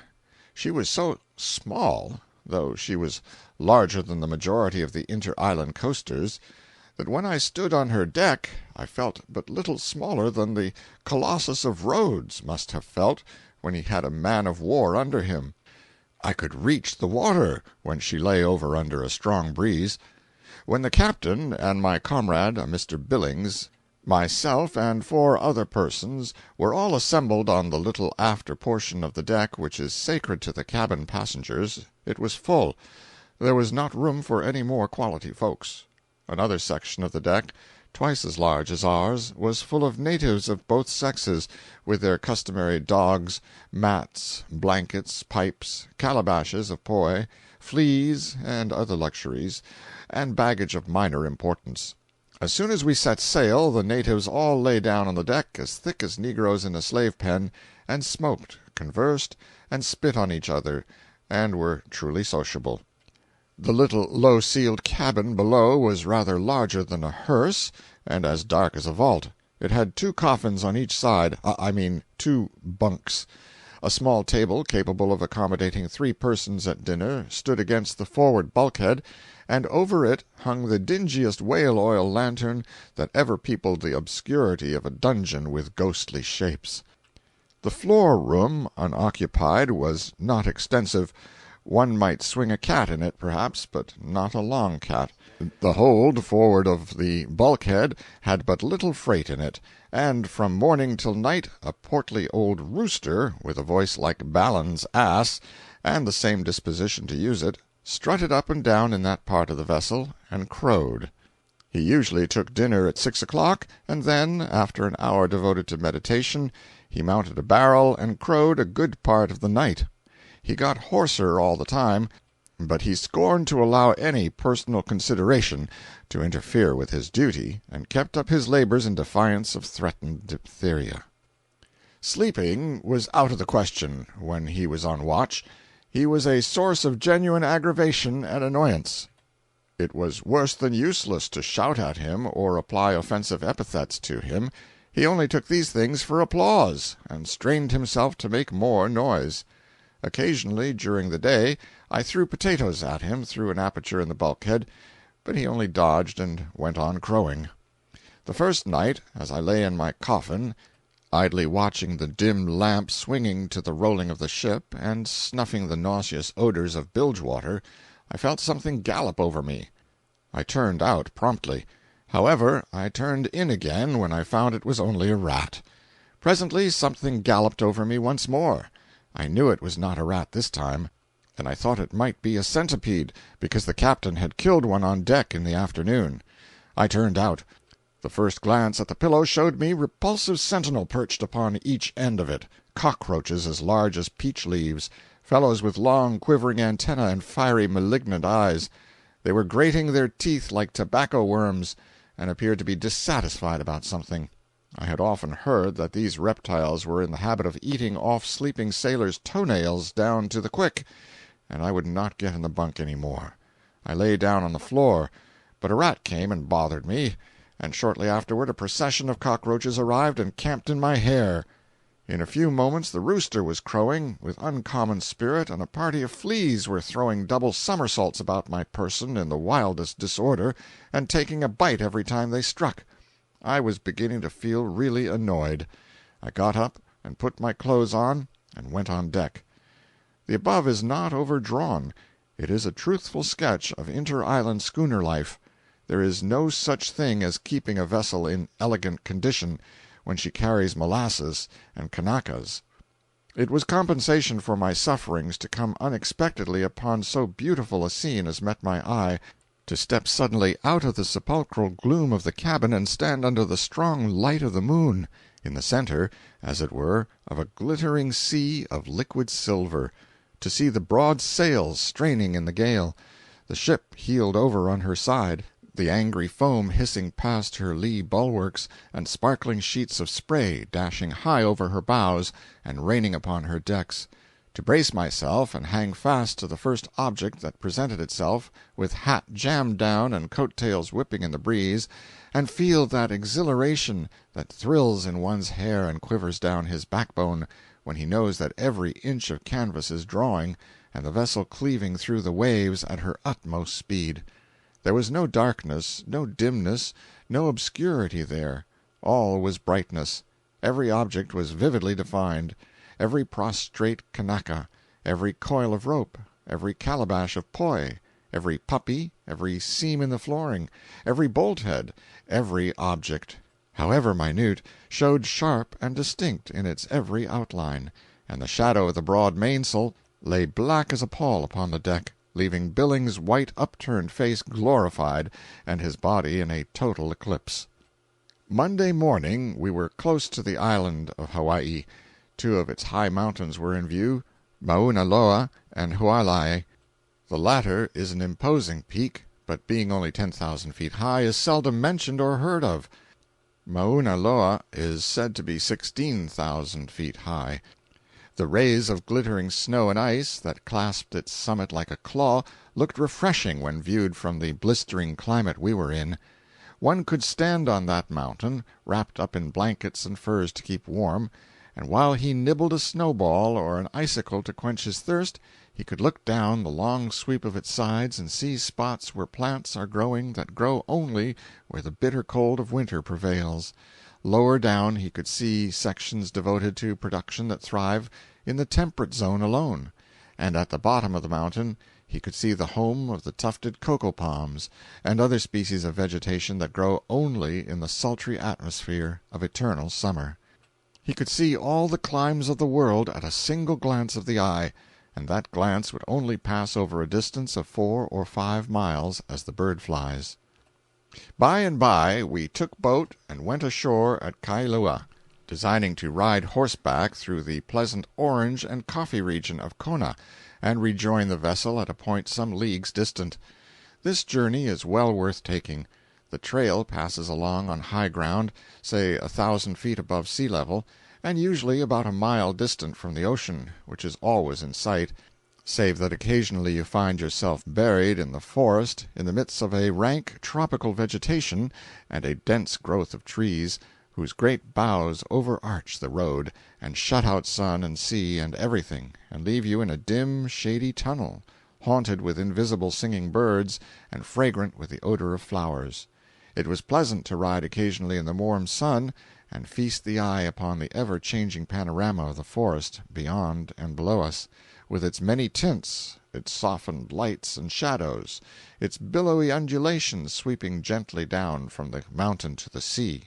It was pleasant, also, at intervals, to leave the sultry sun and pass into the cool, green depths of this forest, and indulge in the sentimental reflections under the inspiration of its brooding twilight and its whispering foliage.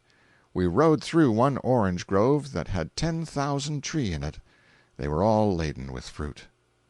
At one farmhouse we got some large peaches of excellent flavor. This fruit, as a general thing, does not do well in the Sandwich Islands. It takes a sort of almond shape, and is small and bitter. It needs frost, they say, and perhaps it does. If this be so, it will have a good opportunity to go on needing it, as it will not be likely to get it. The trees from which the fine fruit I have spoken of came had been planted and replanted 16 times, and to this treatment the proprietor of the orchard attributed his success. We passed several sugar plantations, new ones and not very extensive. The crops were, in most cases, third ratoons. Note: the first crop is called plant cane. Subsequent crops which spring from the original roots without replanting are called ratoons. Almost everywhere on the island of Hawaii, sugar cane matures in 12 months, both ratoons and plant, and although it ought to be taken off as soon as it tassels, no doubt, it is not absolutely necessary to do it until about 4 months afterward. In Kona, the average yield of an acre of ground is 2 tons of sugar, they say. This is only a moderate yield for these islands, but would be astounding for Louisiana and most other sugar-growing countries. The plantations in Kona being on pretty high ground, up among the light and frequent rains, no irrigation whatever is required. End of Chapter 69. Chapter 70. We stopped some time at one of the plantations to rest ourselves and refresh the horses.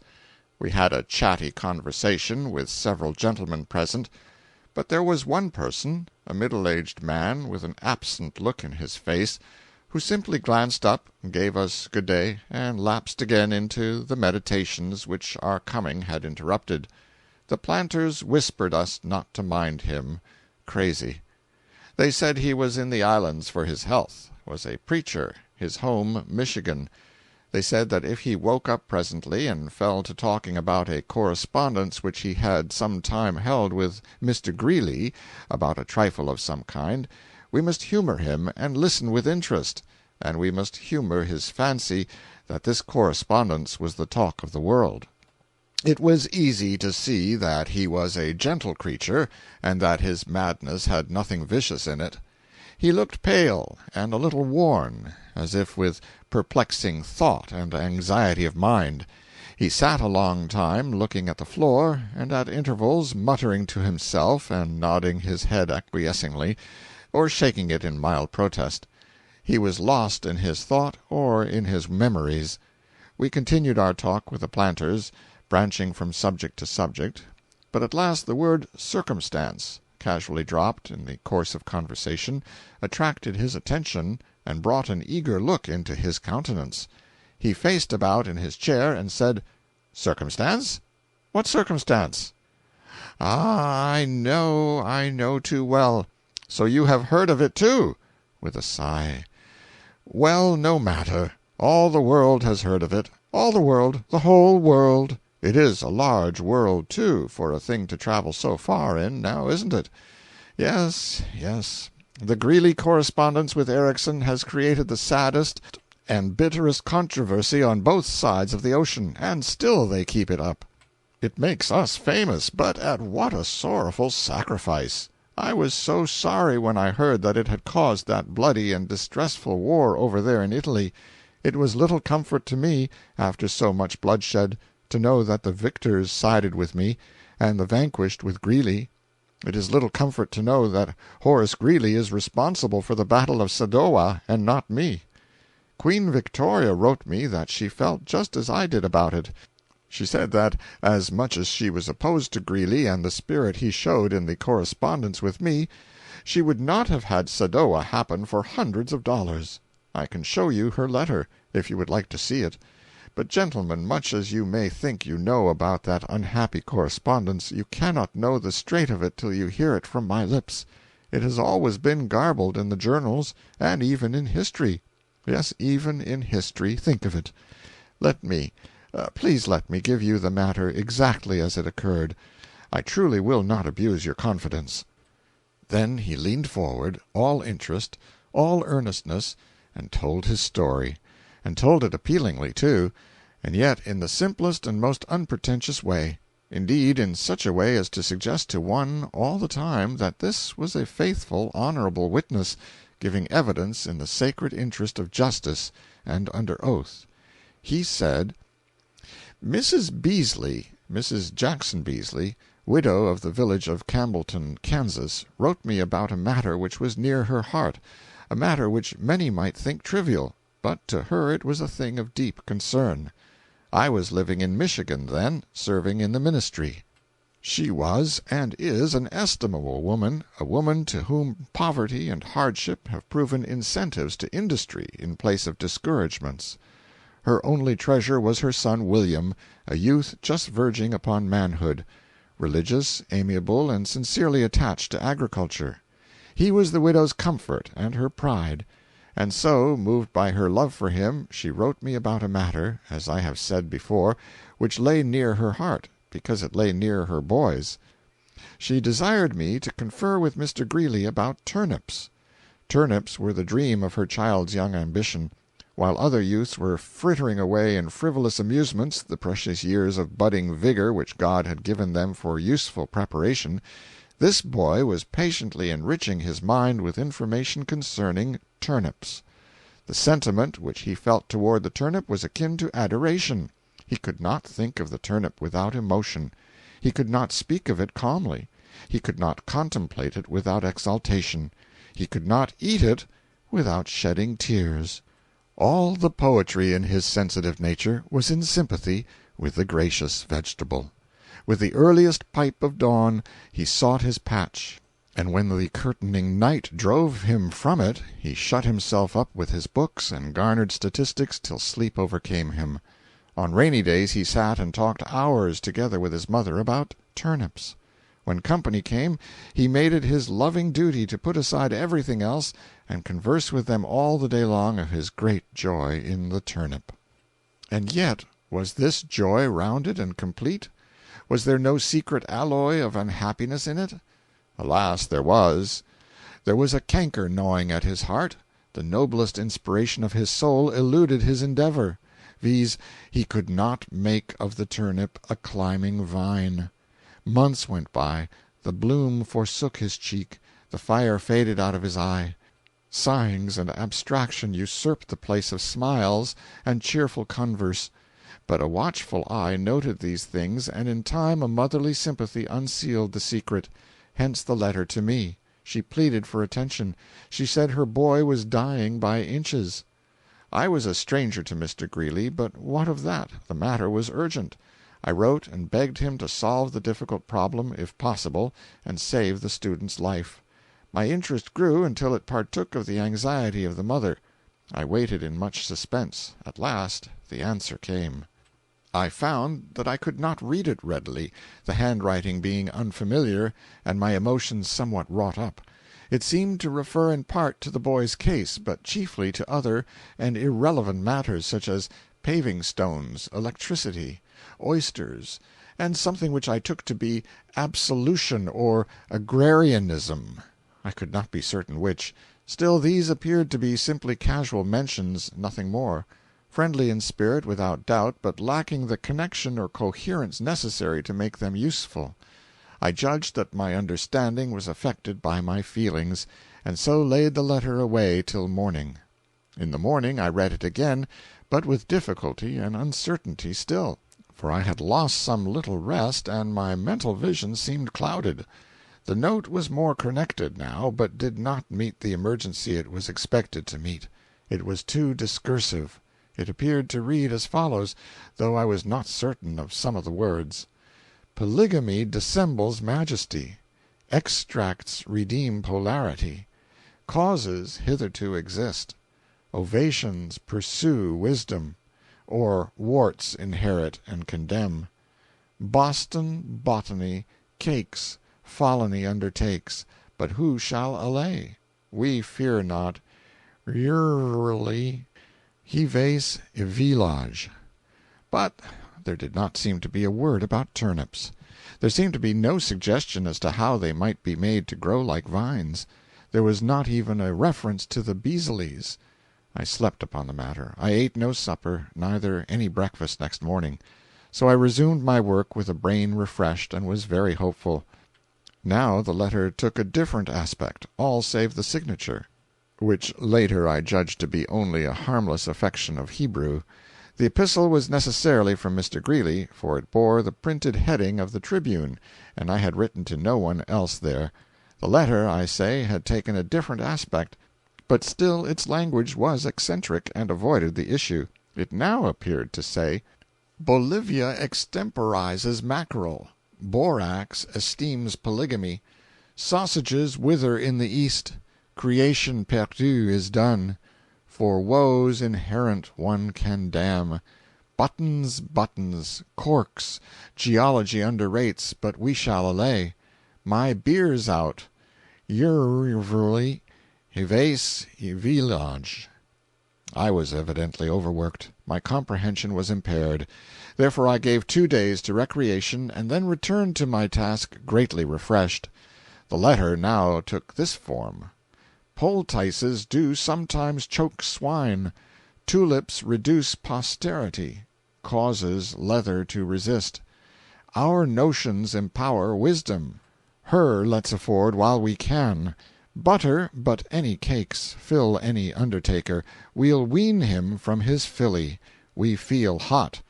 Yerxwli hivace village. I was still not satisfied. These generalities did not meet the question. They were crisp and vigorous, and delivered with a confidence that almost compelled conviction. But at such a time as this, with a human life at stake, they seemed inappropriate, worldly, and in bad taste. At any other time I would have been not only glad, but proud, to receive from a man like Greeley a letter of this kind, and would have studied it earnestly and tried to improve myself all I could. But now, with that poor boy in his far home languishing for relief, I had no heart for learning. 3 days passed by, and I read the note again. Again its tenor had changed. It now appeared to say, Potations do sometimes wake wines. Turnips restrain passion. Causes necessary to state. Infest the poor widow. Her lord's effects will be void. But dirt, bathing, etc., etc., followed unfairly, will worm him from his folly. So swear not. Yerxwli hivace village. This was more like it, but I was unable to proceed. I was too much worn.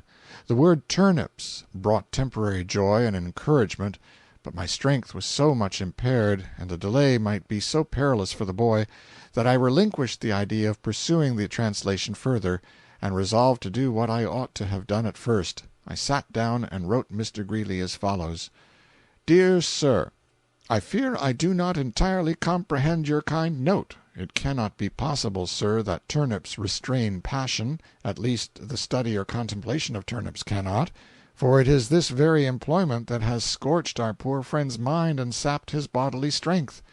But if they do restrain it, will you bear with us a little further and explain how they should be prepared? I observe that you say causes necessary to state, but you have omitted to state them. Under a misapprehension, you seem to attribute to me interested motives in this matter, to call it by no harsher term. But I assure you, dear sir, that if I seem to be infesting the widow, it is all seeming and void of reality. It is from no seeking of mine that I am in this position. She asked me herself to write you.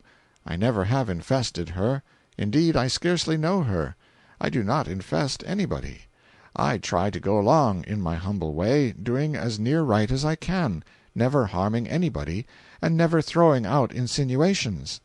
As for her lord and his effects, they are of no interest to me. I trust I have effects enough of my own, shall endeavor to get along with them at any rate, and not go mousing around to get a hold of somebody's that are void. But do you not see? This woman is a widow. She has no lord. He is dead, or pretended to be when they buried him. Therefore no amount of dirt, bathing, etc., etc., however unfairly followed, will be likely to worm him from his folly, if being dead and a ghost is folly. Your closing remark is as unkind as it was uncalled for, and if report says true, you might have applied it to yourself, sir, with more point and less impropriety. Very truly yours, Simon Erickson. In the course of a few days, Mr. Greeley did what would have saved a world of trouble, and much mental and bodily suffering and misunderstanding, if he had done it sooner. To wit, he sent an intelligible rescript or translation of his original note, made in a plain hand by his clerk. Then the mystery cleared, and I saw that his heart had been right all the time. I will recite the note in its clarified form. Translation: Potatoes do sometimes make vines. Turnips remain passive. Cause unnecessary to state. Inform the poor widow her lad's efforts will be vain. But diet, bathing, etc., etc., followed uniformly, will wean him from his folly, so fear not. Yours, Horace Greeley. But alas, it was too late, gentlemen, too late. The criminal delay had done its work. Young Beasley was no more. His spirit had taken its flight to a land where all anxieties shall be charmed away, all desires gratified, all ambitions realized. Poor lad, they laid him to his rest with a turnip in each hand. So ended Erickson, and lapsed again into nodding, mumbling, and abstraction. The company broke up and left him so, but they did not say what drove him crazy. In the momentary confusion I forgot to ask. End of Chapter 70. Chapter 71. At 4 o'clock in the afternoon we were winding down a mountain of dreary and desolate lava to the sea, and closing our pleasant land journey. This lava is the accumulation of ages. One torrent of fire after another has rolled down here in old times, and built up the island structure higher and higher. Underneath, it is honeycombed with caves. It would be of no use to dig wells in such a place. They would not hold water. You would not find any for them to hold, for that matter. Consequently, the planters depend upon cisterns. The last lava flow occurred here so long ago that there are none now living who witnessed it. In one place it enclosed and burned down a grove of cocoanut trees, and the holes in the lava where the trunks stood are still visible. Their sides retain the impression of the bark. The trees fell upon the burning river, and becoming partly submerged, left in it the perfect counterpart of every knot and branch and leaf, and even nut, for curiosity seekers of a long distant day to gaze upon and wonder at. There were doubtless plenty of Kanaka sentinels on guard hereabouts at that time, but they did not leave casts of their figures in the lava as the Roman sentinels at Herculaneum and Pompeii did. It is a pity it is so, because such things are so interesting, and so it is. They probably went away. They went away early, perhaps. However, they had their merits. The Romans exhibited the higher pluck, but the Kanakas showed the sounder judgment. Shortly we came in sight of that spot whose history is so familiar to every schoolboy in the wide world. Kealakekua Bay, the place where Captain Cook, the great circumnavigator, was killed by the natives nearly 100 years ago. The setting sun was flaming upon it, a summer shower was falling, and it was spanned by two magnificent rainbows. Two men who were in advance of us rode through one of these, and for a moment their garments shone with a more than regal splendor. Why did not Captain Cook have taste enough to call his great discovery the Rainbow Islands? These charming spectacles are present to you at every turn. They are common in all the islands. They are visible every day, and frequently at night also. Not the silvery bow we see once in an age in the States, by moonlight, but barred with all bright and beautiful colors, like the children of the sun and rain. I saw one of them a few nights ago. What the sailors call rain dogs, little patches of rainbow, are often seen drifting about the heavens in these latitudes, like stained cathedral windows. Kealakekua Bay is a little curve like the last kink of a snail shell, winding deep into the land, seemingly not more than a mile wide from shore to shore. It is bounded on one side, where the murder was done, by a little flat plain, on which stands a cocoanut grove and some ruined houses. A steep wall of lava, 1,000 feet high at the upper end and 300 or 400 at the lower, comes down from the mountain and bounds the inner extremity of it. From this wall the place takes its name, Kealakekua, which in the native tongue signifies the pathways of the gods. They say, and still believe in spite of their liberal education in Christianity, that the great god Lono, who used to live upon the hillside, always traveled that causeway when urgent business connected with heavenly affairs called him down to the seashore in a hurry. As the red sun looked across the placid ocean through the tall, clean stems of the cocoanut trees, like a blooming whiskey bloat through the bars of a city prison, I went and stood in the edge of the water on the flat rock pressed by Captain Cook's feet when the blow was dealt which took away his life, and tried to picture in my mind the doomed man struggling in the midst of the multitude of exasperated savages, the men in the ship crowding to the vessel's side and gazing in anxious dismay toward the shore, but I discovered that I could not do it. It was growing dark. The rain began to fall. We could see that the distant Boomerang was helplessly becalmed at sea, and so I adjourned to the cheerless little box of a warehouse and sat down to smoke and think, and wish the ship would make the land, for we had not eaten much for 10 hours and were viciously hungry.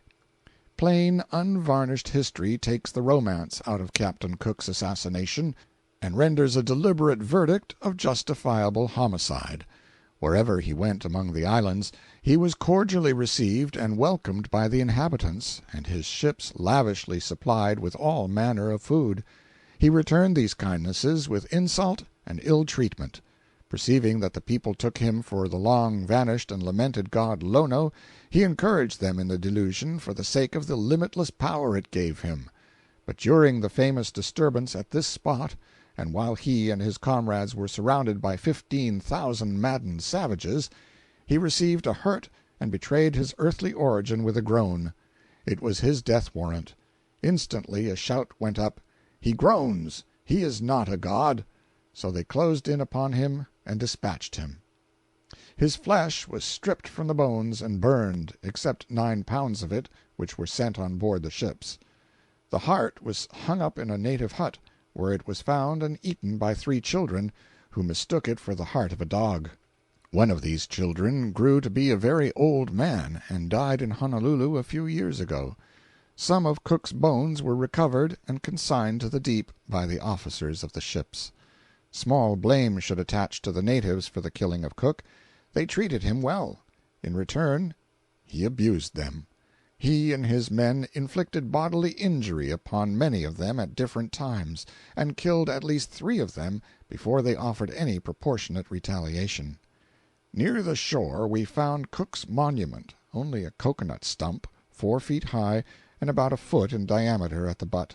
It had lava boulders piled around its base to hold it up and keep it in its place, and it was entirely sheathed over, from top to bottom, with rough, discolored sheets of copper, such as ships' bottoms are coppered with. Each sheet had a rude inscription scratched upon it, with a nail apparently, and in every case the execution was wretched. Most of these merely recorded the visits of British naval commanders to the spot, but one of them bore this legend: "Near this spot fell Captain James Cook, the distinguished navigator, who discovered these islands A.D. 1778. After Cook's murder, his second in command on board the ship opened fire upon the swarms of natives on the beach, and one of his cannon balls cut this cocoanut tree short off, and left this monumental stump standing. It looked sad and lonely enough to us, out there in the rainy twilight. But there is no other monument to Captain Cook. True, up on the mountain-side we had passed by a large enclosure like an ample hog-pen, built of lava blocks, which marks the spot where Cook's flesh was stripped from his bones and burned.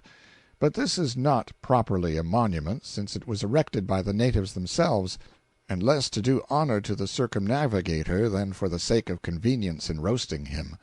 A thing like the guide-board was elevated above this pen on a tall pole, and formerly there was an inscription upon it, describing the memorable occurrence that had there taken place. But the sun and the wind have long ago so defaced it as to render it illegible. Toward midnight a fine breeze sprang up, and the schooner soon worked herself into the bay and cast anchor. The boat came ashore for us, and in a little while the clouds and the rain were all gone. The moon was beaming tranquilly down on land and sea, and we two were stretched upon the deck sleeping the refreshing sleep and dreaming the happy dreams that are only vouchsafed to the weary and the innocent. End of Chapter 71. Chapter 72. In the breezy morning we went ashore and visited the ruined temple of the last god Lono. The high chief cook of this temple, the priest who presided over it and roasted the human sacrifices, was uncle to Obookia, and at one time that youth was an apprentice priest under him. Obookia was a young native of fine mind, who, together with 3 other native boys, was taken to New England by the captain of a whale ship during the reign of Kamehameha I, and they were the means of attracting the attention of the religious world to their country. This resulted in the sending of missionaries there, and this Obookia was the very same sensitive savage who sat down on the church steps and wept because his people did not have the Bible. That incident has been very elaborately painted in many a charming Sunday-school book, and told so plaintively and so tenderly that I have cried over it in Sunday-school myself, on general principles, although at a time when I did not know much and could not understand why the people of the Sandwich Islands needed to worry so much about it as long as they did not know there was a Bible at all. Obookia was converted and educated, and was to have returned to his native land with the first missionaries had he lived. The other native youths made the voyage, and 2 of them did good service, but the third, William Kanui, fell from grace afterward, for a time, and when the gold excitement broke out in California he journeyed thither and went to mining, although he was 50 years old. He succeeded pretty well, but the failure of Page, Bacon & Company relieved him of $6,000, and then, to all intents and purposes, he was a bankrupt in his old age, and he resumed service in the pulpit again. He died in Honolulu in 1864. Quite a broad tract of land near the temple, extending from the sea to the mountain top, was sacred to the god Lono in olden times, so sacred that if a common native set his sacrilegious foot upon it, it was judicious for him to make his will, because his time had come. He might go around it by water, but he could not cross it. It was well sprinkled with pagan temples and stocked with awkward, homely idols carved out of logs of wood. There was a temple devoted to prayers for rain, and with fine sagacity it was placed at a point so well up on the mountain-side that if you prayed there 24 times a day for rain you would be likely to get it every time. You would seldom get to your Amen before you would have to hoist your umbrella. And there was a large temple near at hand which was built in a single night, in the midst of storm and thunder and rain, by the ghastly hands of dead men. Tradition says that by the weird glare of the lightning a noiseless multitude of phantoms were seen at their strange labor, far up the mountain-side, at dead of night, flitting hither and thither and bearing great lava-blocks clasped in their nerveless fingers, appearing and disappearing as the pallid luster fell upon their forms and faded away again. Even to this day, it is said, the natives hold this dread structure in awe and reverence, and will not pass by it in the night. At noon I observed a bevy of nude native young ladies bathing in the sea, and went and sat down on their clothes to keep them from being stolen. I begged them to come out, for the sea was rising, and I was satisfied that they were running some risk. But they were not afraid, and presently went on with their sport. They were finished swimmers and divers, and enjoyed themselves to the last degree. They swam races, splashed and ducked and tumbled each other about, and filled the air with their laughter. It is said that the first thing an islander learns is how to swim. Learning to walk, being a matter of smaller consequence, comes afterward. One hears tales of native men and women swimming ashore from vessels many miles at sea, more miles, indeed, than I dare vouch for or even mention, and they tell of a native diver who went down in 30 or 40-foot waters and brought up an anvil. I think he swallowed the anvil afterwards, if my memory serves me. However, I will not urge this point. I have spoken, several times, of the god Lono. I may as well furnish 2 or 3 sentences concerning him. The idol the natives worshipped for him was a slender, unornamented staff 12 feet long.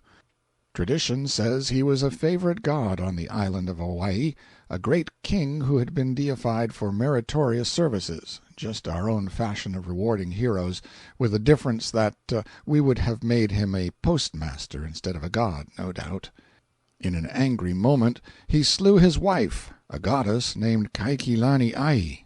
Remorse of conscience drove him mad, and tradition presents us the singular spectacle of a god traveling on the shoulder, for in his gnawing grief he wandered about from place to place, boxing and wrestling with all whom he met.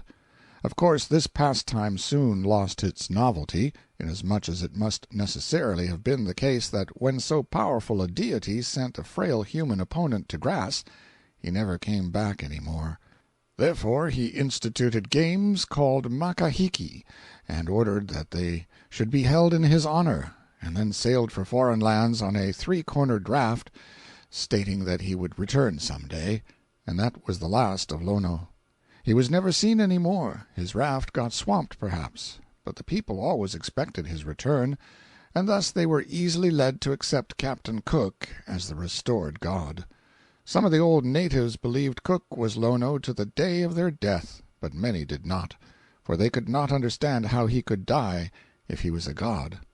Only a mile or so from Kealakekua Bay is a spot of historic interest, the place where the last battle was fought for idolatry.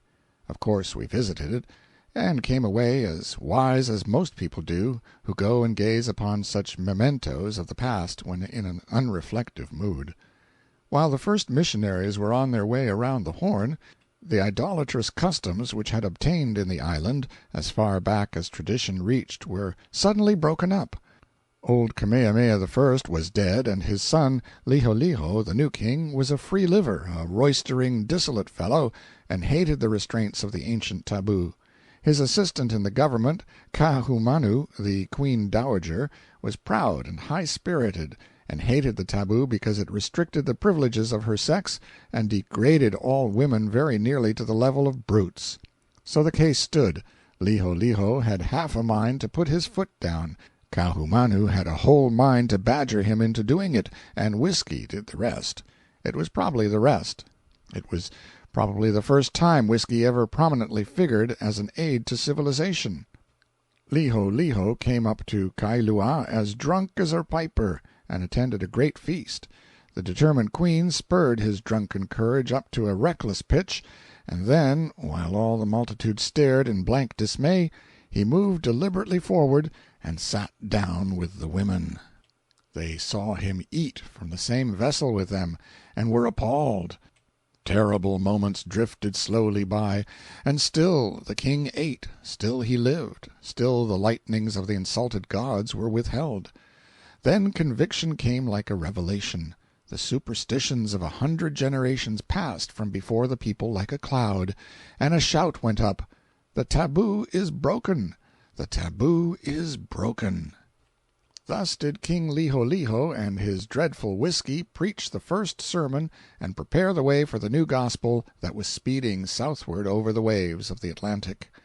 The taboo broken, and destruction failing to follow the awful sacrilege, the people, with that childlike precipitancy which has always characterized them, jumped to the conclusion that their gods were a weak and wretched swindle. just as they formerly jumped to the conclusion that Captain Cook was no god merely because he groaned, and promptly killed him without stopping to inquire whether a god might not groan as well as a man if it suited his convenience to do it. And satisfied that the idols were powerless to protect themselves, they went to work at once and pulled them down, hacked them to pieces, applied the torch, annihilated them. The pagan priests were furious, and well they might be. They had held the fattest offices in the land, and now they were beggared. They had been great, they had stood above the chiefs, and now they were vagabonds. They raised a revolt, they scared a number of people into joining their standard, and Bekuakalani, an ambitious offshoot of royalty, was easily persuaded to become their leader. In the first skirmish the idolaters triumphed over the royal army sent against them, and full of confidence they resolved to march upon Kailua. The king sent an envoy to try and conciliate them, and came very near being an envoy short by the operation. The savages not only refused to listen to him, but wanted to kill him. So the king sent his men forth under Major General Kalaimoku, and the two hosts met at Kuamu. The battle was long and fierce, men and women fighting side by side, as was the custom, and when the day was done the rebels were flying in every direction in hopeless panic, and idolatry and the taboo were dead in the land. The royalists marched gaily home to Kailua, glorifying the new dispensation. "There is no power in the gods," said they. "They are a vanity and a lie. The army with idols was weak. The army without idols was strong and victorious." The nation was without a religion. The missionary ship arrived in safety shortly afterward, timed by providential exactness to meet the emergency, and the gospel was planted as in virgin soil. End of chapter 72. Chapter 73. At noon we hired a Kanaka to take us down to the ancient ruins at Honuanan in his canoe, price $2, reasonable enough for a sea voyage of 8 miles, counting both ways. The native canoe is an irresponsible-looking contrivance. I cannot think of anything to liken it to but a boy's sled-runner hollowed out, and that does not quite convey the correct idea. It is about 15 feet long, high and pointed at both ends, is a foot and a half or 2 feet deep, and is so narrow that if you wedged a fat man into it you might not get him out again. It sits on top of the water like a duck, but it has an outrigger and does not upset easily, if you keep still. This outrigger is formed of 2 long bent sticks like plow handles, which project from one side, and to their outer ends is bound a curved beam composed of an extremely light wood, which skims along the surface of the water, and thus saves you from an upset on that side, while the outrigger's weight is not so easily lifted as to make an upset on the other side a thing to be greatly feared.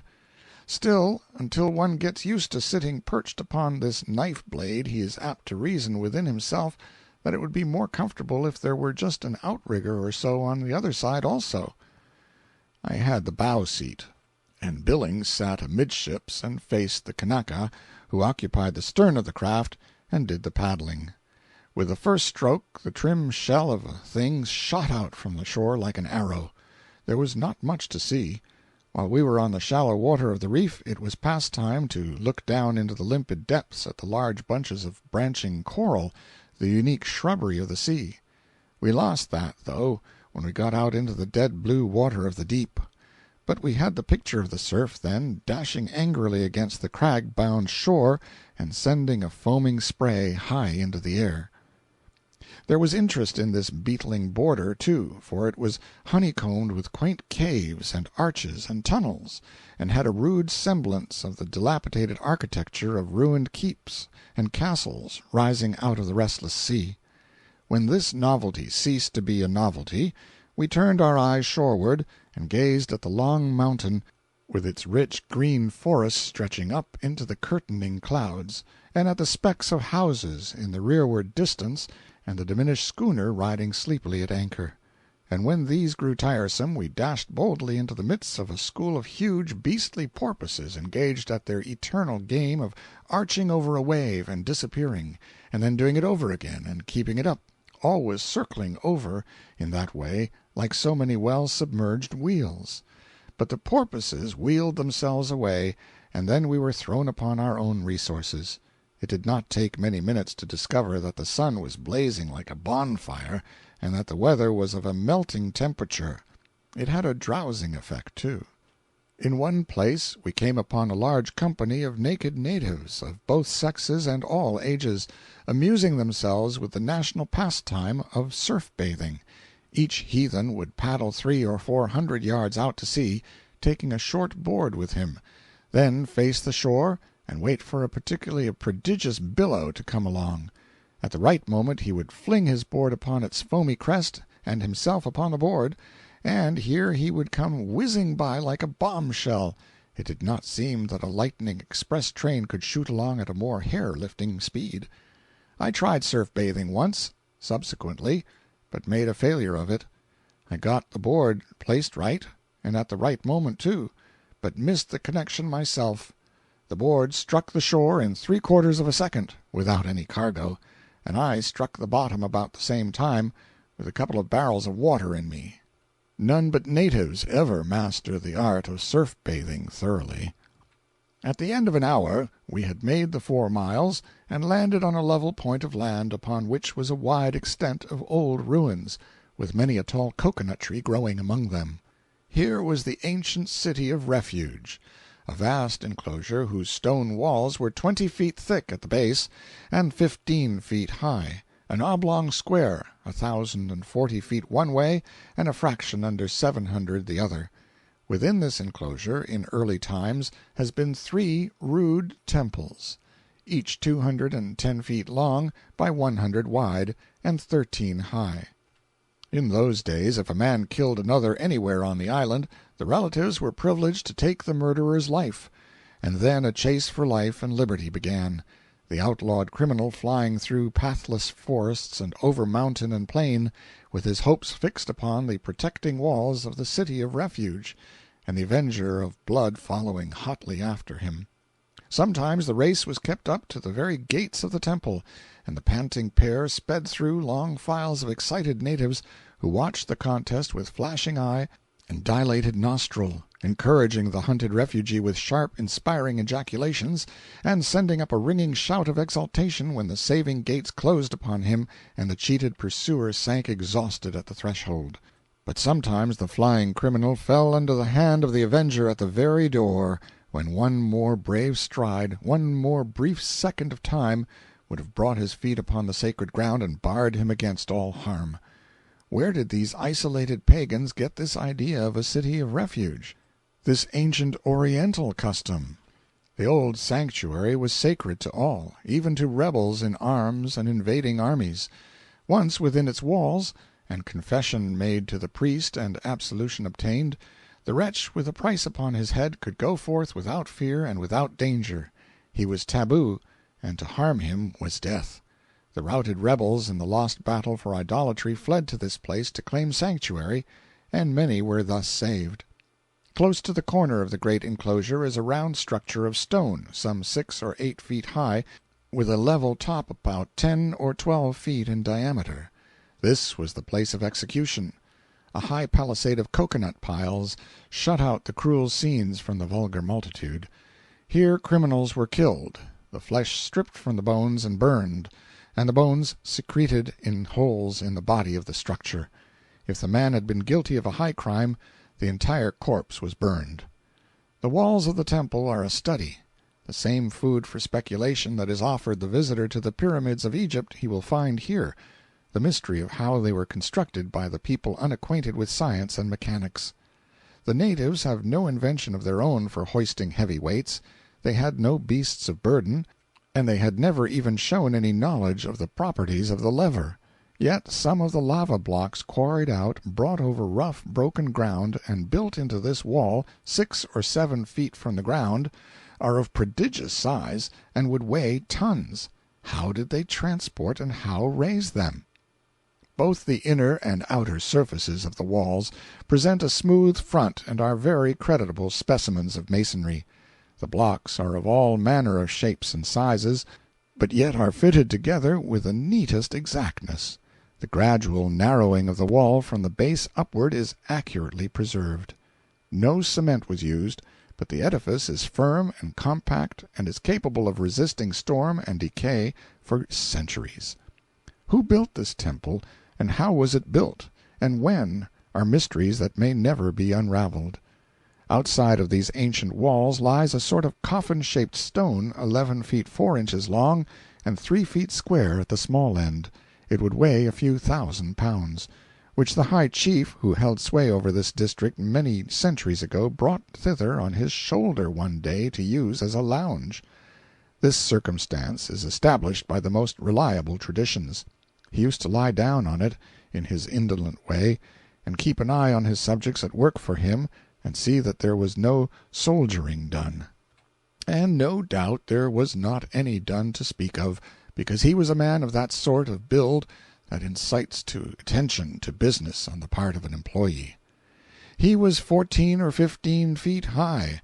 When he stretched himself at full length on his lounge, his legs hung down over the end, and when he snored he woke the dead. These facts are all attested by irrefragable tradition. On the other side of the temple is a monstrous 7-ton rock, 11 feet long, 7 feet wide, and 3 feet thick. It is raised a foot or a foot and a half above the ground, and rests upon half a dozen little stony pedestals. The same old 14-footer brought it down from the mountain, merely for fun (he had his own notions about fun), and propped it up as we find it now, and as others may find it a century hence, for it would take a score of horses to budge it from its position. They say that 50 or 60 years ago the proud Queen Kahumanu used to fly to this rock for safety, whenever she had been making trouble with her fierce husband, and hide under it until his wrath was appeased. But these Kanakas will lie, and this statement is one of their ablest efforts, for Kahumanu was 6 feet high, and she was bulky, she was built like an ox, and she could no more have squeezed herself under that rock than she could have passed between the cylinders of a sugar-mill. What could she gain by it, even if she succeeded? To be chased and abused by a savage husband could not be otherwise than humiliating to her high spirit, yet it could never make her feel so flat as an hour's repose under that rock would. We walked a mile over a raised macadamized road of uniform width, a road paved with flat stones, and exhibiting in its every detail a considerable degree of engineering skill. Some say that that wise old pagan, Kamehameha I, planned and built it, but others say it was built so long before his time that the knowledge of who constructed it has passed out of the traditions. In either case, however, as the handiwork of an untaught and degraded race, it is a thing of pleasing interest. The stones are worn and smooth and pushed apart in places, so that the road has the exact appearance of those ancient paved highways leading out of Rome which one sees in pictures. The object of our tramp was to visit a great natural curiosity at the base of the foothills, a congealed cascade of lava. Some old forgotten volcanic eruption sent its broad river of fire down the mountain-side here, and it poured down in a great torrent from an overhanging bluff some 50 feet high to the ground below. The flaming torrent cooled in the winds from the sea, and remains there today, all seamed and frothed and rippled in a petrified Niagara. It is very picturesque, and withal so natural that one might almost imagine it still flowed. A smaller stream trickled over the cliff and built up an isolated pyramid about 30 feet high, which has the semblance of a mass of large gnarled and knotted vines, and roots, and stems intricately twisted and woven together. We passed in behind the cascade and the pyramid, and found the bluff pierced by several cavernous tunnels, whose crooked courses we followed a long distance. 2 of these winding tunnels stand as proof of nature's mining abilities. Their floors are level, they are 7 feet wide, and their roofs are gently arched. Their height is not uniform, however. We pass through one 100 feet long, which leads through a spur of the hill and opens out well up in the sheer wall of a precipice whose foot rests in the waves of the sea. It is a commodious tunnel, except that there are occasional places in it where one must stoop to pass under. The roof is lava, of course, and is thickly studded with little lava-pointed icicles an inch long, which hardened as they dripped.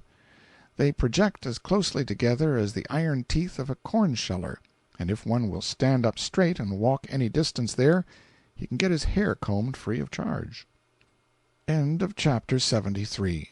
Chapter 74. We got back to the schooner in good time, and then sailed down to Kau, where we disembarked and took final leave of the vessel.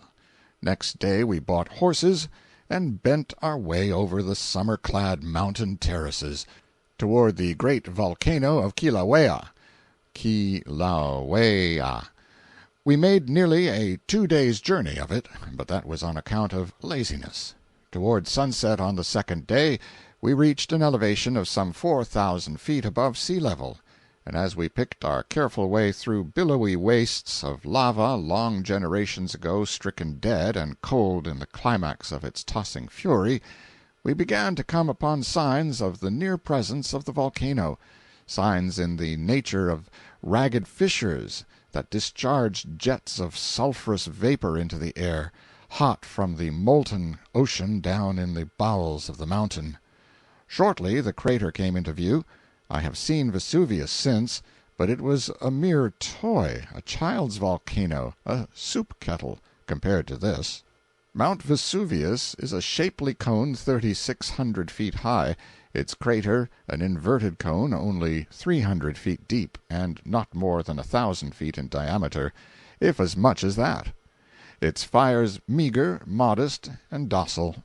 But here was a vast perpendicular walled cellar, 900 feet deep in some places, 1,300 in others, level, floored, and 10 miles in circumference. Here was a yawning pit upon whose floor the armies of Russia could camp, and have room to spare. Perched upon the edge of the crater, at the opposite end from where we stood, was a small lookout house, say 3 miles away. It assisted us, by comparison, to comprehend and appreciate the great depth of the basin. It looked like a tiny martin box, clinging at the eaves of a cathedral. After some time spent in resting and looking and ciphering, we hurried on to the hotel. By the path, it is half a mile from the volcano house to the lookout house. After a hearty supper we waited until it was thoroughly dark, and then started to the crater. The first glance in that direction revealed a scene of wild beauty. There was a heavy fog over the crater, and it was splendidly illuminated by the glare from the fires below. The illumination was 2 miles wide and a mile high, perhaps, and if you ever, on a dark night and at a distance, beheld the light from 30 or 40 blocks of distant buildings all on fire at once, reflected strongly against overhanging clouds, you can form a fair idea of what this looked like. A colossal column of cloud towered to a great height in the air immediately above the crater, and the outer swell of every one of its vast folds was dyed with a rich crimson luster, which was subdued to a pale rose tint in the depression between. It glowed like a muffled torch, and stretched upward to a dizzy height toward the zenith. I thought it just possible that its like had not been seen since the children of Israel wandered on their long march through the desert so many centuries ago over a path illuminated by the mysterious pillar of fire, and I was sure that I now had a vivid conception of what the majestic pillar of fire was like, which almost amounted to a revelation. Arrived at the little thatched lookout house, we rested our elbows on the railing in front, and looked abroad over the wide crater and down over the sheer precipice at the seething fires beneath us. The view was a startling improvement on my daylight experience. I turned to see the effect on the balance of the company, and found the reddest-faced set of men I almost ever saw. In the strong light every countenance glowed like red-hot iron. Every shoulder was suffused with crimson and shaded rearward into dingy, shapeless obscurity. The place below looked like the infernal regions, and these men like half-cooled devils just come up on a furlough. I turned my eyes upon the volcano again. The cellar was tolerably well lighted up. For a mile and a half in front of us, and half a mile on either side, the floor of the abyss was magnificently illuminated. Beyond these limits the mists hung down their gauzy curtains, and cast a deceptive gloom over all that made the twinkling fires in the remote corners of the crater seem countless leagues removed, made them seem like the camp-fires of a great army far away. Here was room for the imagination to work. You could imagine those lights the width of a continent away, and that hidden under the intervening darkness were hills and winding rivers and weary wastes of plain and desert, and even then the tremendous vista stretched on and on and on, to the fires and far beyond. You could not compass it. It was the idea of eternity made tangible, and the longest end of it made visible to the naked eye. The greater part of the vast floor of the desert under us was as black as ink, and apparently smooth and level, but over a mile square of it was ringed and streaked and striped with 1,000 branching streams of liquid and gorgeously brilliant fire. It looked like a colossal railroad map of the state of Massachusetts done in a chain lightning on a midnight sky. Imagine it. Imagine a coal-black sky shivered into a tangled network of angry fire. Here and there were gleaming holes 100 feet in diameter, broken in the dark crust, and in them the melted lava, the color of a dazzling white just tinged with yellow, was boiling and surging furiously, and from these holes branched numberless bright torrents in many directions, like the spokes of a wheel, and kept a tolerably straight course for a while, and then swept round in huge rainbow curves, or made a long succession of sharp worm-fence angles, which looked precisely like the fiercest jagged lightning. These streams met other streams, and they mingled with and crossed and recrossed each other in every conceivable direction, like skate tracks on a popular skating ground. Sometimes streams 20 or 30 feet wide flowed from the holes to some distance without dividing, and through the opera glasses we could see that they ran down small, steep hills, and were genuine cataracts of fire, white at their source, but soon cooling and turning to the richest red, grained with alternate lines of black and gold. Every now and then masses of the dark crust broke away and floated slowly down these streams like rafts down a river. Occasionally the molten lava flowing under the superincumbent crust broke through, split a dazzling streak from 500 to 1,000 feet long like a sudden flash of lightning, and then acre after acre of the cold lava parted into fragments, turned up edgewise like cakes of ice when a great river breaks up, plunged downward and were swallowed in the crimson cauldron. Then the wide expanse of the thaw maintained a ruddy glow for a while, but shortly cooled and became black and level again. During a thaw every dismembered cake was marked by a glittering white border which was superbly shaded inward by aurora borealis rays, which were a flaming yellow where they joined the white border, and from thence toward their points tapered into glowing crimson, then into a rich pale carmine, and finally into a faint blush that held its own a moment and then dimmed and turned black. Some of the streams preferred to mingle together in a tangle of fantastic circles, and then they looked something like the confusion of ropes one sees on a ship's deck when she has just taken in sail and dropped anchor, provided one can imagine those ropes on fire. Through the glasses the little fountains scattered about looked very beautiful. They boiled and coughed and spluttered and discharged sprays of stringy red fire, of about the consistency of mush, for instance, from 10 to 15 feet into the air, along with a shower of brilliant white sparks, a quaint and unnatural mingling of gouts of blood and snowflakes. We had circles and serpents and streaks of lightning all twined and wreathed and tied together, without a break throughout an area more than a mile square. That amount of ground was covered, though it was not strictly square, and it was with a feeling of placid exultation that we reflected that many years had elapsed since any visitor had seen such a splendid display, since any visitor had seen anything more than the now snubbed and insignificant North and South Lakes in action. We had been reading old files of Hawaiian newspapers and the Record Book at the Volcano House, and were posted. I could see the North Lake lying out on the black floor away off in the outer edge of our panorama, and knitted to it by a webwork of lava streams. In its individual capacity it looked very little more respectable than a schoolhouse on fire. True, it was about 900 feet long and 200 or 300 wide, but then, under the present circumstances, it necessarily appeared rather insignificant, and besides, it was so distant from us. I forgot to say that the noise made by the bubbling lava is not great, heard as we heard it from our lofty perch. It makes three distinct sounds, a rushing, a hissing, and a coughing or puffing sound, and if you stand on the brink and close your eyes, it is no trick at all to imagine that you are sweeping down a river on a large low-pressure steamer, and that you hear the hissing of the steam about her boilers, the puffing from her escape pipes, and the churning rush of the water abaft her wheels. The smell of sulphur is strong, but not unpleasant to a sinner. We left the lookout house at 10 o'clock in a half-cooked condition, because of the heat from Pelle's furnaces, and wrapping up in blankets, for the night was cold, we returned to our hotel.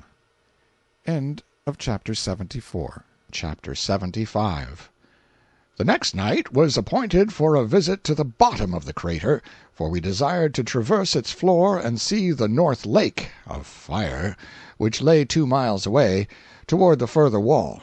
After dark half a dozen of us set out, with lanterns and native guides, and climbed down a crazy 1,000-foot pathway in a crevice fractured in the crater wall, and reached the bottom in safety. The eruption of the previous evening had spent its force, and the floor looked black and cold, but when we ran out upon it we found it hot yet to the feet, and it was likewise riven with crevices, which revealed the underlying fires gleaming vindictively. A neighboring cauldron was threatening to overflow, and this added to the dubiousness of the situation. So the native guides refused to continue the venture, and then everybody deserted except a stranger named Marlette. He said he had been in the crater a dozen times in daylight, and believed he could find his way through it at night. He thought that a run of 300 yards would carry us over the hottest part of the floor, and leave us our shoe soles. His pluck gave me backbone. We took one lantern, and instructed the guide to hang the other to the roof of the lookout house to serve as a beacon for us in case we got lost, and then the party started back up the precipice, and Marlette and I made our run. We skipped over the hot floor and over the red crevices with brisk dispatch, and reached the cold lava safe, but with pretty warm feet. Then we took things leisurely and comfortably, jumping tolerably wide and probably bottomless chasms, and threading our way through picturesque lava upheavals with considerable confidence. We got fairly away from the cauldrons of boiling fire. We seemed to be in a gloomy desert, and a suffocatingly dark one, surrounded by dim walls that seemed to tower to the sky. The only cheerful objects were the glinting stars high overhead. By and by Marlette shouted, "Stop!" I never stopped quicker in my life. I asked what the matter was. He said we were out of the path. He said we must not try to go on till we found it again, for we were surrounded with beds of rotten lava through which we could easily break and plunge down 1,000 feet. I thought 800 would answer for me, and was about to say so when Marlette partly proved his statement by accidentally crushing through and disappearing to his armpits. He got out, and we hunted for the path with the lantern. He said there was only one path, and that it was but vaguely defined. We could not find it.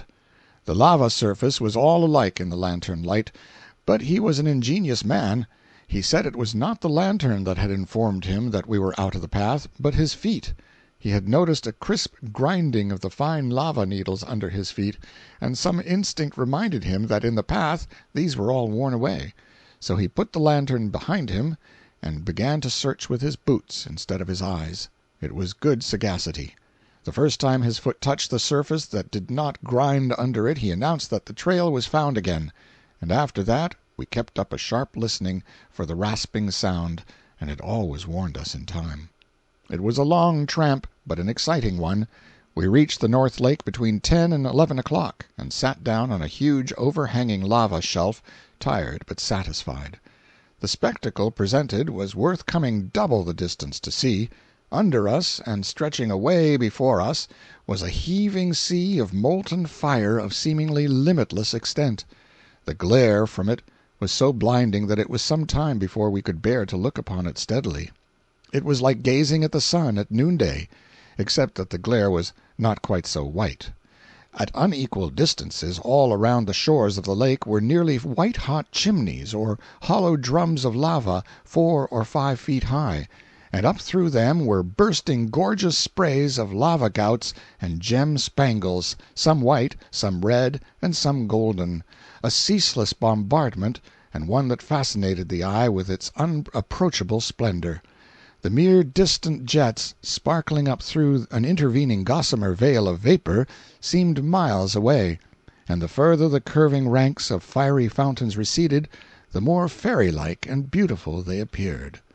Now and then the surging bosom of the lake, under our noses, would calm down ominously, and seem to be gathering strength for an enterprise.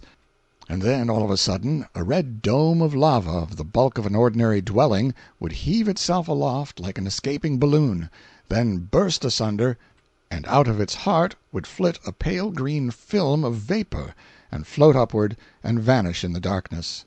A released soul soaring homeward from captivity with the damned, no doubt. The crashing plunge of the ruined dome into the lake again would send a world of seething billows lashing against the shores and shaking the foundations of our perch. By and by a loosened mass of the hanging shelf we sat on tumbled into the lake, jarring the surroundings like an earthquake, and delivering a suggestion that may have been intended for a hint, and may not. We did not wait to see. We got lost again on our way back, and were more than an hour hunting for the path. We were where we could see the beacon lantern at the lookout house at the time, but thought it was a star and paid no attention to it.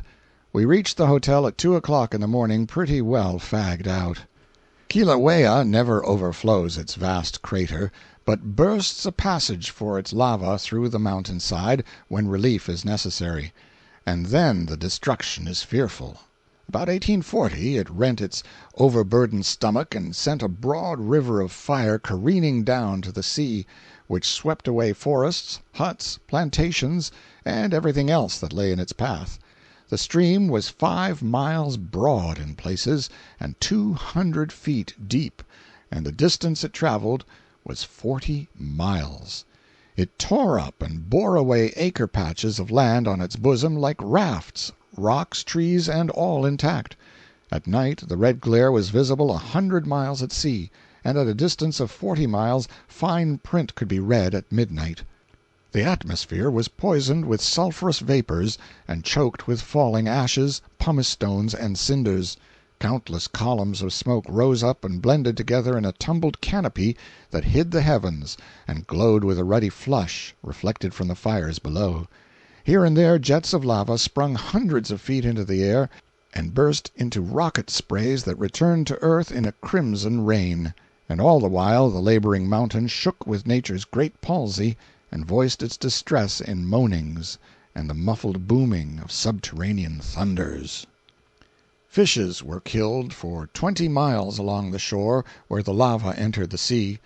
The earthquakes caused some loss of human life, and a prodigious tidal wave swept inland, carrying everything before it and drowning a number of natives.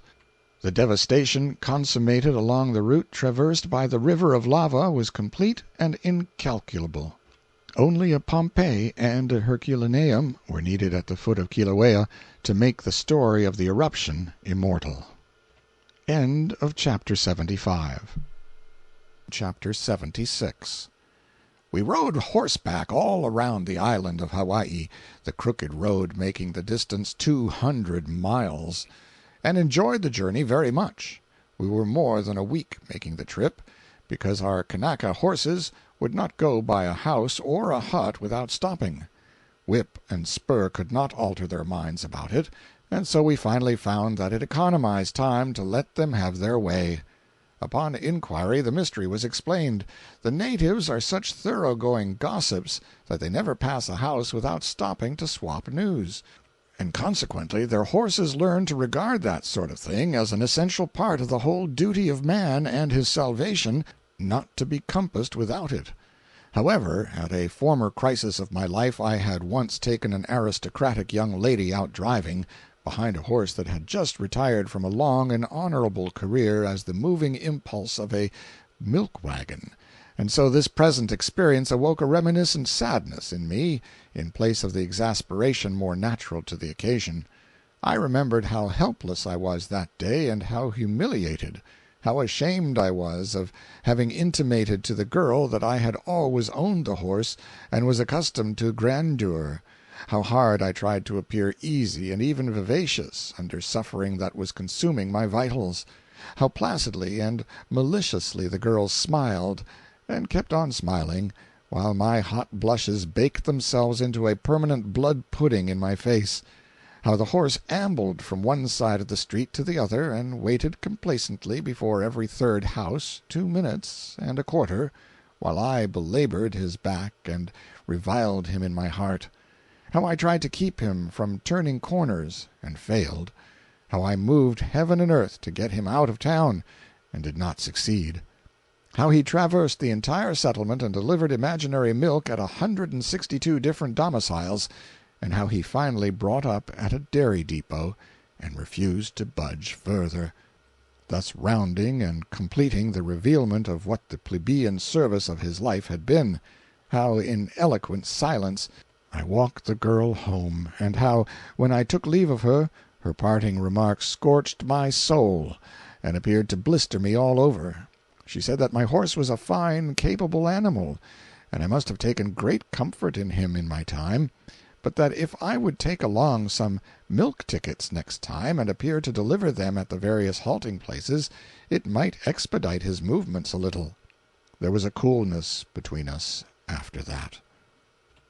In one place in the island of Hawaii we saw a laced and ruffled cataract of limpid water leaping from a sheer precipice 1,500 feet high, but that sort of scenery finds its staunchest ally in the arithmetic rather than in spectacular effect. If one desires to be so stirred by a poem of nature wrought in the happily commingled graces of picturesque rocks, glimpsed distances, foliage, color, shifting lights and shadows, and falling water, that the tears almost come into his eyes, so potent is the charm exerted, he need not go away from America to enjoy such an experience. The Rainbow Fall, in Watkins Glen, New York, on the Erie Railway, is an example. It would recede into pitiable insignificance if the callous tourist drew on arithmetic on it, but left to compete for the honors simply on scenic grace and beauty, the grand, the august, and the sublime being barred the contest, it could challenge the old world and the new to produce its peer. In one locality on our journey we saw some horses that had been born and reared on top of the mountains, above the range of running water, and consequently they had never drank that fluid in their lives, but had been always accustomed to quenching their thirst by eating dew-laden or shower-wetted leaves, and now it was destructively funny to see them sniff suspiciously at a pail of water, and then put in their noses and try to take a bite out of the fluid, as if it were a solid. Finding it liquid, they would snatch away their heads and fall to trembling, snorting, and showing other evidences of fright. When they became convinced at last that the water was friendly and harmless, they thrust their noses up to their eyes, brought out a mouthful of water, and proceeded to chew it complacently. We saw a man coax, kick, and spur one of them 5 or 10 minutes before he could make it cross a running stream. It spread its nostrils, distended its eyes, and trembled all over, just as horses customarily do in the presence of a serpent, and for aught I know it thought the crawling stream was a serpent. In due course of time our journey came to an end at Kauai, usually pronounced Tuahai, and before we find fault with this elaborate orthographical method of arriving at such an unostentatious result, let us lop off the "ugh" from our word "though." I made this horseback trip on a mule. I paid $10 for him at Kau, added 4 to get him shod, rode him 200 miles, and then sold him for $15. I mark the circumstance with a white stone, in the absence of chalk, for I never saw a white stone that a body could mark anything with, though, out of respect for the ancients, I have tried it often enough. For up to that day and date it was the first strictly commercial transaction I had ever entered into, and come out winner. We returned to Honolulu, and from thence sailed to the island of Maui, and spent several weeks there very pleasantly. I still remember, with a sense of indolent luxury, a picnicking excursion up a romantic gorge there called the Iao Valley. The trail lay along the edge of a brawling stream in the bottom of the gorge, a shady route, for it was well roofed with the verdant domes of forest trees. Through openings in the foliage we glimpsed picturesque scenery that revealed ceaseless changes and new charms with every step of our progress. Perpendicular walls from 1 to 3,000 feet high guarded the way, and were sumptuously plumed with varied foliage in places, and in places swathed in waving ferns. Passing shreds of cloud trailed their shadows across these shining fronts, mottling them with blots. Billowy masses of white vapor hid the turreted summits, and far above the vapor swelled a background of gleaming green crags and cones that came and went through the veiling mists, like islands drifting in a fog. Sometimes the cloudy curtain descended till half the cannon wall was hidden, then shredded gradually away till only airy glimpses of the ferny front appeared through it, then swept aloft and left it glorified in the sun again. Now and then, as our position changed, rocky bastions swung out from the wall, a mimic ruin of castellated ramparts and crumbling towers clothed with mosses and hung with garlands of swaying vines, and as we moved on they swung back again and hid themselves once more in the foliage. Presently a verdure-clad needle of stone, 1,000 feet high, stepped out from behind a corner and mounted guard over the mysteries of the valley. It seemed to me that if Captain Cook needed a monument, here was one ready-made. Therefore, why not put up his sign here, and sell out the venerable cocoanut stump? But the chief pride of Maui is her dead volcano of Haleakala, which means, translated, the House of the Sun. We climbed 1,000 feet up the side of this isolated colossus one afternoon, then camped, and next day climbed the remaining 9,000 feet, and anchored on the summit, where we built a fire and froze and roasted by turns all night. With the first pallor of dawn we got up and saw things that were new to us. Mounted on a commanding pinnacle, we watched nature work her silent wonders. The sea was spread abroad on every hand, its tumbled surface seeming only wrinkled and dimpled in the distance. A broad valley below appeared like an ample checkerboard, its velvety green sugar plantations alternating with dun squares of barrenness and groves of trees diminished to mossy tufts. Beyond the valley were mountains picturesquely grouped together, but bear in mind we fancied that we were looking up at these things, not down. We seemed to sit in the bottom of a symmetrical bowl 10,000 feet deep, with the valley and the skirting sea lifted away into the sky above us.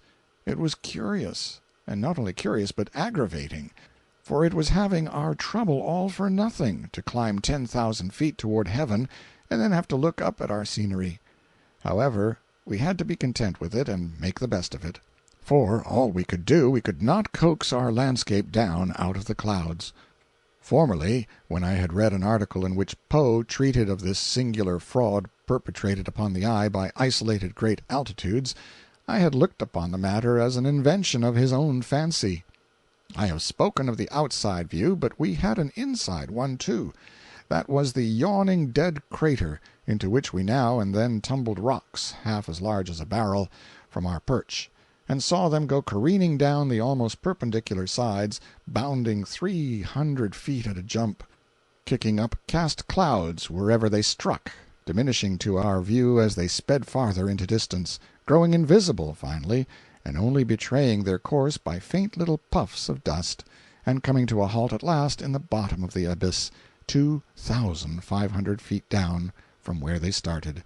It was magnificent sport. We wore ourselves out at it. The crater of Vesuvius, as I have before remarked, is a modest pit about 1,000 feet deep and 3,000 in circumference. That of Kilauea is somewhat deeper and 10 miles in circumference. But what are either of them compared to the vacant stomach of Haleakala? I will not offer any figures of my own, but give official ones, those of Commander Wilkes, U.S. Navy, who surveyed it and testifies that it is 27 miles in circumference.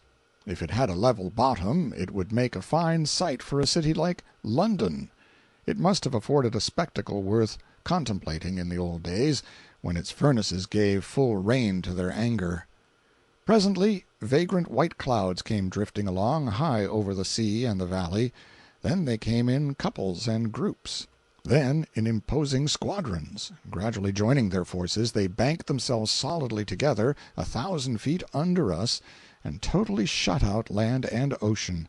Not a vestige of anything was left in view, but just a little of the rim of the crater, circling away from the pinnacle whereon we sat, for a ghostly procession of wanderers from the filmy hosts without had drifted through a chasm in the crater wall, and filed round and round, and gathered and sunk and blended together till the abyss was stored to the brim with a fleecy fog.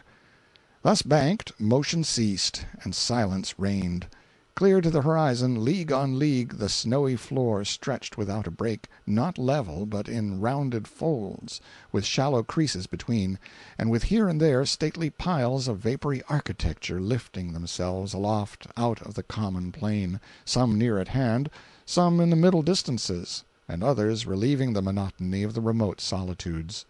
There was little conversation, for the impressive scene overawed speech. I felt like the last man, neglected of the judgment, and left pinnacled in mid-heaven, a forgotten relic of a vanished world. While the hush yet brooded, the messengers of the coming resurrection appeared in the east.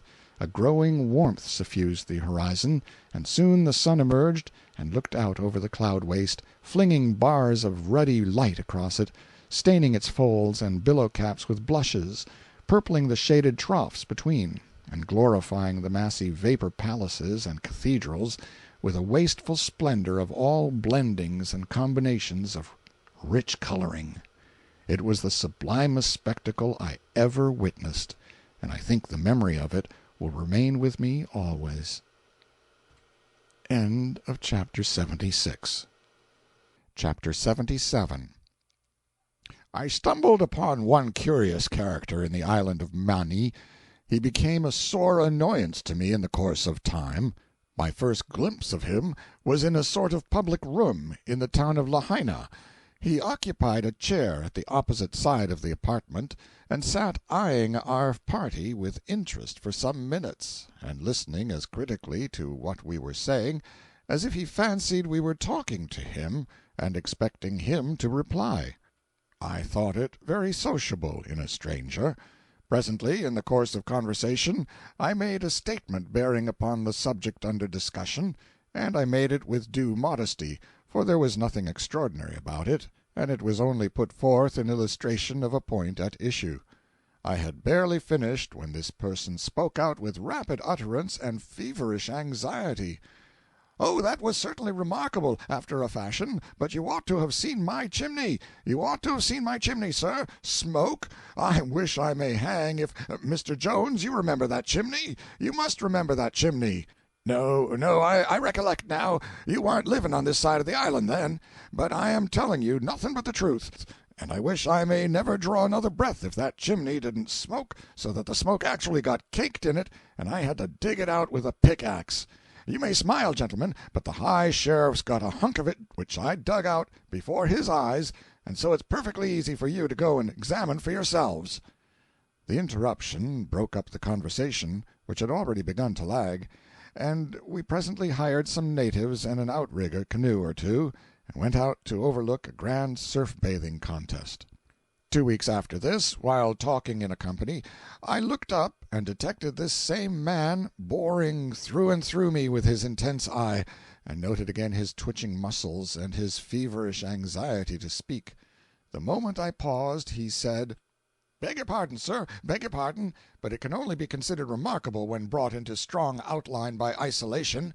Sir, contrasted with a circumstance which occurred in my own experience, it instantly becomes commonplace. No, not that, for I will not speak so discourteously of any experience in the career of a stranger and a gentleman, but I am obliged to say that you could not, and you would not ever again refer to this tree as a large one if you could behold, as I have, the great Yakmatak tree in the island Wanaska, Sea of Kamchatka, a tree, sir, not 1 inch less than 415 feet in solid diameter. And I wish I may die in a minute if it isn't so. "Oh, you needn't look so questioning, gentlemen. Here's old Captain Saltmarsh can say whether I know what I am talking about or not. I showed him the tree." Captain Saltmarsh. "Come now, cat your anchor, lad. You're heaving too taut. You promised to show me that stunner, and I walked more than 11 mile with you through the cussedest jungle I ever see, a-hunting for it. But the tree you showed me finally warn't as big round as a beer cask, and you know that your own self, Marcus." Hear the man talk! Of course the tree was reduced that way, but didn't I explain it? Answer me, didn't I? Didn't I say I wished you could have seen it when I first saw it? When you got up on your ear and called me names and said I had brought you 11 miles to look at a sapling, didn't I explain to you that all the whale ships in North Seas had been wooding off of it for more than 27 years? And didn't you suppose the tree could last forever, confound it? I don't see why you want to keep back things that way, and try to injure a person that's never done you any harm." Somehow this man's presence made me uncomfortable, and I was glad when a native arrived at that moment to say that Makawa, the most companionable and luxurious among the rude war chiefs of the islands, desired us to come over and help him enjoy a missionary whom he had found trespassing on his grounds. I think it was about 10 days afterward that, as I finished a statement I was making for the instruction of a group of friends and acquaintances, and which made no pretense of being extraordinary, a familiar voice chimed instantly in on the heels of my last word, and said, "But, my dear sir, there was nothing remarkable about that horse, or the circumstance either. Nothing in the world. I mean no sort of offence when I say it, sir, but you really do not know anything whatever about speed. Bless your heart, if you could only have seen my mare Margaretta, there was a beast. There was lightning for you. Trot. Trot is no name for it. She flew. How she could whirl a buggy along! I started her out, sir. Colonel Bilgewater, you recollect that animal perfectly well. I started her out about 30 or 35 yards ahead of the awfulest storm I ever saw in my life, and it chased us upwards of 18 miles. It did, by the everlasting hills. And I'm telling you nothing but the unvarnished truth when I say that not one single drop of rain fell on me. Not a single drop, sir, and I swear to it. But my dog was a-swimming behind the wagon all the way. For a week or two I stayed mostly within doors, for I seemed to meet this person everywhere, and he had become utterly hateful to me.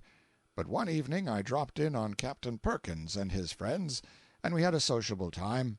About 10 o'clock I chanced to be talking about a merchant friend of mine, and without really intending it, the remark slipped out that he was a little mean and parsimonious about paying his workmen. Instantly, through the steam of a hot whiskey punch, on the opposite side of the room, a remembered voice shot, and for a moment I trembled on the imminent verge of profanity. "Oh, my dear sir, really you expose yourself when you parade that as a surprising circumstance. Bless your heart and hide, you are ignorant of the very A-B-C of meanness. Ignorant as the unborn babe. Ignorant as unborn twins. You don't know anything about it. It is pitiable to see you, sir, a well-spoken and prepossessing stranger, making such an enormous powwow here about a subject concerning which your ignorance is perfectly humiliating. Look me in the eye, if you please. Look me in the eye. John James Godfrey was the son of poor but honest parents in the state of Mississippi, boyhood friend of mine, bosom comrade in later years. Heaven rest his noble spirit, he is gone from us now. John James Godfrey was hired by the Hayblossom Mining Company of California to do some blasting for them, the Incorporated Company of Mean Men, the boys used to call it. Well, one day he drilled a hole about 4 feet deep and put in an awful blast of powder, and was standing over it ramming it down with an iron crowbar about 9 feet long, when the cussed thing struck a spark and fired the powder, and scat! Away John Godfrey whizzed like a skyrocket, him and his crowbar. Well, sir, he kept on going up in the air higher and higher till he didn't look any bigger than a boy, and he kept going on up higher and higher till he didn't look any bigger than a doll. And he kept on going up higher and higher till he didn't look any bigger than a little small bee, and then he went out of sight. Presently he came in sight again, looking like a little small bee, and he came along down further and further till he looked as big as a doll again, and down further and further till he was as big as a boy again, and further and further till he was a full-sized man once more, and then him and his crowbar came a-whizzing down and lit right exactly in the same old tracks, and went to ramming down and ramming down and ramming down again, just the same as if nothing had happened. Now, do you know, that poor cuss warn't gone only 16 minutes, and yet that incorporated company of mean men docked him for the lost time. I said I had the headache, and so excused myself and went home. And on my diary I entered, "Another night spoiled by this offensive loafer," and a fervent curse was set down with it to keep the item company. And the very next day I packed up, out of all patience, and left the island. Almost from the very beginning I regarded that man as a liar. The line of points represents an interval of years, at the end of which time the opinion hazarded in that last sentence came to be gratifyingly and remarkably endorsed, and by wholly disinterested persons. The man, Marcus, was found one morning hanging to a beam of his own bedroom, the doors and windows securely fastened on the inside, dead, and on his breast was pinned a paper in his own handwriting begging his friends to suspect no innocent person of having anything to do with his death, for that it was the work of his own hands entirely. Yet the jury brought in the astounding verdict that deceased came to his death by the hands of some person or persons unknown. They explained that the perfectly undeviating consistency of Marcus's character for 30 years towered aloft as colossal and indestructible testimony that whatever statement he chose to make was entitled to instant and unquestioning acceptance as a lie, and they furthermore stated their belief that he was not dead, and instanced the strong circumstantial evidence of his own word that he was dead, and beseeched the coroner to delay the funeral as long as possible, which was done. And so, in the tropical climate of Lahaina, the coffin stood open for 7 days, and then even the loyal jury gave him up. But they sat on him again, and changed their verdict to suicide induced by mental aberration, because, they said, with penetration, he said he was dead, and he was dead, and would he have told the truth if he had been in his right mind? No, sir. End of chapter 77. Chapter 78. After half a year's luxurious vagrancy in the islands, I took shipping in a sailing vessel, and regretfully returned to San Francisco. A voyage in every way delightful, but without an incident, unless lying 2 long weeks in a dead calm 1,800 miles from the nearest land may rank as an incident. Schools of whales grew so tame that day after day they played about the ship among the porpoises and the sharks without the least apparent fear of us, and we pelted them with empty bottles for lack of better sport. 24 hours afterward these bottles would be still lying on the glassy water under our noses, showing that the ship had not moved out of her place in all that time. The calm was absolutely breathless, and the surface of the sea absolutely without a wrinkle. For a whole day and part of a night we lay so close to another ship that had drifted to our vicinity that we carried on conversations with her passengers, introduced each other by name, and became pretty intimately acquainted with people we had never heard of before and have never heard of since. This was the only vessel we saw during the whole lonely voyage. We had 15 passengers, and to show how hard-pressed they were at last for occupation and amusement, I will mention that the gentlemen gave a good part of their time every day during the calm to trying to sit on an empty champagne bottle lying on its side, and thread a needle without touching their heels to the deck or falling over, and the ladies sat in the shade of the mainsail and watched the enterprise with absorbing interest. We were at sea 5 Sundays, and yet, but for the almanac, we never would have known but that all the other days were Sundays too. I was home again in San Francisco without means and without employment. I tortured my brain for a saving scheme of some kind, and at last a public lecture occurred to me. I sat down and wrote one in a fever of hopeful anticipation. I showed it to several friends, but they all shook their heads. They said nobody would come to hear me. I would make a humiliating failure of it. They said that as I had never spoken in public, I would break down in the delivery, anyhow. I was disconsolate now. But at last an editor slapped me on the back and told me to "go ahead." He said, "Take the largest house in town and charge $1 a ticket." The audacity of the proposition was charming. It seemed fraught with practical worldly wisdom, however. The proprietor of the several theaters endorsed the advice, and said I might have his handsome new opera house at half price, $50. In sheer desperation I took it, on credit, for sufficient reasons. In 3 days I did $150 worth of printing and advertising, and was the most distressed and frightened creature on the Pacific coast. I could not sleep. Who could under such circumstances? For other people there was facetiousness in the last line of my posters, but to me it was plaintive with a pang when I wrote it. "Doors open at 7:30. The trouble will begin at 8." That line has done good service since. Showmen have borrowed it frequently. I have even seen it appended to a newspaper advertisement reminding school pupils in vacation what time next term would begin. As those 3 days of suspense dragged by, I grew more and more unhappy. I had sold 200 tickets among my personal friends, but I feared they might not come. My lecture, which had seemed humorous to me at first, grew steadily more and more dreary, till not a vestige of fun seemed left, and I grieved that I could not bring a coffin on the stage and turn the thing into a funeral. I was so panic-stricken at last that I went to 3 old friends, giants in stature, cordial by nature, and stormy-voiced, and said, "This thing is going to be a failure. The jokes in it are so dim that nobody will ever see them. I would like to have you sit in the parquet and help me through." Well, they said they would. Then I went to the wife of a popular citizen and said that if she was willing to do me a very great kindness I would be glad if she and her husband would sit prominently in the left-hand stage box where the whole house could see them. I explained that I should need help, and would turn toward her and smile as a signal when I had been delivered of an obscure joke, and then, I added, "don't wait to investigate, but respond." She promised.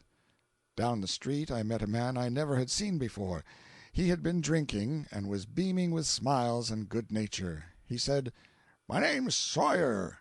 You don't know me, but that don't matter. I haven't got a cent, but if you knew how bad I wanted to laugh, you'd give me a ticket. Come now, what do you say?" "Is your laugh hung on a hair-trigger? That is it critical, or can you get it off easy?" My drawling infirmity of speech so affected him that he laughed a specimen or two that struck me as being about the article I wanted, and I gave him a ticket, and appointed him to sit in the second circle in the center, and be responsible for that division of the house. I gave him minute instructions about how to detect indistinct jokes, and then went away and left him chuckling placidly over the novelty of the idea. I ate nothing on the last of the 3 eventful days. I only suffered. I had advertised that on this 3rd day the box office would be opened for the sale of reserved seats. I crept down to the theater at 4 in the afternoon to see if any sales had been made. The ticket seller was gone. The box office was locked up. I had to swallow suddenly, or my heart would have got out. No sales, I said to myself. I might have known it. I thought of suicide, pretended illness, flight. I thought of these things in earnest, for I was very miserable and scared. But of course I had to drive them away, and prepare to meet my fate. I could not wait for 7:30. I wanted to face the horror, and end it. The feeling of many a man doomed to hang, no doubt. I went down back streets at 6 o'clock, and entered the theater by the back door. I stumbled my way in the dark among the ranks of canvas scenery, and stood on the stage. The house was gloomy and silent, and its emptiness depressing. I went into the dark among the scenes again, and for an hour and a half gave myself up to the horrors, wholly unconscious of everything else. Then I heard a murmur. It rose higher and higher, and ended in a crash, mingled with cheers. It made my hair raise, it was so close to me, and so loud. There was a pause, and then another. Presently came a third, and before I well knew what I was about, I was in the middle of the stage, staring at a sea of faces, bewildered by the fierce glare of the lights, and quaking in every limb with a terror that seemed like to take my life away. The house was full, aisles and all. The tumult in my heart and brain and legs continued a full minute before I could gain any command over myself. Then I recognized the charity and the friendliness in the faces before me, and little by little my fright melted away, and I began to talk. Within 3 or 4 minutes I was comfortable, and even content. My 3 chief allies, with 3 auxiliaries, were on hand in the parquet, all sitting together, all armed with bludgeons, and all ready to make an onslaught upon the feeblest joke that might show its head. And whenever a joke did fall, their bludgeons came down, and their faces seemed to split from ear to ear. Sawyer, whose hearty countenance was seen looming redly in the center of the second circle, took it up, and the house was carried handsomely. Inferior jokes never fared so royally before.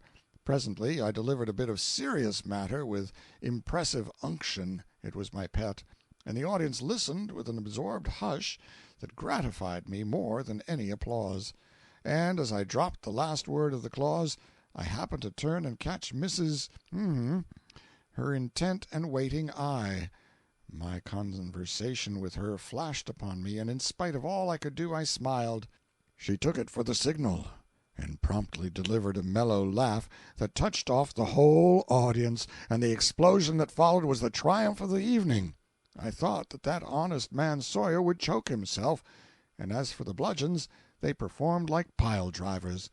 But my poor little morsel of pathos was ruined. It was taken in good faith as an intentional joke, and the prize one of the entertainment, and I wisely let it go at that.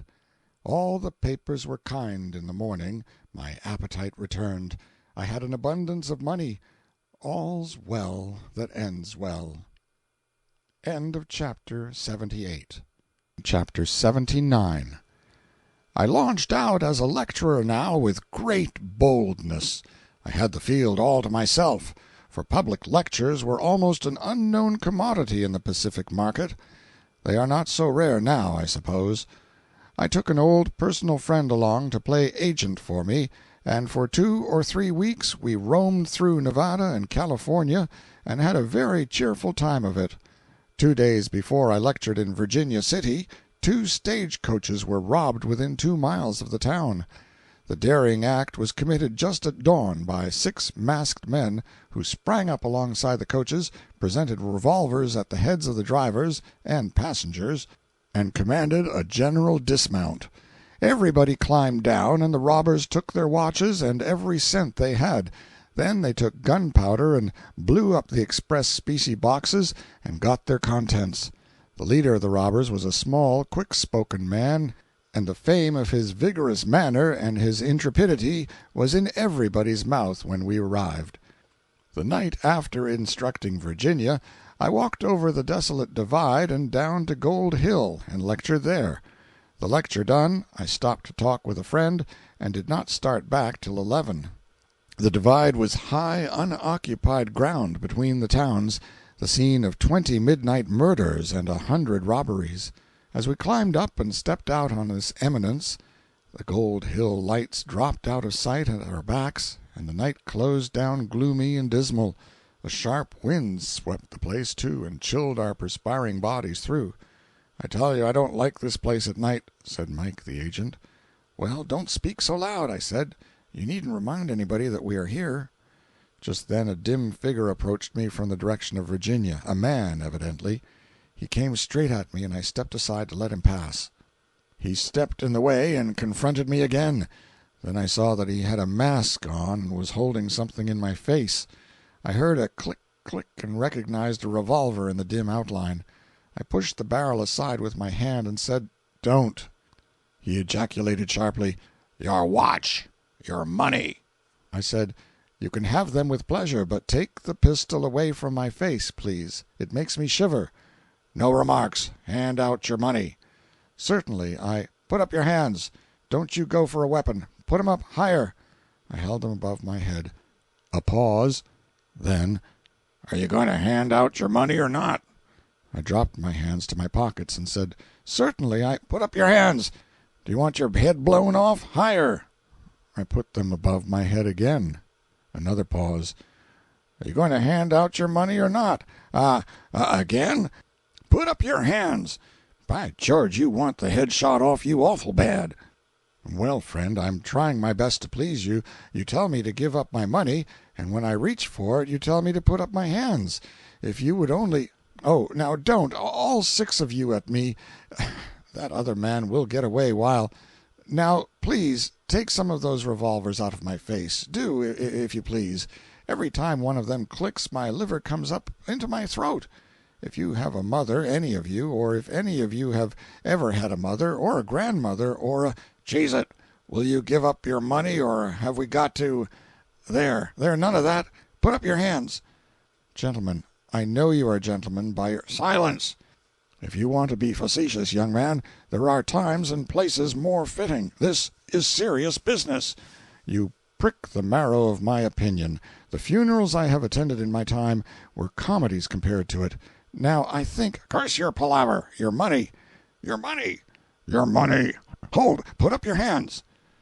"Gentlemen, listen to reason. You see how I am situated. Now don't put those pistols so close. I smell the powder. You see how I am situated. If I had 4 hands, so that I could hold up 2 and—" "Throttle him! Gag him! Kill him!"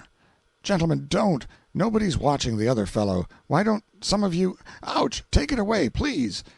"Gentlemen, you see that I've got to hold up my hands, and so I can't take out my money. But if you'll be so kind as to take it out for me, I will do as much for you some—" "Search him, Beauregard, and stop his jaw with a bullet quick if he wags it again. Help, Beauregard! Stonewall!" Then 3 of them, with a small, spry leader, adjourned to Mike and fell to searching him. I was so excited that my lawless fancy tortured me to ask my 2 men all manner of facetious questions about their rebel brother generals of the South, but, considering the order they had received, it was but common prudence to keep still. When everything had been taken from me, watch, money, and a multitude of trifles of small value, I supposed I was free, and forthwith put my cold hands into my empty pockets and began an inoffensive jig to warm my feet and stir up some latent courage, but instantly all pistols were at my head, and the order came again. They stood Mike up alongside of me, with strict orders to keep his hands above his head, too, and then the chief highwayman said, "Beauregard, hide behind that boulder. Phil Sheridan, you hide behind that other one. Stonewall Jackson, put yourself behind that sage bush there. Keep your pistols bearing on these fellows, and if they take down their hands within 10 minutes or move a single peg, let 'em have it." Then 3 disappeared in the gloom toward the several ambushes, and the other 3 disappeared down the road toward Virginia. It was depressingly still and miserably cold. Now this whole thing was a practical joke, and the robbers were personal friends of ours in disguise, and 20 more lay hidden within 10 feet of us during the whole operation, listening. Mike knew all of this, and was in the joke, but I suspected nothing of it. To me it was most uncomfortably genuine. When we had stood there in the middle of the road 5 minutes, like a couple of idiots, with our hands aloft, freezing to death by inches, Mike's interest in the joke began to wane. He said, "The time's up now, ain't it? No, you keep still. Do you want to take any chances with these bloody savages?" Presently Mike said, "Now the time's up, anyway. I'm freezing." "Well, freeze. Better freeze than carry your brains home in a basket. Maybe the time is up, but how do we know? Got no watch to tell by. I mean to give them good measure. I calculate to stand here 15 minutes or die. Don't you move." So, without knowing it, I was making one joker very sick of his contract.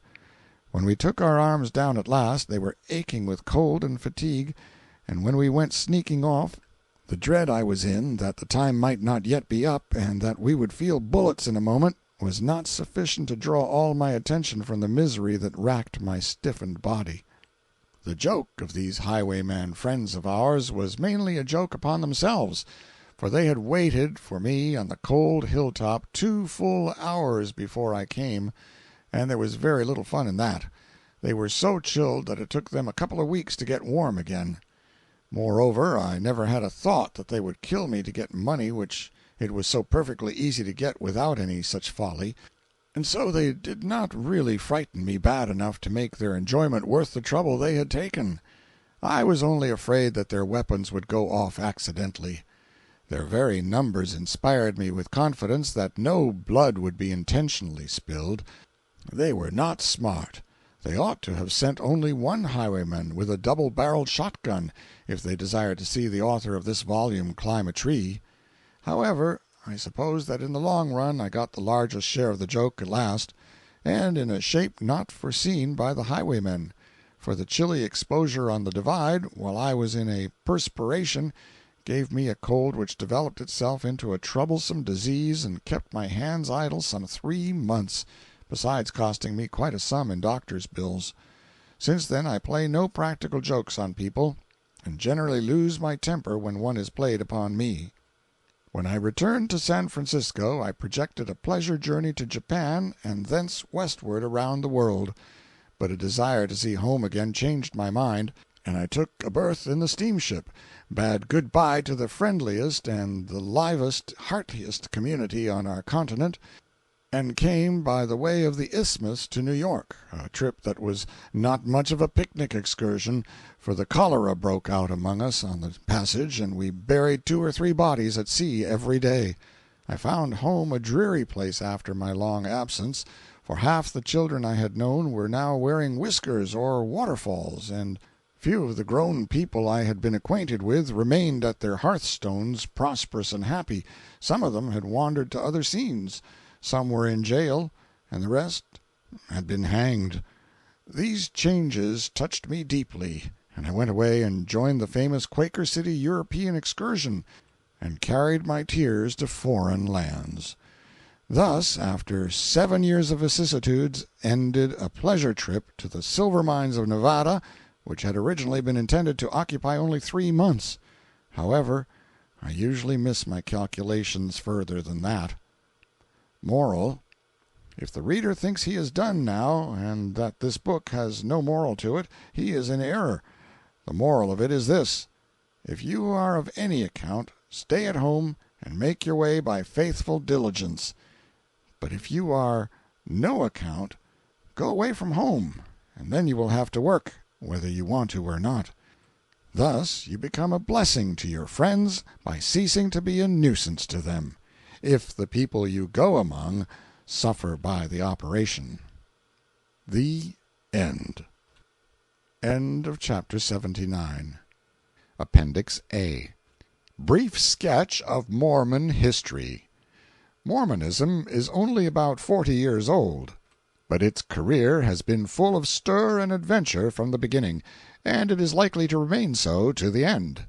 Its adherents have been hunted and hounded from one end of the country to the other, and the result is that for years they have hated all Gentiles indiscriminately and with all their might. Joseph Smith, the finder of the Book of Mormon and founder of the religion, was driven from state to state with his mysterious copper plates and the miraculous stones he read their inscriptions with. Finally he instituted his church in Ohio, and Brigham Young joined it.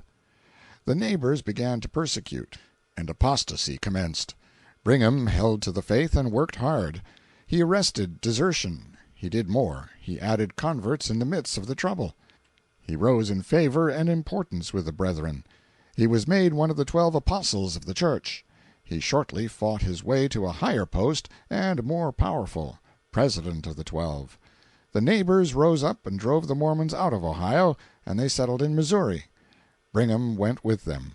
The Missourians drove them out, and they retreated to Nauvoo, Illinois. They prospered there, and built a temple which made some pretensions to architectural grace, and achieved some celebrity in a section of country where a brick courthouse with a tin dome and a cupola on it was contemplated with reverential awe. But the Mormons were badgered and harried again by their neighbors. All the proclamations Joseph Smith could issue denouncing polygamy and repudiating it as utterly anti-Mormon were of no avail. The people of the neighborhood on both sides of the Mississippi claimed that polygamy was practiced by the Mormons, and not only polygamy, but a little of everything that was bad. Brigham returned from a mission to England, where he had established a Mormon newspaper, and he brought back with him several hundred converts to his preaching. His influence among the brethren augmented with every move he made. Finally, Nauvoo was invaded by the Missouri and Illinois Gentiles, and Joseph Smith killed. A Mormon named Rigdon assumed the presidency of the Mormon Church and government in Smith's place, and even tried his hand at a prophecy or two. But a greater than he was at hand. Brigham seized the advantage of the hour, and without other authority than superior brain and nerve and will, hurled Rigdon from his high place and occupied it himself. He did more. He launched an elaborate curse at Rigdon and his disciples, and he pronounced Rigdon's prophecies emanations from the devil, and ended by handing the false prophet over to the buffetings of Satan for 1,000 years, probably the longest term ever inflicted in Illinois. The people recognized their master. They straightway elected Brigham Young president by a prodigious majority, and have never faltered in their devotion to him from that day to this. Brigham had forecast a quality which no other prominent Mormon has probably ever possessed. He recognized that it was better to move to the wilderness than be moved. By his command, the people gathered together their meager effects, turned their backs upon their homes and their faces toward the wilderness, and on a bitter night in February filed in sorrowful procession across the frozen Mississippi, lighted on their way by the glare of their burning temple, whose sacred furniture their own hands had fired. They camped several days afterward on the western verge of Iowa, and poverty, want, hunger, cold, sickness, grief, and persecution did their work, and many succumbed and died, martyrs, fair and true, whatever else they might have been. 2 years the remnant remained there, while Brigham and a small party crossed the country and founded Great Salt Lake City, purposely choosing a land which was outside the ownership and jurisdiction of the hated American nation. Note that. This was in 1847. Brigham moved his people there and got them settled just in time to see disaster fall again. For the war closed and Mexico ceded Brigham's refuge to the enemy, the United States. In 1849 the Mormons organized a free and independent government and erected the State of Deseret, with Brigham Young as its head. But the very next year Congress deliberately snubbed it and created the Territory of Utah, out of the same accumulation of mountains, sagebrush, alkali, and general desolation, but made Brigham governor of it. Then for years the enormous migration across the plains to California poured through the land of the Mormons, and yet the Church remained staunch and true to its Lord and Master. Neither hunger, thirst, poverty, grief, hatred, contempt, nor persecution could drive the Mormons from their faith or their allegiance, and even the thirst for gold, which gleaned the flower of the youth and strength of many nations, was not able to entice them. That was the final test. An experiment that could survive that was an experiment with some substance to it somewhere. Great Salt Lake City throve finally, and so did Utah. One of the last things which Brigham Young had done before leaving Iowa was to appear in the pulpit dressed to personate the worshipped and lamented prophet Smith, and confer the prophetic succession with all its dignities, emoluments, and authorities upon President Brigham Young. The people accepted the pious fraud with the maddest enthusiasm, and Brigham's power was sealed and secured for all time. Within 5 years afterward he openly added polygamy to the tenets of the Church by authority of a revelation which he pretended had been received 9 years before by Joseph Smith, albeit Joseph is amply on record as denouncing polygamy to the day of his death. Now was Brigham become a second Andrew Johnson in the small beginning and steady progress of his official grandeur.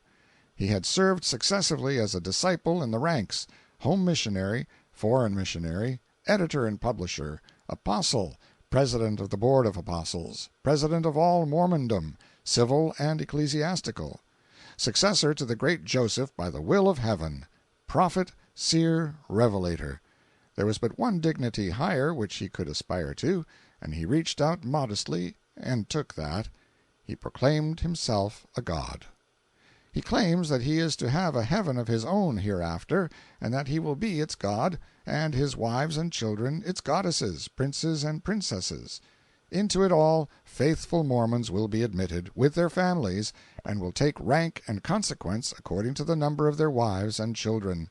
If a disciple dies before he has had time to accumulate enough wives and children to enable him to be respectable in the next world, any friend can marry a few wives and raise a few children for him after he is dead, and they are duly credited to his account and his heavenly status advanced accordingly. Let it be borne in mind that the majority of the Mormons have always been ignorant, simple, of an inferior order of intellect, unacquainted with the world and its ways; and let it be borne in mind that the wives of these Mormons are necessarily after the same pattern, and their children likely to be fit representatives of such a conjunction. And then let it be remembered that for 40 years these creatures have been driven relentlessly, and mobbed, beaten and shot down, cursed, despised, expatriated, banished to a remote desert, whither they journeyed gaunt with famine and disease, disturbing the ancient solitudes with their lamentations and marking the long way with graves of their dead, and all because they were simply trying to live and worship God in the way which they believed with all their hearts and souls to be the true one. Let all these things be borne in mind, and then it will not be hard to account for the deathless hatred which the Mormons bear our people and our government. That hatred has fed fat its ancient grudge, ever since Mormon Utah developed into a self-supporting realm and the Church waxed rich and strong. Brigham, as territorial governor, made it plain that Mormondom was for the Mormons. The United States tried to rectify all that by appointing territorial officers from New England and other anti-Mormon localities, but Brigham prepared to make their entrance into his dominions difficult. 3,000 United States troops had to go across the plains and put these gentlemen in office, and after they were in office they were as helpless as so many stone images. They made laws which nobody minded and which could not be executed.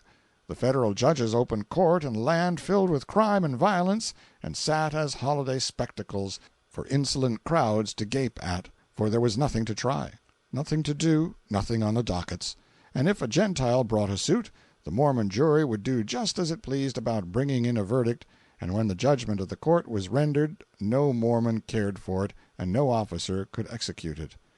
Our presidents shipped one cargo of officials after another to Utah, but the result was always the same.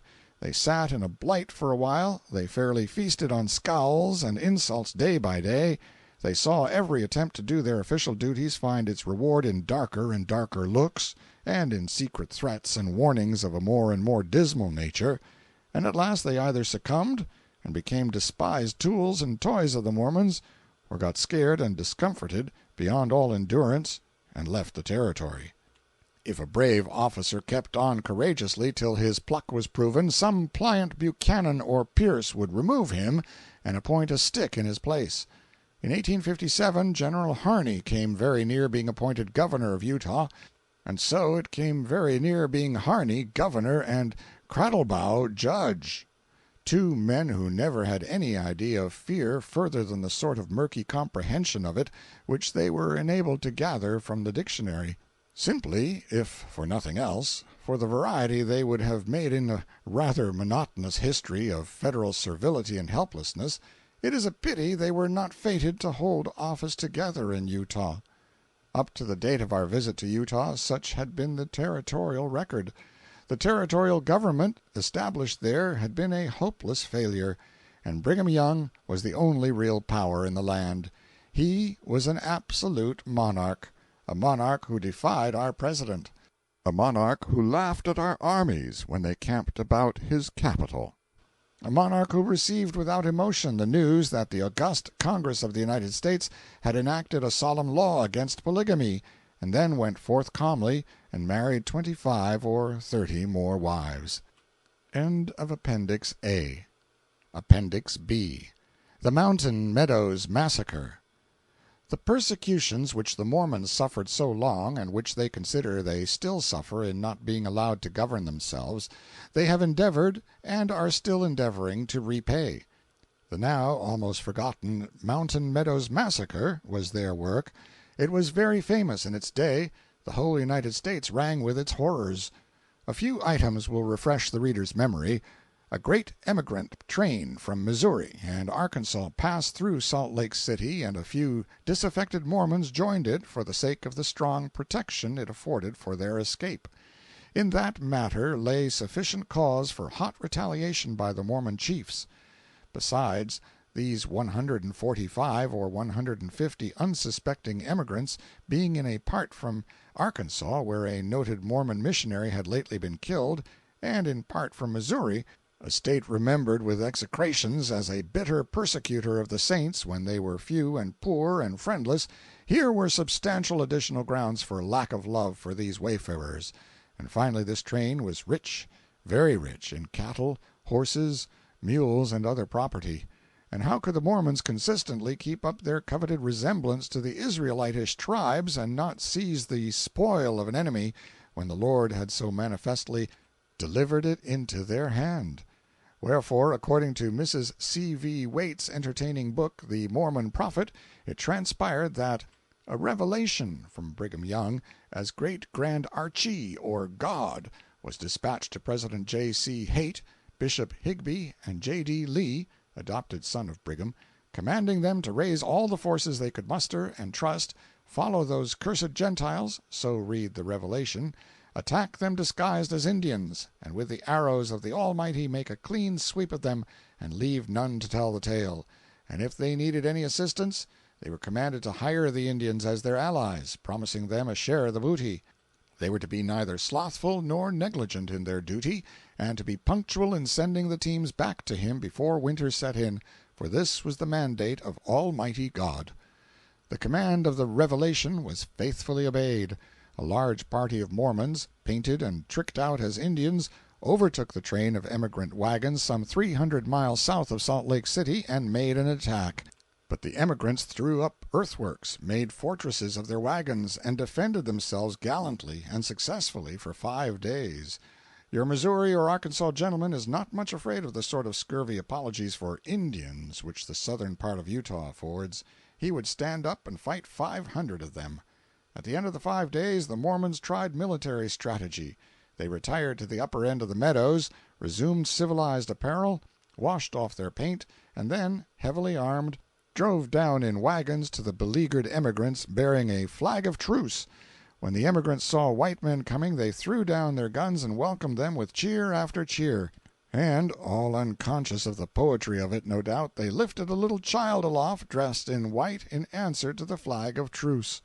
The leaders of the timely white deliverers were President Haight and Bishop John D. Lee of the Mormon Church. Mr. Cradlebow, who served a term as federal judge in Utah and afterward was sent to Congress from Nevada, tells in a speech delivered in Congress how these leaders next proceeded. They professed to be on good terms with the Indians and represented them as being very mad. They also proposed to intercede and settle the matter with the Indians. After several hours' parley, they, having, apparently, visited the Indians, gave the ultimatum of the savages, which was that the emigrants should march out of their camp, leaving everything behind them, even their guns. It was promised by the Mormon bishops that they would bring a force and guard the emigrants back to the settlements. The terms were agreed to, the emigrants being desirous of saving the lives of their families. The Mormons retired, and subsequently appeared with 30 or 40 armed men. The emigrants were marched out, the women and children in front and the men behind, the Mormon guard being in the rear. When they had marched in this way about a mile, at a given signal the slaughter commenced. The men were almost all shot down at the first fire from the guard. 2 only escaped, who fled to the desert and were followed 150 miles before they were overtaken and slaughtered. The women and children ran on 200 or 300 yards further, when they were overtaken, and, with the aid of the Indians, they were slaughtered. 17 individuals only, of all the emigrant party, were spared, and they were little children, the eldest of them being only 7 years old. Thus, on the 10th day of September, 1857, was consummated one of the most cruel, cowardly, and bloody murders known in our history. The number of persons butchered by the Mormons on this occasion was 120. With unheard-of temerity, Judge Cradlebow opened his court and proceeded to make Mormondom answer for the massacre. and what a spectacle it must have been to see this grim veteran, solitary and alone in his pride and his pluck, glowering down on his Mormon jury and Mormon auditory, deriding them by turns, and by turns breathing threatenings and slaughter. An editorial in the Territorial Enterprise of that day says of him and of the occasion: "He spoke and acted with the fearlessness and resolution of a Jackson, but the jury failed to indict or even report on the charges, while threats of violence were heard in every quarter, and an attack on the U.S. troops intimated if he persisted in his course. Finding that nothing could be done with the juries, they were discharged with a scathing rebuke from the judge. And then, sitting as a committing magistrate, he commenced his task alone. He examined witnesses, made arrests in every quarter, and created a consternation in the camps of the saints greater than any they had ever witnessed before, since Mormondom was born.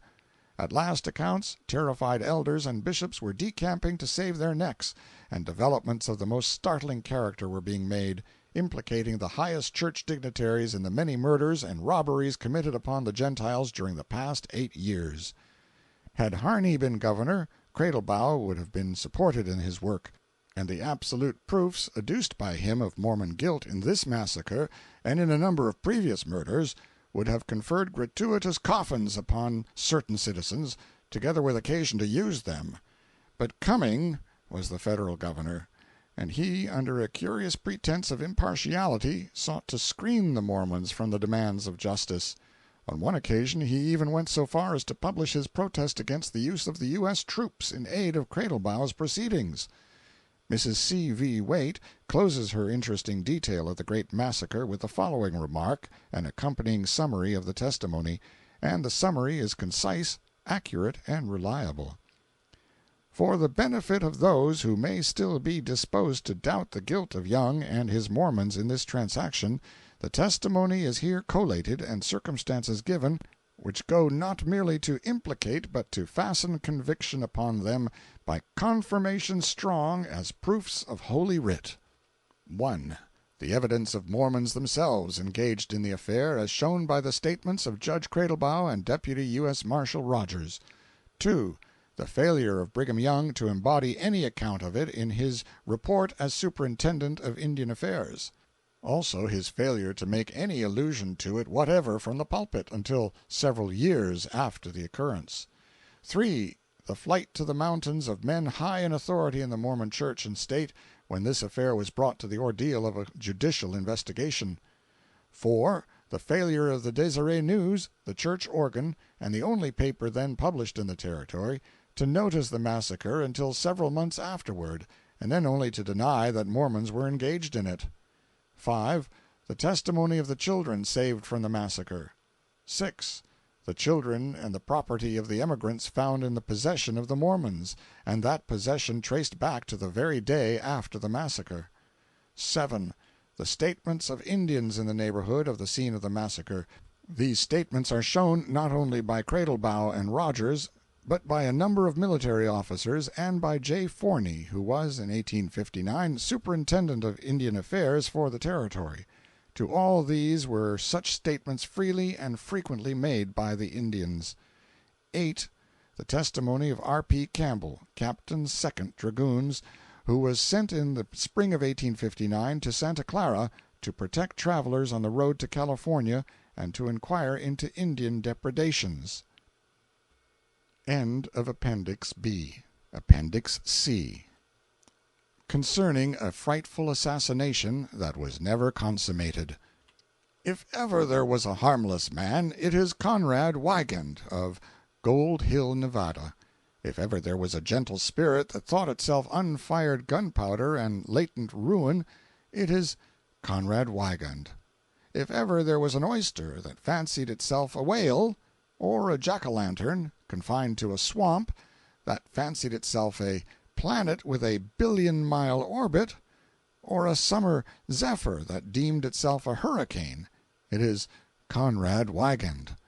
Therefore, what wonder is it that when he says a thing he thinks the world listens, that when he does a thing the world stands still to look, and that when he suffers there is a convulsion of nature? When I met Conrad he was superintendent of the Gold Hill Assay Office, and he was not only its superintendent but its entire force. And he was a street preacher, too, with a mongrel religion of his own invention whereby he expected to regenerate the universe. This was years ago. Here, latterly, he has entered journalism, and his journalism is what it might be expected to be: colossal to ear, but pygmy to the eye. It is extravagant grandiloquence confined to a newspaper about the size of a double-letter sheet. He doubtless edits, sets the type, and prints his paper all alone, but he delights to speak of the concern as if it occupies a block and employs 1,000 men. Something less than 2 years ago, Conrad assailed several people mercilessly in his little People's Tribune, and got himself into trouble. Straightway he airs the affair in the Territorial Enterprise, in a communication over his own signature, and I propose to reproduce it here, in all its native simplicity and more than human candor. Long as it is well worth reading, for it is the richest specimen of journalistic literature the history of America can furnish, perhaps. From the Territorial Enterprise, January 20, 1870. Seeming plot for assassination miscarried. To the Editor of the Enterprise: Months ago, when Mr. Sutro incidentally exposed mining management on the Comstock, and among others roused me to protest against its continuance in great kindness, you warned me that any attempt by publications, by public meetings, and by legislative action aimed at the correction of chronic mining evils in Storey County must entail upon me a. business ruin, b. the burden of all its costs, c. personal violence, and if my purpose were persisted in, then d.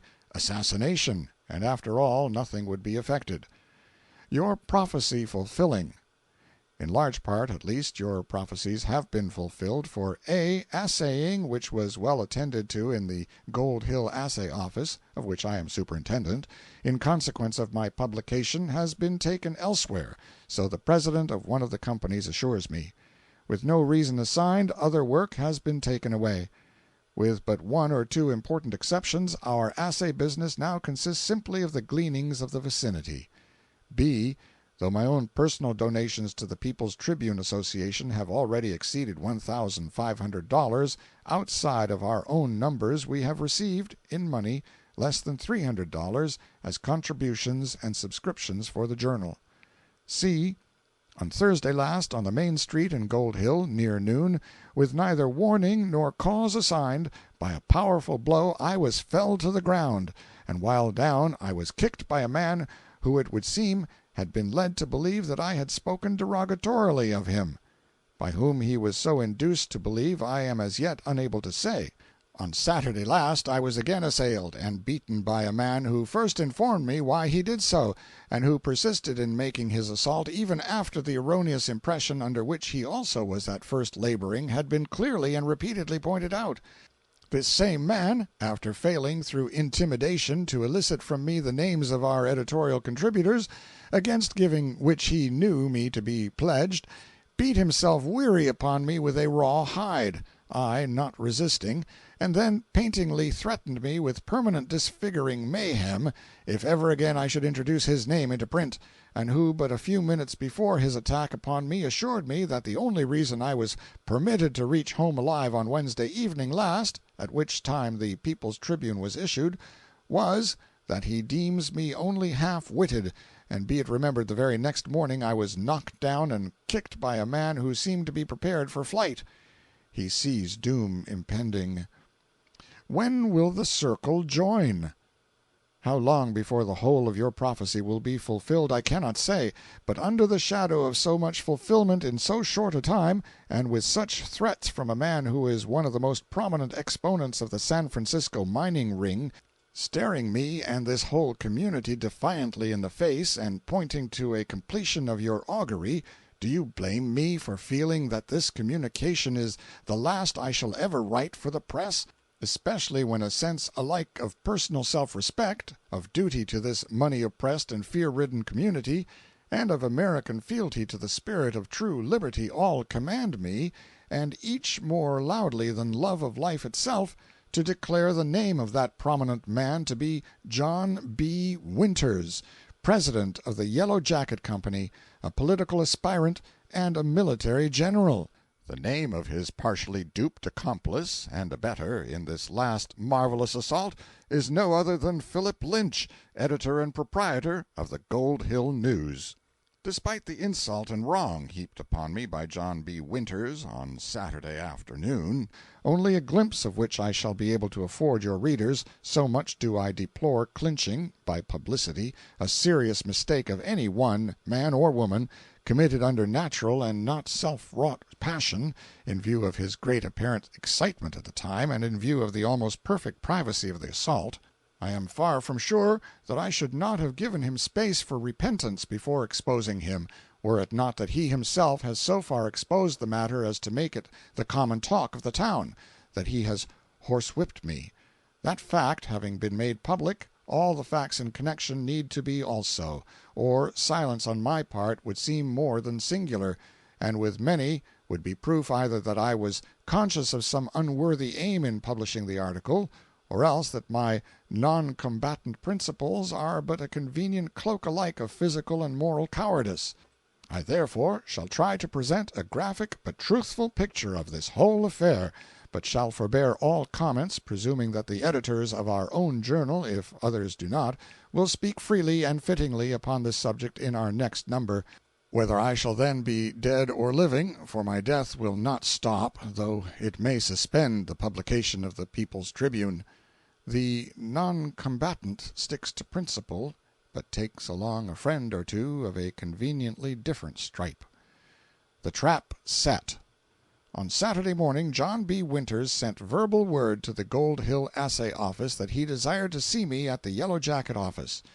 Though such a request struck me as decidedly cool, in view of his own recent discourtesies to me there, alike as a publisher and as a stockholder in the Yellow Jacket mine, and though it seemed to me more like a summons than the courteous request by one gentleman to another for a favor, hoping that some conference with Sharon looking to the betterment of mining matters in Nevada might arise from it, I felt strongly inclined to overlook what possibly was simply an oversight in courtesy.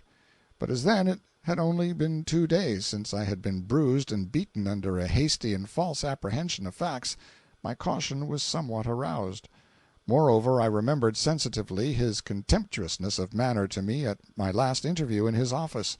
I therefore felt it needful, if I went at all, to go accompanied by a friend whom he would not dare to treat with incivility, and whose presence with me might secure exemption from insult. Accordingly I asked a neighbor to accompany me. The trap almost detected.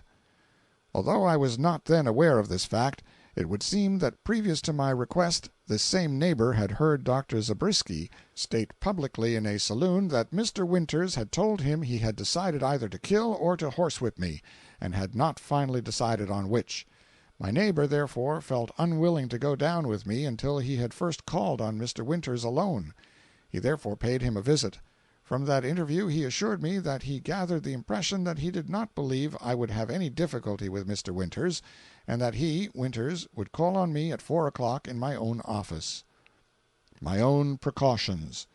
As Sheriff Cummings was in Gold Hill that afternoon, and as I desired to converse with him about the previous assault, I invited him to my office, and he came. Although a half hour had passed beyond 4 o'clock, Mr. Winters had not called, and we both of us began preparing to go home. Just then Philip Lynch, publisher of the Gold Hill News, came in and said blandly and cheerily, as if bringing good news, "Hello, John B. Winters wants to see you." I replied, "Indeed! Why, he sent me word that he would call on me here this afternoon at 4 o'clock." "Oh, well, it don't do to be too ceremonious just now. He's in my office, and that will do as well. Come on in. Winters wants to consult with you alone. He's got something to say to you." Though slightly uneasy at this change of program, yet believing that in an editor's house I ought to be safe, and anyhow that I would be within hail of the street, I hurriedly and but partially whispered my dim apprehensions to Mr. Cummings, and asked him if he would not keep near enough to hear my voice in case I should call. He consented to do so while waiting for some other parties, and to come in if he heard my voice, or thought I had need of protection. On reaching the editorial part of the News office, which viewed from the street is dark, I did not see Mr. Winters, and again my misgivings arose. Had I paused long enough to consider the case, I should have invited Sheriff Cummings in, but as Lynch went downstairs he said, "This way, Wygand, it's best to be private," or some such remark. I do not desire to strain the reader's fancy hurtfully, and yet it would be a favor to me if he would try to fancy this Lamb in battle, or the dueling ground, or at the head of a vigilance committee. M.T. I followed, and without Mr. Cummings, and without arms, which I never do or will carry, unless as a soldier in war, or unless I should yet come to feel I must fight a duel, or to join and aid in the ranks of a necessary vigilance committee. But by following I made a fatal mistake. Following was entering a trap, and whatever animal suffers itself to be caught should expect the common fate of a caged rat, as I fear events to come will prove. Traps commonly are not set for benevolence. His bodyguard is shut out. The trap inside. I followed Lynch downstairs. At their foot a door to the left opened into a small room. From that room another door opened into yet another room, and once entered, I found myself inveigled into what many will ever henceforth regard as a private subterranean Gold Hill den, admirably adapted in proper hands to the purposes of murder, raw or disguised, for from it, with both or even one door closed, when too late, I saw that I could not be heard by Sheriff Cummings, and from it, by violence and by force, I was prevented from making a peaceable exit, when I thought I saw the studious object of this consultation was no other than to compass my killing in the presence of Philip Lynch as a witness, as soon as by insult a proverbially excitable man should be exasperated to the point of assailing Mr. Winters, so that Mr. Lynch, by his conscience and by his well-known tenderness of heart toward the rich and potent, would be compelled to testify that he saw General John B. Winters kill Conrad Wygand in self-defense. But I am going too fast. Our host. Mr. Lynch was present during the most of the time, say a little short of an hour, but 3 times he left the room. His testimony, therefore, would be available only as to the bulk of what transpired. On entering this carpeted den, I was invited to a seat near one corner of the room. Mr. Lynch took a seat near the window. J. B. Winters sat, at first, near the door, and began his remarks essentially as follows. I have come here to exact of you a retraction, in black and white, of those damnably false charges which you have preferred against me in that infamous lying sheet of yours, and you must declare yourself their author, that you published them knowing them to be false, and that your motives were malicious. Hold, Mr. Winters, your language is insulting, and your demand an enormity. I trust I was not invited here either to be insulted or coerced. I supposed myself here by invitation of Mr. Lynch at your request. Nor did I come here to insult you. I have already told you that I am here for a very different purpose. Yet your language has been offensive, and even now shows strong excitement. If insult is repeated, I shall either leave the room or call in Sheriff Cummings, whom I just left standing and waiting for me outside the door. No, you won't, sir. You may just as well understand it at once as not. Here you are my man, and I'll tell you why. Months ago you put your property out of your hands, boasting that you did so to escape losing it on prosecution for libel. It is true that I did convert all my immovable property into personal property, such as I could trust safely to others, and chiefly to escape ruin through possible libel suits. Very good, sir. Having placed yourself beyond the pale of the law, may God help your soul if you don't, make precisely such a retraction as I have demanded.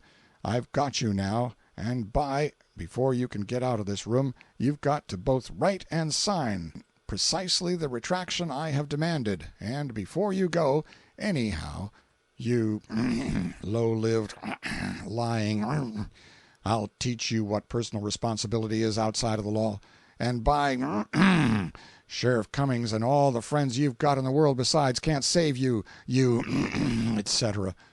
No, sir, I'm alone now. and I'm prepared to be shot down just here and now rather than be vilified by you as I have been, and suffer you to escape me after publishing those charges, not only here where I am known and universally respected, but where I am not personally known and may be injured." I confess this speech, with its terrible and but too plainly implied threat of killing me if I did not sign the paper he demanded, terrified me, especially as I saw he was working himself up to the highest possible pitch of passion, and instinct told me that any reply other than the one seeming concession to his demands would only be fuel to a raging fire. So I replied, "Well, if I've got to sign," and then I paused some time. Resuming, I said, "But, Mr. Winters, you are greatly excited. Besides, I see you are laboring under a total misapprehension. It is your duty not to inflame, but to calm yourself. I am prepared to show you, if you will only point out the article that you allude to, that you regard as charges what no calm and logical mind has any right to regard as such. Show me the charges, and I will try, at all events, and if it becomes plain that no charges have been preferred, then plainly there can be nothing to retract, and no one could rightly urge you to demand a retraction. You should be aware of making so serious a mistake, for however honest a man may be, every one is liable to misapprehend. Besides, you assume that I am the author of some certain article which you have not pointed out. It is hasty to do so." He then pointed to some numbered paragraphs in a Tribune article headed, "What's the Matter with Yellow Jacket?" saying, "That's what I refer to." To gain time for general reflection and resolution, I took up the paper and looked it over for a while, he remaining silent and, as I hoped, cooling. I then resumed, saying, "As I supposed, I do not admit having written that article, nor have you any right to assume so important a point, and then base important action upon your assumption. You might deeply regret it afterwards. In my published Address to the People, I notified the world that no information as to the authorship of any article would be given without the consent of the writer. I therefore cannot honorably tell you who wrote that article, nor can you exact it. If you are not the author, then I do demand to know who is. I must decline to say. Then by I brand you as its author, and shall treat you accordingly.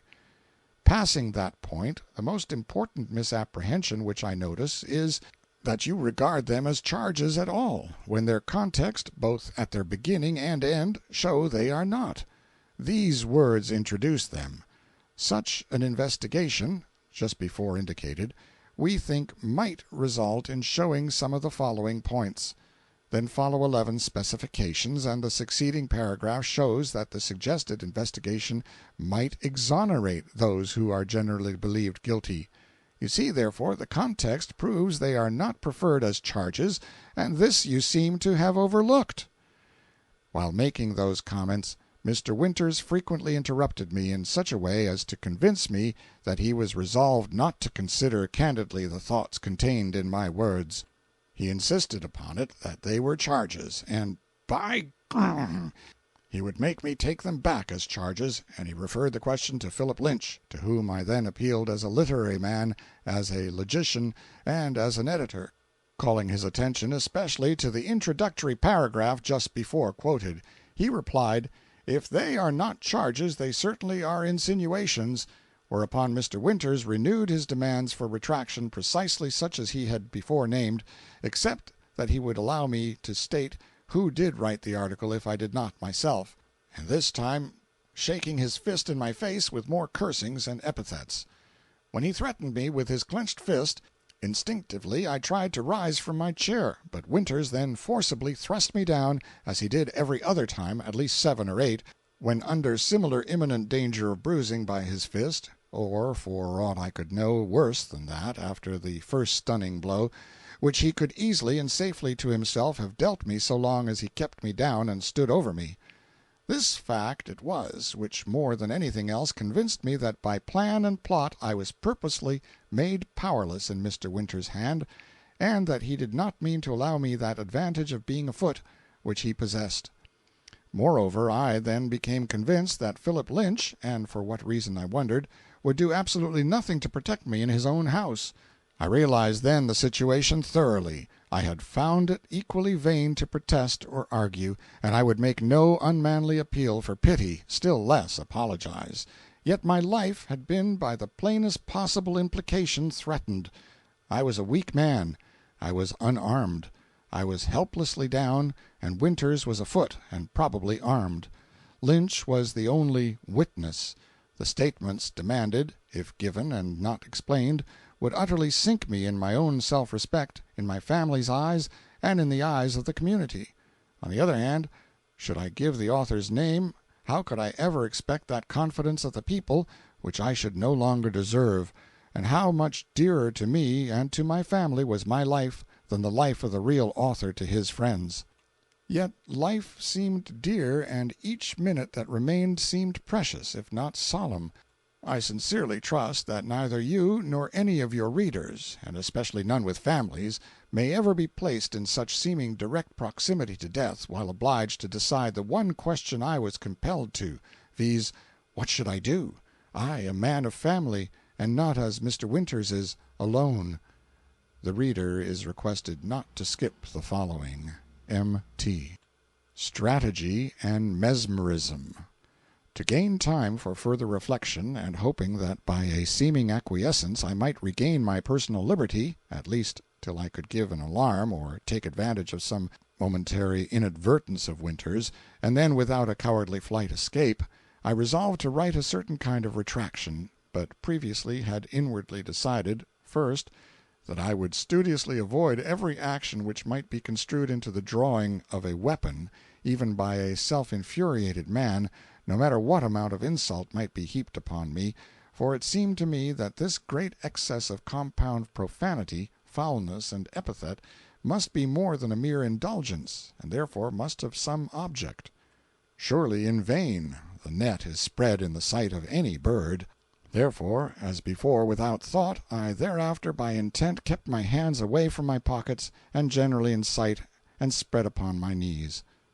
Second, I resolved to make no motion with my arms or hands which could possibly be construed into aggression.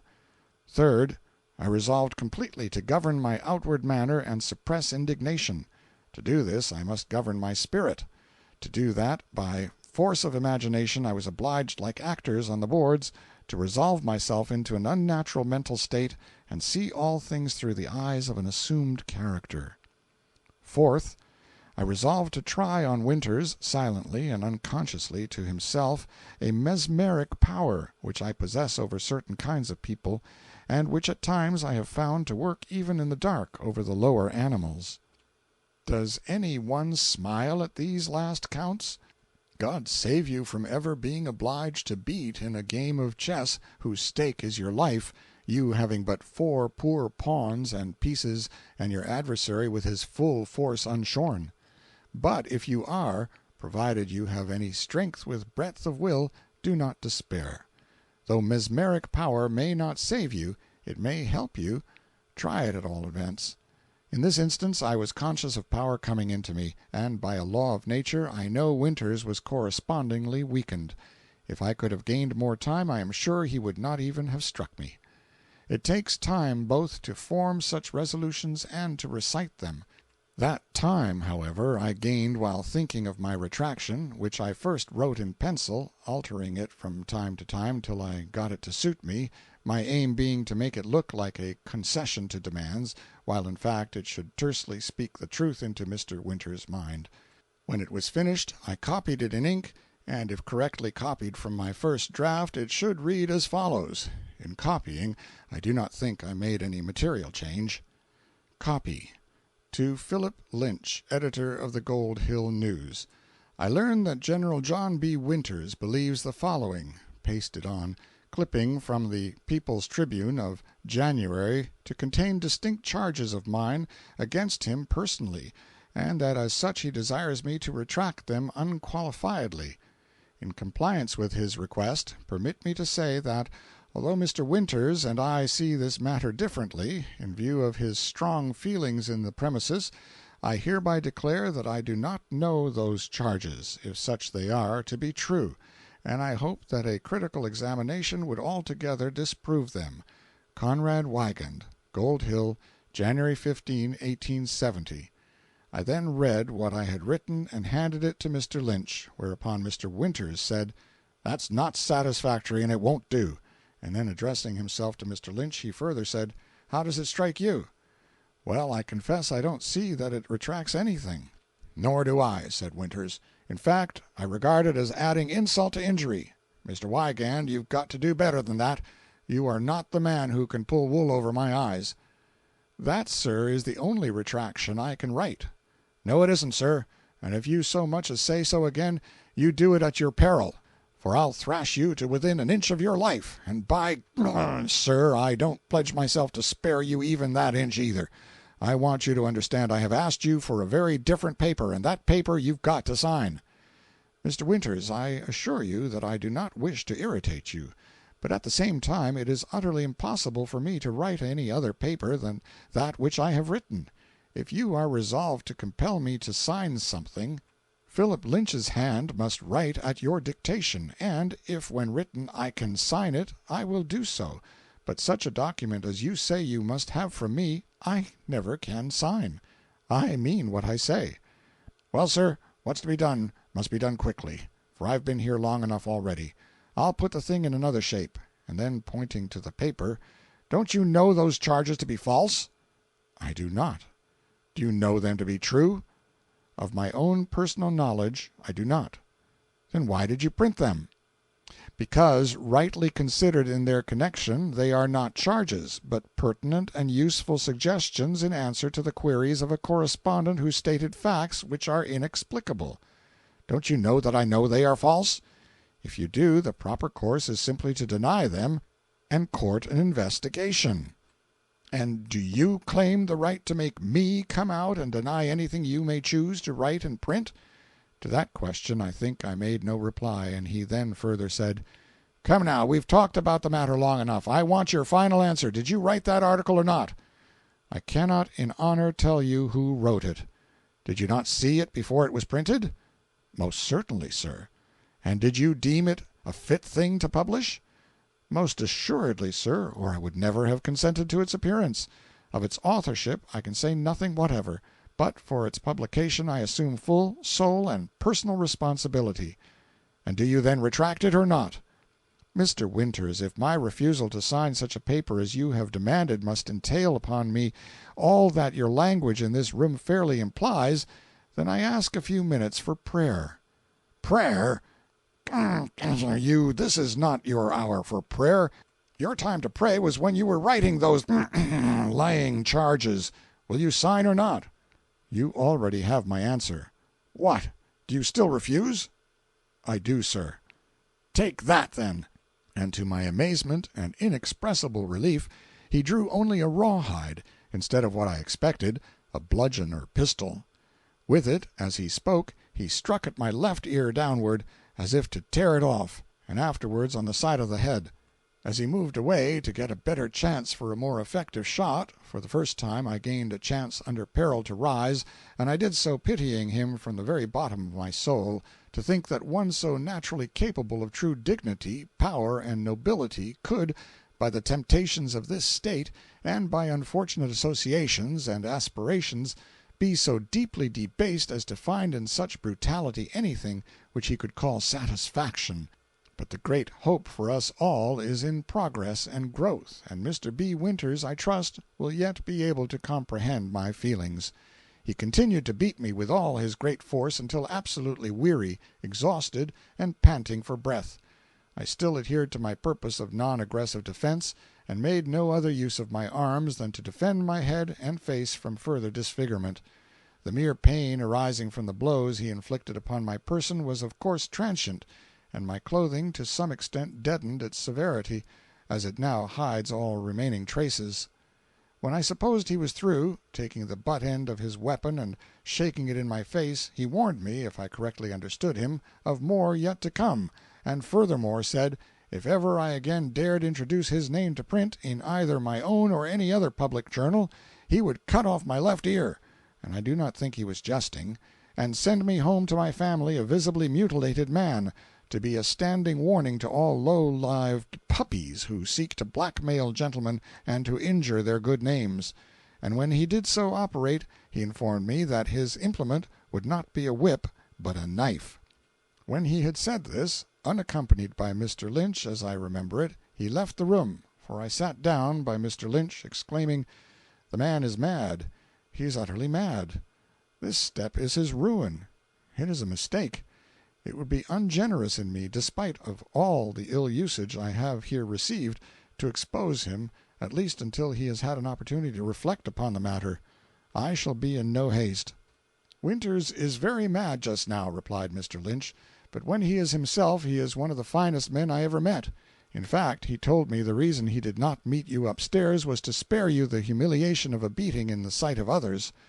I submit that that unguarded remark of Philip Lynch convicts him of having been privy in advance to Mr. Winter's intentions, whatever they may have been, or at least to his meaning to make an assault upon me, but I leave to others to determine how much censure an editor deserves for inveigling a weak, non-combatant man, also a publisher, to a pen of his own to be horsewhipped, if no worse, for the simple printing of what is verbally in the mouth of 9 out of 10 men, and women too, upon the street. While writing this account, 2 theories have occurred to me as possibly true respecting this most remarkable assault. First, the aim may have been simply to extort from me such admissions as in the hands of money and influence would have sent me to the penitentiary for libel. This, however, seems unlikely, because any statements elicited by fear or force could not be evidence in law, or could be so explained as to have no force. The statements wanted so badly must have been desired for some other purpose. Second, the other theory has so dark and wilfully murderous a look that I shrink from writing it. Yet, as in all probability my death at the earliest practicable moment has already been decreed, I feel I should do all I can before my hour arrives, at least to show others how to break up that aristocratic rule and combination which has robbed all Nevada of true freedom, if not of manhood itself. Although I do not prefer this hypothesis as a charge, I feel that as an American citizen I still have a right both to think and to speak my thoughts even in the land of Sharon and Winters, and as much so respecting the theory of a brutal assault, especially when I have been its subject, as respecting any other apparent enormity. I give the matter simply as a suggestion which may explain to the proper authorities and to the people whom they should represent a well ascertained but notwithstanding a darkly mysterious fact. The scheme of the assault may have been, first, to terrify me by making me conscious of my own helplessness after making actual, though not legal, threats against my life; second, to imply that I could save my life only by writing or signing certain specific statements which, if not subsequently explained, would eternally have branded me as infamous and would have consigned my family to shame and want, and to the dreadful compassion and patronage of the rich; third, to blow my brains out the moment I had signed, thereby preventing me from making any subsequent explanation such as could remove the infamy; fourth, Philip Lynch to be compelled to testify that I was killed by John B. Winters in self-defense, for the conviction of Winters would bring him in as an accomplice. If that was the program in John B. Winters' mind, nothing saved my life but my persistent refusal to sign, when that refusal seemed clearly to me to be the choice of death. The remarkable assertion made to me by Mr. Winters that pity only spared my life on Wednesday evening last almost compels me to believe that at first he could not have intended me to leave that room alive; and why I was allowed to, unless through mesmeric or some other invisible influence, I cannot divine. The more I reflect upon this matter, the more probable as true does this horrible interpretation become. The narration of these things I might have spared both to Mr. Winters and to the public had he himself observed silence, but as he has both verbally spoken and suffered a thoroughly garbled statement of facts to appear in the Gold Hill News, I feel it due to myself no less than to this community, and to the entire independent press of America and Great Britain, to give a true account of what even the Gold Hill News has pronounced a disgraceful affair, and which it deeply regrets because of some alleged telegraphic mistake in the account of it. who received the erroneous telegrams. Though he may not deem it prudent to take my life just now, the publication of this article I feel sure must compel General Winters, with his peculiar views about his right to exemption from criticism by me, to resolve on my violent death, though it may take years to compass it. Notwithstanding, I bear him no ill will, and if W. C. Ralston and William Sharon and other members of the San Francisco mining and milling ring feel that he above all other men in this State and California is the most fitting man to supervise and control Yellow Jacket matters, until I am able to vote more than half their stock, I presume he will be retained to grace his present post. Meantime, I cordially invite all who know of any sort of important villainy which only can be cured by exposure, and who would expose it if they felt sure they would not be betrayed under bullying threats, to communicate with the People's Tribune, for until I am murdered, so long as I can raise the means to publish, I propose to continue my efforts at least to revive the liberties of the State, to curb oppression, and to benefit man's world and God's earth. Conrad Weigand. It does seem a pity that the sheriff was shut out, since the good sense of a general of militia and of a prominent editor failed to teach them that the merited castigation of this weak, half-witted child was a thing that ought to have been done in the street, where the poor thing could have a chance to run.